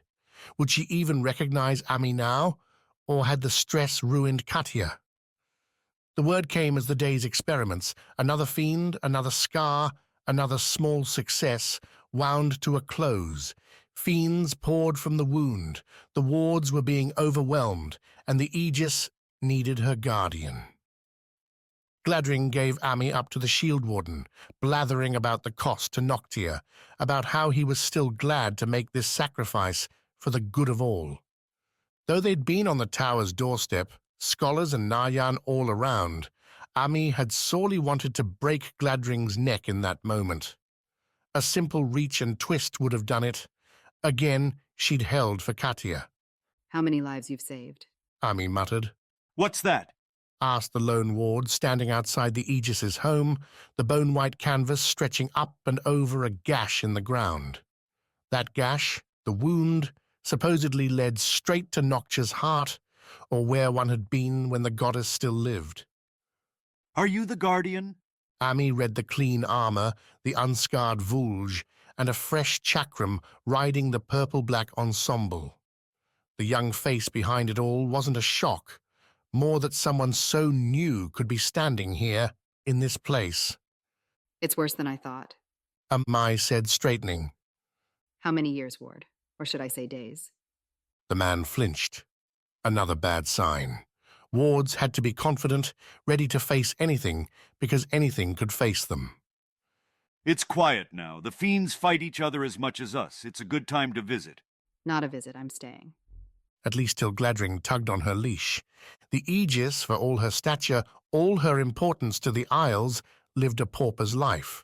Food and drink came carried, yes, and for the first few years when Katya was well enough to make her own orders, there were happy times shared among the hard stone beneath the canvas. Entertainment would visit, musicians, writers, even politicians from around the Isles, paying respects and giving gifts. Those dwindled as Katya did, and now she lingered, barely a wisp, on her stone throne. Blankets cloaked her as winter's onset turned the Noctia nights chill, though Ami thought the standing torches around the space kept things warm enough. The wound filled the room's center, a jagged cut unbent by so many years. Ami looked to it first when she came in, expecting a fiend to emerge right then, crawling forth with a spider's legs or a bat's wings and demanding their blood, their souls, or something somehow worse. Instead, she saw wards, nearly a dozen, though most were either tending mild wounds, polishing equipment, or indulging in the stacked and set food and drink on the lone dark wood table near the entry. A calm time indeed. Only two seemed on watch duty, both armed with their charkams and standing at the wound's edge, staring down into the black, like Ami used to stare at the stars from her Noctia balcony, looking for some reason to care. Guardian, we're glad you're here, Came Teravin's voice, its owner standing up from a new desk just inside the door. A tablet lay across the desk's surface, coated in smudges from lines erased many times over. Fresh markings looked like days, names in a long table. Terevin loomed over them, giving Ami a respectful nod at far odds from the cocky attitude she'd first expressed back at the Guardian's apartment. How long ago that seemed. Terevin's one-time confidence had bled away to wariness, her left hand tapping idly on the table, while wrinkles creased a forehead still in thought about something other than the new arrival's sword. Nevertheless, when Ami returned the greeting, Terevin settled into a smile as she returned to the stiff chair. but a moment, then you can go to Katya as long as you like. Katya didn't seem to notice Ami had arrived, so the Guardian did as the Shield Warden asked, making sure to fold her arms, keep her face stern. Respect or no, Ami wasn't going to be Terevin's lackey. She'd already given enough ground to Gladring on that score, and there were limits to the damage her dignity could take. You know why you're here? Your wards can't keep Katya safe. Terevin sniffed, shifted her tapping hand to the tablet, and ran a single finger along the names on the left side. It's because we are keeping her safe, Ami. We're doing everything we can so your friend stays alive. The fiends are doing their best to make it difficult, and our body count, both injured and worse, is raising our numbers. So you weren't prepared. Terevin breathed deep, closed her eyes, deflecting Ami's needles then. Ami readied a harsher barb, aware her annoyance came less about Katya's safety and more at being stuffed in Gladring's box for days upon days, realizing that only annoyed Ami further. Katya's cough killed it all. The cough itself came as a weak thing, a dying animal's gas. Ami's head snapped around, sighted on the Aegis, as Katya's eyes opened and found hers. Ami, Katya said, a whisper, but one that found its target. You're here. Terevin could keep her breath and her excuses. Ami ignored the ward's looks as she walked to Katya's side, knelt by the aegis, and took up a hand more bone than skin. They kept me from you for too long. For a reason, or were they jealous? Katya's eyes, damn them, still had her sparkle. Jealous. Ami took her own deep breath now. Always a war being this close to Katya, a melding as possibilities lost collided with continuing hope. I haven't been idle. So I've heard, Katya said, and Ami started. Don't look so surprised, Ami. I've lived here for more than a decade. You aren't my only friend. Then what? Tell me first, is there a chance? Oh, that sparkle, a life that had suffused Katya's every moment, a leaping light. Could Ami crush it with the truth? That the scars offered some chance to future Najan fighters, but nothing so far for the Aegis? Maybe. Katya tilted her head. Are you lying to me, Guardian? I can't, not to you. No, I believe you still owe me from our games on the road. Katya tried to laugh, coughed again instead, shook it off, bent closer to Ami's ear. Be careful, this isn't what it seems. Ami fought to keep herself still. What? Not everyone wants you or I to survive. Who? That much I don't know, only that their weapons aren't quite as loyal as their masters believe. Katya's grip tightened, like a feather's touch. Just keep yourself safe, Ami. You're the one I worry about. It's yourself. It's you and only you. Katya's eyes went towards the drinks, the food. Think you could fetch me some of that kanchi tea? It really is the best. Terevin met Ami at the refreshments, filled up her own earthen mug, stuffing a small metal ball with the loose tea leaves and settling it into hot water, maintained by a low cooking brazier nearby. We didn't finish our conversation. Really, I thought we did. You can't keep up, so you need my sword. I need more than your sword. I need what you're working on with Gladring. Ami stopped, Katya's mug steeping in her hands. The last person to dig into his business wound up dead. Gladring's going to die if the wound breaks. Terevin replied, looking not the least concerned. You'll ask him. If he refuses, then... It's not ready.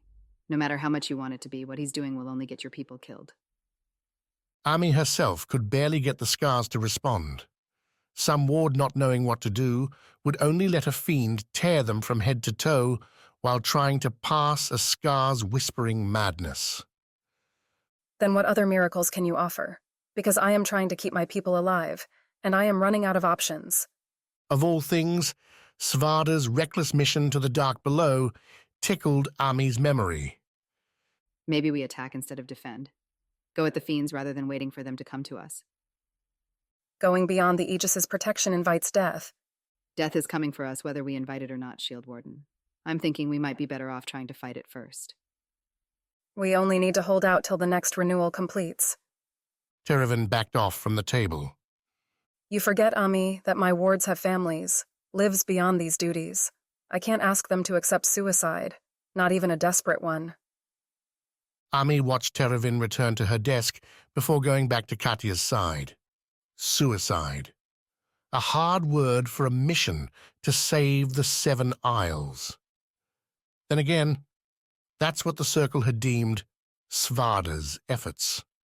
Suicide, and nothing more.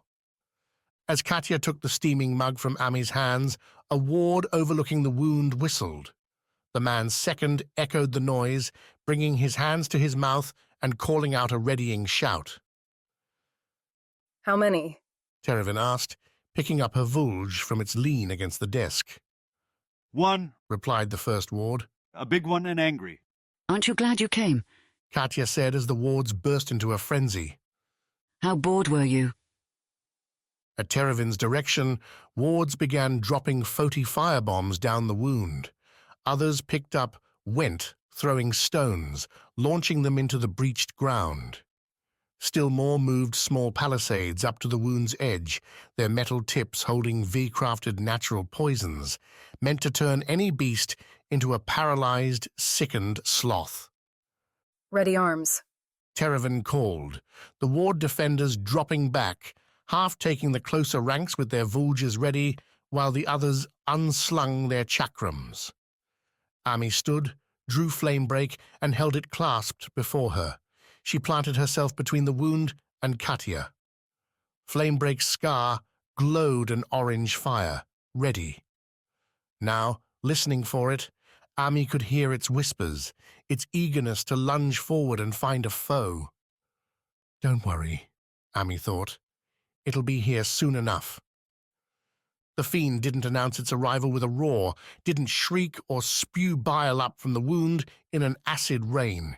Instead, the creature erupted, leaping from the opening straight towards the shelter's roof.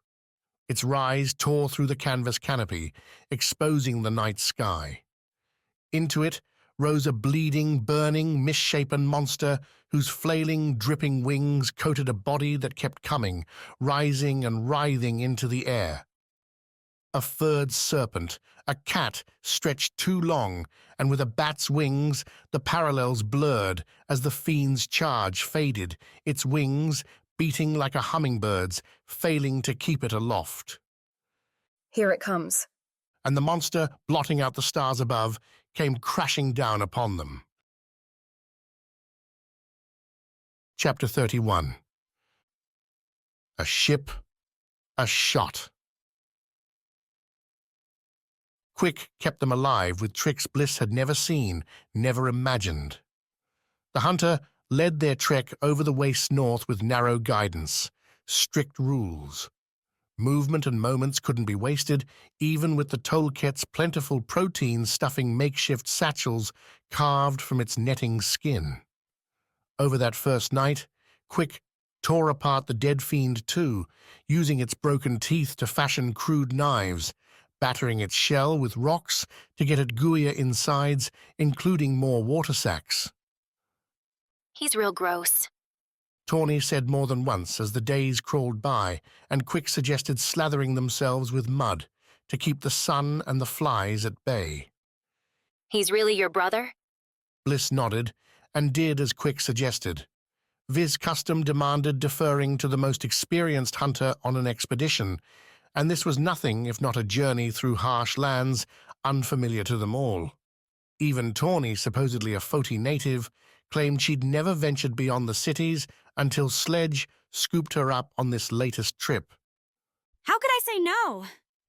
Tawny quipped one night by another campfire, a quick thing burning scrub brush and sticks just long enough to heat their lava-cooked dinner. A chance to leave behind the ashen ore for a life of scintillating banditry? Exciting stuff. Quick had been gone for that conversation, had been quiet most other times as well. After the initial shock of seeing his sister and Tawny alive at all, he'd fallen into a frowning sulk whenever he wasn't giving orders, advice to follow. Bliss could guess as to why, because the same feeling threatened to tug her under too. Would have, if not for Tawny's incessant conversation. They'd not only failed as guardians, they'd failed their family. Simple, devastating as that. You have to push it away. Bliss signed to Quick, walking beside him on their 5th day. We haven't abandoned him. We didn't have a choice. You maybe. Quick replied, using the signs, keeping the trailing Tawny out of the conversation. I chose to leave. I could have turned back, tried to ambush them. Fight. Why didn't you? Less an accusation, more a push to get Quick to stop hating himself. Hopefully her brother would catch the meaning. Quick, though, just sighed and turned his eyes forward. The rising dawn broke over something new today, a land not all shaped over by black rock, that instead offered long grasses and spindly trees rising up in narrow groves. Birds, more than just buzzards, alighted from the tall grasses and dove back in among them. A good sign. Food must wait in those stalks. Amazing, Tawny said when they all stood at the lava rock's edge, taking a break before venturing into the long grasses. I didn't think we'd actually make it to the end. You wouldn't have. Tawny laughed. Absolutely not. My thanks to you, O Hunter of the Wilds. Your ways with the mud and the guts are truly remarkable. Quick narrowed his eyes. She's joking. Bliss signed at him. I know she's joking. She's still a bandit, and she's lucky we didn't leave her back there. know, you could have tried, but I would have followed you. You would have failed. Maybe. Guess we'll never know. Bliss stood up, put herself between the two. Her brother's face kept getting more furrowed, a slight flush rising in its depths. A mood she knew well enough. Quick would suggest something stupid soon, something not easily taken back. Tawny, too, would be cocky enough to call him on it. Instead, holding her staff, Bliss pointed northward. With her left hand, she flashed signs Tawny knew by now. Let's go. Smoke and civilized smells hit the air by midday, along with salt and a sea breeze. Tawny noted Foti's isle narrowed as it climbed north, ending in a point.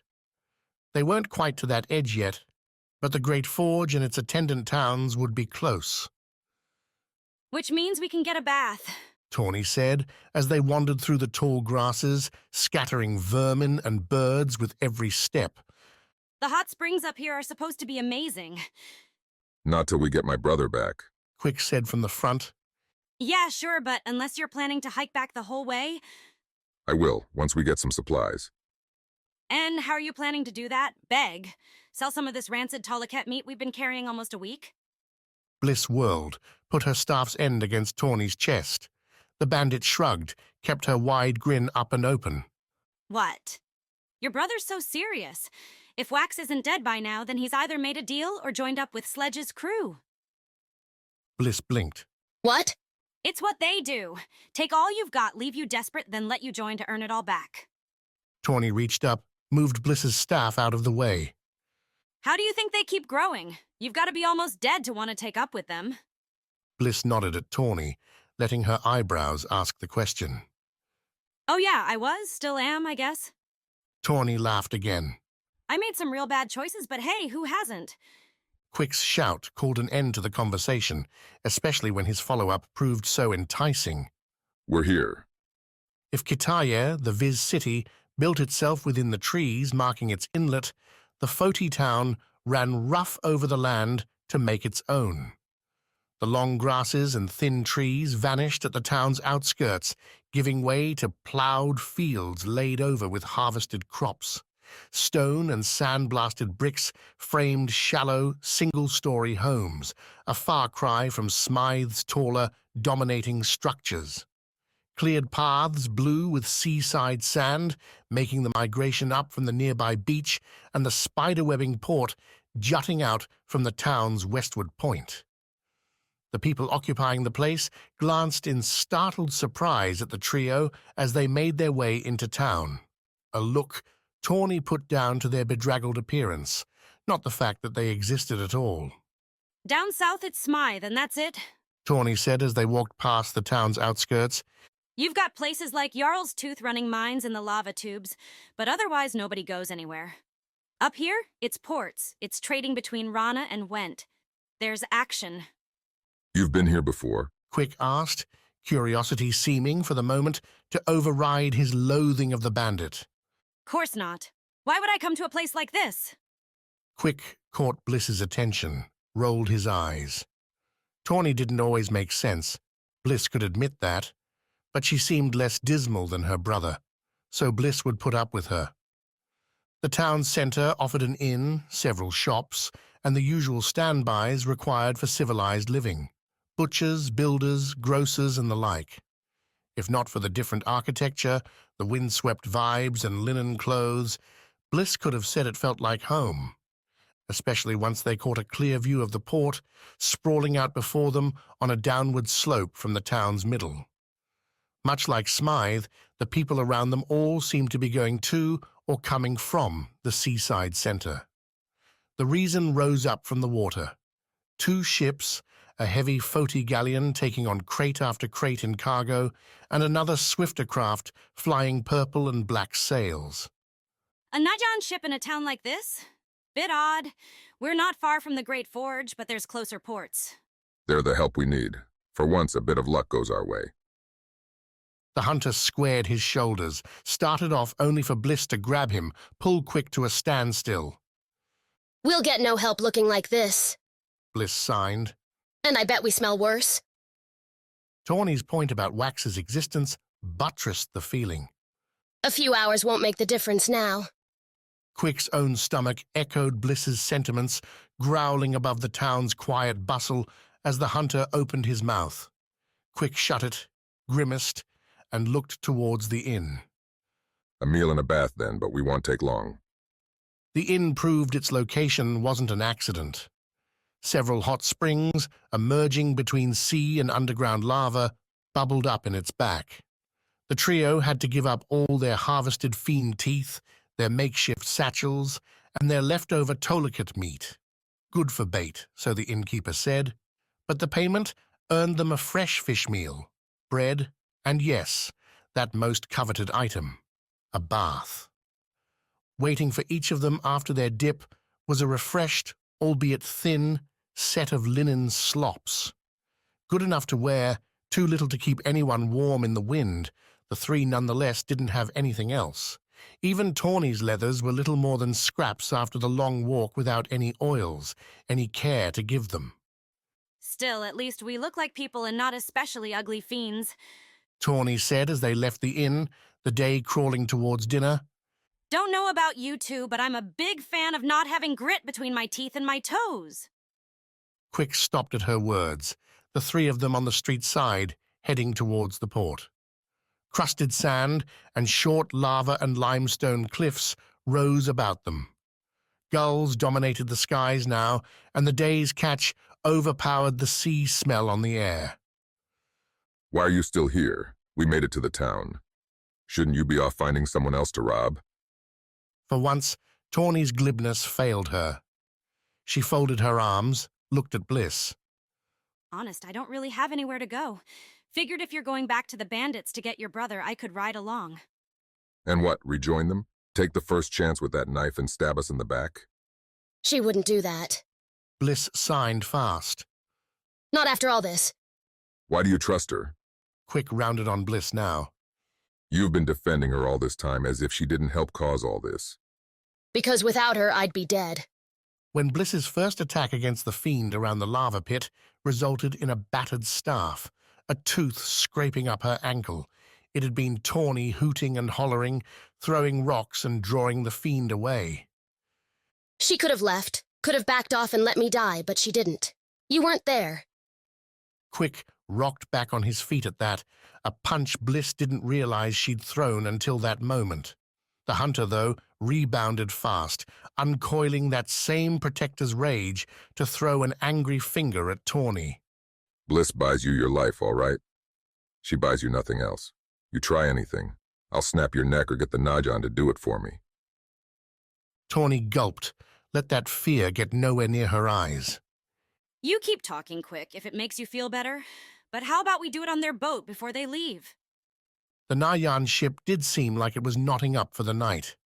The crew that had been loading some small crates looked to be gone, and evening lanterns had winked out around the ship's sides, getting it ready for a quiet evening.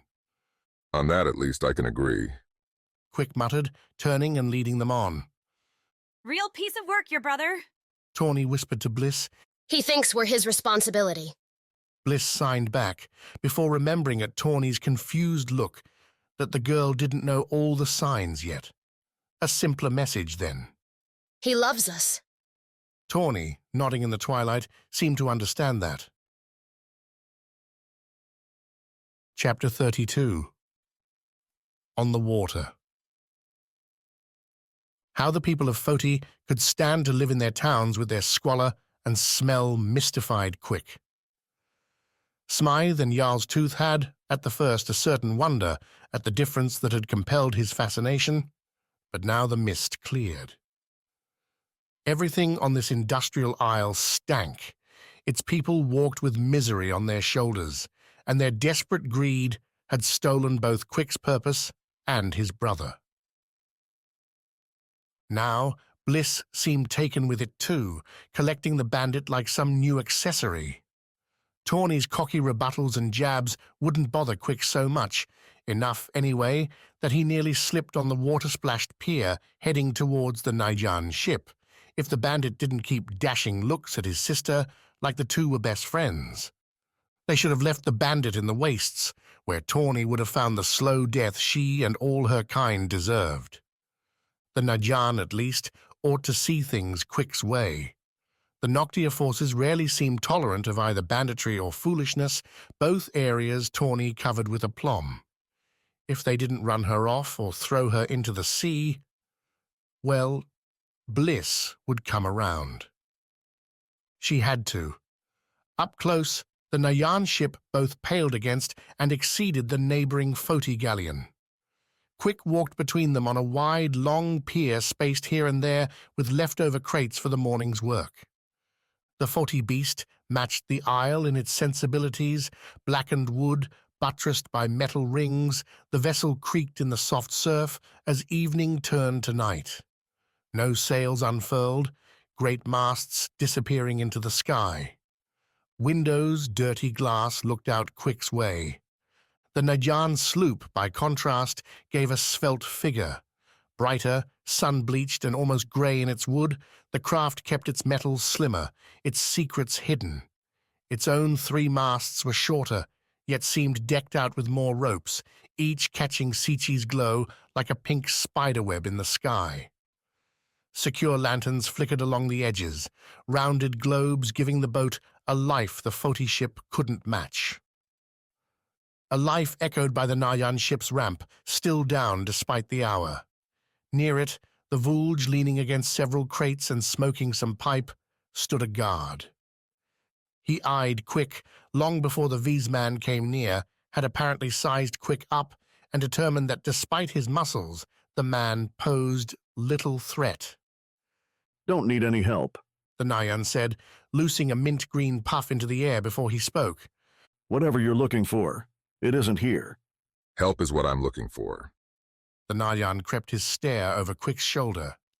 "Those 2 looking for help as well, a whole family." It's not them that need it, Quick replied, drawing even with the guard. The man wore his Najan leathers, a tunic and thick breeches beneath. A good plan with the night's chill descending, a feeling made more acute out here on the water. Quick's own rags let him know he'd be uncomfortable out here before long. "You're expecting me to care?" Quick nodded. That's exactly what I expect. The Nayan captain matched her guard in outfit in skepticism, but at least the conversation happened aboard the ship, in the relatively warm confines of the captain's cabin. Quick told the story for the second time. The bandits, wax, and the lava flow. When he finished, the Najan captain looked at Tawny. The guard at the pier remained with them, no longer looking so lazy, his Vulge at the ready. He stood back by the door, a position Quick noted would make any flight by Tawny an impossible endeavor, unless she planned to barrel past the captain and throw herself through a window to the sea. A satisfying end that would be. "You're one of them?" the Nayan captain asked.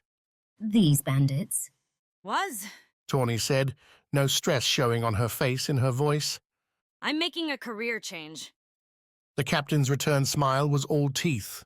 Bright ones, too, something Quick wouldn't have noticed on Viz, but stood out on this ash-blasted isle.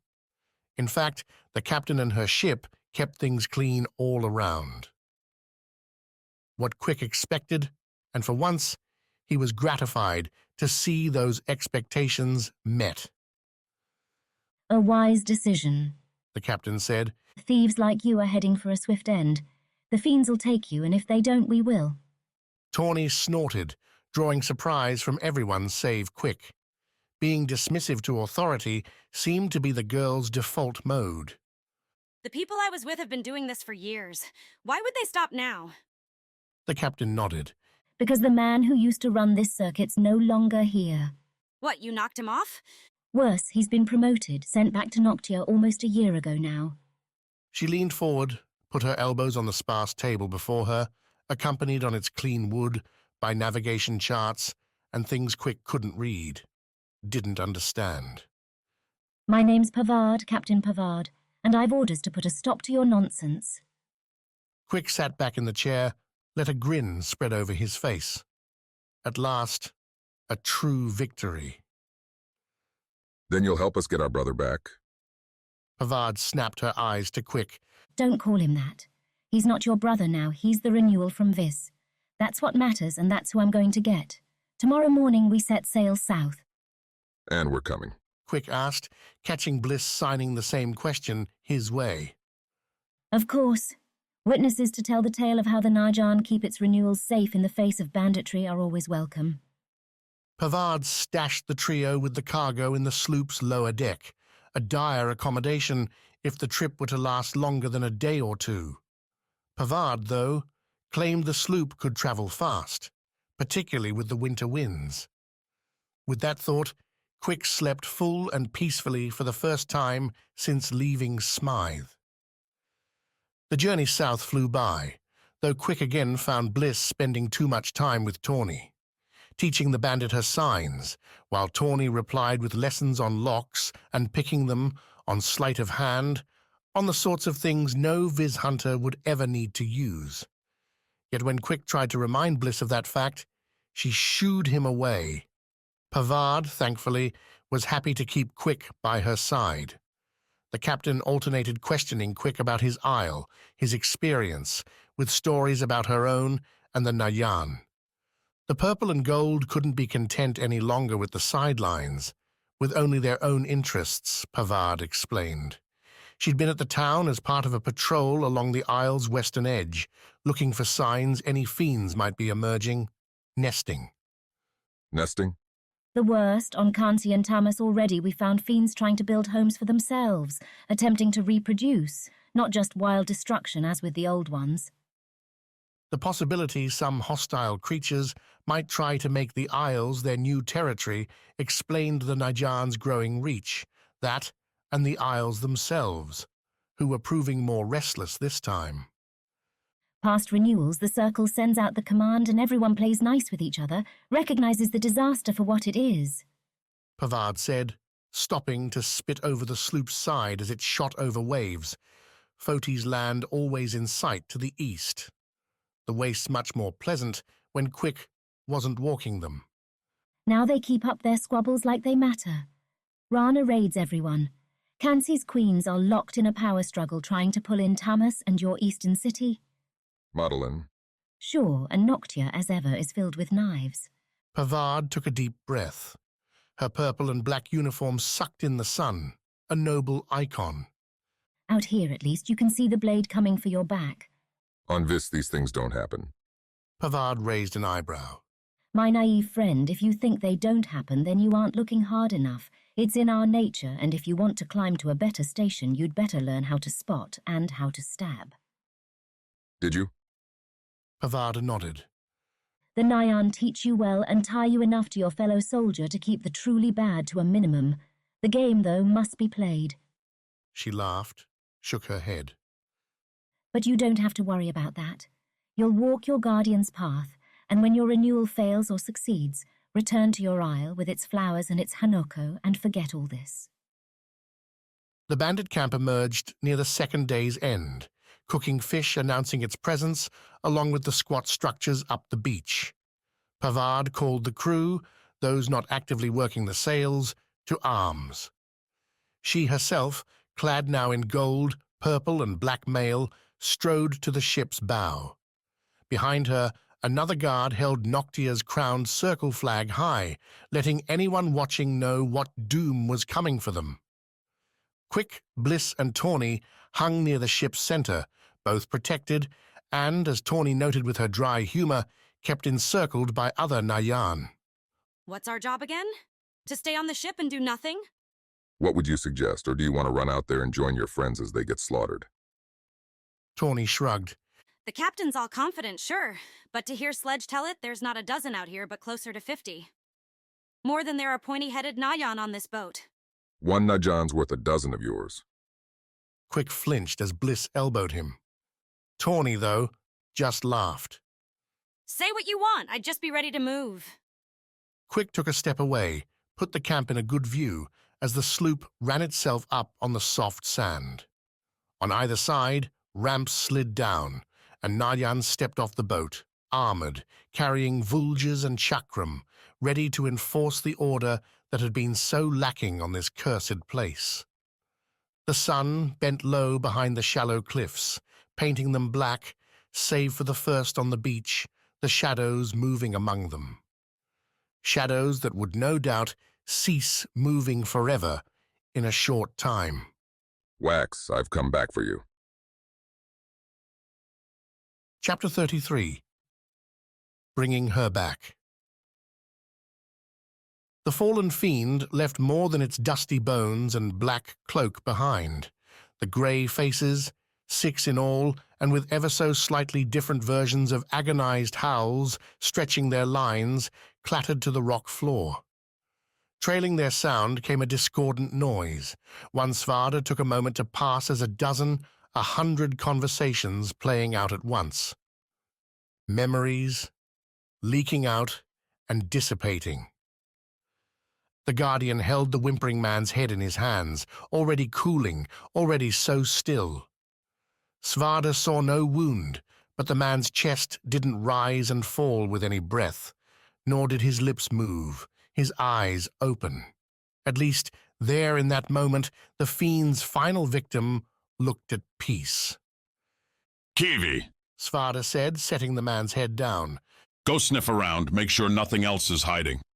That there could be more monsters here, or even a second fiend, seemed the height of horror, but assuming otherwise would be worse still. Caution, guard, were necessary in the dark below. He's gone, Rasselbeck asked, joining Svarde in looking at the whimpering man. Whatever's left of him, yes. He interrupted the fiend, saved me. Found his courage at the end then, no better time. Svarde nodded, stood, slotted his axes back in their sheaths, held the crossbow towards Mina as she emerged from her crumpled position. She stared at the weapon in Svarde's hand for longer than she should have, then grabbed it with a growl. Her hands worked fast, pulling and slotting another bolt in the thing, ratcheting back the string so it could fire in a split second. Ready, she announced. Then keep watch, Svarde replied. Behind him, Rasselbeck folded the whimpering man's arms. Burying the body wasn't an option in these stone caverns, yet another solution had itself ready. The question was whether the whimpering man would be the only one left here. Pennifer, can you hear me? Svarde asked. The woman had meandered to the room's far side. She ran her fingers along a quartz line, entranced by its smooth pink glow. Do you have anything left in there? Pennifer did turn at his voice, but those eyes held no spark. She didn't speak, only watched Svarde for a muted moment before turning back to the quartz. Svarde, Rasselbeck called. Come here, take a look at this. Svarde put a hand on Pennifer's shoulder, squeezed. Hoped for, didn't receive a reaction. 2 gone then, and not much to show for it. Give me some good news, Svarde said, pacing back over to Rasselbeck. Don't know if it's good or bad, but it's news. At the whimpering man's feet, laid out along the fiend's bones, were those 6 grey faces. Thought these were all the same ugly thing, now I'm starting to recognize a couple. Rasselbeck wasn't hallucinating. What had been smooth, if horrifying, while the fiend spun, now seemed to be growing personalities. Lines, bones, shapes. The mouths closed down as lips emerged along the grey tone, the cheeks rounded out, foreheads flattened out from their rounded peaks. Only 6? Svarde asked, watching. This thing only found 6 to kill. You heard all that noise, right? Those words? Most I didn't understand. More than 6 voices, though. Best I can figure? Rasselbeck said, kneeling over the faces. It's like you and me having a meal. Take a punch to the gut after dinner, and it's likely to come right back up. Wait a day before you take your licks, and you're fine. If you're right, then these are us? Can't say I've spent a lot of time studying my own face, but that's my nose. Rasselbeck pointed at the 4th face. Been broken enough times I'd recognize that ugly snout anywhere. 5 faces they recognized at the end, once the grey stopped moving. 1 for each of them, plus the whimpering man. Another, a mystery. A slim woman they'd not found, not heard. Rasselbeck set the whimpering man's mask on the body, while the other 3 held their own. Pennifer didn't seem to notice, didn't seem to care when Svarde offered her own face to her. What do we do with it? Maina asked as the trio stood in the quartz glow at the room's center. I don't think I want to carry it all the way back up. What, no room in your heart for a little art? That's not me. Or it was, not anymore. Svarde held his own, frowned at its thin sculpt. Both his and Rasselbeck's were the least defined, features muddy, as if half-formed in the fiend's grey clay. Not a full meal, a design half-drawn. He turned the hard mask over in his hands, the back featureless and dark, just like any real mask would be. A scratch drew their attention back to Pennifer, whose feet had bumped her own mask. The dazed woman bent down, grasped the grey shape and held it up, looked at it with the same nothingness she'd had for everything. If she decides to keep it, Maina, you've got to. I don't have to do any damn thing. Svarde, though, kept his attention on their former friend. Pennifer turned the mask over in her hands, just as Svarde had done. She held it up before her face. A perfect match, the slim holes for eyes and mouth lining up with the blank visage behind it. Pennifer pulled the mask closer, and the thing came alive. The stone seemed to shiver, sink into Pennifer's skin. The line between her grime-coated cheeks and the mask's stone fused, the two becoming one. She didn't scream, didn't cry, even as Svarde started towards her. Before he took 2 steps, the mask had vanished, sinking into and behind Pennifer's face, leaving behind not the zombified ghoul, but a blinking, confused and cursing Rana Raider. Holy rivers. Rasselbeck breathed, putting his own mask down and dashing towards Pennifer, wrapping her up in a hug. He spun the woman round, Pennifer trying to ask what had happened. You've missed one rotten tale, Pennifer, and it's one that'll be better in the telling than the feeling. You get me? Pennifer stepped back, separated herself from Rasselbeck, and looked around. Caught Svarde, Maina. Kivi, snorting the all-clear, shuffled back into the room. Last thing I remember, some terrible wind went blowing through the cave we were walking. Pennifer said slow. Now I'm here. You're all looking awful. She winced, glanced down at herself. And why do my feet feel like they've been scraping nails? Rasselbeck grinned. Because you decided to take a barefoot run through the tunnels, that's why. The two broke off, Rasselbeck finding a spot to sit Pennifer down and tell the tale. As they did, Svarde turned to Maina, shrugged, and shoved his own ill-defined mask back into his face. Like emerging from a dream. That's what it was. Pieces he'd been missing came back. His Foti childhood, years spent working the mines, the forges, hefting the axes. Svarde, thanks to the whimpering man, had kept his guardian years, the decade lost on the Viz cliffside, and now, parts he'd never realized were gone, had come home. Your turn, Svarde said to Maina, after taking a few deep breaths, stretching out his memory to see how far it could go, that all the good bits were there. Maina, though, looked at the mask with narrowed eyes, a tight frown. That's not me. Course it's you. Who else would it be? Maina shook her head. Svarde noticed her hand trembled. The Rana captain raised the mask higher than her own head. The person behind those eyes isn't who I am. If she comes back, then I'm not here. Svarde loosened his fingers. Tried to catch Rasselbeck's eye, but the other 2 Rana were locked in conversation, starting to pull together their gear. Kivi, though, found his look with her sapphires. Seemed to understand. Am I dead? Maina continued more to herself than Svarde. If the other me comes back, was I ever alive? You're the same damn person. Maina flashed a glare at him. You said I was different, and I know I'm not. Myself, her, not her. I'm me, my own person. You have no past. You don't know anything about yourself, Maina. It's all there in that mask. You could tell me, Maina replied, the anger fading into hope. You could teach me who I was. It's a long walk back, right? By the end, I'll know what I need to know. Can't tell you how you grew up. Can't tell you your dreams. What's been burning in your heart all these years? Svarde said, moving a step closer. Mena still had that mask high. This isn't the way, Mena. Easy for you to say, the man who lost nothing, who didn't change. Mena's eyes flicked to the mask. I want to live, Svarde. It's not your call whether I get to. The Guardian whistled, low and smooth. Mena's face firmed up. She flung the mask down towards the rocky floor.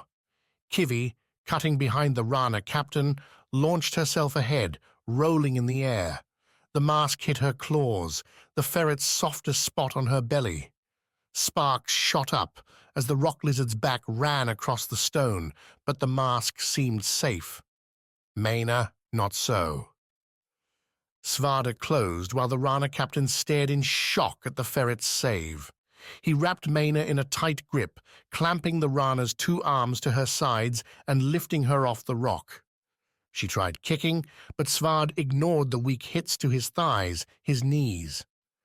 Slipping Mena into a tighter hug, Svarde moved a hand behind her head and pressed the Rana captain to the floor. Rasselbeck Pennifer! Svarde shouted, and this time the two noticed. Help, please!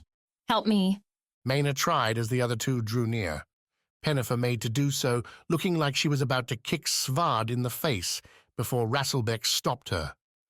The big Guardian pressed Mena into the rock, holding her there despite the captain's struggles. At Rasselbeck's ask, Svarde relayed what had happened over Mena's increasingly wild objections. You're killing me, Mena said, as Rasselbeck went to retrieve the mask from Kivi's claws. Murdering your friend. Bringing her back, Svarde countered. At first, Mena's struggle with herself cut Svarde in a hard way. This new Mena wasn't the old, but she'd fought alongside them just the same, had helped face the fiend with nothing in her past, her future. That bravery deserved to be rewarded with something other than death, if that's what this was. Now, though, Mena's protests, her pleas, shoved the sadness away. The real Mena, the one who'd sat with Svarde in the rat's fang and told him the goal lay down here, in the darkest deeps, wasn't scared like this, wouldn't have begged. If Svarde ever hoped to do what he'd sworn to Ami, he needed the old miner back, the one willing to face whatever danger. Put the mask on, Svarde ordered when Rasselbeck returned. Mena tried to squirm away. One last burst stopped when Kivi settled her heavy body across Mena's legs. Do it, Rasselbeck. The Rana raider looked from Svarde to the captain to Pennifer. When the last nodded at him, said she wanted her captain back. Rasselbeck found his spine. Sorry, boss. Rasselbeck said, kneeling beside Svarde. If we're going down this road, we need you back. Mena's final scream echoed long and far down the caves, into the tunnels, but through it all, Svarde kept his hold, kept his eyes locked on hers, and held to his hope. Chapter 34. A Short Career. Wax began screaming when the water rose to his knees. Wordless cries, more spasms than real thought, pulled out by a body in crisis. Dark fell, a clouded night now hiding the stars, Sichi leaving only the orange flickers up the beach, and of course Sledge returned now to her vigil. A price, so Sledge said, to pay for those she lost along the way. The bandit listened as Wax scraped his cords raw. The screams helped, each one stripping a second's pain. His feet had vanished into numbness, the line creeping higher with every wave. An incoming tide, sure to kill him before long. Quick bliss weren't coming. The two thoughts, that his certain death wasn't far, and he wouldn't be saved by his guardians, by his family, converged slowly, pushed back at first by the same will that had helped Wax carry Pan down the great Sana, that had pushed him to distract the fiend and let Sawi escape. The same were losing this struggle. Give it up, Wax. Sledge said, between the mindless shouts, and not for the first time. No sense dying for nothing, and I could use some sleep. Your noise doesn't help. The binds around his legs and wrists made the shivering rattle against the wood. Cold air primed Wax's skin for the water to follow, while thirst and hunger bit at his insides. All told, Wax had been better. All told, Wax didn't know why he was still there. Who was he proving anything to now? Who cared what he did? One of 7 renewals. Doubtless not the favorite to win it, to sit in Noctia's blasted isle and wait for a fiend to tear him apart. What a victory! A wave crested higher than the ones before, lashed his back with icy spray. Another shout. Honor for Kitaye. Who cared about honor? How many times did they celebrate the city's last renewal? Wax couldn't even recall her name. Some weaver. That's what he was suffering for here. A chance to be forgotten after it all? Say the word, Wax. Say the word. That's all he'd have to do. Say that he gave up. Tell Pan somehow that he was sorry, that he wasn't strong enough. Another wave. Wax convulsed, his head hitting the wood behind him. A fresh ache stealing some of the pain from his legs. Unreasonable, wasn't it? The Najan never told Wax this was what might happen. A fiend, maybe. An accident. Possible. Torture. By the very people Wax was doing this all to save. Say the word. I'm going in another minute. You won't be alive when I come back. Say the word. He woke with the sun, his back nestled into the sand, dry and warm. Someone had thrown a light blanket over him, but that wasn't what had Wax's attention. His hands, still bound, but now in a different way, to keep something clutched tight between them. The whispers woke him, the familiar slips and sighs coming from the scar. Vis, welcoming Wax home. The man awakes, Sledge said, eating some stringy fish off the end of a knife. She sat on a driftwood log not a stride away. Can you feel your feet, boy? Wax tried to wiggle, tried to flex his thighs. They twitched, they thawed, they wrestled back from the fathomless depths. Bodies go when surrounded by so much cold. Sledge must have noticed the move beneath the blanket. She whistled. We were going to cut them off till Egrad stopped us, Sledge said, digging the knife back into the crude earthenware bowl for another helping. He wanted to prove to everyone that the scars are worth chasing. Wax took Sledge's words as an invitation, a chance to reconnect with his every toe, his every finger, his butt, his stomach, his heart. All were there, all responded to his search. A body that shouldn't have lived had endured, was thriving. How? You feel it, don't you? It's like whispers. I can't understand them. Sledge nodded. Only felt it once myself. A Kansi scar the last time around. That one didn't work so well. Wax turned in the sand, rubbing his shoulder into the grit to get a better look at Sledge. What did you do with it? The scar. Sold it like all the others. Sledge shook her head, chuckled in that hopeless way she had a tendency to do. Not like we had a choice. Our buyers don't negotiate, and we don't get to say no. Who were they? You'll meet them soon enough if that sale is what I think. Wax shifted, sat up. Saw, in the early light, a purple-black sail cutting across the horizon towards them. Behind Wax, the bandit camp sprang into a frenzied action, Egrad's booming voice flying above it all, demanding this and that. Early for a visit, Sledge said, setting the bowl down. Must be desperate for more. How many do they take?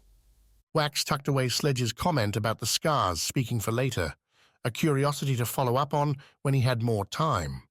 And if he'd done what Wax suspected, he was about to be around Sledge for a very, very long time.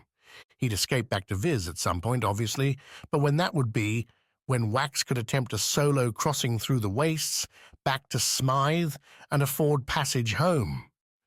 This renewal would be done, and then some.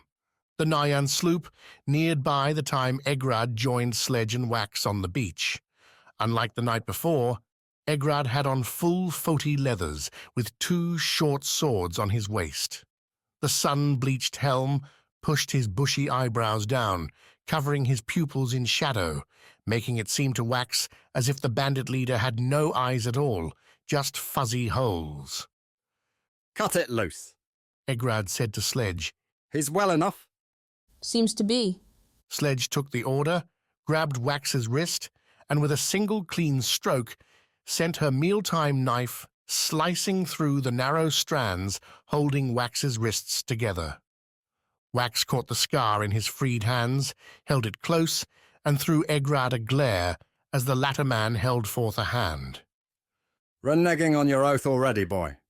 Egrad asked, voice more curious than caustic. Last night you held out well, but you said the words. Going back on them now will give you the same fate, only faster, as I don't have time to listen to your pathetic screams. What if I throw it out there? Wax said, getting to his feet, shifting the scar to his right hand. How will that spare your life? There's one move here, and that's putting the scar in my hand. You have one more breath before Sledge guts you, so bad no scar will pull you back together. A token display. That's all Wax had done, all he could muster. He'd have to live with that, as Sledge's cold stare showed no sympathy. She would do exactly as Egrad asked. So Wax did too, and the pair followed the bandit leader back into the camp. There he found the frenzy not all he expected, for every bandit embroiled in wrapping up spoils, arranging the stolen weapons, armor, and looted valuables. Another made themselves ready for a fight. Some retreated behind the camp, into the cliffs, crossbows and blowguns ready, more than one pregnant bandit among them. Just as deadly as you and I, Sledge said when she noticed Wax following the group. But with more to lose from a dirty fight. I don't see any children? Sledge snorted. They'll go to one of a dozen towns. Each will pay for a body to raise, to work their mines, their forges. Everything's a trade here, Wax. The mothers let that happen? Some go with their children, others don't.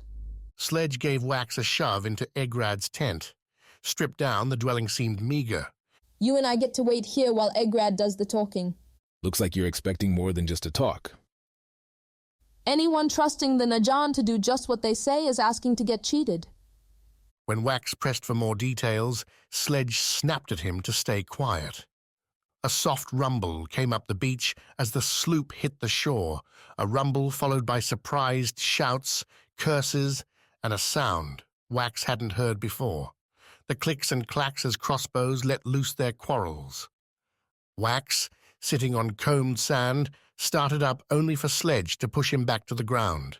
Her right hand held Wax's own Foti blade once again, its brilliant blue contrasting the dusted beige around them. He gave you that back? Wax whispered, sneaking the words over the growing shouts, calls, and now a clash of metal on metal. A prize for getting your body back to ours. Apparently the Najan aren't abiding by our usual deal. Killing you? A sharp scream cut above the battle. Sledge winced. I don't think they're playing. She glanced over Wax's shoulder, towards the tent's back. Come on, let's go. Running? Wax sat back. Why should I? They'll just rescue me. Sledge laughed, kept her eyes moving from Wax to the tent's front flap as the battle grew outside. They'll think you're a bandit, just like us. What's more likely, the Viz Renewal hiding in a bandit camp, or just another thief needing their head put on a pike? A persuasive argument, that. Wax followed Sledge out the tent's back, Sledge using the Foti blade to cut a quick slit. Beyond, the beach met rocky cliffs, a venture Wax wasn't too keen to take with his bare feet, but Sledge offered no shoes, and the battle said to wait was to die. Outside the tent, Wax saw quarrels flying from holes in the cliffs to his left, black darts screaming towards the beach. Arrows flew back, lancing into the stone and bouncing off, blowing the soft rock into the air with every strike. The camp itself blocked any view to the real fighting, no matter how many times Wax glanced back as Sledge led him further into the stone narrows. How far?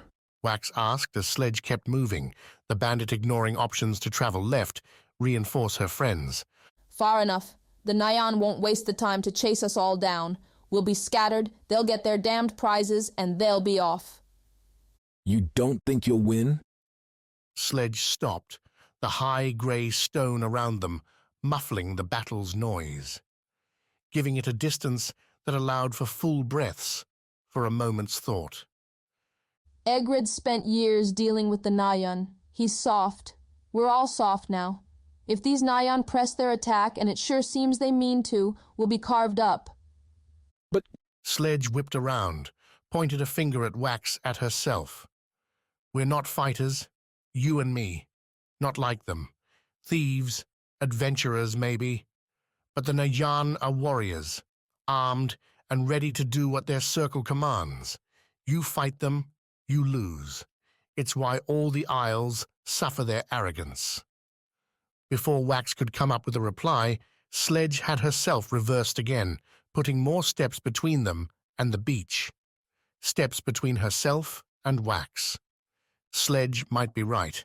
The Nyan might mistake him for a bandit, but what Wax heard in Sledge's words was a life lived in fear, a promise that happiness, when found, would be fleeting, not for him.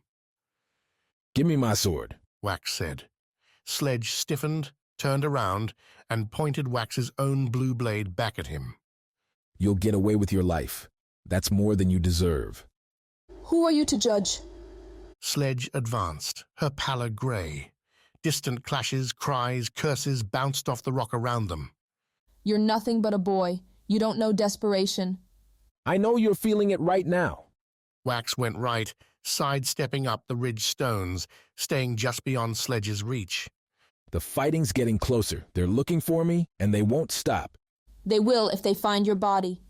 Sledge lunged, but Wax broke right. The Foti blades skipped off rock, scattering dust.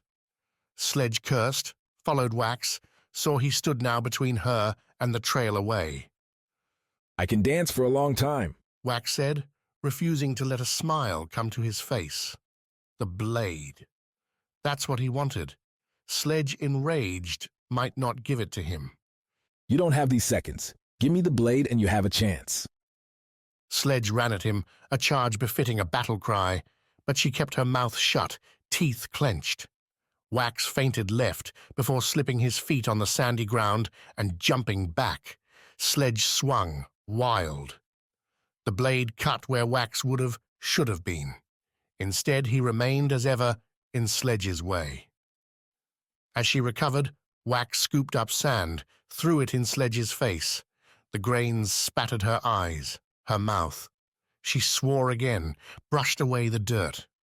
I'll follow you, they'll follow me, Wax said, rearming. Maybe you'll get lucky, maybe you won't, but you don't have much time. As if hearing Wax's threat, a sharp yelp came not far to their right. Someone's skewering scream. Sledge glanced that way. Fear had its grip now, a look Wax knew, because it haunted so many of his own dreams. Pan, on the way down the Great Sana, the thorn in his side. I'm offering you a trade and a good one, Wax continued, his voice level. You told me to take Egrad's offer, and that saved my life. Now I'm doing the same for you. Give me the blade and run. Sledge eyed the Foti blade, waved it before her in a lazy slash. A heavy sigh. That's all we get, don't we? One bad choice after the next. With a sudden snap, she whipped the Foti blade back behind her towards the beach. Take your sword, Wax. Damn you. Wax didn't give Sledge a nod, didn't give her another word. He ran by her, keeping plenty wide, and he heard Sledge pick up her own pace. To the east, towards freedom, or what counted as such for her. As for Wax, the blue blade, the beach, and his brother and sister lay ahead. His feet barely felt the hard rock as they ran. Chapter 35. The Risen. On the road with Svarde and Katja, a common question after a few mugs of ale was whether they'd rather face one large fiend or several smaller ones. Svarde, of course, always bent his answer to the lone giant, wagering the one target made an easier hit with his axes. Ami, for her part, wanted enemies she could cleave in a single swing. No worries about a counter, about the monster simply taking the sword and coming at her anyway. Katya, as she always did, joked in the conversation's center, throwing weight one way or the other, depending on who seemed to be winning the night's debate. What if the single fiend could fly? How about if the swarm split with every strike, multiplying into an infinite army? Those conversations slashed by through Ami's mind as she watched the giant fiend, wrapped now in the canvas roof it had destroyed, loop into a dive back towards them, its wings, legs, anger evident, even as Sichi made the thing look more beautiful than it had any right to be. Teravin's voice cracked, whipping the wards into faster action. Chakrams came off backs, found willing hands. The men and women around Ami bent, sent their arms with the flat discs back towards the earth, and as the fiend fell into range, Teravin called out the throw. 8 discs lanced into the air, not all at once, but staggered in some invisible training, so the pairs didn't strike one another, but flew right at their target. And hit. The chakrams and their razor edges bit into the fiend, gnashing into its furred skin with splattering success, a raining ichor preceding the monster's wordless dive. Ami closed her eyes, took a single step towards Katya as the blood rain hit. She held Flamebreak over her head, its point straight up. If the fiend was dumb enough to come down on her, its weight would likely mean Ami's death, but Flamebreak would ensure the fiend's own. Vulges up, Teravin shouted. Curved spears rose as the fiend slammed home, an event Ami witnessed through half-closed eyes, a wiping left hand clearing the blood as she realized the fiend was not, in fact, going for a slamming kill. Instead, the winged worm crashed into the laloon flowers behind Katya's throne, off the northern side. At impact, those chakrams that had done such a nice opening assault flew off or shattered, their shards flying through the air in all directions. Down! Ami snapped to Katya, who'd tried to turn her head around her throne to see. The Guardian, letting Flamebreak fall to the side, hugged Katya to her throne as rocks and charkham bits slammed against its back.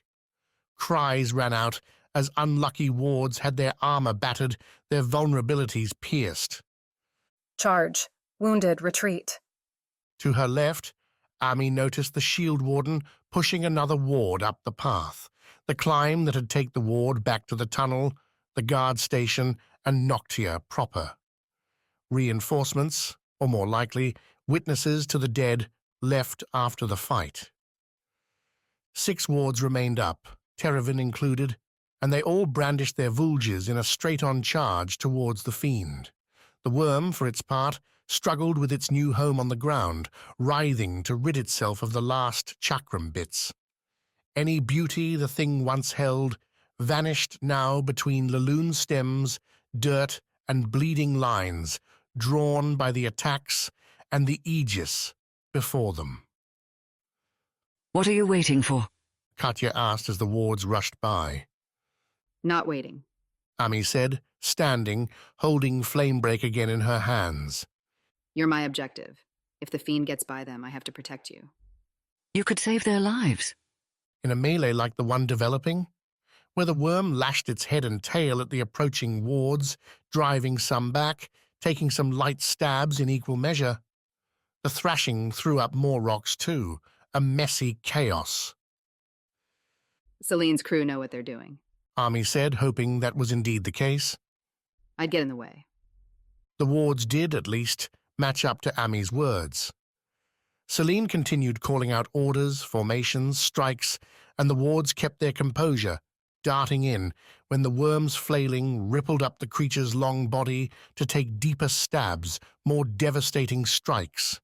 If one ward fell, another pulled them back long enough to recover. The fiend's wings, too, seemed shredded from the fall. There would be no lifting off here. A slow dance, this, but an inevitable one. Flamebreak wouldn't need... Amy, look. The Aegis had her eyes back towards the wound. Amy followed the stare, saw a curious thing embedded into the rock just over the wound's lip. A bronze color, a sick gold in Sichi's light, but solid and biting into the rock. Leading off its back was a golden chain, one falling over and into the wound. Taut. Several injured wards lay near the device, their attentions held on repairing gashes from the worm's initial strike. None had their eyes on the new hook. None, anyway, till a four-fingered hand swept up over the wound's edge and planted itself on the earth. The hand mesmerized on sight, its fingers indistinct behind what seemed to be purple-blue flame, one that fluttered not the least in Noctia's cold, early winter wind. Indigo embers burst up at the hand's impact, sparks not falling to the ground and dying as they should, but instead drifting up into the air like a flower's seeds, winking out in a slow cadence. Following the hand back up its arm, again a liquid-like purple-blue flame sent Amy's stare to a shoulder, then down into the dark, at least for one more quick moment. A second hand rose, landing right of the first. Amy, already lifting Flamebreak, noted the hook's chain still pulled tight. A grip maintained, weight still held. Another strange, new fiend. It would die like all the others. Wards! Amy warned, drawing the focus of the wounded ones. Behind, the worm's fight continued, no notice taken of the new arrival. To arms, or if you cannot wield them, leave. As if in answer to her call, the fiend's head rose over the wound. Like an obsidian arrow, the glittering silver-black triangle stuck out amid the purple-blue flame, all the more so because the fiend's own body appeared to be scorching its head again and again. Orange lines followed where the fire burned, crossing the head before starting back again, splitting off at times to make random journeys. All this was easy to notice as the fiend's head matched Amy's body for size. The first two hands, still gripping the dirt, those not much larger than Amy's own, proved only a misleading introduction to the massive monster following. As the fiend's head came into full view, those first shoulders fell into a much larger spread, that of a giant thing, one triple or more Amy's own size. One not worth giving a moment's advantage. Attack! Amy cried, leveling Flamebreak at the creature. Before, Amy would have noticed the scar's whispers, would have been curious as she readied the blade. Now, those slight sounds told a different story. Flamebreak was hungry, was delighted, wanted nothing more than what was about to happen. And yet, Amy's charge faltered one step in. Faltered because the fiend spoke. Those burning orange lines along its head coalesced, as if given sudden direction, into a single crackling oval, and from it, as the fiend continued to rise, emerged a rasping, seething speech. The words, the cadence, resembled nothing Amy had heard before. Nothing, save the same scar whispering in her head at that very second, calling for her to strike. If Amy faltered, the wards who'd regained their shaken feet, one with an arm hanging limp, and the other two with bloody wounds to their stomachs and legs, did not. They staggered in at the giant, the first two thrusting their vulges at the arms and the last coming from behind, launching his weapon at the fiend's head. Najan's finest weapons found their metal a poor match for their target. The curved points dove in, found the hands, glowed white, and simply melted away, the dripping metal falling over the fiend's skin without a single twitch. The vulge, soaring in at the head, struck the monster's rocky skull, bounced off it, and tumbled into the wound's depths. "Steady, Amy," Katya said behind her. Right. Amy took a slow breath, pushed aside the fiend's words as the three wards backed off, their eyes casting about for more weapons, more useless attempts. What do you want? Ami asked the fiend, a question she'd never uttered before in all her fights with the monstrous denizens of the dark below. The fiend replied, its sizzle bright and snapping. Ami could make nothing of it. The scars, at least, seemed to give emotion with their whispering, an urging helping to guide her towards what the stones meant. The fiend held no such clues, though its continued rise suggested nothing good. The gold chain went slack as a new hand appeared. This one doubled in size from the first. Heat radiated off the giant purple-blue limb, washing over Ami in a scalding wave. Flamebreak's scar leapt at it, pulling Ami forward of its own accord. The small stone called for the fiend's destruction, demanded it. Time to give the Foti scar what it desired. Ami leveled Flamebreak for a piercing stab right at the fiend's neck, a growing, glowing target as the monster continued its rise. As she made her first move, the golden hook drew back, its teeth peeling rock.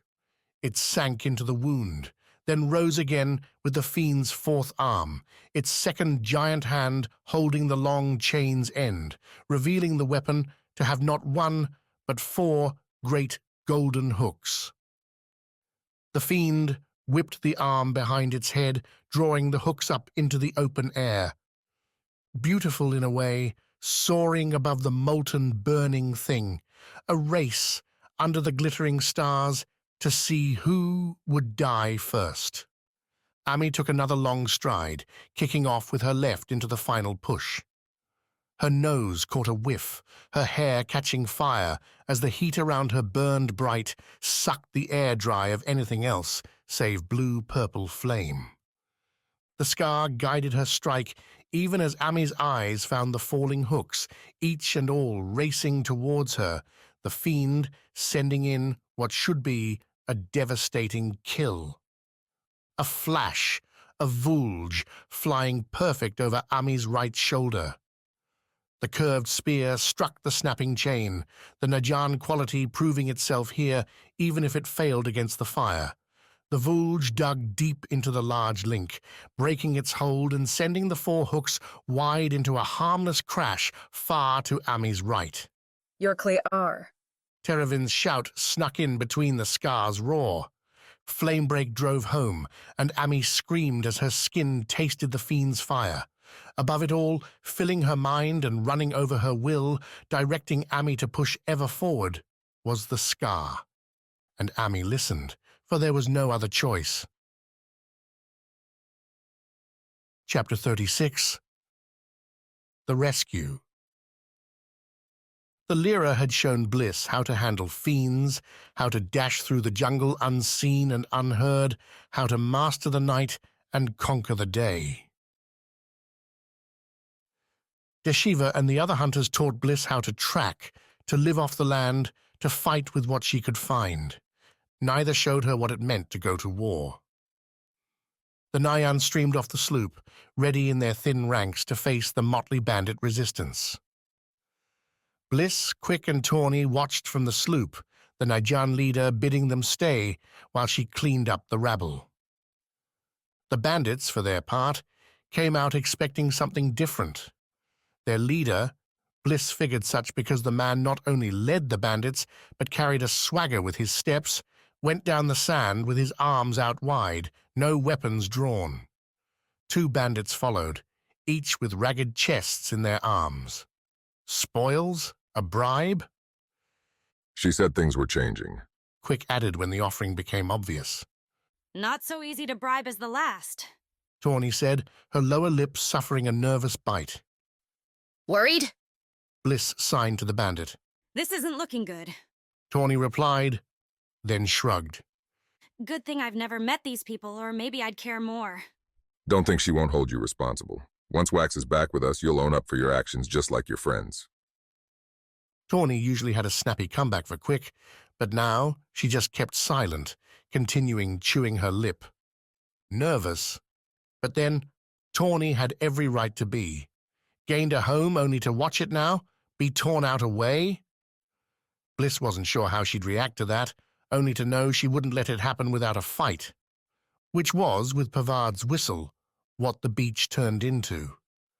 The front Najan ranks lowered their vulges and charged, not even bothering to play at negotiations. The back line slung chakram off their shoulders and threw the razor discs over their allies, the whistling circles cutting into the waiting bandits. Sand flew as boots dug in deep, and the first screams began. Bliss winced, started to recoil only to feel Quick's hand on her back. Bliss looked at her brother, saw his face tight, but his eyes stern, watching. This is important, Quick said as the conflict joined, quarrels like black hornets darting from the cliffs at the beach's back. We brought the Najan here. The least we can do is watch. Yeah, no thanks. Tawny said, turning away. Besides, I don't see your brother out there. Maybe he's already gone and all you're doing is getting people killed for nothing. While Quick snarled off some dumb reply, Bliss tried to confirm Tawny's assertion. The melee made it hard to tell, with bandits and Najan mixing, vulges and swords flying, but she didn't recognize Wax among the fray, no blue Foti blades standing out above the rest. Think whatever you want, Tawny said, heading towards the sloop's ramp. I'm not waiting for a spear in my back or a noose around my neck. Before Quick could do more than curse, Tawny dropped over the sloop's side, splashing into the water and cutting along the beach towards the camp, away from the fighting. Good work, Bliss signed to her brother. You're too friendly with her. She saved my life. Bliss unslung her staff, watched Tawny splash onto the sand, the thief almost glowing in the dawning sun. And she's right, Wax isn't out there. Bliss slipped from her brother's reach, heading towards the same boatside Tawny had used. A glance down said the drop wasn't far. Where are you going? Quick asked, moving to follow. After our brother. The water was damn cold, breath stealing in its iciness, but the sand proved warmer, a gritty blanket coating Bliss as she ran after Tawny. To her left, Pavard's commands rose into the air, ordering the Najan advance. A few quarrels still flew from the cliffs, but the bandits seemed to be scattering, running towards the slopes, only to be cut down from behind by lancing spear or thrown chakram. The Nayan, though, appeared in no particular hurry, tending to their wounded and making sure enemy casualties became corpses. Tawny, meanwhile, vanished among the tents. Bliss picked up her pace, holding the staff in both hands and reminding her feet how to run light on the sand. They skipped across the top, leaving the barest print behind. On a full stomach, well-rested, Bliss found the run came easy, a rush following with it. A hunt. For a friend, yes, and her brother, but a hunt. The first tents were small, their dusted flaps blowing in a rising morning breeze. In them, Bliss saw skimpy bedrolls, satchels stuffed for a quick flight.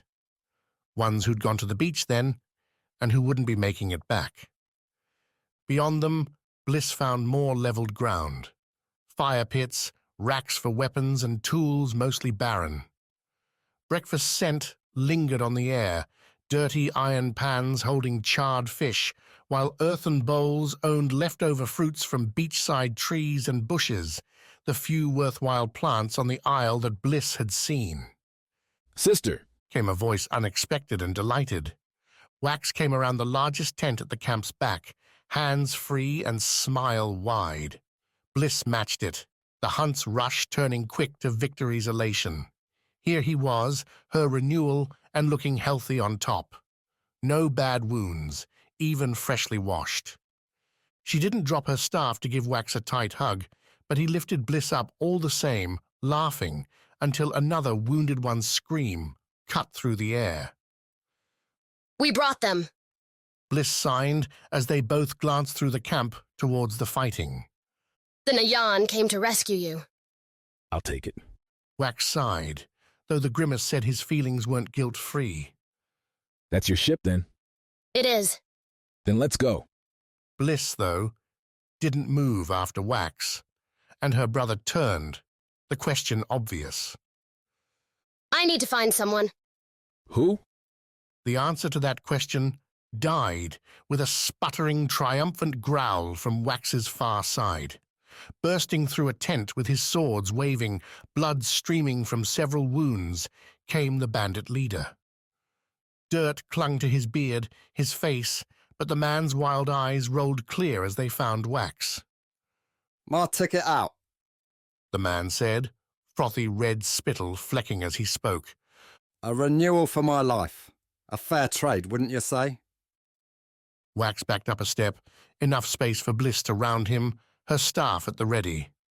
The bandit leader sighted her, stared, then clacked his short blades against one another. "Thought you were Sledge for a moment, lass, but I suppose Wax here's done away with her. Come back to Egrad for revenge?" I'm not. Wax started as Egrad lunged forward. Bliss flicked her staff left, its end butting into Wax and knocking him further away. Egrad looked to be heading straight at her brother, but after his first step, the bandit punched in his right foot and swerved hard towards Bliss, leading those twin blades in a low-high dance. The Lyra caught the high strike with her staff, retreating as she swung to dodge the low blow. A temporary save, as Egrad pressed his attack, pushing the staff aside and leading again with his left blade for a gut-stabbing strike. One falling well short of home, thanks to a barreling, shouting form streaking in from the camp's seaward side. Quick hit Egrad from behind, throwing the bandit into the dirt. Quick fell after, catching himself with his hands and trying to stand. Only for Egrad, cursing his ill luck, to snap a kick into Quick's face. Bliss's brother toppled over into the dirt. But taking one path left Egrad open to others, namely a crack from Bliss's staff against the man's skull. The leather over his head blunted the blow, but the force jammed Egrad's face into the dirt. Bliss slid her right foot back, sent the staff left for a sweeping strike that ought to end the whole thing. The staff came in fast, but Egrad stood up his right arm, planting the sword faster than any man should have after a head strike like Bliss had delivered. The blade served to block her staff's blow, shivering the wood, even as Egrad pulled himself back to his knees, his feet. "Don't let him recover," Wax said, throwing an iron pan. The missile swept in, smacked Egrad in the chest, causing a stumble. Bliss used it, jabbing the staff forward.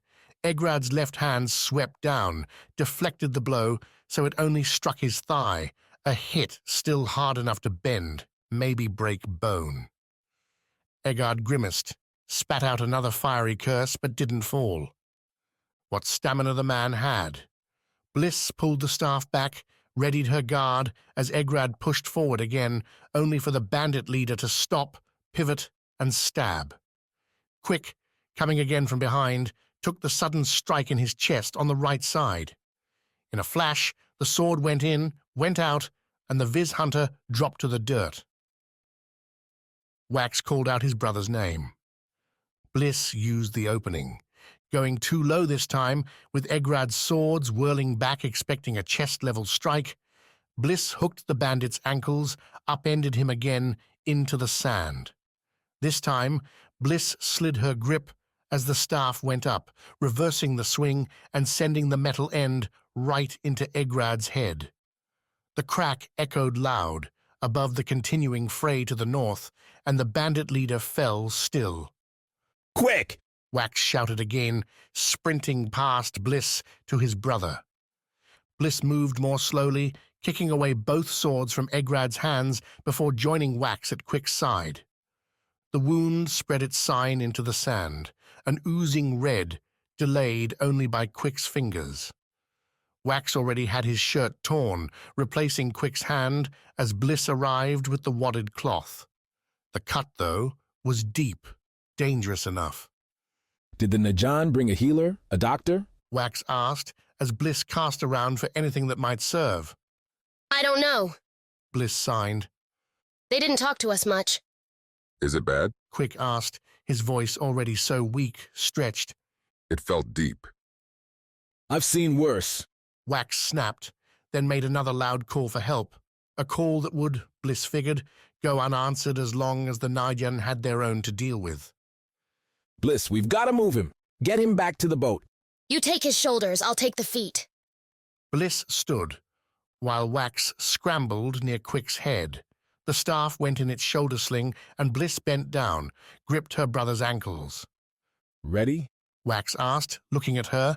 Then his expression changed, determination fading to horrified confusion. Bliss whirled, dropping Quick's feet to the dirt. Egrad rose up behind her, his swords gone, but a hidden dagger in his right hand. He raised the weapon, angled it in for a stab, and jerked. Once, twice, before collapsing to the ground. Behind him, Egrad's short sword in her hand, stood Tawny. Before Bliss could sign a thing, the thief tossed the blade aside and dove on Egrad's body, tearing at the man's pockets, his ruined clothes. What are you doing? Tawny glanced up. Help me if you want your brother to live. There were times to question things, times to study the options and pick the best course. But there in that moment, Bliss used what she heard, what she felt, what she knew. Tawny hadn't abandoned them, hadn't abandoned her. Together, the two tore off Egrad's armor, with Tawny shouting a happy curse when she found what she'd been looking for, a familiar sapphire on a corroded chain. My scar, Wax said, as Tawny pulled the stone off of Egrad. At the move, as the scar lost its contact with the bandit leader, the man sighed, a withering exhale. No wonder he wouldn't stop, Wax said, as Tawny tossed the scar to him. This thing, the Vis scar, it heals you. I know that, moron. Give it to your brother. Tawny rolled her eyes, then went back to Egrad's body, continuing to clear out pockets. Wax pressed the scar to Quick's wound, while Bliss went to Tawny, grabbed the thief's hands to get her attention. What? Tawny snapped. This guy's the leader, which means he'll have any keys to the real valuables. I'm about to become a fugitive, so I'll... Bliss shook her head. You're going to stay. With us. Tawny laughed. Didn't you hear your brother? He's going to get me strung up at the first chance he gets. Again, Bliss shook her head. I won't let him, ever. Tawny started up another quip, saw what Bliss poured into her face, her grip, stopped, nodded slow. You promise? On my life! It's closing, Wax shouted behind them. The scar's working. Bliss turned round to see Wax slump into the sand, an exhausted smile on his face. Bliss, I don't know how we're going to top this. Chapter 37. The Great Forge. The bandits routed. The Nayan captain swept through the camp, taking anything of any value, while Wax and the others, escorted back to the sloop, did little but rest, watch, and swap stories. The Nayan were thorough, burning any tents, materials they didn't take, and leaving the camp a sundered ruin by the afternoon's end. Among the taken treasure, presented by the captain to Wax from the spoils, were Quick's gauntlets. Wax's brother continued the recovery, though the scar didn't seem able to restore stamina so quickly. Quick slept the hours away, waking only to sip water and eat thin fish soup. Tawny, to Wax's eyes, seemed to take the dissolution of her recent tribe in stride. The bandit ate, drank, and joked with the V's, and any Najan joining them, vanishing only towards the night's end, to watch the camp remnants burn out on the sand. What changed? Wax asked Bliss, the two of them on the sloop's deck, bulked out now in retrieved bandit clothes, shielding them against the chill. The boat wouldn't sail till morning, a loose Najan watch, keeping eyes, while most broke into looted ale and fruit wines for a raucous celebration. With her? Bliss asked, and Wax nodded. She didn't try to kill me, and it was bleak out there. We helped each other. And she stayed even after you found Quick? Not that he helped, but Wax, I don't think she has anywhere to go. You're angling towards something. The little sister, Bliss, had ever been a potent manipulator, able to squeeze her brothers into agreeing with just about anything, or playing them against each other till she had what she wanted. Wax already felt himself ready to agree, no matter what she said. Bliss had come to his rescue, was the first one up the beach to find him. Wax more or less owed her whatever she wanted. She knows things we don't. About the world beyond this. We're lost, Wax. Admit it. Our first isle and we nearly starved, we're nearly killed. There's 6 more, and Torny's savvy. You want me to make her a guardian? Now it was Bliss's turn to nod, the sincerity shining in the sloop's lamplight. Torny remained at the ship's bow, a shadow against Sichi's pink glow. Not all my choice, Bliss, but if she wants to come along, I won't say no, though I don't think Quick will like it. We'll tell him Torny saved his life. That'll help. Bliss grinned. And if it doesn't, too bad. You're the Renewal. It's your call. Wax's call or not, Quick kept up the grumbling, always with Torny out of earshot over the days that followed. The sloop took them up Foti's western coast, the Naryan captain promising an escort straight to the Great Forge. Not something always offered to Renewals, but given the stress and the supplies the captain could donate to the Naryan garrison there, it seemed a harmless offer. One Wax had no issue accepting. They rode a ferret wagon train across Foti's northern expanse, a mountainous but more verdant region than the wastes below. Crops and livestock claimed grassy hillsides and leveled plains, with great gaping caves carved in here and there, leading to mines. The Great Forge itself didn't look much different than those ore factories at first glance, just a larger hole built into a silver-brown mountain sitting squat between other, higher peaks. At its base, a stone-and-stick Naryan camp parlayed its position with Foti enterprises, the latter bustling carts flush with raw ores inside the belching hot beast and springing them out with glittering spoils. The entry, at least, gave some credit to the Great Forge's station, with Naryan and Foti banners snapping in the hot wind and carved statues lining the railed walkway down to the entrance. Torny, proving herself an adept tour guide, though she hadn't been to the Great Forge before, read off the names and deeds of every hammering man and woman they passed by. Most, it seemed, had earned their immortal honor by pioneering some new metalworking technique. 3, though, had necklaces added to their stoic grey statues, Foti's past aegises, and farthest from the cave's mouth, their current one. Think she's still alive? Wax asked as they passed by Katya's statue, a smooth figure showing the woman in a defiant pose, gripping the necklace with both hands as if to say any fiend would have to tear it from her grasp. If she wasn't, the road would be a lot more dangerous. Quick replied, taking a moment with Bliss to sign a viz blessing at the statue. The circle made the call in time. We should finish well before she falls. If they made it in time, you mean? Fassil's not infallible. The circle's not just him. Quick countered as they continued past the statues, hugging the right side so carts could rumble past in either direction. Late morning proved a busy time for the forge. It's all the Isles working together. It's Noctia doing whatever it wants. Good enough for me, Wax said, shutting down the argument.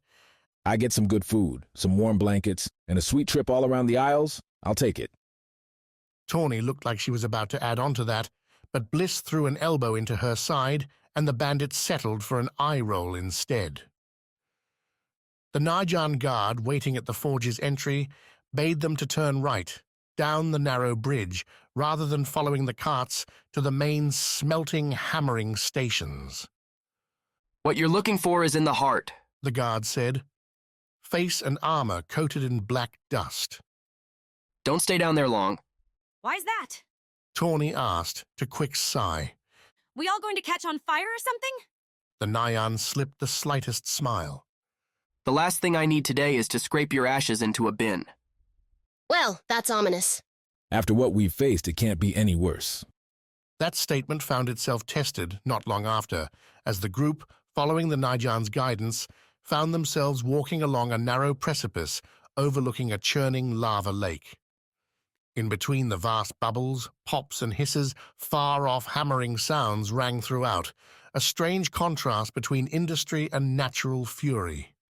Wax, when he wasn't wiping sweat from his eyes, followed Bliss along the ledge. They wore the lightest Foti canvas they could find, the shoes showing their worth, as even a touch along the black rock walls proved able to burn the wayward palm or finger. The air shimmered, and every breath launched a battle to dodge a cough.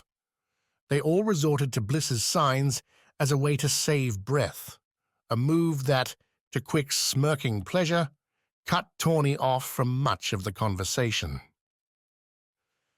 Not that they had much to talk about, saving complaints about the heat and warnings of missteps and lava sparks, at least not till they reached the mentioned heart. The Great Forge's center grew out from the narrow path into a wide, square platform, one seemingly swept clean. Its broad base descended down into the lava lake, a crusted pillar glowing wherever the hot liquid splashed home.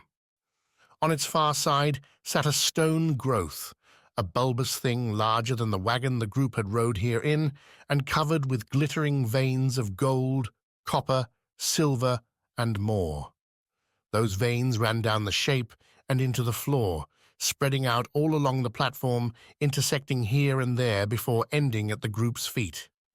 A puzzle! Tawny announced, giving up on the signs. Each vein had its own end, the tendril dropping into a shallow groove running across the platform's base. Those ends lay in cut-out cubes, all floating in the simmering lava running through that groove. Standing up against the rock wall at their pathway's end were several forged poles, their purpose easy enough to guess. "Push him down," Wax suggested, hacked up some dust at the words. Bliss didn't wait, grabbing the nearest pole. Her staff would have worked, but like all their weapons and gear, it had been left behind, and pushed down on the copper cube. It vanished beneath the lava, which began running up its bronzed line until it hit the vein's very first intersection, with the golden ore cutting it. There the lava sat, waiting, as if unable to cross. Gold next, then, Quick said, grabbing a pole and pushing the vein down.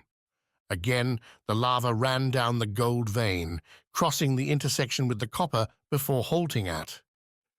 A second run-in with the copper vein further along. Bliss's forced copper, meanwhile, didn't move any further. Now what? And please, if you know, be fast. It's damn hot in here. That seemed to be the challenge.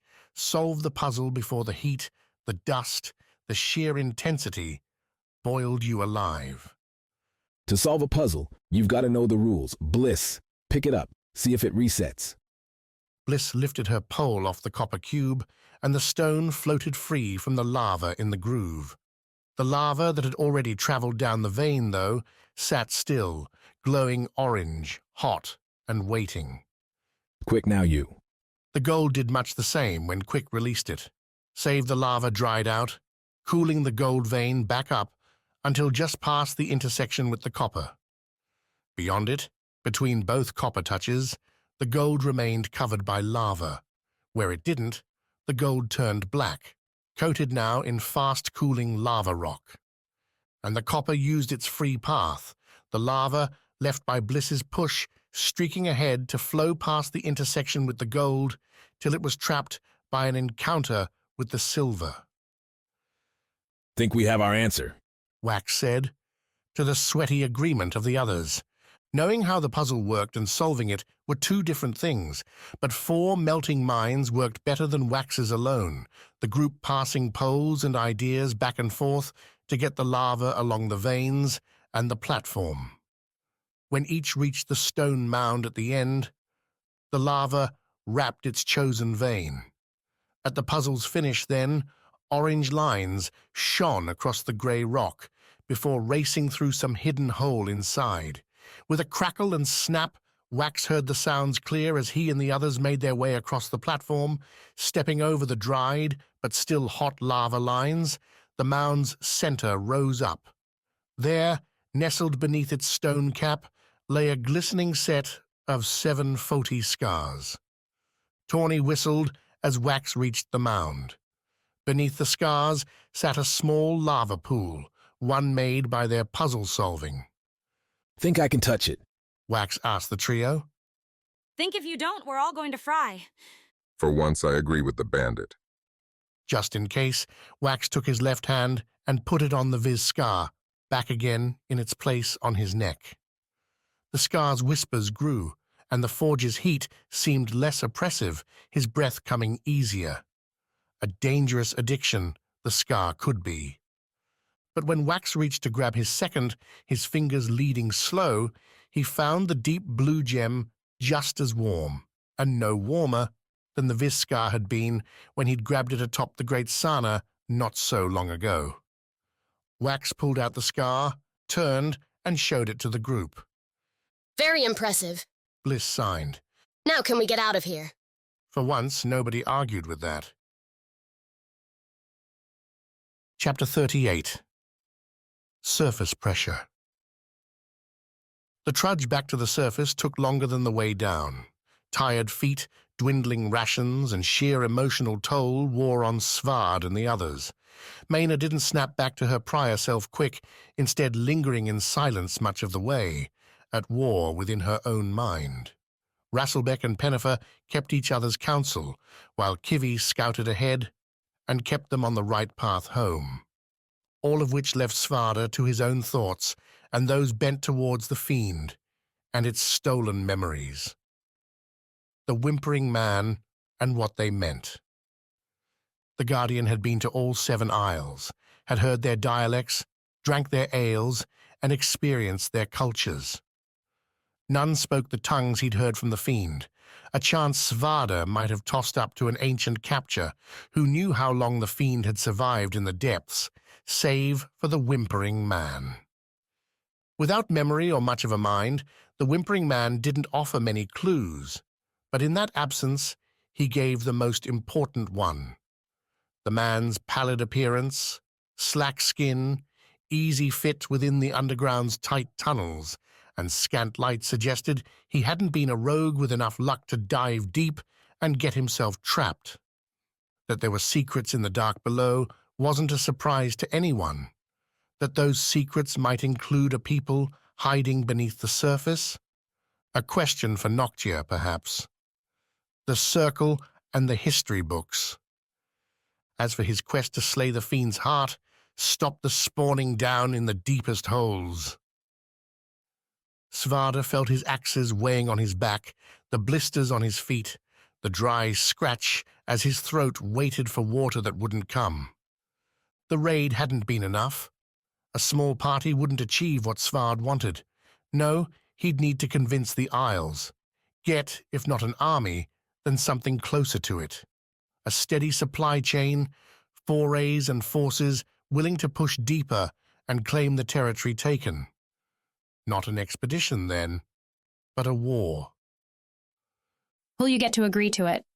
Maina said as they stomped through a damp cavern, ceilings and floors radiating Kivy's smoldering glow in an orange wash.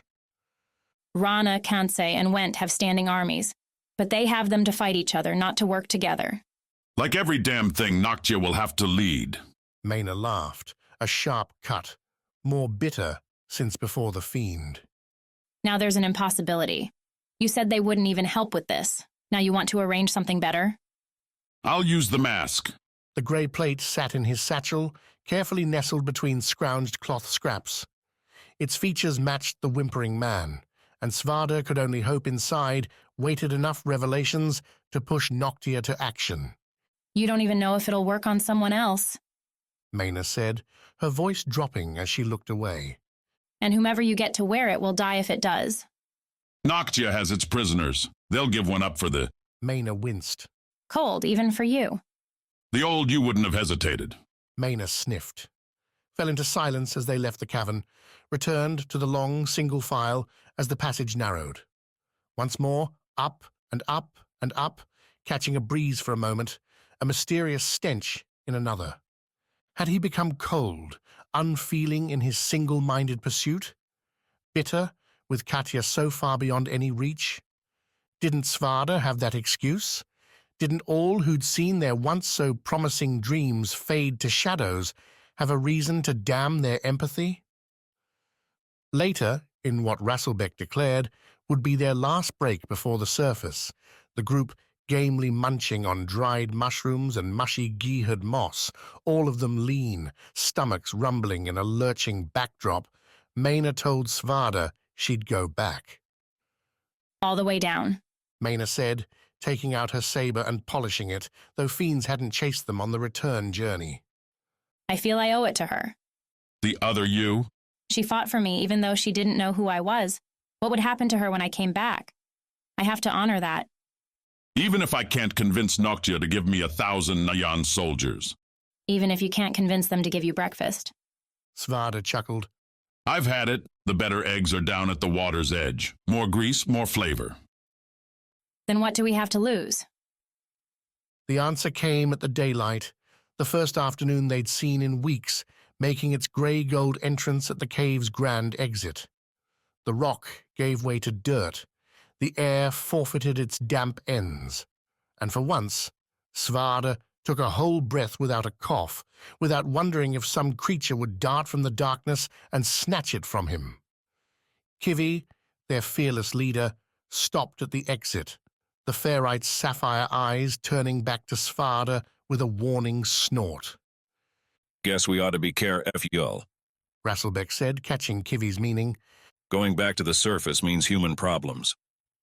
Nothing any Went guard can do will measure up to the fiend. Pennifer countered. I'd like to see them try to scare me now.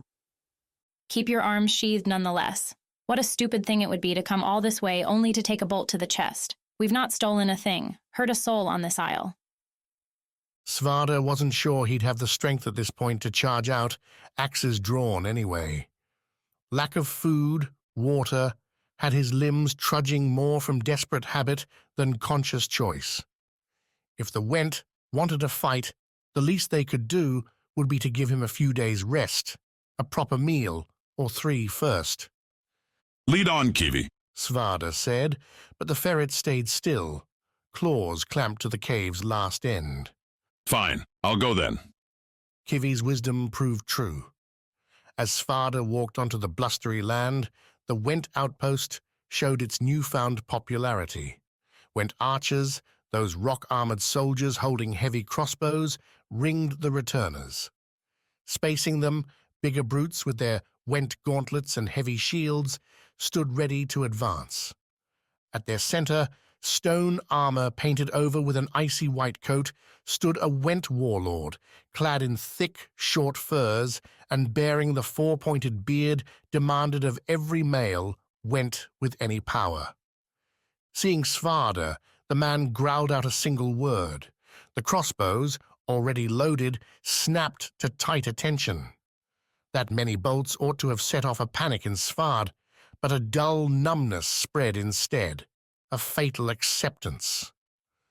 Lower your weapons, Svarde announced, keeping his hands well free of his own. We're damn tired, hungry, and half dead. We mean no harm to you and your people, and you can ask that town back a ways to prove my words. Behind Svarde, the other 3 lurked at the cave's entrance for a long moment, till retreat's obvious futility forced them forward. Kivi came up to Svarde's feet, plopped herself down alongside him, her tongue tasting the air and her eyes half closed. As tired as any of them, the ferret, and as worthy of a rest. The town's already spoken of your bravery, and it's why you're not dead where you stand, said the Went warlord, his brittle speech chomping through the words as if trying to attack every syllable. They offer their thanks. I'll be sitting before long. Best not stake your triggers on a tired man's position. The warlord hesitated, then laughed. You're not known for your humor, Guardian. Found some down there, perhaps? And much more besides. Then I'll be looking forward to hearing it from you. The warlord flicked his 2 stubby arms forward, and those Went geared for a melee approached the group. It's a long way to the pits. Time aplenty to fill your gut with food and my mind with tales. Then, of course, we'll see whether you can keep either of yours from being split. The pits? Pennifer asked as Maina cursed. What are those? As Pennifer asked her question, Svarde found his hands moving towards his axes. A doomed effort, but then, Waiting for the pits would only be the same. Yet, looking into the nervous, determined faces of the approaching Went guard, Svarde stayed his hand, found his voice instead. The pits are a chance, for you, and for the one who'll do whatever it takes to end your life. The Went warlord, as his forces tore Svarde's weapons off his back, pulled the satchel away, didn't disagree. Chapter 39. A New You. Ami saw herself when she woke, 2 copies, one reflected in each of Annalise's wide lenses. The scientist leaned over Ami, her light breathing melding with crackling lantern flames as the only sounds in the quiet lab. Ami recognized the space immediately, a sort of home to her now in the weeks since she'd become Gladring's experiment. Flush with anything Annalise requested, the tower room defied familiarity, save for those lamps and Annalise's goggles. Cages lined the lab's walls, a circular ring leading to a broad slab in the center, one Ami figured she must be lying on, had been lying on, given her stiff muscles. Her throat itched, her nose seemed crusted over. Ami tried to move her right wrist and found it strapped down. Awake? Annalise asked, blinking back at her. Or is this another dream? Dream. Ami asked, a rasp. She lives! Annalise shouted, jumping back from the slab. Here, let me get you some water. You'll need some. Ami lay there. What else could she do? And explored her own body while Annalise scurried off. Her fingers, toes, all seemed intact. While straps kept Ami from sitting up, she felt cloth along her body. Not the heavy armor she'd worn into combat, the fiend. That blue, flaming monster. Had it burned her armor away, metal forged in Foti's hottest furnaces?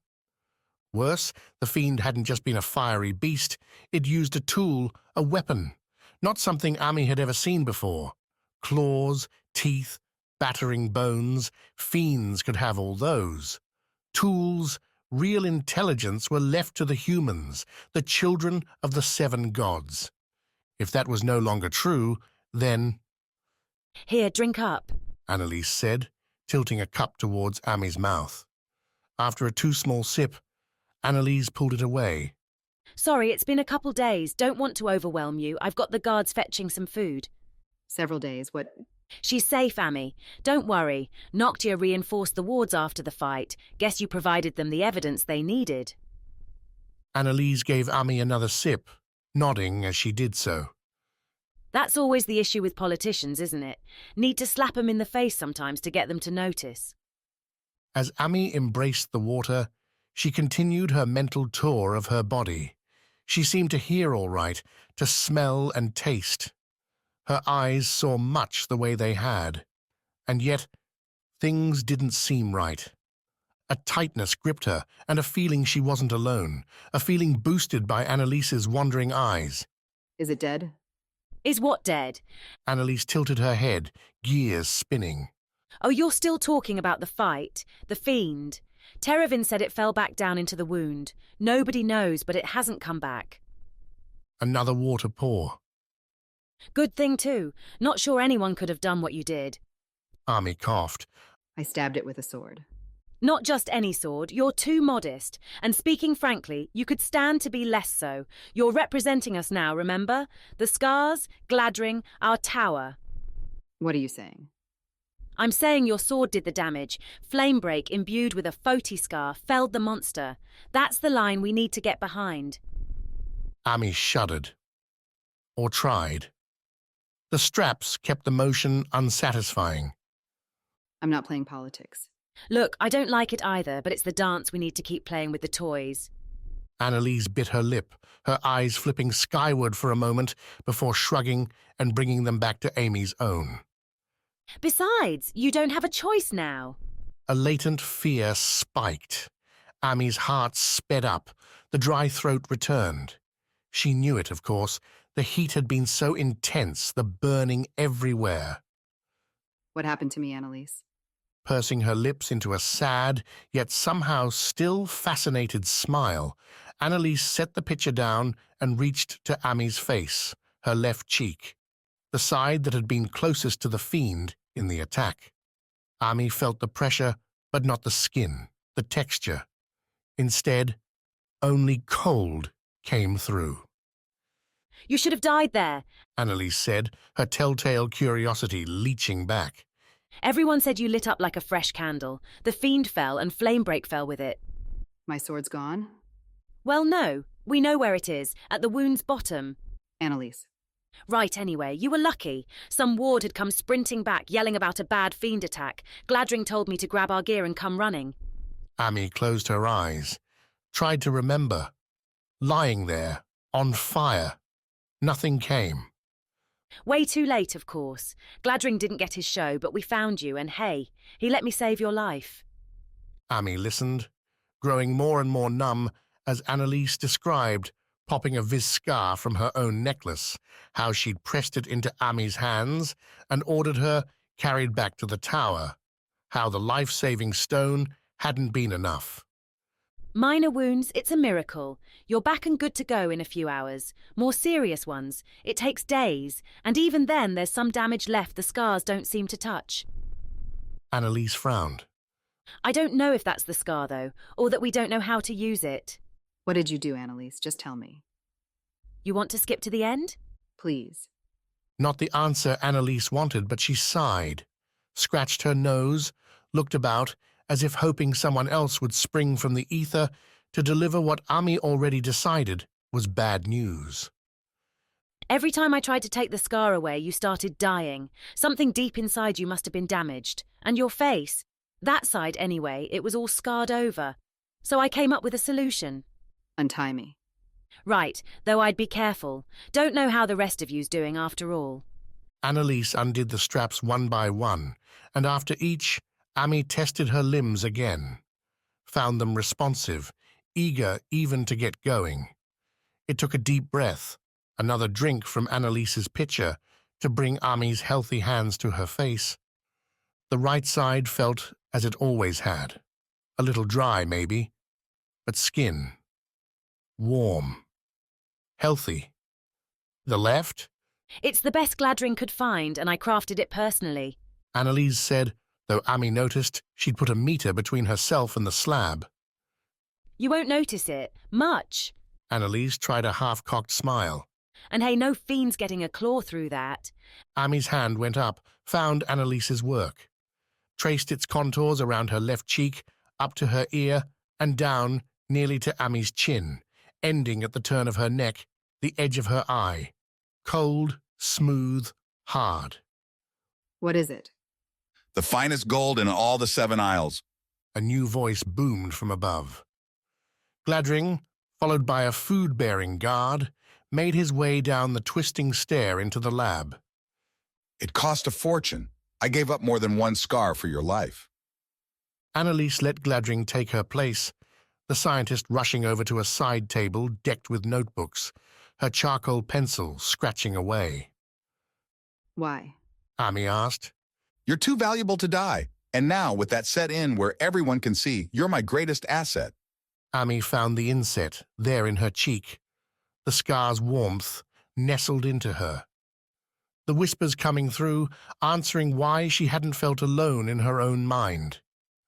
A different tune than the Foti scar in Flamebreak, yet familiar anyway. You really know how to make someone feel good. Ami muttered, swinging her legs over the side. Good or bad, what matters is that you're alive. Gladring turned round, grabbed the soup bowl from the guard, and handed it over to her. Drink up, Guardian. There's work that needs doing, and you've rested long enough. Ami stared at the soup, her stomach ready to dig in. If she refused to eat, if she fought Gladring's every effort, how long could Ami hold out? Not long enough? The scar would keep her alive, if only barely. Gladring would wait. And Katya still lived. Ami's oath stood. The Guardian took the offered spoon, ran it through the thick broth, and lifted it to her lips. A sip and a swallow, a decision made. Tell me what you need me to do. Chapter 40. The Wind Queen. Wax held up his hand on the dock, let the white snowflake land in his palm. A chill sting, as delightful as the crisp, clear air. Walk south but a few minutes, and that same air would pick up Foti's industrial tinge, sulfur, and heat. Leaving that behind was, in itself, a cause for celebration. Leaving Foti with 2 scars and 1 extra guardian, despite Quick's initial annoyance, was incredible. Sorry for what I said back there, Pan, Wax whispered, looking northward across the grey waves. Beyond that slate horizon, peppered with incoming and outgoing ships racing winter's arrival, lay Rana. I'll try not to give up so easily this time. His guardians, his brother and sister, had come through. Turning around, looking back down the dock, Wax saw Tawny and Bliss about midway, the former helping Bliss play with a Foti spearfisher. The device, a narrow tube with short spear stuck inside, thin rope on its back end, could lance out and snipe anything foolish enough to be swimming around these waters. Far different from the poles and nets used back in Kitai, and Wax found he didn't much care for the heavy metal resting in his hands, the clunky recoil after the trigger pull. Bliss, though, wore a wild grin as she aimed and sent the spear flying into the surf. Tawny cackled. Beyond them, at the dock's edge, Quick talked with Pavard, the Najan captain. The gilded commander had been Quick's companion of choice ever since leaving the bandit camp in ruins. From what his brother said, the two talked about Vis, about Noctia, about what it took to be a Najan. When Wax asked him why, Quick demurred, said only that there'd be Najan everywhere they went. Might as well get to understand them better. At least his brother's wound was healing up nicely. Every night, Wax handed over the Vis scar, and Quick tucked it near the stab, holding it tight. He was almost back to running now, and everyone figured by the time they hit Rana's watery isle, they'd be ready to sprint right on to the next scar. Wax, watch out! Tawny's voice snapped Wax home, saw him notice the slender ship carving fast near his dock. Wax took a step back, then another, and nearly fell off the pier's end as the vessel splashed in. The ship's sails, diamonds cut at too many angles, dwarfed the ship beneath, and they all spun in near unison as the silver-blue hull slid into port. The ship's body came close, so close to bumping the dock, but no touch sounded till the vessel reached a full stop. Even then, cushioning bags tossed over the sides buffered the contact. A Kansei ship, built to glide across the water's top, float from one wave's crest to the next. No straight lines, a light belly designed to ferry quick rather than quantity. Even so, the north side of Foti would mean a far journey. Should be going to Noctia, not here. Tawny muttered as she and Bliss came to stand by Wax, his sister coiling up the spear gun. Unless there's something in Falska they really want. She threw a grimace back to the busy port city. Can't imagine what that'd be. I can. Bliss signed, as the Kansei vessel threw a step stair over the side. Far from a grim metal or wood piece, the step stair caught the slight breeze and settled to the dock as if laid there by gentle hands. Yet once it touched, the thin, pearl steps seemed as solid as stone. What, or? He needn't have questioned. The answer came a beat later, as a gilded soldier took the first step over the edge. 2 thin rapiers clad the wiry man's waist, along with a willowy blue and white robe. He sighted the trio, judged them, and descended the stair without a word, ending with himself between the group and the Kant's exit. Her! Bliss signed as the next one off made an appearance. The woman bore her glittering regality with an icy discomfort, as if daring someone to call out her tight hands, her shifting eyes, and her bent knees. Quick steps were at odds with her obvious station. As long as there'd been a renewal, Kansei had always sent one of its 2 queens on the quest. Wax and the rest of V's thought it a strange madness, but who cared what another isle did? Who cared, save this Kansi queen, seemed to have speed on her side. Amid her own robe, its collar decked in Kansi sky diamonds, their sapphire speckled silver, catching the grey morning and casting its light about, the Kansi queen wore a Najan necklace much like Wax's own. In it were 2 scars, the Kansi diamond and Vise's emerald. And here she was, docking a day or 2 away from the great forge. Looks like we'd better get a move on. Wax, though, met the queen's eyes as she descended the stair. She found his own necklace easy enough, and when she did, her look narrowed to one of pinched curiosity. Not hostility, not yet. A competitor already beaten. Right, Wax said, his voice trailing off as the Kansi queen, followed by a second guard, turned and strode down the dock. Guess it's a real race now. Always has been. Now we just know what we're up against. Want me to sabotage their ship? Tawny asked, a sly grin following the question. Think we've had enough violence for a fair bit, haven't we? Quick announced, striding up to the group. They're moving our boat down a pier to make room for this one. Guess she's a big deal. Quick took a closer look at the vessel, whistled. Wax, think we're ready to ship out, are you? Wait to leave this blasted isle? Wax laughed. No thanks. Guardians, let's go find some rivers. This is the end of The Trail of Flame, Book 2 in the 7 Isles series by A.R. Knight. To find more of our books, check out www.blackeybooks.com. Thanks for listening.